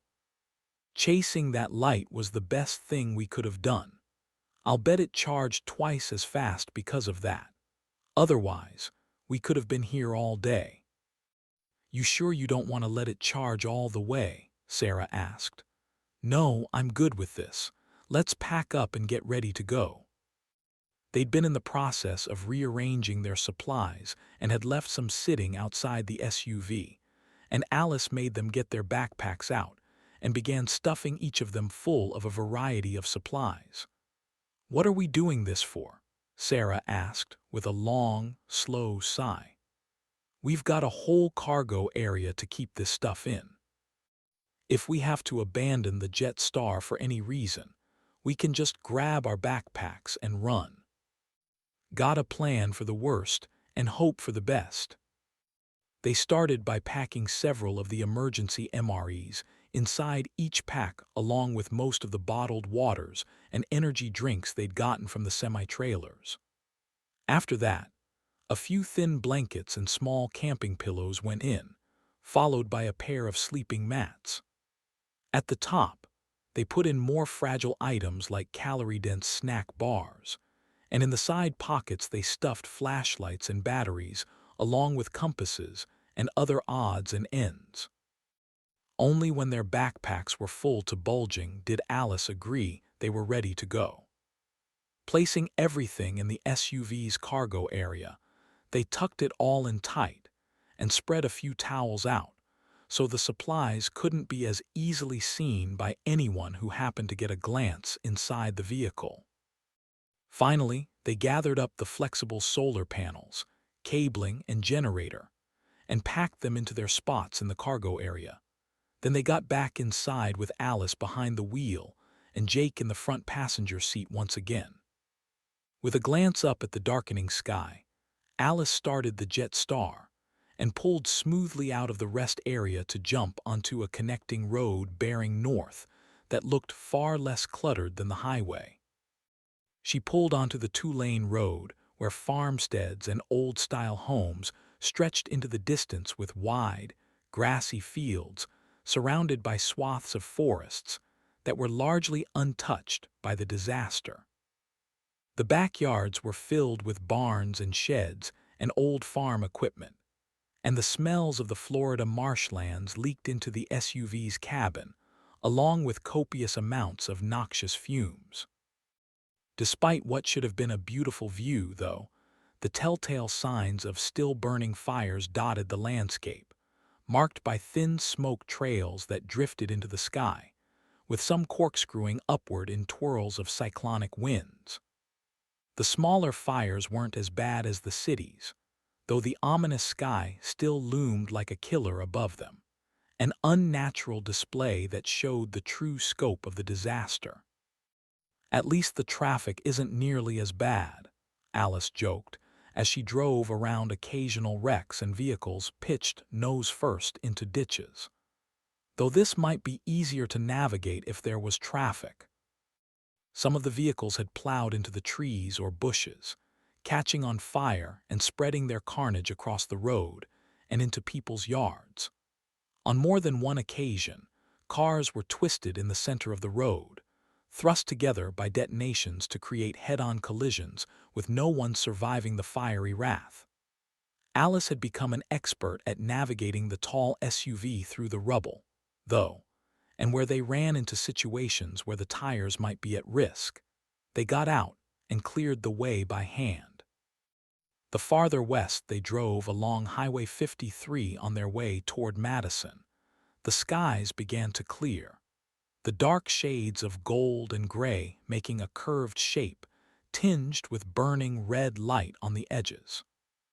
Madison, Florida introduced itself with a green sign with a rainbow flourish beneath it, and Alice drove past the first exit, thinking she'd slip by until she stopped in front of a huge pile of steel and glass, with twisted rubber tires and bent axles sticking out. Without stopping to investigate the 12-car wreck, Alice backed up to the last ramp they'd passed and got off with a huff. At the bottom of the ramp, the first thing she noticed off to the right were strips of stores and 3 gas stations whose fueling pumps had gone up in a schism of concrete, dirt, and metal, with one of the underground tanks blossoming outward at the top in jagged steel petals. Things weren't as densely packed as they had been previously, though, and most of the vehicles had caught fire without causing much damage to things around them, though they still had to be careful of weakened pavement and loose debris. "I'm going to try to find a back road to the next exit, so we can get back on the highway again." "It doesn't look like much burned up here," Jake noted, echoing her thoughts. "I mean, compared to the other places we've been." As Alice pulled between the stores and up the main strip, she was surprised to catch fleeting images of human-sized shapes moving through the fog. After getting into the thick of it, she glanced eastward to see groups of them working hard around the storefronts, stacking boxes of cereal and diapers from a local grocery, while others raided a hardware store and several other strip malls on the same block. It wasn't chaotic looting, but an organized layout of supplies into specific piles, everyone seemingly working together to get the job done. "Finally, people," Sarah shifted across the back seat. "They look like they've got it together. Should we stop and talk to them?" "Absolutely not. I shouldn't have to remind you how valuable this vehicle is. We need to focus on getting home first and foremost." As the SUV passed through a cloud of smoke billowing from a cluster of road wrecks, Alice gave a sharp tug of the wheel to avoid a woman walking across the street, startling her and causing her to jump back. Alice stared as they passed, seeing a dozen people digging in the wreckage and salvaging items from car trunks and back seats. Anything they retrieved was stacked in haphazard piles of charred clothing, suitcases, and other personal effects stained with soot and grime. "Okay, we're out of here," Alice said. Instead of continuing up the main road, she turned left and cut between the busy strip malls where people had noticed them and were walking closer to get a better view, a few of them pointing at the SUV. As they put the stores behind them, Alice caught sight of a man with a beard and cowboy hat striding parallel to them through a parking lot, following her path as they drove up a slight incline into several blocks of apartments. The hairs on the back of her neck rising, Alice drove them over the crest of a hill and out of sight, splitting the buildings and cruising down a lane crowded with elm trees, oaks, and a few pale ashes with long trunks that stretched skyward.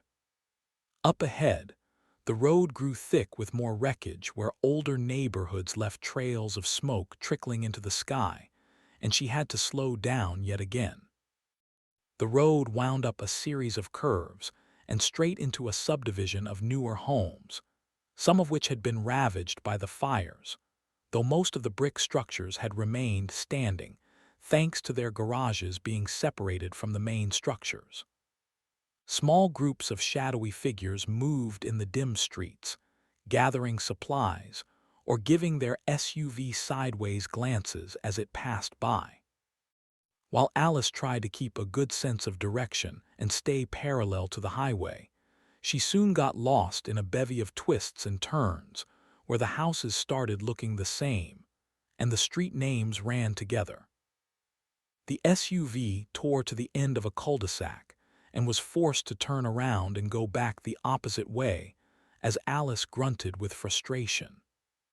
As she continued to navigate through the restless streets, there was enough rubble and wreckage to become a nuisance, clusters of it blocking them completely or too dangerous to drive through, and Alice didn't want to have to stop for fear of the local populace seizing the opportunity to try and take their possessions. "This place is really creepy." Jake's voice rose from the seat next to Alice. "Can we get out of here?" "I'm trying, hun." Alice ground her teeth as she ran up on a two-car pileup where an SUV had decimated a smaller economy car, leaving chunks of car parts scattered across the pavement and a pile of burned bodies lying in the grass off to the side. "I mean, they can't be terrible people," Alice responded. "At least they're taking care of their dead, but I think you're right. We need to get out of here."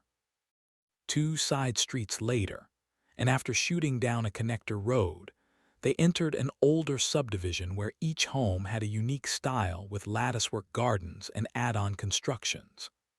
It still had a rural feel, but the houses were spaced far enough apart to avoid complete disaster, with wide backyards and clusters of woods between the homes, some with barns and sheds and in-ground pools. More shadowy groups of people gathered in side yards as they collected supplies and goods that hadn't gone up in flames, acting again not as looters, but as an organized force that was responding to a crisis. "I am completely lost," Alice stated flatly as she rounded the next corner and stopped the vehicle. "I don't know where the highway is or how to even get out of here." "Wish we had a map," Jake said. "Even if we had one from a gas station, it probably wouldn't show any of these back streets and neighborhoods, and that's where we're lost right now." Looking up at the sky, she tried to gauge the position of the sun's glow through the thick canopy of clouds, guessing they were pointed just slightly south. With that basic direction in her head, she crept forward and gripped the wheel tighter. "We're just going to keep going till we find our way through to the highway. Once we get there, we'll be in good shape. Just hang on." At the next intersection, a wreck clogged the street where a food delivery truck had rammed an oncoming pickup head-on, and the pair had gone up in flames with crushing force. The flying debris had broken out windows in the surrounding homes and had taken out stop signs and mailboxes, leaving the road filled with sharp, smoking pieces and giving off the impression of a bed of nails that could pierce her tires in an instant. Alice whipped the wheel to the left and skirted the wreckage, running over some lumpy debris and riding up into a yard to smash through a small garden in front. The grill mashed a bush to send purple flowers flying everywhere before they nosed down the other side, and plowed over the sidewalk to get back onto the street. Still heading west, Alice pushed the Jet Star to its limits, switching the transmission to four-wheel drive and churning straight through a series of yards. She wove between small gardens and scraped up against a retaining wall in front of a bi-level home, splitting a tree and a set of concrete steps in a grinding of grass and dirt beneath her tires, before smashing over a sign that read "Welcome to our home." With a heavy crunch, the SUV's electric engine offered full torque at an instant's notice, and they tore through the yards and gardens with ease, the tires spitting gravel and mulch, even taking out a small picket fence before they flew back into the street. "Whoa, Mom," Jake cried out. Teeth grinding, hands gripping the wheel like a vice, Alice whipped them to the left, turning a corner with a screech of tires, the SUV's tail end swerving hard before straightening out with a jolt. Alice hit the accelerator and rocketed forward up a clear straightaway as she searched for an exit. "We've got to be almost through town," she said with a shake of her head. Do you guys see anything? Sarah was sliding back and forth in the back seat, craning her neck before falling back with a frustrated sigh. I can't see anything past these houses. There's just a bunch of woods and a few taller buildings to the north. That's not good, Alice said as she took her eyes off the road for a moment to look around herself. As they crested a shallow hill, she saw a corner store and some older strip malls in the distance, and she raced down the hill and back up again, hoping the heightened elevation by the stores would give them a good view of a way out. When they reached the top, there were more than just a couple of stores. Several apartment complexes were nestled along the hill below them, and off to the right, a gas station smoldered atop a slab of ruptured pavement, though only a few small structures surrounding it had caught fire. This must be the center of town. Alice looked around as they passed the empty Chinese restaurant with an open sign still hanging on the door. Maybe we're just slightly south of downtown. It's not exactly bustling, Jake quipped as he stared at a handful of burned-out buildings on the right, likely set aflame by the gas station explosion a couple of blocks back. I don't see anyone, Mom. Look out. They were pulling into a bottleneck with the laundromat on their left and a driving school and liquor store on their right, and 24 people were hauling two burned-up cars into the intersection by ropes, their arms straining as they quickly blocked most of the street ahead. The charred vehicles were useless, but their wheels were intact, and the two groups were able to drag them into position to block Alice's way. From behind the buildings, another dozen people flowed from behind the wrecks and spread across the street and into the parking lots on either side, each of them brandishing a firearm or a blunt object. Leading the pack was the man she'd seen earlier with the cowboy hat and beard, striding into the middle of the street with a stone-cold glare. Hand raised, palm up, he shouted for Alice to stop, and those around him mirrored his glowering expression. Alice shook her head slowly, angling to the right as she searched for a way through the parking lot to get past them. Someone off to the side raised a pistol and fired it as their leader motioned for them to do so, and Alice and the kids ducked as the round flew harmlessly over them. "Don't worry," she said with a growl. "That was just a warning shot." "But they'll shoot us for real, Mom," Sarah shouted. "Just stay down."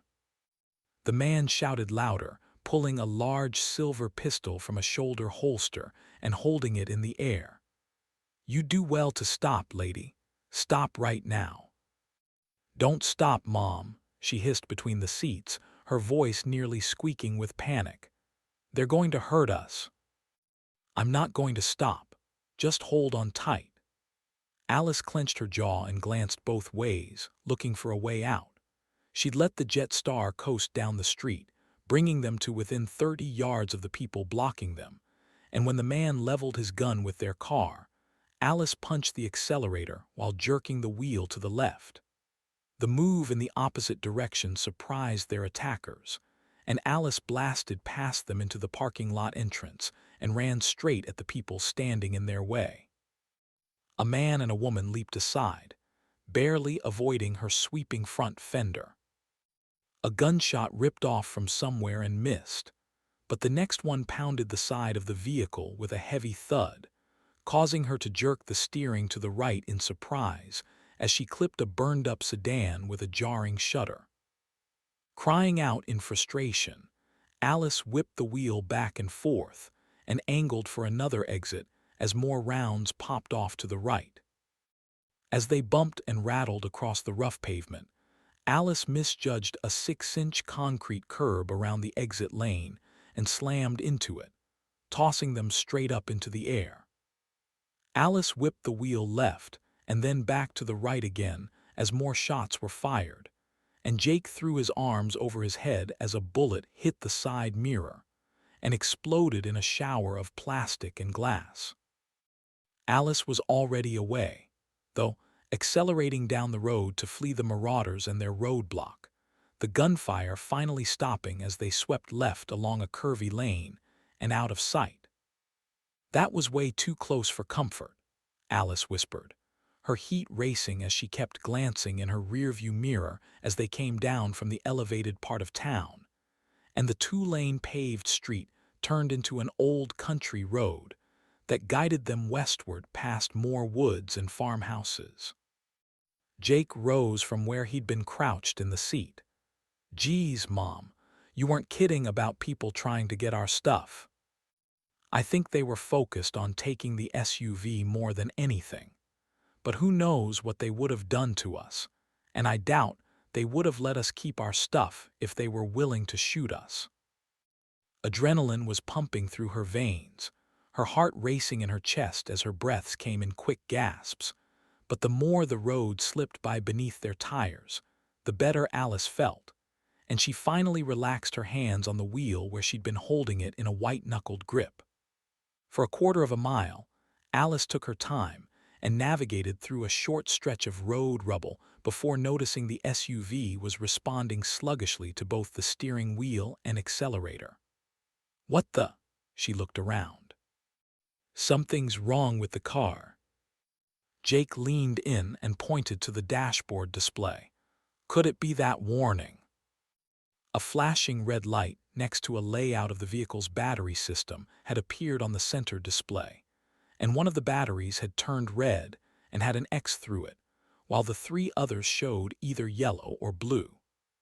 Alice pulled the vehicle over to the right side of the road along a stretch of trees and tapped on the red battery icon to bring up a more detailed readout. One of the main batteries is down, and we're only running at 4% capacity. "What happened?" Sarah leaned between the seats. "I bet one of those bullets hit a critical system component or the battery itself. They're all malfunctioning as a result." Jake wrinkled his nose. "What's that smell?" Alice tilted her head and sniffed, catching the acrid scent that was leaking up through the floor and creeping into the car, far more pungent than the ever-present smell of smoke and general burning. "What are we going to do, Mom?" Sarah's voice teetered on the edge of fear. "We're going to get our stuff out of this thing before it catches on fire. Grab everything you can out of the back and put it on the side of the road. Jake, get the rifle out and help your sister. Now, go." Snatching the ammunition from the center console, Alice and the kids got out and moved to the rear, popping the hatch and taking the backpacks out to place them several feet away from the car. They continued grabbing bins of MREs and other food and set them at the edge of the road, where the roadside brush swayed gently in a Florida breeze. Between the three of them, they got everything out in a couple of minutes and stood back, staring at the Jet Star as the acrid smell grew even more pungent and smoke continued pour out from underneath the bottom. "Well, there goes our easy ride," Alice said. "Yeah, that really sucks." Jake watched the car slack-jawed. "I thought we were going to be home free." Sarah placed her fist on her hips and glowered over her shoulder. "We would have been if it hadn't been for those jerks shooting at us back there." From inside the vehicle, a warning alarm blared in the cabin, followed by a polite female voice. "Attention! Breach in main battery 1. Emergency services are being automatically called. Please evacuate the vehicle and step away." "They definitely hit a battery," Alice said. A sizzling sound started in the tail end, and she threw her arm out and guided the kids back. "Come on, guys, get away. It's going to." A spark spat from the rear end, followed by a burst of them as the battery malfunction spread. The undercarriage crackled and groaned as the Jet Star's frame began to heat up, and popping sounds erupted from beneath it with flashes and flares as the batteries began to violently discharge all of their remaining energy much faster than they were ever designed to do so. Alice pushed the kids back another few feet and then dove to grab the backpacks, tossing them farther away from the hissing, spitting vehicle. Finally, a red flame licked up through the cargo area and more smoke began trailing from the back, followed by tendrils of fire that crawled up around the rear bumper to give off an oily, greenish smog that was far more foul than anything they'd smelled from other wrecks. "Quick, stuff whatever else we can into our backpacks." She grabbed hers and moved toward their stacks of supplies, waving adamantly at the kids. "Come on, guys. We need to load up." "Why?" Jake asked, doing what he was told despite his deep frown. "We can still keep all our supplies. We just have to find something to put them in, like a wagon or another car or something.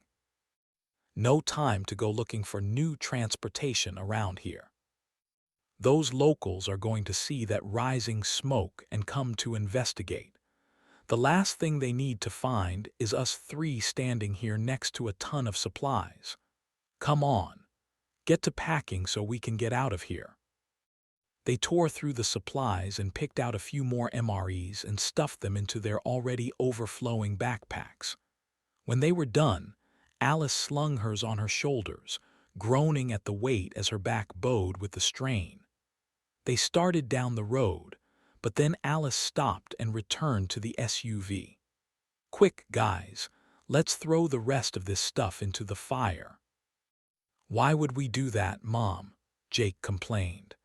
"We could always wait here and see if the people actually come." Alice was already shaking her head as she picked up a plastic MRE bucket and hurled it into the back of the SUV as flames licked around the opening. "No, because we don't want them to think we have anything valuable on us. We want them to believe it all burned up so they won't have any reason to try and come after us." Jake nodded and grabbed some of the flexible solar panels and tossed them in with the rest. "Man, all this stuff is just wasted." It took them less than a minute to get everything tossed into the back, and once complete, they retreated from the growing heat and watched the flames and smoke increase, kicking off a hot wind that stirred the nearby trees.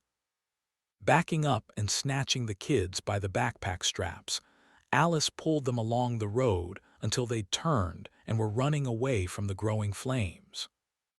The SUV crackled, sputtering fire as it gave off bursts of light and heat as more smoke rolled up from the chassis, green and black, as it flowed up into the sky like a beacon for anyone watching.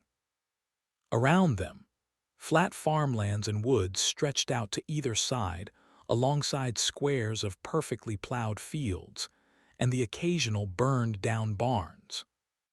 A turkey vulture that had been circling the town banked around the curling smoke on its powerful wings and followed the trio as they fled Madison with backpacks bouncing on their backs. Their small patch of road stood alone in the middle of massive swaths of black clouds that stretched from east to west across the horizon, dots of distant firelight and hazy drifts plaguing the marshes. But when the smoke grew too thick, the scavenger banked upward on a crosswind of warm air and flew off in search of an easier potential meal. Chapter 21. Ryan Cooper. Somewhere outside East Lansing, Michigan. The sun was just a bright blob in the sky, its sharpness diminished by layers of dingy gray clouds clogging the atmosphere and threatening to drown out any semblance of hope that things could eventually get better.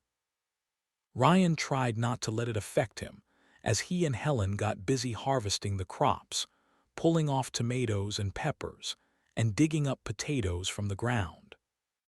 They'd done a half a row of corn as well, twisting and breaking off the ears, and tossing them into a burlap sack for Ryan to haul over to a pushcart they were using to transport the picked items to the house. Ryan was sweating as the cool air chilled his skin, sending shivers through his arms as he hustled, mostly hauling sacks Helen had collected while doing some of the heavy digging himself. She was working her way between the peppers and carrots, diligently dusting each item she picked off and placing it in its proper sack. While it wasn't especially rainy, The moist soil was turning into mud by their constant stomping, threatening to suck their shoes off if they weren't careful. Waiting for Helen to have something for him, Ryan knelt in the potato row and used a small shovel to dig down a few inches and loosen vegetables in the ground. Once he had a good number of them ready, he plunged his fingers into the moist soil and lifted the tubers free, dragging the canvas sack behind him and filling it as he crawled. He'd fallen into a trance-like state, his hands digging into the cool earth and pulling sustenance from it, counting his blessings with every wad of dirt-covered balls that came free. Once his sack was full, he called to Helen. "I'm going to carry this last one over and push the cart up to the house. I'll unload it and be right back." Helen left her tools in the dirt and stood, wiping her arm across her brow before resting her hands on her hips. "I should have a couple more things for you when you get back. It's moving pretty quick, wouldn't you say?" "We're doing well, but—" As Ryan turned and slung his potato sack on his shoulder, he teetered a moment, clutching at his leg briefly before standing straight and tall again. "We barely put a dent in this. I'd say it'll take us all day today and most of tomorrow to get it all up to the house." He wiped his arm across his forehead. "And while I love it out here, I could use a nap." "No naps for us today," Helen replied with a playful smirk. "We've still got a ton more to do. You know the second we sit down we won't get up again." Ryan's eyebrows raised in amusement. "I'd fall into James' recliner, and that's where I'd be the rest of the night." He started to trudge back to the handcart, but he'd been standing for too long, and his shoes had become solidly stuck in the mud. As he put his right foot forward and tried to lift his left one, the mud clung to it and forced his hips to twist at an odd angle. There was a moment where he was caught between falling and staggering, straining to get his limb loose as the weight of the potato sack dragged him down. "Oh no," he grunted with a windmilling arm, looking at Helen helplessly as his legs got tangled up. At the last second, he jerked the upper portion of his left leg free from its prosthesis with a snap that made him wince. Off balance, he staggered into the next row, twisting and scowling as he fell. With 2 quick steps, Helen was there, grabbing his right arm and trying to hold on as he carried them both to the mud. Ryan landed hard on his backside with a pair of carrot tops jutting up between his legs while Helen collapsed on top of him, and on her knees and off balance, she inadvertently leaned on him, bowing his back and forcing him deeper into the mud. Gasping and straightening with a strained and worried expression, she held out her hands to check him for injuries. "I'm so sorry, dear. I didn't mean to fall on you. Are you okay?" Ryan was laughing as he helped her rebalance herself. "I'm okay. Seriously, I'm fine. This is just the last place I ever expected to end up." "Let's get you up." Helen stood and took him by the hands, squatting and using her weight to give him some leverage. Ryan leaned forward and got his right foot beneath him, coming straight up but gasping when he felt cool air down around the bottom of his open leg, and he clung to Helen rather than shifting his weight to his hobbled leg.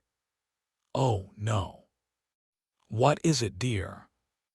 "I lost my leg, it's gone." Helen backed up and gazed along the plant rows. "I see it. It's stuck in the mud, honey. Come on. Let's get you over to the cart." Leaning a good deal of his weight on her shoulder, Ryan hopped to the edge of the field on his right leg, slipping and sliding in the loose soil and mud, trotting on more than a few carrots and peppers along the way. When they reached the grassy edge, he bounced forward a few steps before grabbing the cart handle and anchoring himself there as he turned to spot his shoe with his prosthetic foot and leg still inside it stuck out in the mud. Helen stepped back and squinted at the lost part. "I'm so sorry, Ryan. I shouldn't have made you lug all those heavy sacks." Ryan shook his head. "No, we had the right idea, but we just executed poorly. The system is working great, but this mud is tough. Luckily, I thought something like this could happen. Turning so he faced the cart, he sorted through a couple of plastic trays near the handle, fishing out some strong twine before sitting on the grass. "Can you go grab my leg, please?" "Of course, be right back." Helen shuffled out into the rows of crops and stooped to grab his shoe with the prosthetic foot still inside. She took it by its sides and wiggled it back and forth, pulling hard but unable to get it free. Finally, she reached for the shovel he'd left lying there, dug around the heel, and flipped it out. After retrieving the limb, Helen held it up with a smile. "Got it." Then she brought it over to him and waved it before handing it over. Once in hand, Ryan flipped it over and inspected the inside where the prosthetic had cracked just beneath the socket. "Can you tell what's wrong?" Ryan held the appendage out, sighing heavily. "Looks like it cracked where the socket attaches to the ankle.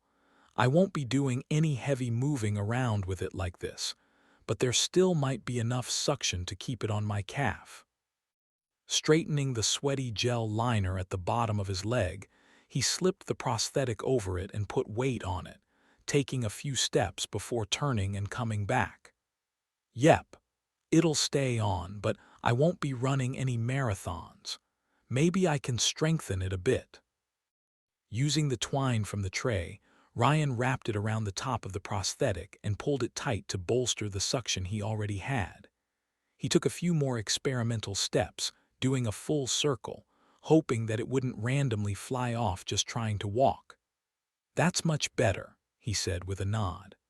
"I should still be able to get around with no problem, but it'll need a more permanent fix before I want to rely on it. For now, let's get this stuff up to the house."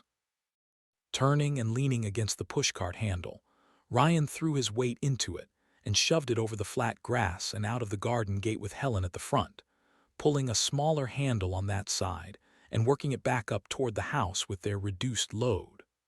When the dogs came bounding up again, Ryan warned them off, too tired, sweaty, and aggravated to give them any attention. Leaving the harvested plants outside, they went in where Ryan stripped off his jacket and collapsed into a kitchen chair. Helen brought some wet washcloths to clean off the dirt as he removed the prosthetic and studied it to see if he could fix it any better. "Is there anything else I can do?" Helen tossed the washcloths into a nearby laundry basket. "A hug would go a long way, and maybe grab me the duct tape out of the junk drawer." With a smile, Helen fell against him and hugged his shoulder to her side, wrapping his head in a warm embrace. Done and done. She shuffled over to the drawer, fished out the black duct tape, and brought it over. After putting his prosthetic back on, Ryan ripped off a large piece of tape and wrapped it beneath his knee to cover the top portion of the prosthetic. Then he wrapped a second one around the calf to see if he could reinforce the suction. Standing up, he took some more experimental steps and nodded. "That'll do for now," he said, "but that mud is too much for me. I think we're going to have to use the tractor from now on. We'll just have to hope no one sees us working out here. While you do that, I'll grab the corn and anything you can't get with the tractor." "That sounds like a plan. Let's get to work." Donning their jackets once more, the two started to go outside when Ryan stopped.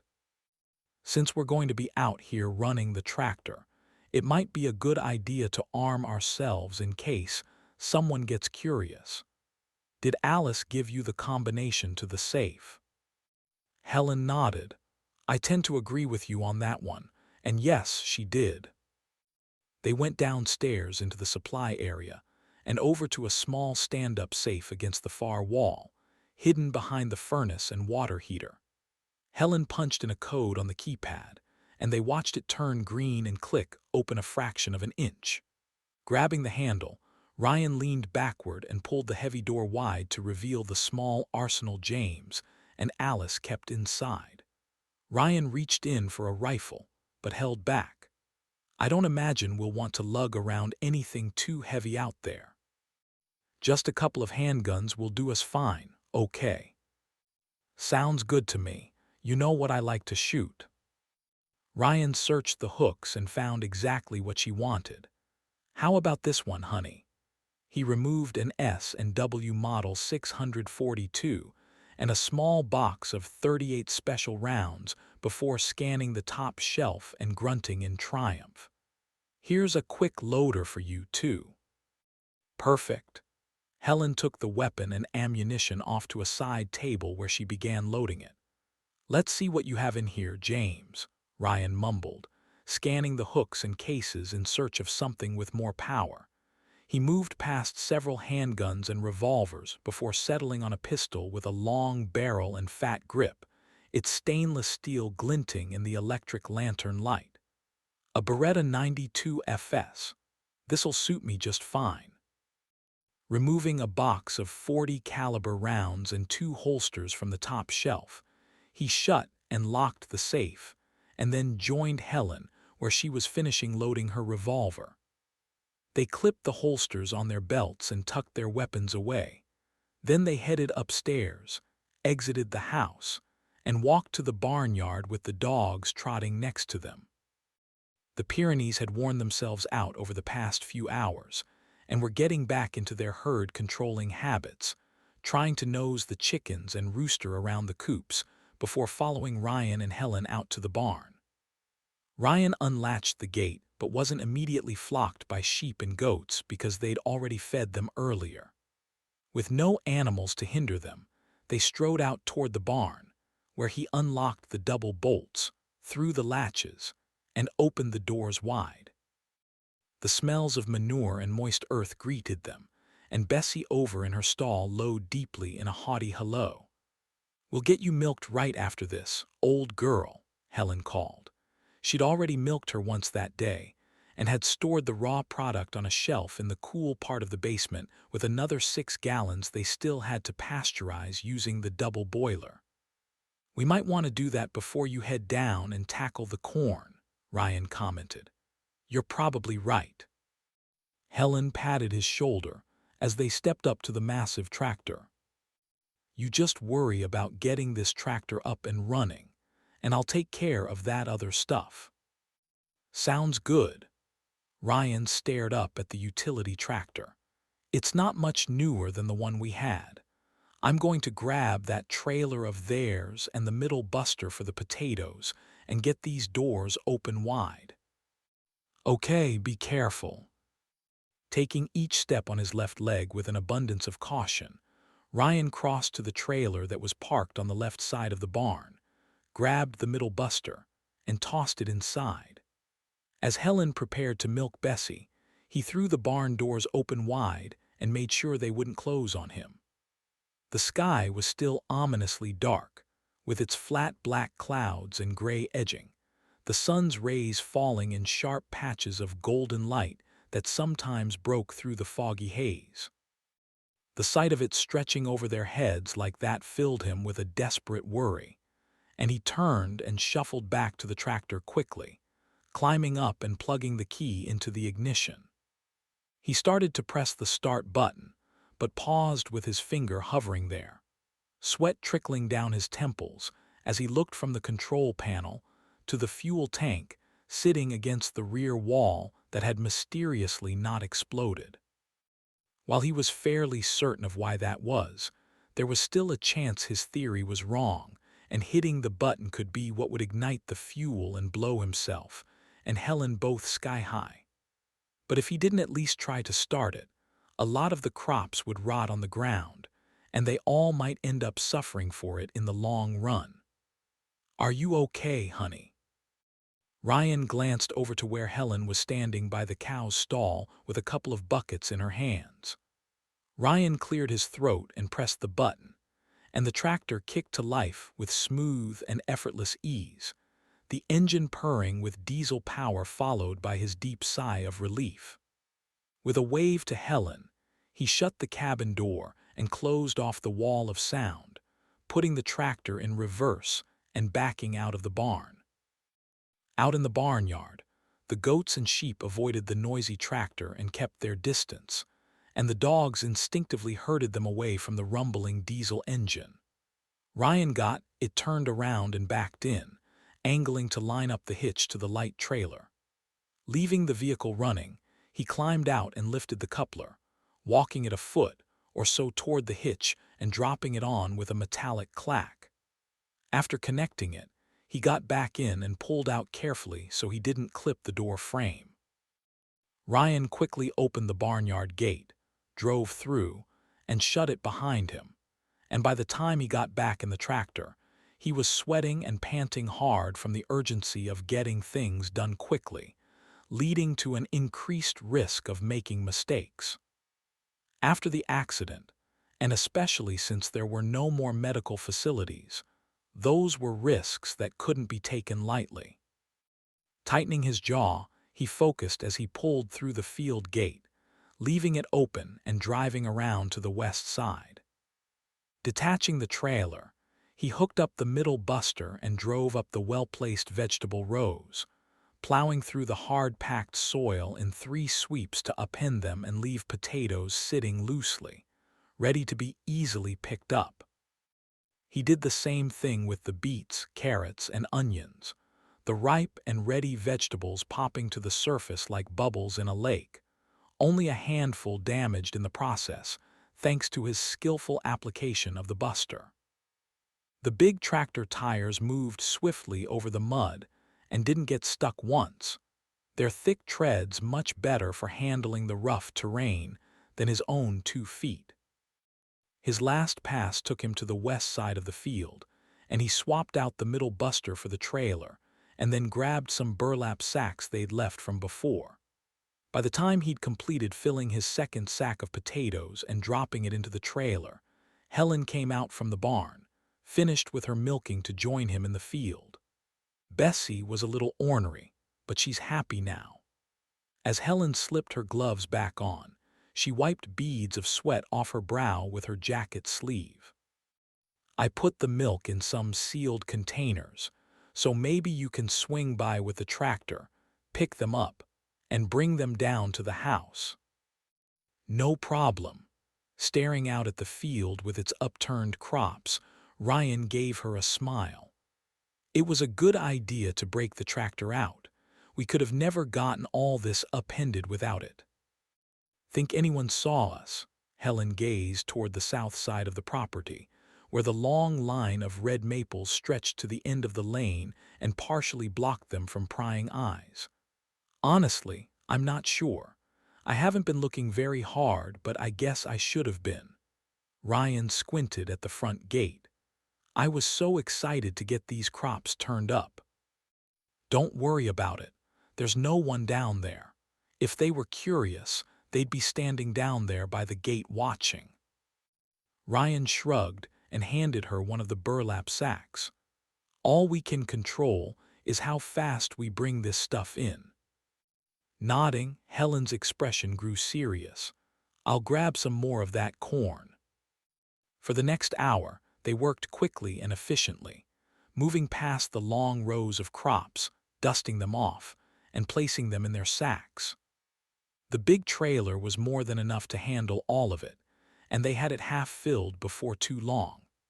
It was grueling, sweaty work, but Ryan was in his element, getting dirt beneath his fingernails and sweating up a storm, avoiding any of the labor that might cause a repeat of his earlier accident.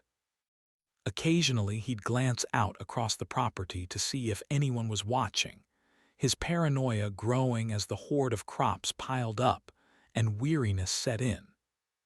It was a veritable treasure trove right in front of them, more valuable than gold or silver, especially as the days grew shorter and the cold began to set in. Neither Ryan nor Helen were used to going so hard at it, not since they'd retired from their farmstead, when every morning had been a struggle to plant quickly, tend quickly, harvest quickly, and get it put away or sold to the highest bidder.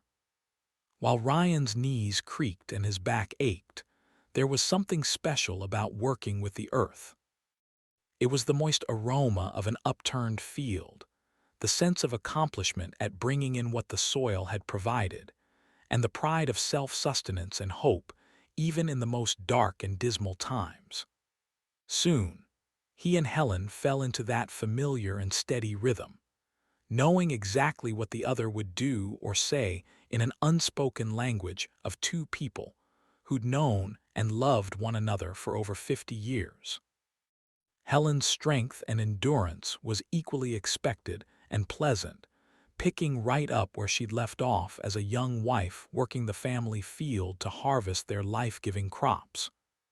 She was relentless, and what she couldn't lift, she dragged through the mud, only rarely needing Ryan's assistance to get an especially heavy sack into the trailer. At some point in their harvesting, the trailer became full, and he urged Helen to keep picking while he drove the entire load up to the house and unloaded every burlap sack near the back door in neat piles according to vegetable. By then, his shoulders and leg were aching, from the knee joint to the hip as he adjusted his movements to balance out the broken prosthetic. Its grip on his leg was growing looser by the hour, almost slipping off twice and forcing him to readjust it while he sat on the sacks. Back in action, he climbed in and returned to the field, where he hopped down and gathered up the sacks Helen had left at the ends of the rows. The day was deepening, and black clouds settled over the field, made worse by the setting sun to make it difficult to see. "It's getting dark, hun," Ryan said, as he lugged a sack of onions on each shoulder and dumped them gently atop the rest in the back of the trailer. Helen stepped out of the corn rows, dirt on the thighs of her jeans and cheeks, her jacket stained and grubby. She wore a dazed, weary expression, but she nodded and raised a finger. "There's half a sack of corn in there. Let me grab that and I'll be right out." Ryan finished what he was doing and followed Helen into the tall corn rows. As she picked up her half sack, he took it from her and spotted another full sack she'd forgotten to bring out. He grabbed that too, and together they left the field, loaded the trailer, and climbed into the cabin where Helen sat on his lap. Giving her waist a squeeze, he grinned and peered around her at the tractor controls. "Just like the old days, right? A day out in the field, and I always got a ride back on your lap." She chuckled and held on to a hand grip built into the roof as he drove out into the field to get turned around. The gigantic wheels trudged over the loose dirt and mud to carry them out through the gate and back along the muddy track to the house. The dogs caught up with him and bounded next to the trailer as they pulled up near the first stack of supplies, climbed down, and began unloading the sacks of produce. Ryan left the tractor idling, already feeling much safer with it behind the house and not in a direct line of sight from the road. With a huff, he dropped the last bag of carrots on top of the others and stood back by the trailer, gazing over everything they'd brought in. Helen came to stand by his side and folded her arms as her grin spread. "This is quite a haul. Just like we were hoping. Those kids did a better job than even I thought they had in getting all this planted." Ryan rubbed the back of his neck as he marveled at what they'd done. "I'm not sure what came over us, but we really got into a rhythm for a while there. Like you said, it's just like the old days." Helen slapped her hands on her thighs. "I'll tell you what, I'm worn out and just about ready for bed." "We can finish the bulk of this tomorrow." Ryan gestured to the tractor. "Do you want to come with me to put this away?" "Absolutely." They climbed into the cabin and motored to the barn with Helen hopping down and opening the doors while he swung the trailer around. Loading Bessie's milk into the back, they drove it to the house where they placed the closed containers next to all the food, everything looking wonderful where it was laid out in a couple of neat rows. Corn, potatoes, peppers, onions, turnips, and a few smaller bags of herbs lay all across the back of the house, the fresh smells coming off and washing over them. She rode with him back to the barn and got out while he attempted to reverse the trailer in. It took 2 tries to get it parked, and he climbed down and unhooked the hitch before pulling the tractor in a tight circle to put it back where he'd found it. The weight of the day rushed in on him as he powered the big diesel off and sat in the perfect silence with his body still throbbing from the noise and vibrations. With the satisfaction of having put in a great day's work, Ryan descended from the cabin and put both feet on the ground with his arms and shoulders shaking with weariness. He leaned against the tractor with parts of his legs sore and raw from the prosthetic's constant rubbing on his outer knee. The fix could come later, but there was nothing more he wanted to do than get cleaned up, put on a fresh change of clothes, and relax for an hour before bed. Taking a deep but resigned breath, Ryan pushed off the tractor and began walking slowly to the barn doors where Helen stood with one side half closed, her hand resting on the latch as she peered past the house. Bessie lowed deeply and shifted in her stall, and Ryan laughed. "You're good for now, old gal. We'll be back tomorrow to collect some more milk, don't you worry." Ryan's smile faded as he approached the doors and saw Helen's expression. As he watched, her head tilted slightly as she squinted into the growing darkness, the shift in her posture sending a spike of adrenaline through his veins as he moved quicker toward the door. "What is it, Helen?" "I don't know." "You do know. I haven't seen that look on your face since last year when you wrote the check for the property tax bill. I guess maybe I saw something down there." "Where?" By then, Ryan had reached the barn entrance and turned to see what she was staring at. From his position, he was looking straight past the sheds and play area to where their goods were stacked neatly behind the house. The EV was parked off to the side, but as he shifted his attention to the left, he could see past the red oaks and down the lane to the front gate. Everything was closed up nice and tight, and some ducks were crossing the lane from one pond to the other.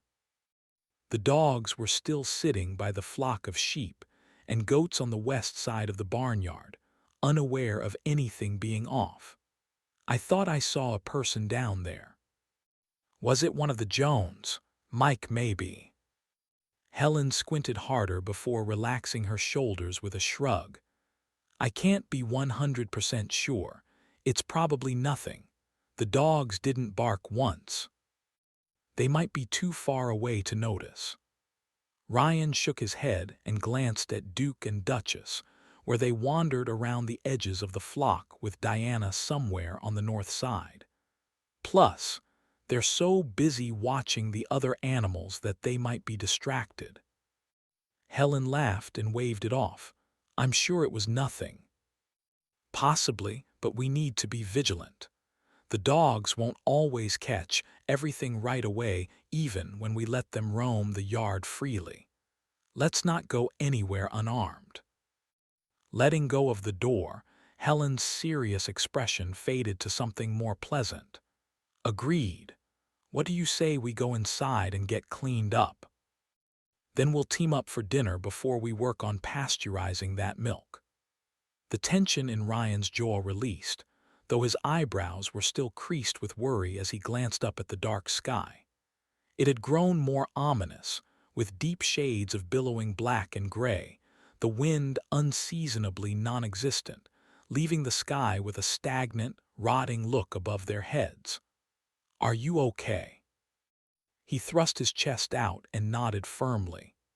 "I'm fine, dear, but between those clouds up there and what you may or may not have seen, I'd be lying if I said I wasn't a little nervous." "Me too. That's why we're going to set a watch tonight. You and I will take turns keeping ourselves safe." Nodding slowly, Ryan grabbed the other barn door and brought it around to meet hers before they shut them together and locked up. Arm in arm, they strolled down the lane, past the sheds and chicken coops with a cool breeze ruffling their hair. With an end to the evening in sight, They stopped by the harvested food long enough to grab the containers of milk and take them inside to heat in the double boiler before putting it all away in the refrigerator. Once in the house, Ryan put the last container on the counter and told Helen he was going upstairs to get a change of clothes. Stopping in the foyer, he cast a shadowy glance at the dining room window, and he walked over and pushed the curtain aside to gaze down the long lane to the front gate where Helen thought she'd seen something. He waited in the shadows for a good minute, scanning across the fence line and over to the Jones house in hopes of catching someone in the yard. But when nothing moved, he gave up his search and went upstairs to get cleaned up. Chapter 22. Agent Alan Harris. Mount Weather, Virginia. These MREs really clog up the all plumbing, the president said with a slight strain in his voice. Yes, sir. Do you need any? Relax, Harris, it's just a joke. Agent Harris stood by the door of the bunker restroom with his arms folded as he leaned against the wall. The drab green colors, like everything else underground, were plain and simple, with little decoration or stylish flair. It was solid brick, a full foot thick in every room and passage from the ground floor to subfloor 3, where most of the meetings and global conferences were taking place, with anyone they could reach through the spotty communication systems. President Burke was sitting in a stall with the door closed as he took care of business, chatting with Harris without a care for the awkwardness of the situation. Yes, sir. Harris chuckled and shook his head, changing the subject. As I was saying earlier, most of the civilian leadership and officers were terribly upset when they heard the numbers of those dead and missing, including myself. Sorry I couldn't warn you ahead of time about that. Those were just coming in during our global conference, and the IC boys wanted to do some extra checks before we disseminated the news. That's okay, sir. Colonel Crow has been a true leader and kept everyone on track. Right now, we're still reeling from all this, but as far as I can tell, we're doing everything we can to reinvigorate the supply chain on both the military and civilian fronts. That's good to know, Harris. I know they're talking about hunting down all the EVs they can find. Harris shifted and nodded as if Burke could see him. We've got teams out scouring dealerships around the country for any and all vehicles we can find.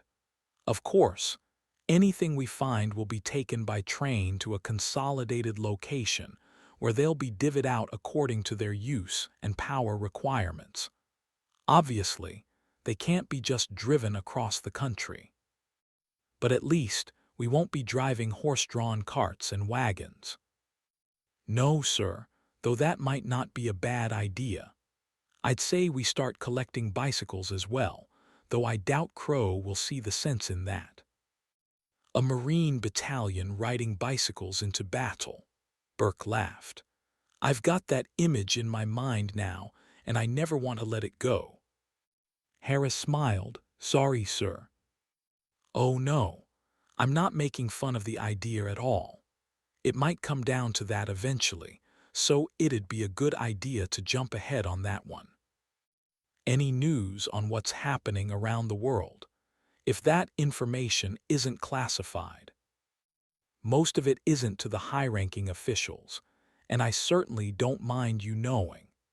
Aside from some of the information on the Russians and Chinese, we just heard from South Africa, Algeria, and Botswana. They're holding things together, but by the skin of their teeth. How did we even get in contact with them? A satellite relay through our embassies in those countries. Harris took on a pinched look. And you say they're doing okay. I would have figured with Africa's constant economic and political strife, the disaster would have only made things worse. They're not as developed as most European nations, so ironically, is that irony? I always forget. Anyway, the impact locally has been more reserved than other places. Burke's shoes shifted inside the stall, sliding across the tiles. The biggest shock to them will be from the global recession, but because they still have significant manpower, they could potentially pull out of this before anyone, provided they can pull together. Finally, something to cheer about. After a moment's pause, Burke continued, his tone lower. What about you, Agent? Have you heard from your parents or sister yet? Harris felt his stomach clench at the question. No, sir, I haven't. They were in Southern Virginia, right? That's right, Mr. President. My sister was going to school at Virginia Tech, and my parents live in a suburb around Blacksburg. Have you tried to contact them? I checked my phone when we had a brief break yesterday, but by then the phone systems were already down. The toilet flushed, and Burke stepped out of the restroom to the sink where he began washing his hands. Something rattled in the vents, and Harris glanced up at the ceiling, and its stark white light which gave the restroom an unwelcome and sterile feel marked by the faint scent of bulk-purchased cleaner and hand soap. Aren't you bothered by that, Harris? Don't you want to know where they are? Yes, I do, but Harris choked on the words and swallowed a lump that had formed in his throat.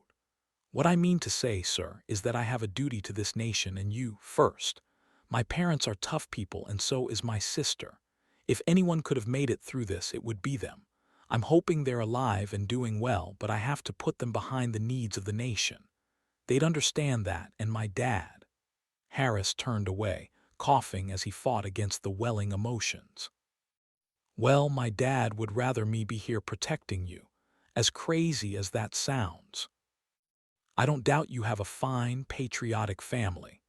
Burke shot him a glance as he stepped to the hand dryers and punched the button, filling the room with a sudden wash of warm air as he rubbed his palms beneath the vent. I know how you feel. They haven't found my wife, but she'd be saying the same thing. The president took on a lighter tone to mimic her voice. Don't worry about me, Thomas. Take care of the nation, Thomas. He shook his head and chuckled darkly. It's tearing me up inside, but there's not much I can do. It's funny.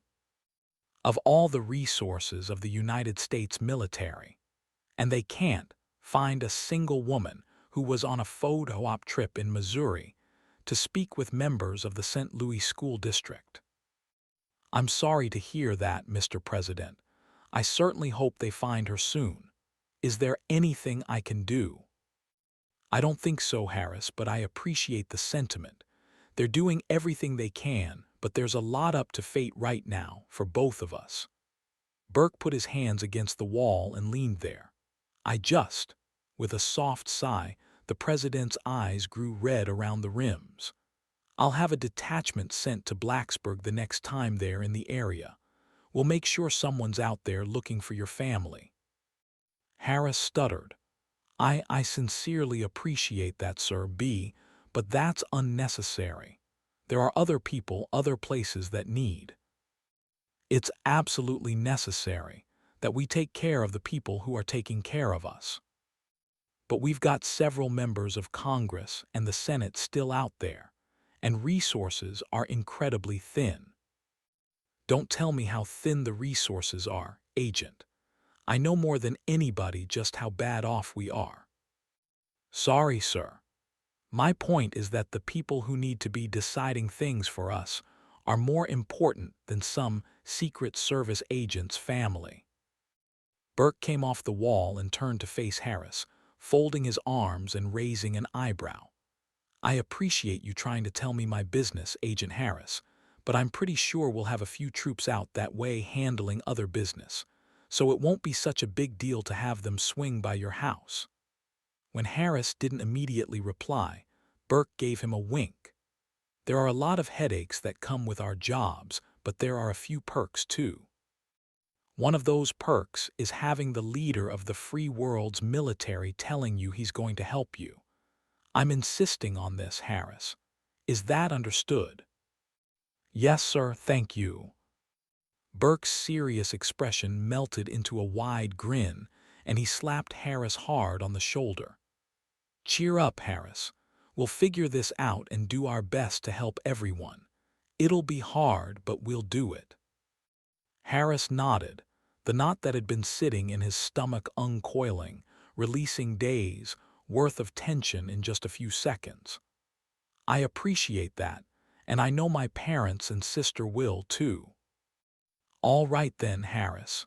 Burke gestured to the door. "On to the next meeting. There's a lot to do before this day is through." Chapter 23. James Burton. Kansas City, Kansas.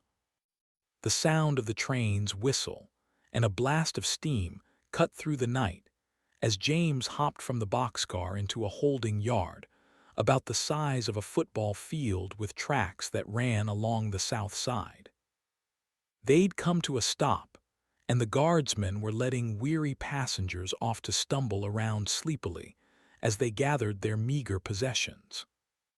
The soft gravel and dirt parking lot was flat and bathed in stadium lights affixed to tall poles, and somewhere on the north side was the Kansas City camp that had been so long in coming.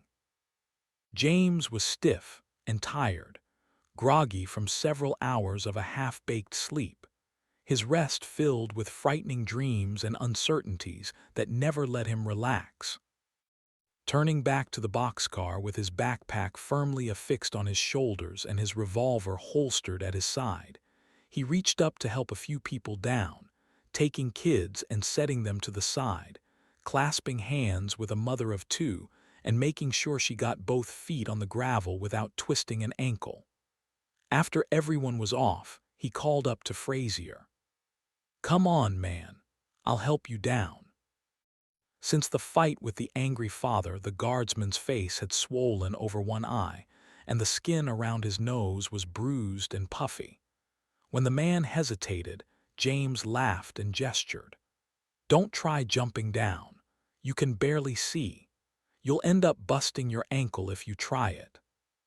Frazier grinned in embarrassment but nodded, sitting carefully on the edge of the boxcar and allowing James to catch him as he hopped down. "I appreciate your help. You seem like a good dude. You want a job." "No thanks," James laughed. "I'm heading home, man." "Roger that." The guardsman turned and grabbed his pack and rifle off the deck and shouldered both before looking down the line of boxcars, where a mix of soldiers and guardsmen were getting off the train. Two soldiers were walking the angry father across the empty holding area toward the glowing lights of the camp, the man's family following close behind, his wife with a child in each hand as she tried to keep up. "What do you think they'll do to him?" James asked. "They don't have a prison here, do they?" "You've got me," Frazier shrugged. "I just got here." James laughed. "Yeah, I guess you did. Hey, if I don't see you again, it was good meeting you." "Same here. Maybe we'll cross paths again." Others were getting out of the boxcars and passenger cars, some turning to their spouses or friends, and pointing to the man who was being carried off, questions floating through the air about what had happened. James walked slowly across the lot, watching as equipment and supplies were offloaded by the Army and National Guardsmen, sometimes met by electric pallet drivers and small utility vehicles, where they placed the crates in bins and drove them past the haggard throng to enter the camp. With no one to guide them, dozens of weary refugees milled around in clusters, pointing at other train tracks that swept in from all directions to meet theirs at a train station east of camp. On the passenger deck, bewildered civilians stood by what remained of their possessions, most of which amounted to a couple of pieces of luggage per person, at most. By the time James turned around, Frazier and the rest of the guardsmen had moved off and were heading toward the camp with a few people following listlessly behind them. Just when James was about to join them, speakers sitting atop the light poles blared to life. "Attention, and welcome to the Kansas City Recovery Center. In order to receive the best possible aid, please follow the yellow signs into the support camp to receive lodging and food. We would ask you to move calmly and allow those who are injured to go first, so we can process them efficiently. The crowd began meandering in the indicated direction, following yellow signs that hung about 12 feet up on the light poles, with big arrows pointing in the only direction they could go. James stepped aside to allow two men to carry a grimacing woman between them, as she held her right foot off the ground and clung to the men's necks. He stayed in the back of the throng, watching as they filtered toward a series of checkpoints to the north. Slowing, James noticed more lights and movement to the east, where the train tracks converged, and curious, he shouldered his way carefully and gently through the crowd, and arrived at a chain-link fence to gaze out at the train yard. There were several massive engines with boxcars and flatbeds that swept in from every direction, and many of the empty ones were being disconnected by Marine and Army units, replaced with cars loaded with big 50-gallon and larger drums of what he assumed were oil and fuel, skids full of batteries, and crates of unmarked supplies. They connected flatbeds with gas-powered machinery and electric loaders and transport vehicles, the organized chaos odd against the backdrop of the ruins of Kansas City. A little south of him, two soldiers were standing casually near the fence, sharing a cigarette as they looked around. James meandered toward them, raising his hand and calling out, "Hey, guys! Chilly night, eh? You fellows doing okay tonight?" The two shared a quick glance, and one with a thin face and bright blue eyes shrugged. "As good as we're going to get, I guess, all things considered." "You guys on break?" "That's right, you need something." James hiked his thumb over his shoulder. "I just got off a train back there after making it out of Denver International." The first soldier took a drag on the cigarette. "No kidding, we heard it's a mess out there." "You're telling me?" James laughed. "There were airplanes falling out of the sky on my head. The airport was—" He trailed off. The soldiers shared a glance and stepped closer to the fence. "Are you serious? You didn't see anything crazy like that?" The soldier shook his head. "We were training outside the city when some trucks blew up around camp. We got the fires put out fast, but we haven't seen much else.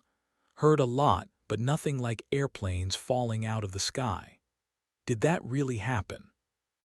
"A jet engine almost hit me as I was trying to get beneath an overpass.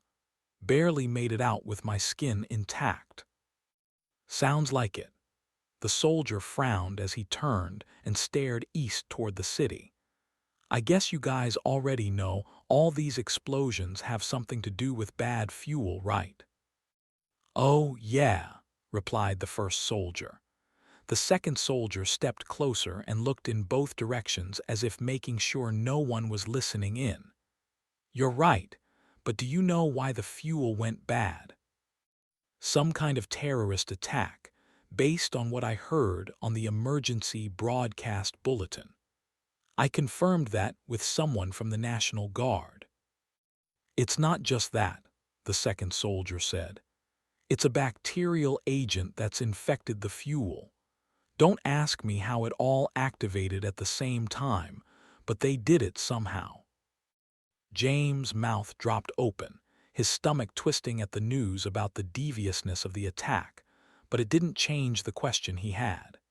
He put his fingers through the chain-link fencing and pointed toward one flatbed stacked with blue barrels marked with danger and explosive signs.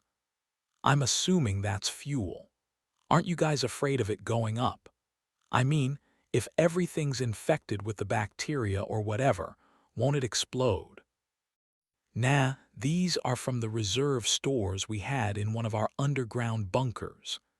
Stuff's been there for a while, so it wasn't infected with the bacteria. I guess that's why it's under heavy guard." That's right.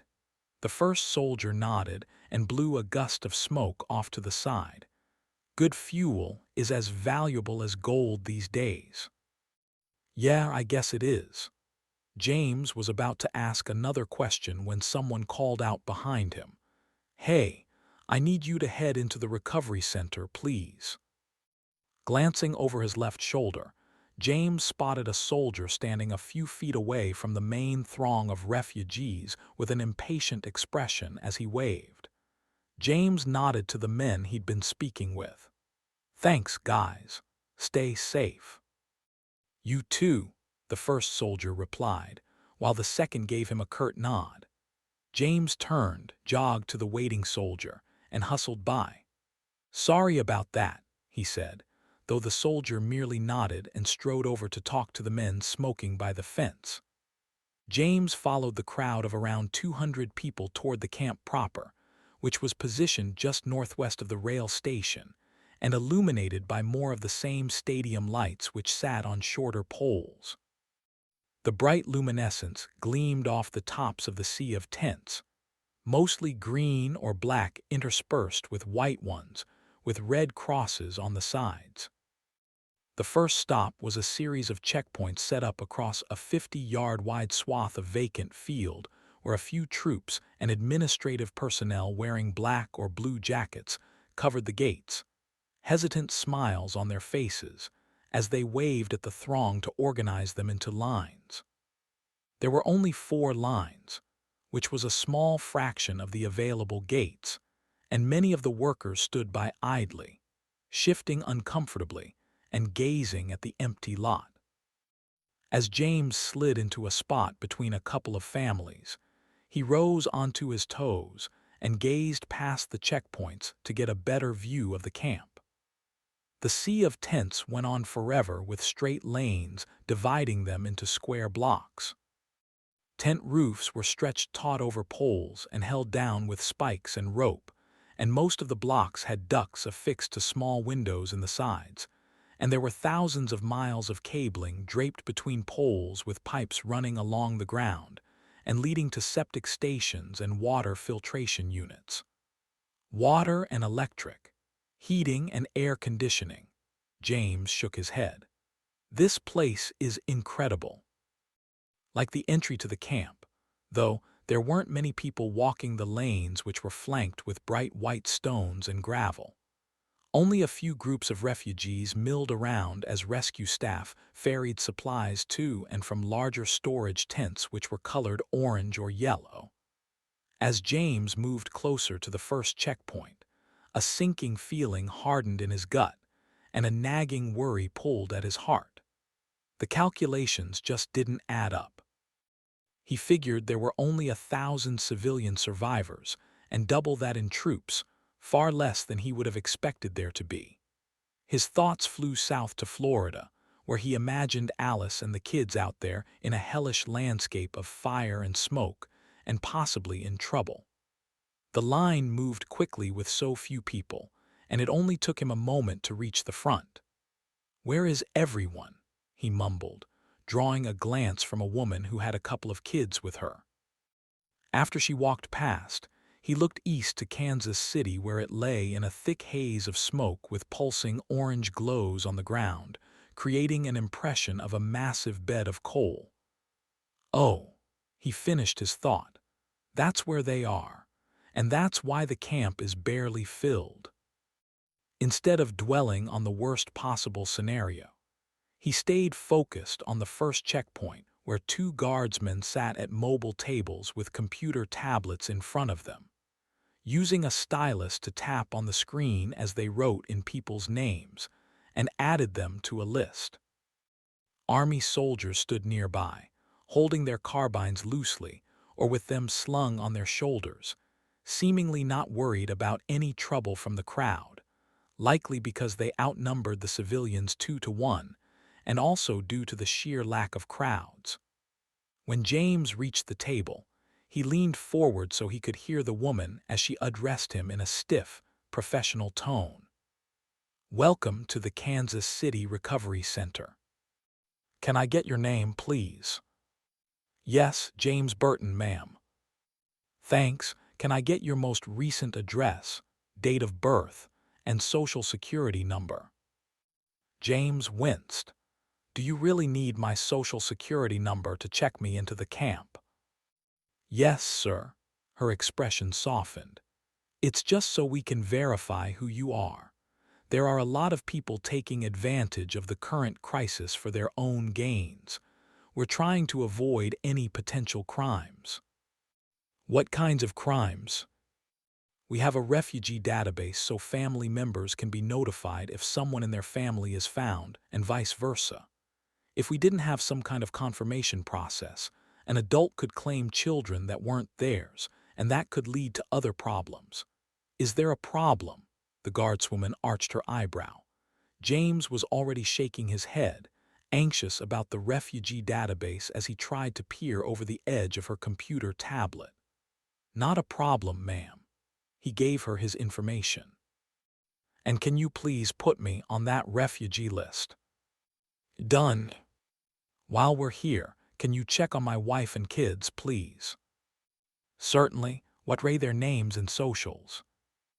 James gave her the information and waited patiently as she scrolled through something on her screen. After a moment, she winced and shook her head. Sorry, sir. As of right now, we don't have anyone by those names on this list. James frowned and his shoulders sagged. Thanks. Are there any camps in Florida? I'm sorry, I don't have that information. I was at home when all this happened, and I got called in on the spot. We've been up to our eyeballs trying to get this place set up, and I barely got my own family here.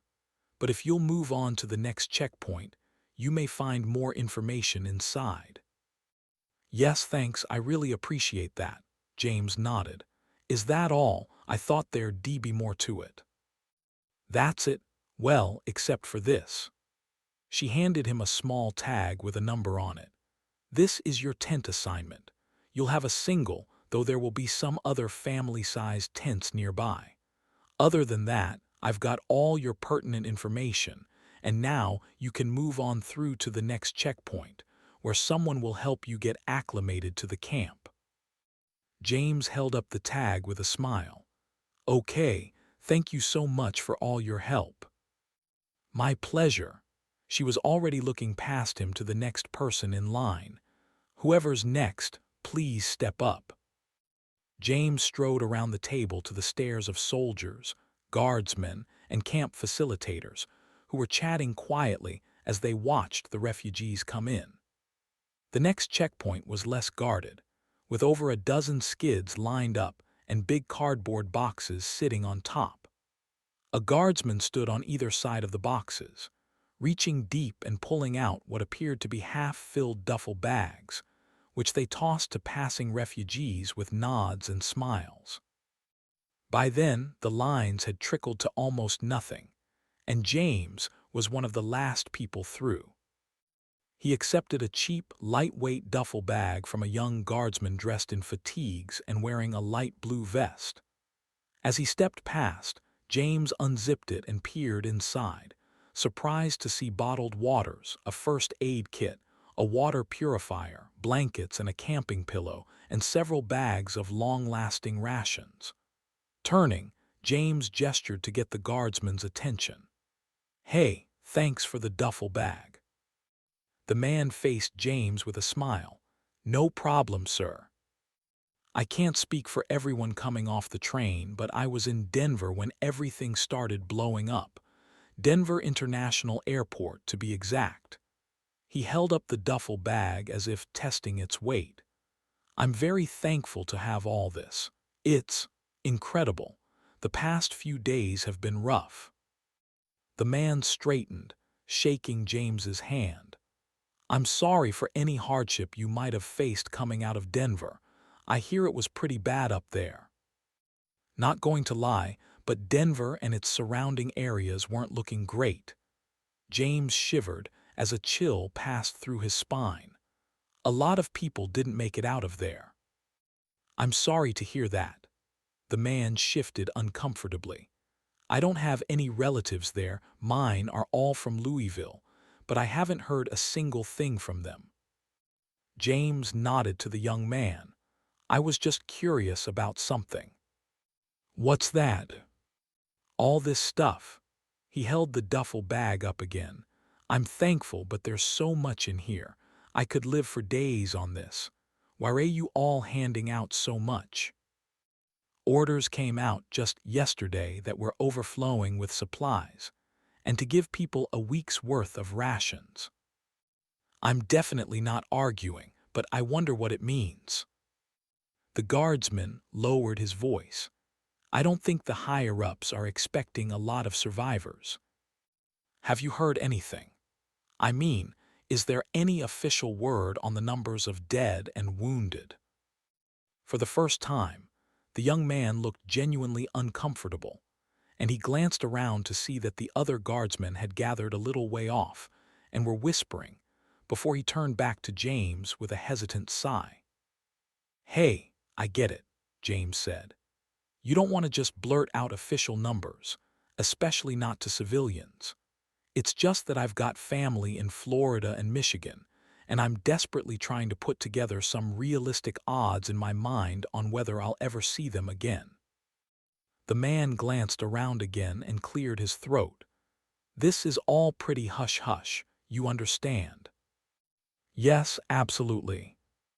While I didn't hear this with my own ears, there are rumors out of Northcom that upwards of swallowing hard." The guardsman gave another look around, and after a pause he continued. "They're saying that upwards of 200 million are dead in the U.S. alone.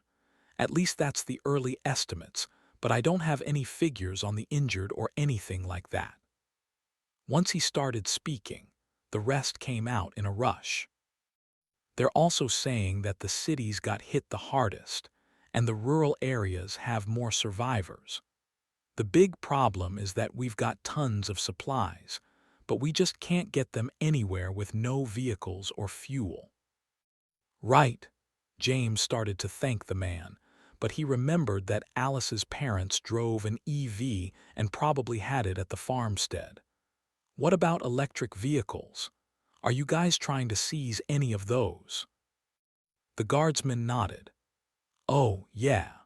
Those are like gold now, and the government has commandeered all local civilian and government EVs, but we're lacking sufficient charging infrastructure with the grid down. There's just not enough chargers and charging stations." "That's right. It's going to be hard to charge all those EVs when you can't get coal to the generators, and 3/4 of your infrastructure is burned to the ground. Not to mention the even bigger problem of the roads being covered in tons of debris.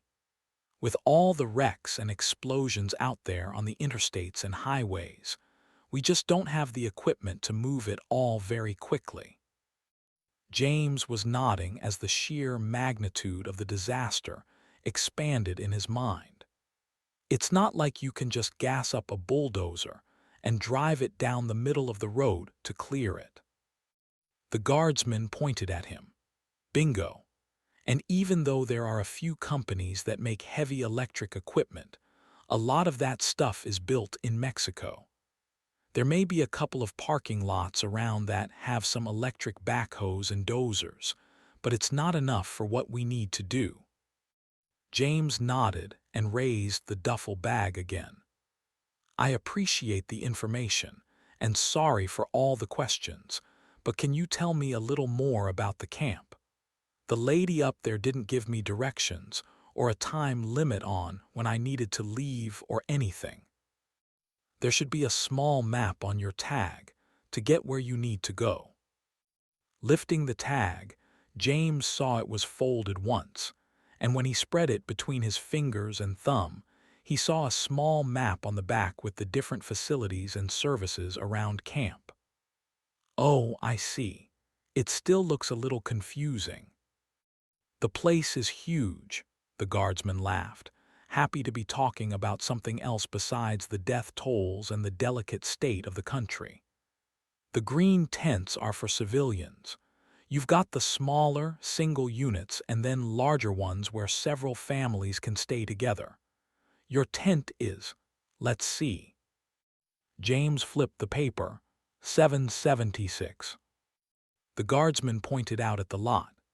We're set up to hold 100 times more than this. I just hope they can rescue more people out of the cities. Anyway, your tent will be towards the front of camp, and there should be a mess hall just north of you, along with toilets and showers and things like that. If you're hurt, just look for a white tent with a red cross on it and give your name to the person at the door. They'll check you out and see to you right away. We've also got a surgeon and an emergency surgery tent on the west side, but you don't look like you need anything like that. No, I don't have any serious injuries. I'm just tired. James held up his tag again and waved it. I guess I'm just looking for a place to put my head down for a minute. Stay as long as you want, and you can head out whenever you want with no restrictions. If you do decide to leave, make sure you stop by one of the exit areas or come back here, and you'll be given another bag of supplies. James couldn't think of anything else he wanted to ask, and a small group of stragglers were coming up for their supplies. Thanks for talking to me. I really appreciate that. And good luck in finding your family in Louisville. You too, sir. Have a good night. The guardsman flashed him a polite smile and turned to the newcomers, holding out more duffel bags. James headed deeper into the camp, the start of which began at a soft gravel lane stretching from east to west, with the first set of tents just beyond it to the north. Picking the first lane he came to, James walked north along the 10-foot-wide path past dozens of heavy tent flaps with large numbers stenciled in stark white next to the doorways. The piping and ductwork he'd seen from a distance were even more organized when viewed from up close, everything running along the edges of the paths and behind the tent walls in neat stacks and rows. The pipes stretched out to the edges of the camp, where the water and plumbing were connected to large processing units with gleaming white domes. The tents themselves were made of thick canvas material and built solidly, the breeze coming through barely ruffling them. While the place seemed safe and well organized, it was a ghost town with just a handful of people walking around, minding their own business as they hustled from their tents to the mess hall or restrooms.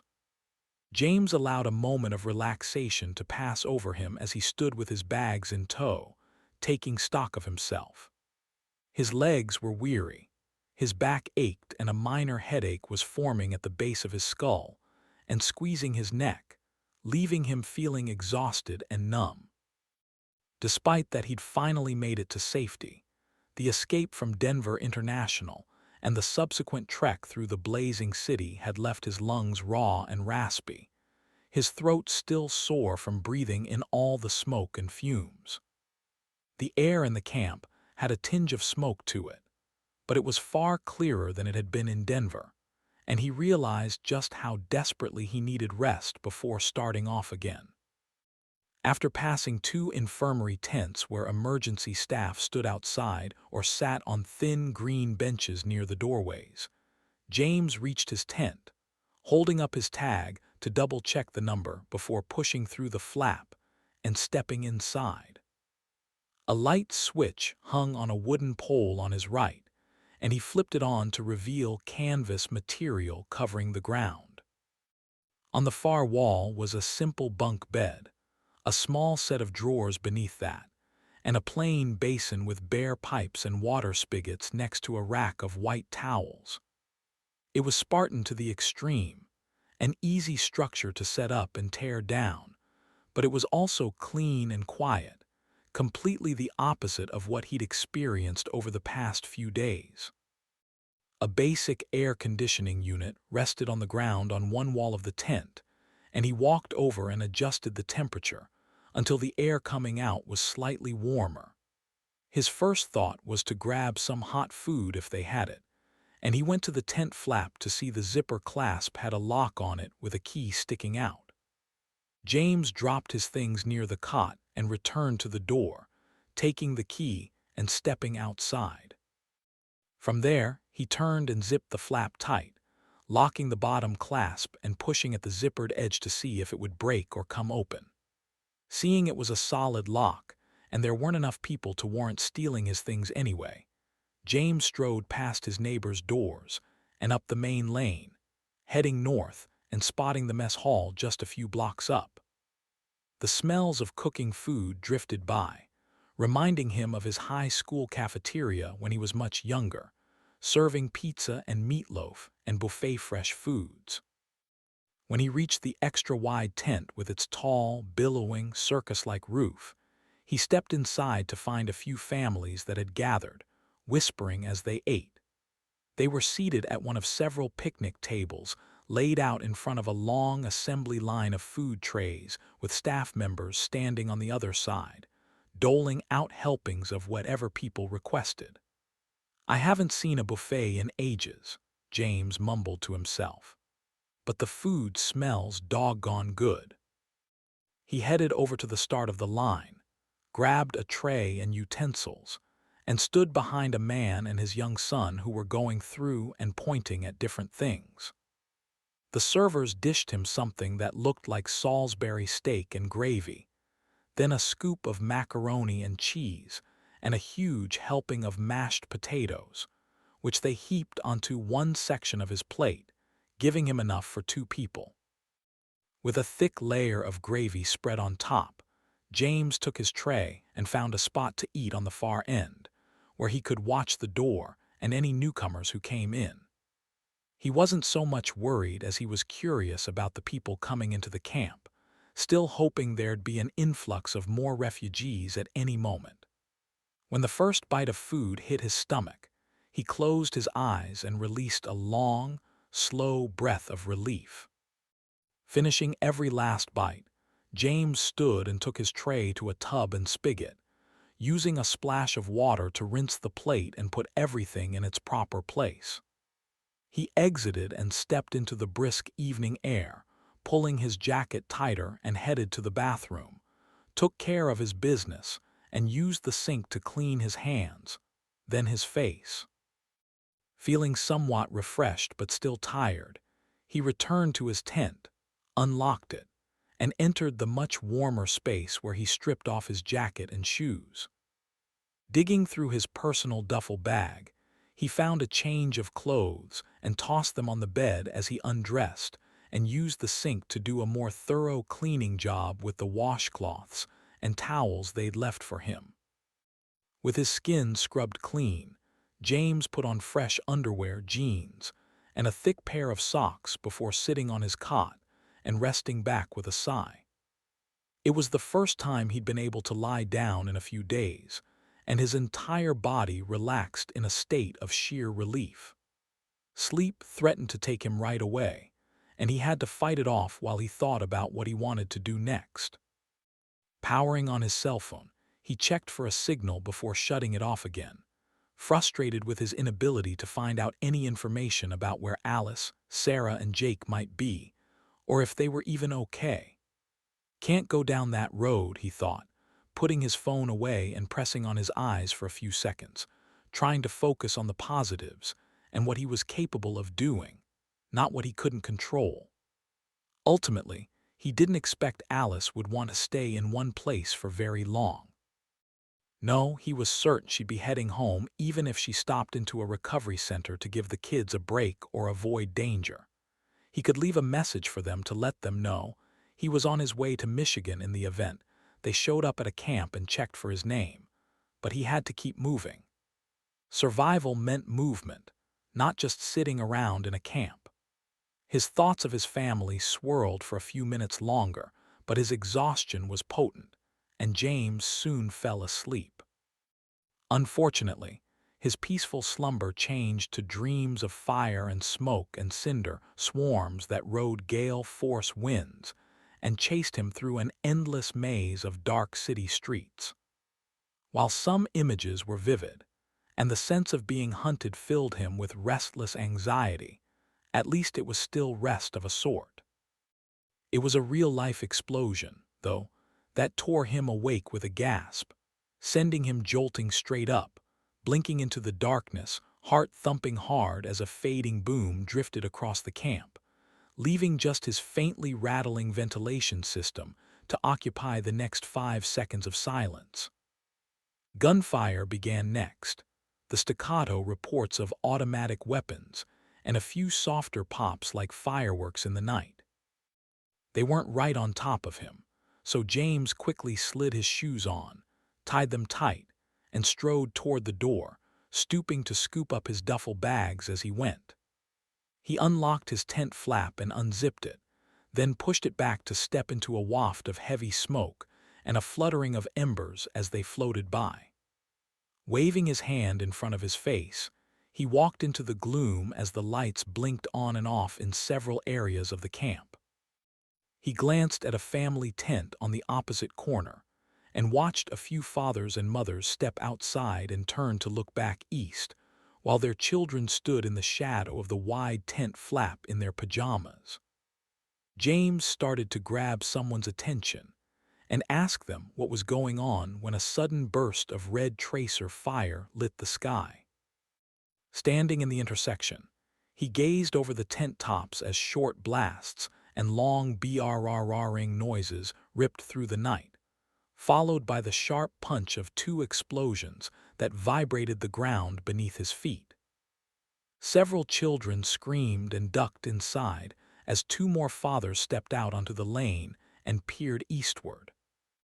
James stepped ahead to talk to them when a cluster of boots stomped up the western lane toward him, a contingent of soldiers with wild eyes, clutching their rifles hard, a few of them half-dressed with their helmets skewed sideways on their heads as if they'd just woken up. As they passed, James waved to one to get his attention, running alongside him for a few feet. "What's going on?" He tried to keep up with the fast-moving unit. "What's happening?" The soldier turned and walked backwards for a few yards, shouting and pointing at the tents. "It's an attack. Stay inside, please, and don't open your tent flap until the threat is cleared." The soldier fell toward the end of his line and gestured at the parents standing around. "All of you, if you value your lives, get back inside now." James followed them a few yards as they stomped down the lane toward more sounds of gunfire and another explosion. A trailing whistle pierced his ears as a fiery piece of debris corkscrewed upward into the dark night, before finally stopping its wild ascension to arc downward and fall on one of the tents. All along the side of the camp, tiny bursts of orange light erupted, soft at first, and then quickly turning into miniature blazes with trailing smoke lifting into the sky. James looked south toward the camp entrance and back to the running soldiers, frozen with indecision. Chapter 24. Ryan Cooper. Somewhere outside East Lansing, Michigan. Ryan was drifting comfortably in a weightless sleep after a hot meal and a cup of milk, his belly warm and full. The body aches that had plagued him all day in the field kept at bay by a couple of over-the-counter pain pills. While he hadn't meant to fall asleep, the abatement of his pains and grumbling joints had pitched him headfirst into a deep slumber that was quickly filled with hot winds and cars bathed in flames, the vehicles clogging a long stretch of road that swept ahead into infinity. While he should have been anxious and terrified, the weight of his exhaustion made him feel like a listless voyeur in a world going up in a wicked cataclysm, looking on helplessly as the world was consumed by fire. In the distance, somewhere beyond the flames, ferocious barking was just barely audible, though it quickly grew in intensity until it was enough to bring him out of his slumber, and he quickly realized that the 3 Great Pyrenees belting out deep-chested barks were no dream. At first, he blinked and groped around in confusion before he realized he'd positioned himself in front of the dining room window in one of the big chairs. Wincing, he reached for the M&P 15 Sport II rifle he'd brought up from the gun safe, standing and hobbling in a circle, disoriented at first until the dogs bayed and bellowed again. Figuring they were somewhere out back, He started down the hall to the rear of the house when he caught Helen's whisper from upstairs. "What is it, Ryan? Is someone on the property?" He backed up and rested his left arm on the stairwell banister, gazing up to see the outline of her form on the catwalk. "I'm not sure what it is, but it has the animals pretty worked up. I'm going to go take a look." Helen was padding downstairs in her rubber-soled slippers, closing her robe with one hand as she came. Together, they moved into the kitchen, where Helen grabbed a large handheld spotlight from the kitchen table and stepped to the back door. Ryan parted the blinds with his fingers and peered outside.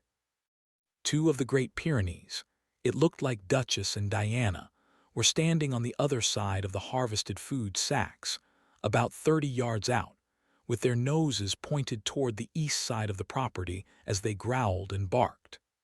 There is definitely someone or something out there. Ryan unlocked the deadbolt with a clack of the tumblers and pulled it open softly, stepping out onto the concrete patio with Helen right behind him.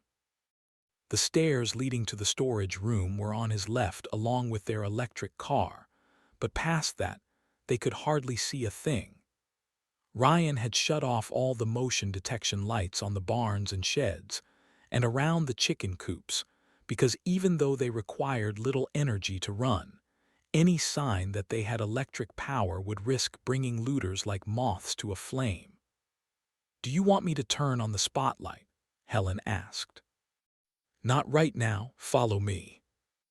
Ryan crept behind the sacks of supplies, sweeping his M&P15 back and forth in the darkness.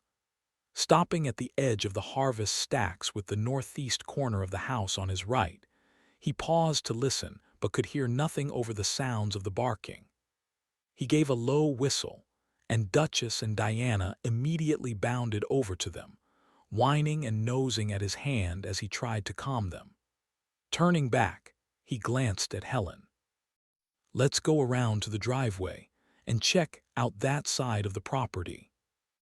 He guided them around to the driveway where it curved to the exit lane, and as he rounded the corner, the wind picked up in a low gust that sucked up the sounds of the dogs whining. Duke's claws came clacking across the concrete from the south side of the house to join the other dogs, and Ryan reached to grab him, barely missing as the massive beast flew by. Ryan bowed low and hissed, "Duke, here, boy, hey, heel." The Great Pyrenees pulled up short, his big bushy tail sweeping back and forth as he looked behind him and then lunged forward again, shifting his shoulders toward something out in the trees. Ryan called him a second time, whistling low and sharp, and the dog turned and bounded back to them. "Why don't you let the dogs go, honey? I want to know what we're sending them after." Ryan growled, stepping onto the driveway with his head swiveling back and forth, keeping the M&P15's barrel raised high. He paused where the driveway curved down to the lane, still looking east, standing another full minute in the silence, except for the dogs who pranced and whined, and kept their noses pointed toward the woods, where the tall spruces and pines stood like a thick green wall along the edge of the property. No matter how hard he peered into the blackness, he finally shook his head and gestured for Helen to come up. "Go ahead and use your light." Ryan grabbed Duke's collar while Helen flipped the spotlight on and aimed the light directly east into the trees. The bright beam cut through the darkness like a knife, settling on the cool ground where a slow mist was drifting and turning lazily in the wind. The spotlight reached the misty forest wall and penetrated several feet into the wooded area where dust floated in slow swirls. Helen moved it south along the tree line before coming back the other way, stopping once or twice and leaning forward as if seeing something. Then she shifted it farther to the left to trace across the thick tree branches, bushes, and brush. Duke pulled him sharply north again, his head and eyes suddenly focused on something by the chicken coop, his whining yips growing sharper. Duchess and Diana bounded forward but swept to the side again, looking back at Ryan and chuffing low, but still restrained in their intensity. The pair barely able to keep from running off, their training holding them to Ryan's word. As Helen swept the light beam north, she caught movement out around the chicken coop, where the birds were suddenly clucking and flapping as something worked them up. Ryan leaned forward and gave a sharp command. "Go get him, Duke. Duchess. Diana, go." The three dogs leaped forward and bounded off, with Ryan and Helen shuffling quickly after them, the spotlight beam wavering and dipping as she tried to keep it straight. Clutching the M&P15 to his chest with the barrel pointed upward, he focused on some movement, watching as a figure moved behind the coop where the bushes were thick. Panting, sides heaving, the three Great Pyrenees chased a rustling sound coming from the brush, with their enormous paws digging furrows in the soft earth, pounding through the chicken yard, and tearing around the corner of the coop, sending screeching birds flying everywhere with flapping wings and squawking beaks.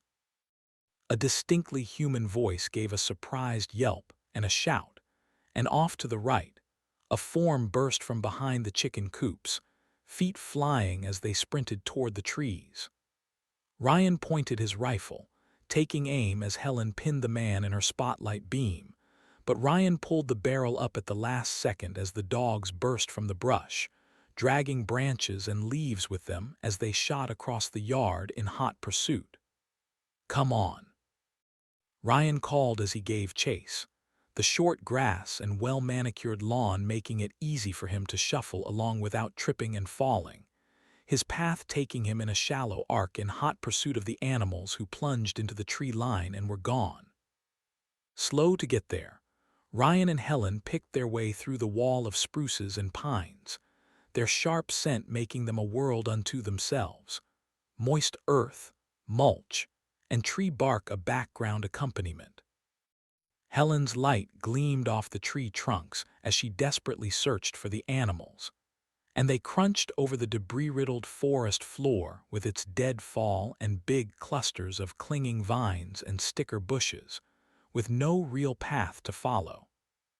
Helen gasped, and Ryan turned to see that she'd gotten caught up on something and took her hand and helped her break free, keeping them always moving forward. But there was too much brush and too many low branches to really see with the shaggy pines, and their thick layers of needles blocking their vision in every direction. It was only when they pushed through to the other side that they got a good view of what was happening.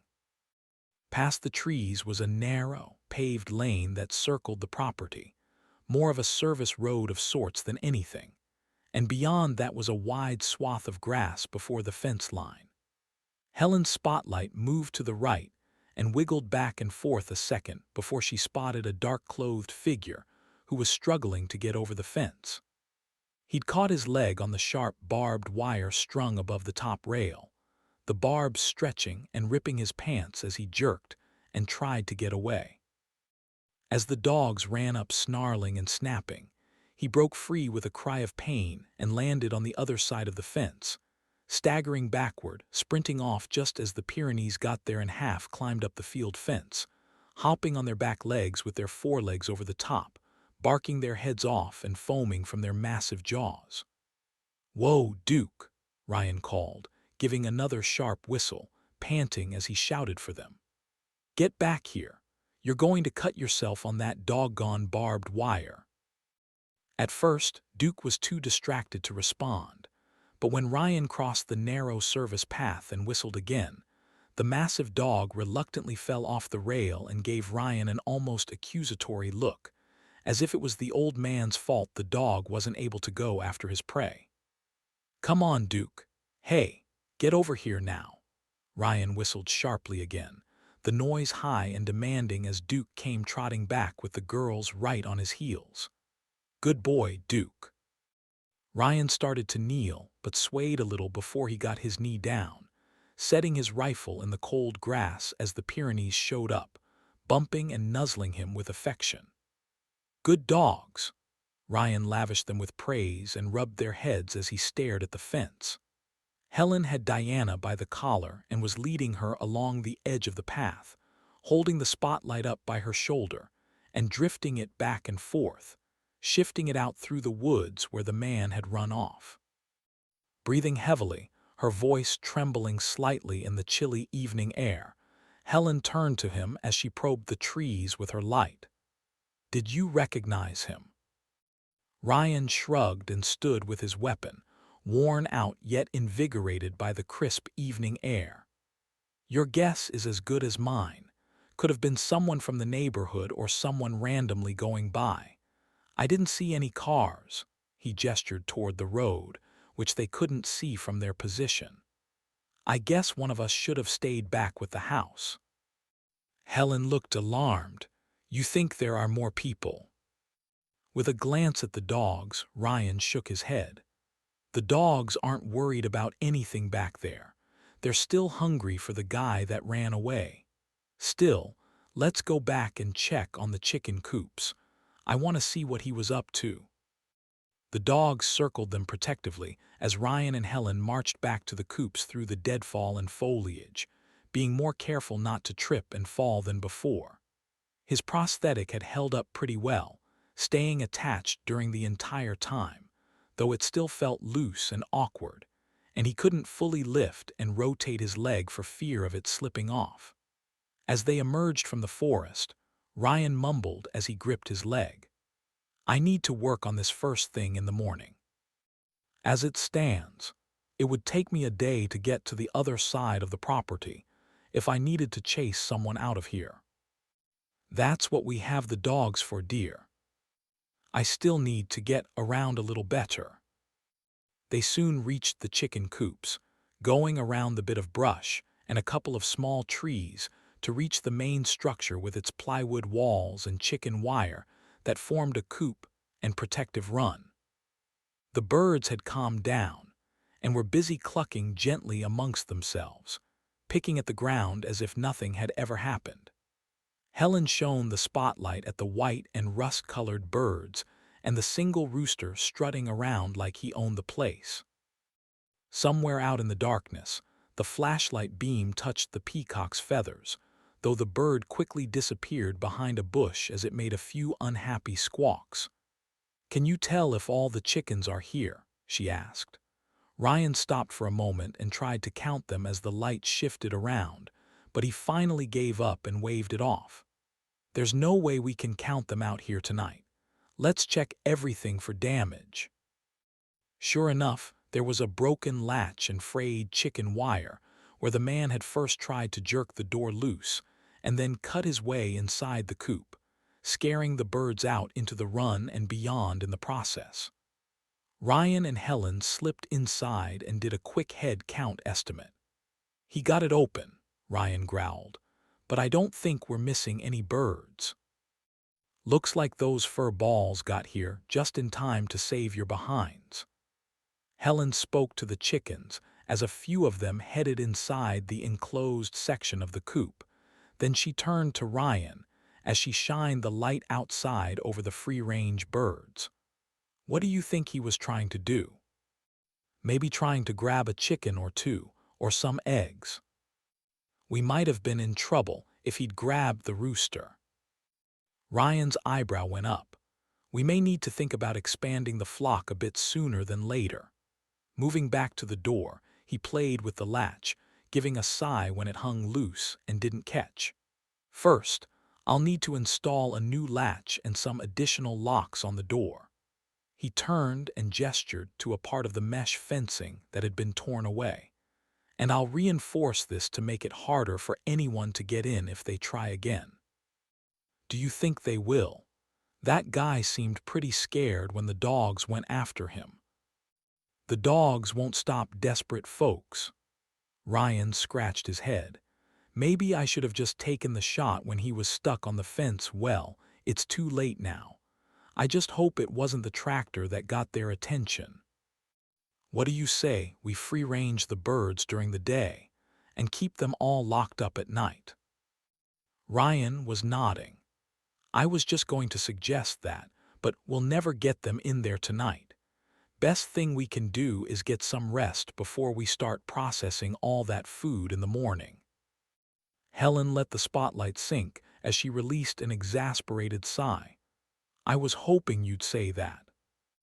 I hardly slept a wink without you next to me, and I'm just about to fall out of my skin." "Well, we're going to have to get used to sleeping apart for a little while." Ryan stepped closer and wrapped his arms around her, holding his M&P-15 well out of the way. He breathed in the soft scent of her hair as the chickens clucked and pecked at their feet, filling the cold evening with their soft sounds. Finally, he let her go and gestured to the door. "You go on back to the house, and I'm going to get some wire and make sure this door stays shut." "Don't be long." "I won't." They stepped into the yard, and Ryan accepted a peck on the cheek before he turned toward the shed to get some extra wire and search for a new latch. Ryan woke once again, though instead of to barking it was to the sound of a rooster crowing, the shrill notes like nails being driven into his skull. He blinked his dry eyes and took a deep breath, staring at the pale white ceiling bathed in the dim glow of morning light. At first, he didn't realize where he was, but it quickly came back to him. The full day of harvesting followed by the dogs alerting them to an intruder in the yard. After the chase, he'd fixed the fence and locked the chicken coop door tight. Then he'd come inside to Helen sitting by the dining room window with her revolver resting in her lap and a book on the table beside her. After she'd promised to pay more attention to watching the yard than her reading, Ryan had kissed her good night and gone up to bed for a bit of sleep while she kept watch. He shook his head, because what he'd gotten was far from sleep. It was less even than a nap, merely shutting his eyes and then waking right back up again to the smudged daylight creeping in through the window. With a sigh, he swung his legs out of bed and put his feet on the floor, letting his body adjust to the grogginess before he attempted to get moving. While he waited, he reached for a glass of water on his nightstand and had a long drink. Then he slipped his prosthetic on and walked to the window, staring through the curtain at the dismal gray and black skies, still stretching as far as the eye could see. The tendrils of smoke lifting off the neighborhoods and towns had dwindled somewhat, leaving drifting trails and wispy clouds to be blown around by the wind. Grabbing his Beretta off the nightstand, he started downstairs and was greeted halfway down by the aroma of freshly brewed coffee. And when he reached the bottom floor, he smiled to find Helen was sitting in the same chair as the previous night with a shawl on her knees and a book in her lap, positioned farther away from the window so she could reach her coffee cup. Hearing the floorboards squeak beneath his feet, she looked up and grinned. "Good morning, dear. Did you sleep at all?" "Not much, but that coffee smells wonderful." Helen's grin broadened and she winked. "Just brewed it fresh about 10 minutes ago, if you want some." "Woman, you are a lifesaver." While he wanted to head straight to the kitchen, drawn by the promise of something to drag himself out of his sleep-addled stupor, he crossed to Helen and gave her a warm hug. "Did you get much reading done?" "More than I've done in quite a while. It's been forever since I pulled an all-nighter." "Me too." He laughed and walked down the hall. Next to the coffee pot was a small plate of danishes with the sticky note on the plastic wrap that read, "Eat these first before they go bad." "Yes, ma'am." Ryan pulled back the plastic wrap to grab a cheese Danish off the top, and with his coffee poured, he ate his breakfast at the kitchen table. Usually he would be looking for a newspaper or talking to Helen during breakfast, but they had problems to deal with. The thought that there might not be any more casual breakfasts for a long time, a sobering reminder of just how serious things were. As Ryan was finishing his breakfast, Helen came in and joined him at the table. "How was it?" "Very good." Ryan licked his fingers as he chewed the last bite, Washing it down with some coffee, he put it aside and leaned forward to take Helen's hand. "I was thinking we could bring in a few sacks of vegetables for you to work on while I try to fix this dumb prosthetic. I'm way ahead of you on that." Helen nodded to the left side of the counter, where several canning jars were lined up with their tops stacked next to them. On the stove, she'd placed pots and canning tools resting on a towel next to them. "I was so tired this morning, I didn't even notice," he sighed, rubbing his eyes. "How did you find time to bring that stuff up?" "I did it in between walking my rounds through the house. I knew you'd be eager to get started right away. Do you have any ideas to fix your leg?" He nodded downward. "I'm going to see what James has to work with downstairs, and maybe I can get this thing stabilized enough to not be a complete cripple." Helen patted his hand as she smiled at him. "If there's anyone who can do it, it's you. While I'm working on the vegetables, I'll keep watch around the house and check at each of the windows to see if we have any surprise guests. It shouldn't take me long. Either James has something I can use to fix this or not. Either way, I won't leave you up here all day to slave away at this. Take your time, dear. I'm a little tired, but I think I'm going to enjoy this.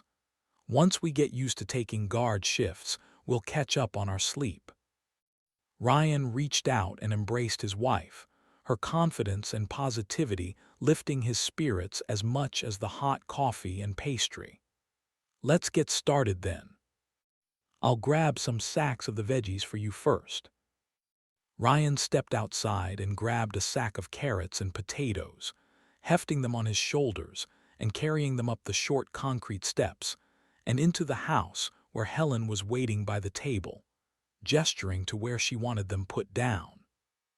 Several trips later, he had 15 sacks ready for her to can, all while she was at the sink and the stove preparing the water while laying out everything she needed, including a large bag of salt. Once she was settled, Ryan gave her a brief hug and went into the basement to search for something to fix his prosthesis. At the bottom of the stairs, he turned right, away from the supply area and into a small workshop. Flipping on the light switch bathed the room in illumination, revealing more rows of shelving and a couple of workbenches on the north side of the room.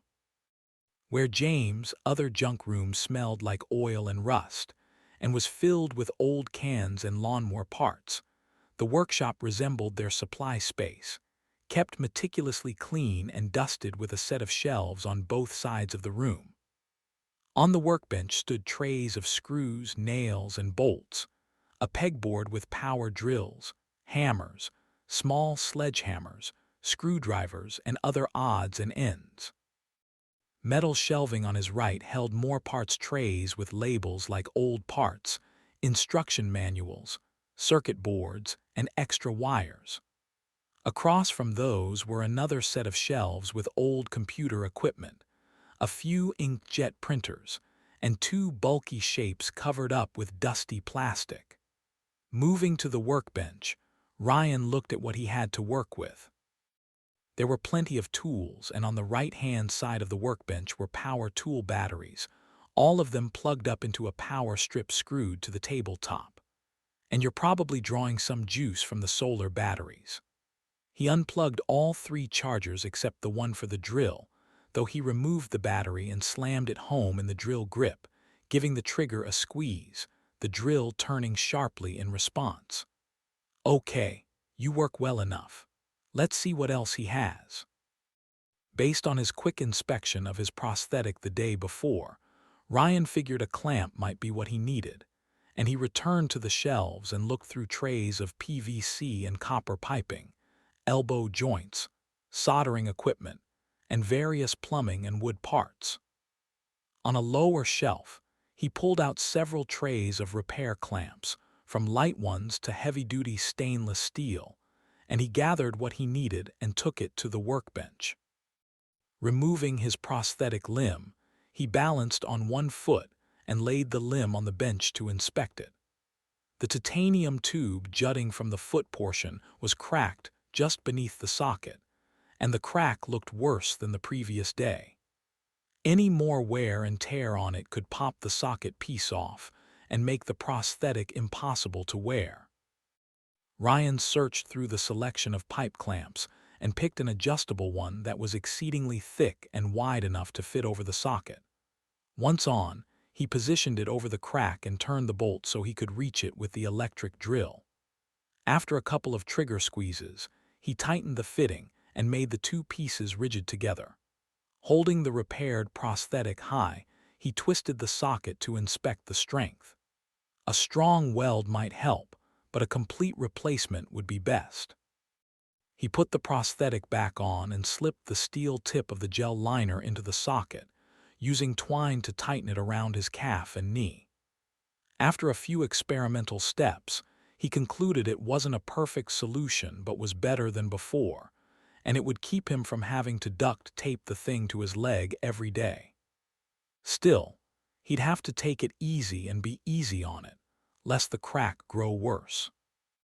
With a temporary fix out of the way, he shifted his attention to the shelves on the west side of the room, where the covered forms were resting almost eye level with him.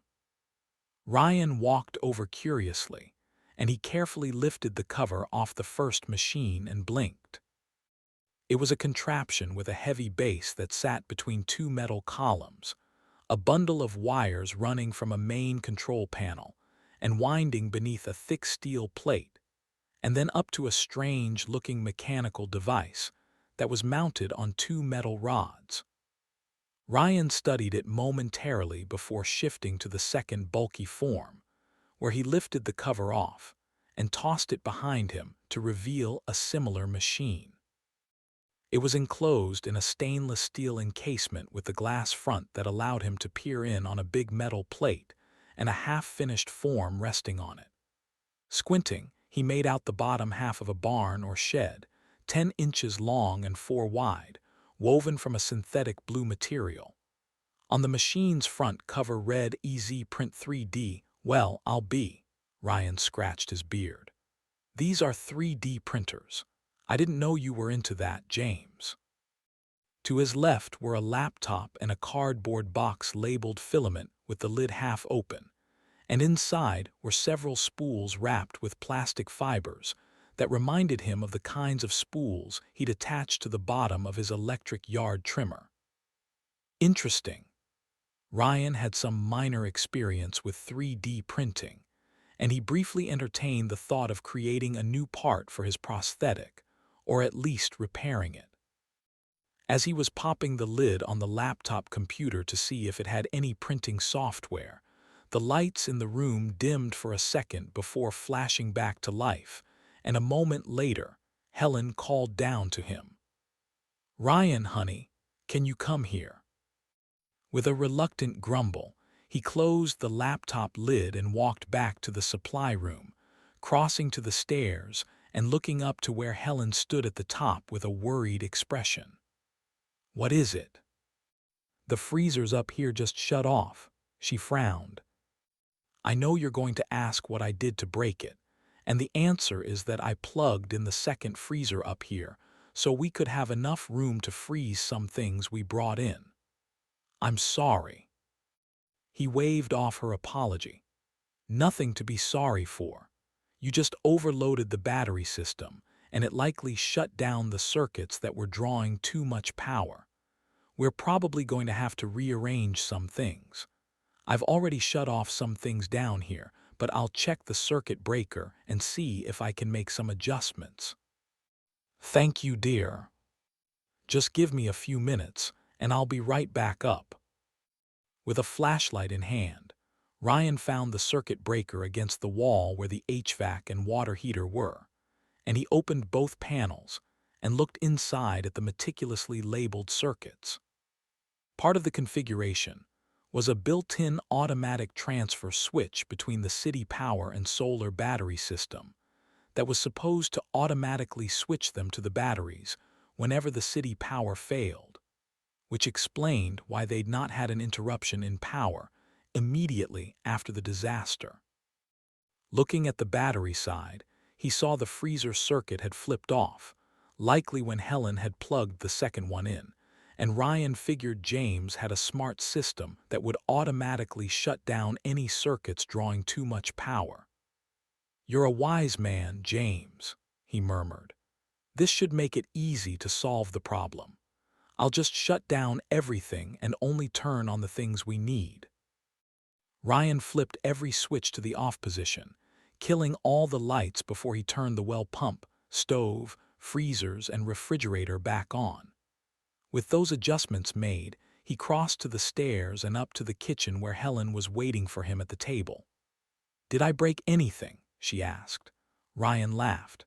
"No, dear, nothing's broken. I've shut down power to everything in the house except the well pump, refrigerator, stove, and the 2 freezers.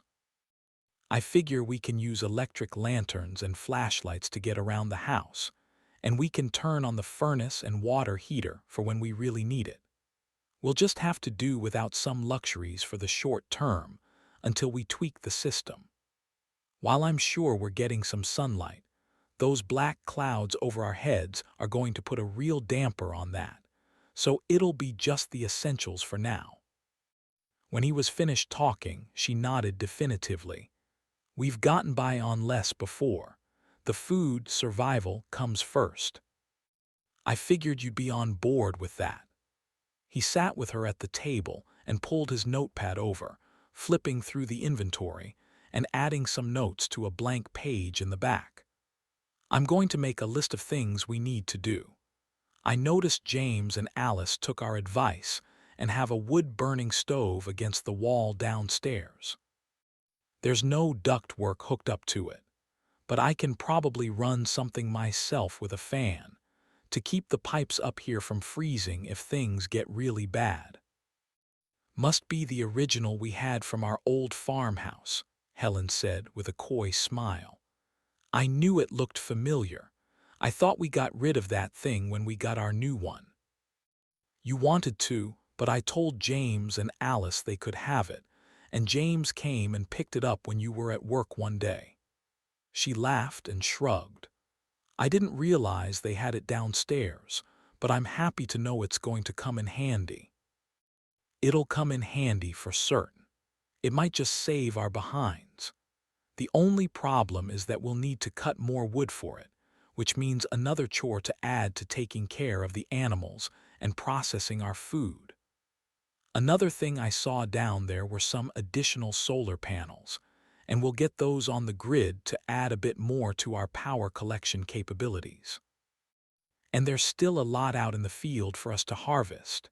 Helen's tone wilted as their list grew, Ryan scribbling madly to get it all down. "Are we even going to be up to all this?" "If we can get to 3/4 of it," he said, "we'll be fine." When she didn't respond right away, Ryan looked sideways at her and saw her watery eyes and a thin tear running down her cheek. Dropping his pen, he rested his hand on her back, fingers rubbing her spine with slow, gentle strokes. "Hey, honey, it's going to be fine. It's overwhelming. Not just things here at the farm, or even that we don't know where our family is, or if our house or anyone we know in Grand Rapids is okay.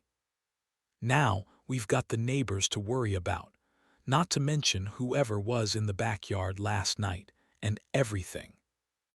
All of that's true, but we can only control but so much, so we have to focus all our energy on that alone.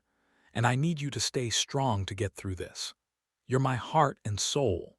You're what keeps me going, and I can't do this without your energy and flair. I need you to keep being positive for me." He glanced at his empty plate, which was still sitting on the table. "And feed me danishes whenever possible." Helen laughed and wiped the tears off her face. "I can't promise you the danishes, but I might be able to whip up a batch of cookies." "Perfect," Ryan beamed. Turning in her chair, Helen took his free hand in both of hers and gripped it tight. "And I'm going to be as positive and strong as I can be, for you and me and the kids and grandkids." She raised her eyes with a sad yet appreciative look. "Thank you, honey. Sometimes I need to know how important I am to you. And that's why it's easy for me to say it. I love you, dear, even more now. I know we're not as young as we used to be when we whipped every challenge that came at us, but we've got more than enough heart to see this through." "You're darn right we do," Helen replied, the steeliness in her eyes returning as she sat straighter in her chair and gave his hand another firm squeeze. Chapter 25. Jack Willoughby's Yard. Somewhere outside East Lansing, Michigan, a quarter-mile down the road from where Ryan and Helen were preparing for the worst, an enormous bonfire raged in Jack Willoughby's front yard. They'd thrown in pieces of firewood from the woodpile out back, and had taken some pieces from the rubble of their home, which had gone up in flames and collapsed a few days ago. It had all started when Jack's Ford F-250 had blown up in the garage, along with his motorcycle riding mower and his wife's Honda Odyssey. Almost every tool he owned had gone up with it before it had caught the rest of the house on fire, sending his family scrambling outside as they called the fire department in vain. Between the Willoughbys and their neighbors, they had some basic supplies gathered, but they were still consolidating what they'd salvaged from their ruined homes. There were the Tilleys, the Crenshaws, and the Fosters, with wives, kids, and agitated fathers.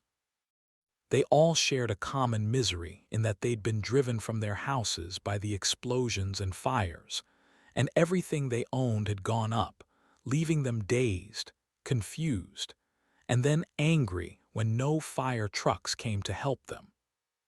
The phones were down, and they were too far from town to walk anywhere substantial to get help for themselves.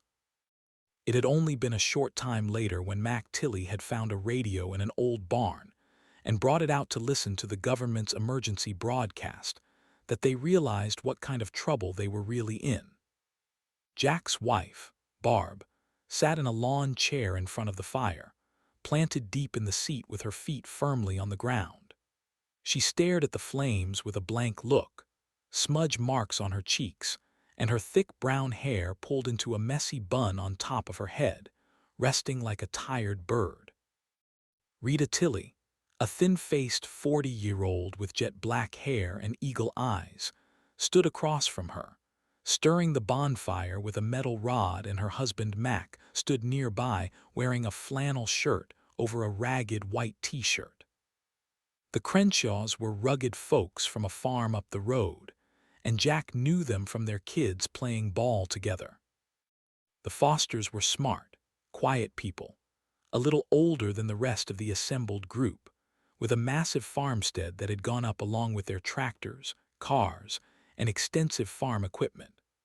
All of them wore the same dour expressions, down on their luck with no help in sight, and no place to turn the sights of their growing disgruntlement. A dog barked somewhere in the darkness, and someone coughed from inside one of the tents they'd set up to keep them warm during the cool nights when the fire burned low.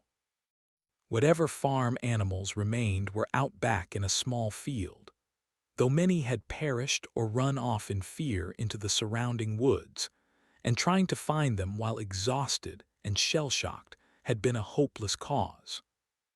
Jack was standing near the fire's warm glow with his arms folded over his stained sweatshirt and a scowl on his face when a lone figure came running down the lonesome road, rounding a stretch of trees and cutting up through the neighbor's yard. Judging by his thin frame and quick feet, it was Mike Jones running and leaping over smoldering debris out in the yard, the pieces of someone's life burned beyond recognition and strewn about in the cold, wet grass. As for the rest of the neighbors, no one knew what happened to them.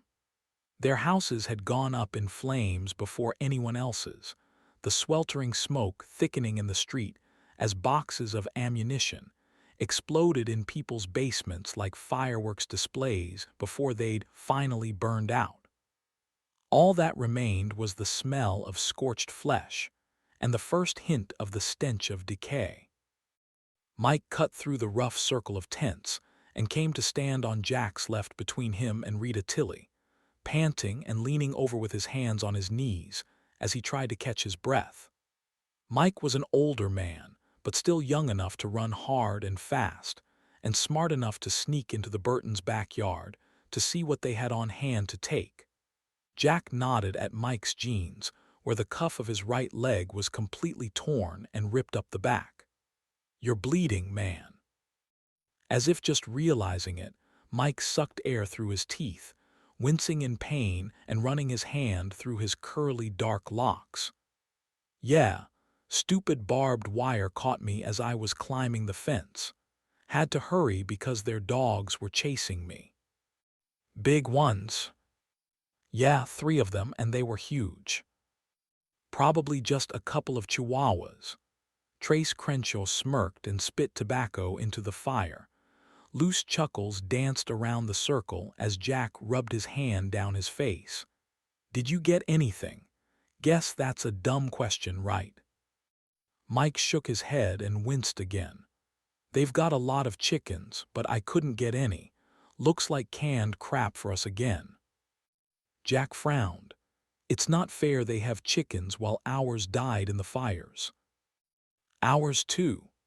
Trace shot another spit into the fiery flames, causing them to sizzle and crackle. The Tillys nodded and murmured to themselves, casting a glance back at their place down the road where their barn and house still smoldered and smoked throughout the night. "At first, I didn't figure they'd have much," Mike continued. "But then I heard their tractor running earlier." "Wait a minute." Jack raised his hand to interrupt. "Did you say they have a tractor?" "That's right. I knew they had one but figured it must have blown up in the field somewhere since their barn's still standing. When I heard the engine, I figured out which yard it was coming from, and lo and behold, I saw a couple of old folks putting it away out in their barn. Then I saw those stupid dogs running around and had to get back into the woods and wait till it got dark." Mike limped closer to the fire and held his hands out to the flames. "I guess it's just Alice's parents watching the property, and Alice and James still aren't back from their trip. I figured they'd put away those dogs after a while, but when I went out to grab us some eggs, the damn things started barking and chased me off before I could get away with anything." Barb had turned away from the fire, her eyes eager. "So, they've got chickens and eggs and a tractor." "The chickens and tractor, yes, because I saw them with my own eyes. The eggs, I didn't actually see, but I'm assuming with all those hens they've got, there's got to be enough for all of us. Doesn't sound to me like they're too keen on sharing if they ran you off." Barb stood and turned to Jack with an arched eyebrow. The tough, weighty woman's eyes grew steely. "Jack, are we going to let them get away with not sharing?" Jack shook his head and kicked at the fire. "I'm not going to." He looked around the circle at everyone else. "Are you people okay with that? One of our very own neighbors not willing to share what they've got with people who have it worse off." "I'm not," Rita Tilly said sternly. "Oh, hell no." Trace Crenshaw hawked up a big wad of spit and let it fly into the dancing orange flames where it exploded upward in a gust of hot steam. "Then let's pay these old folks a visit," Jack said, cracking his knuckles, "and do something about it."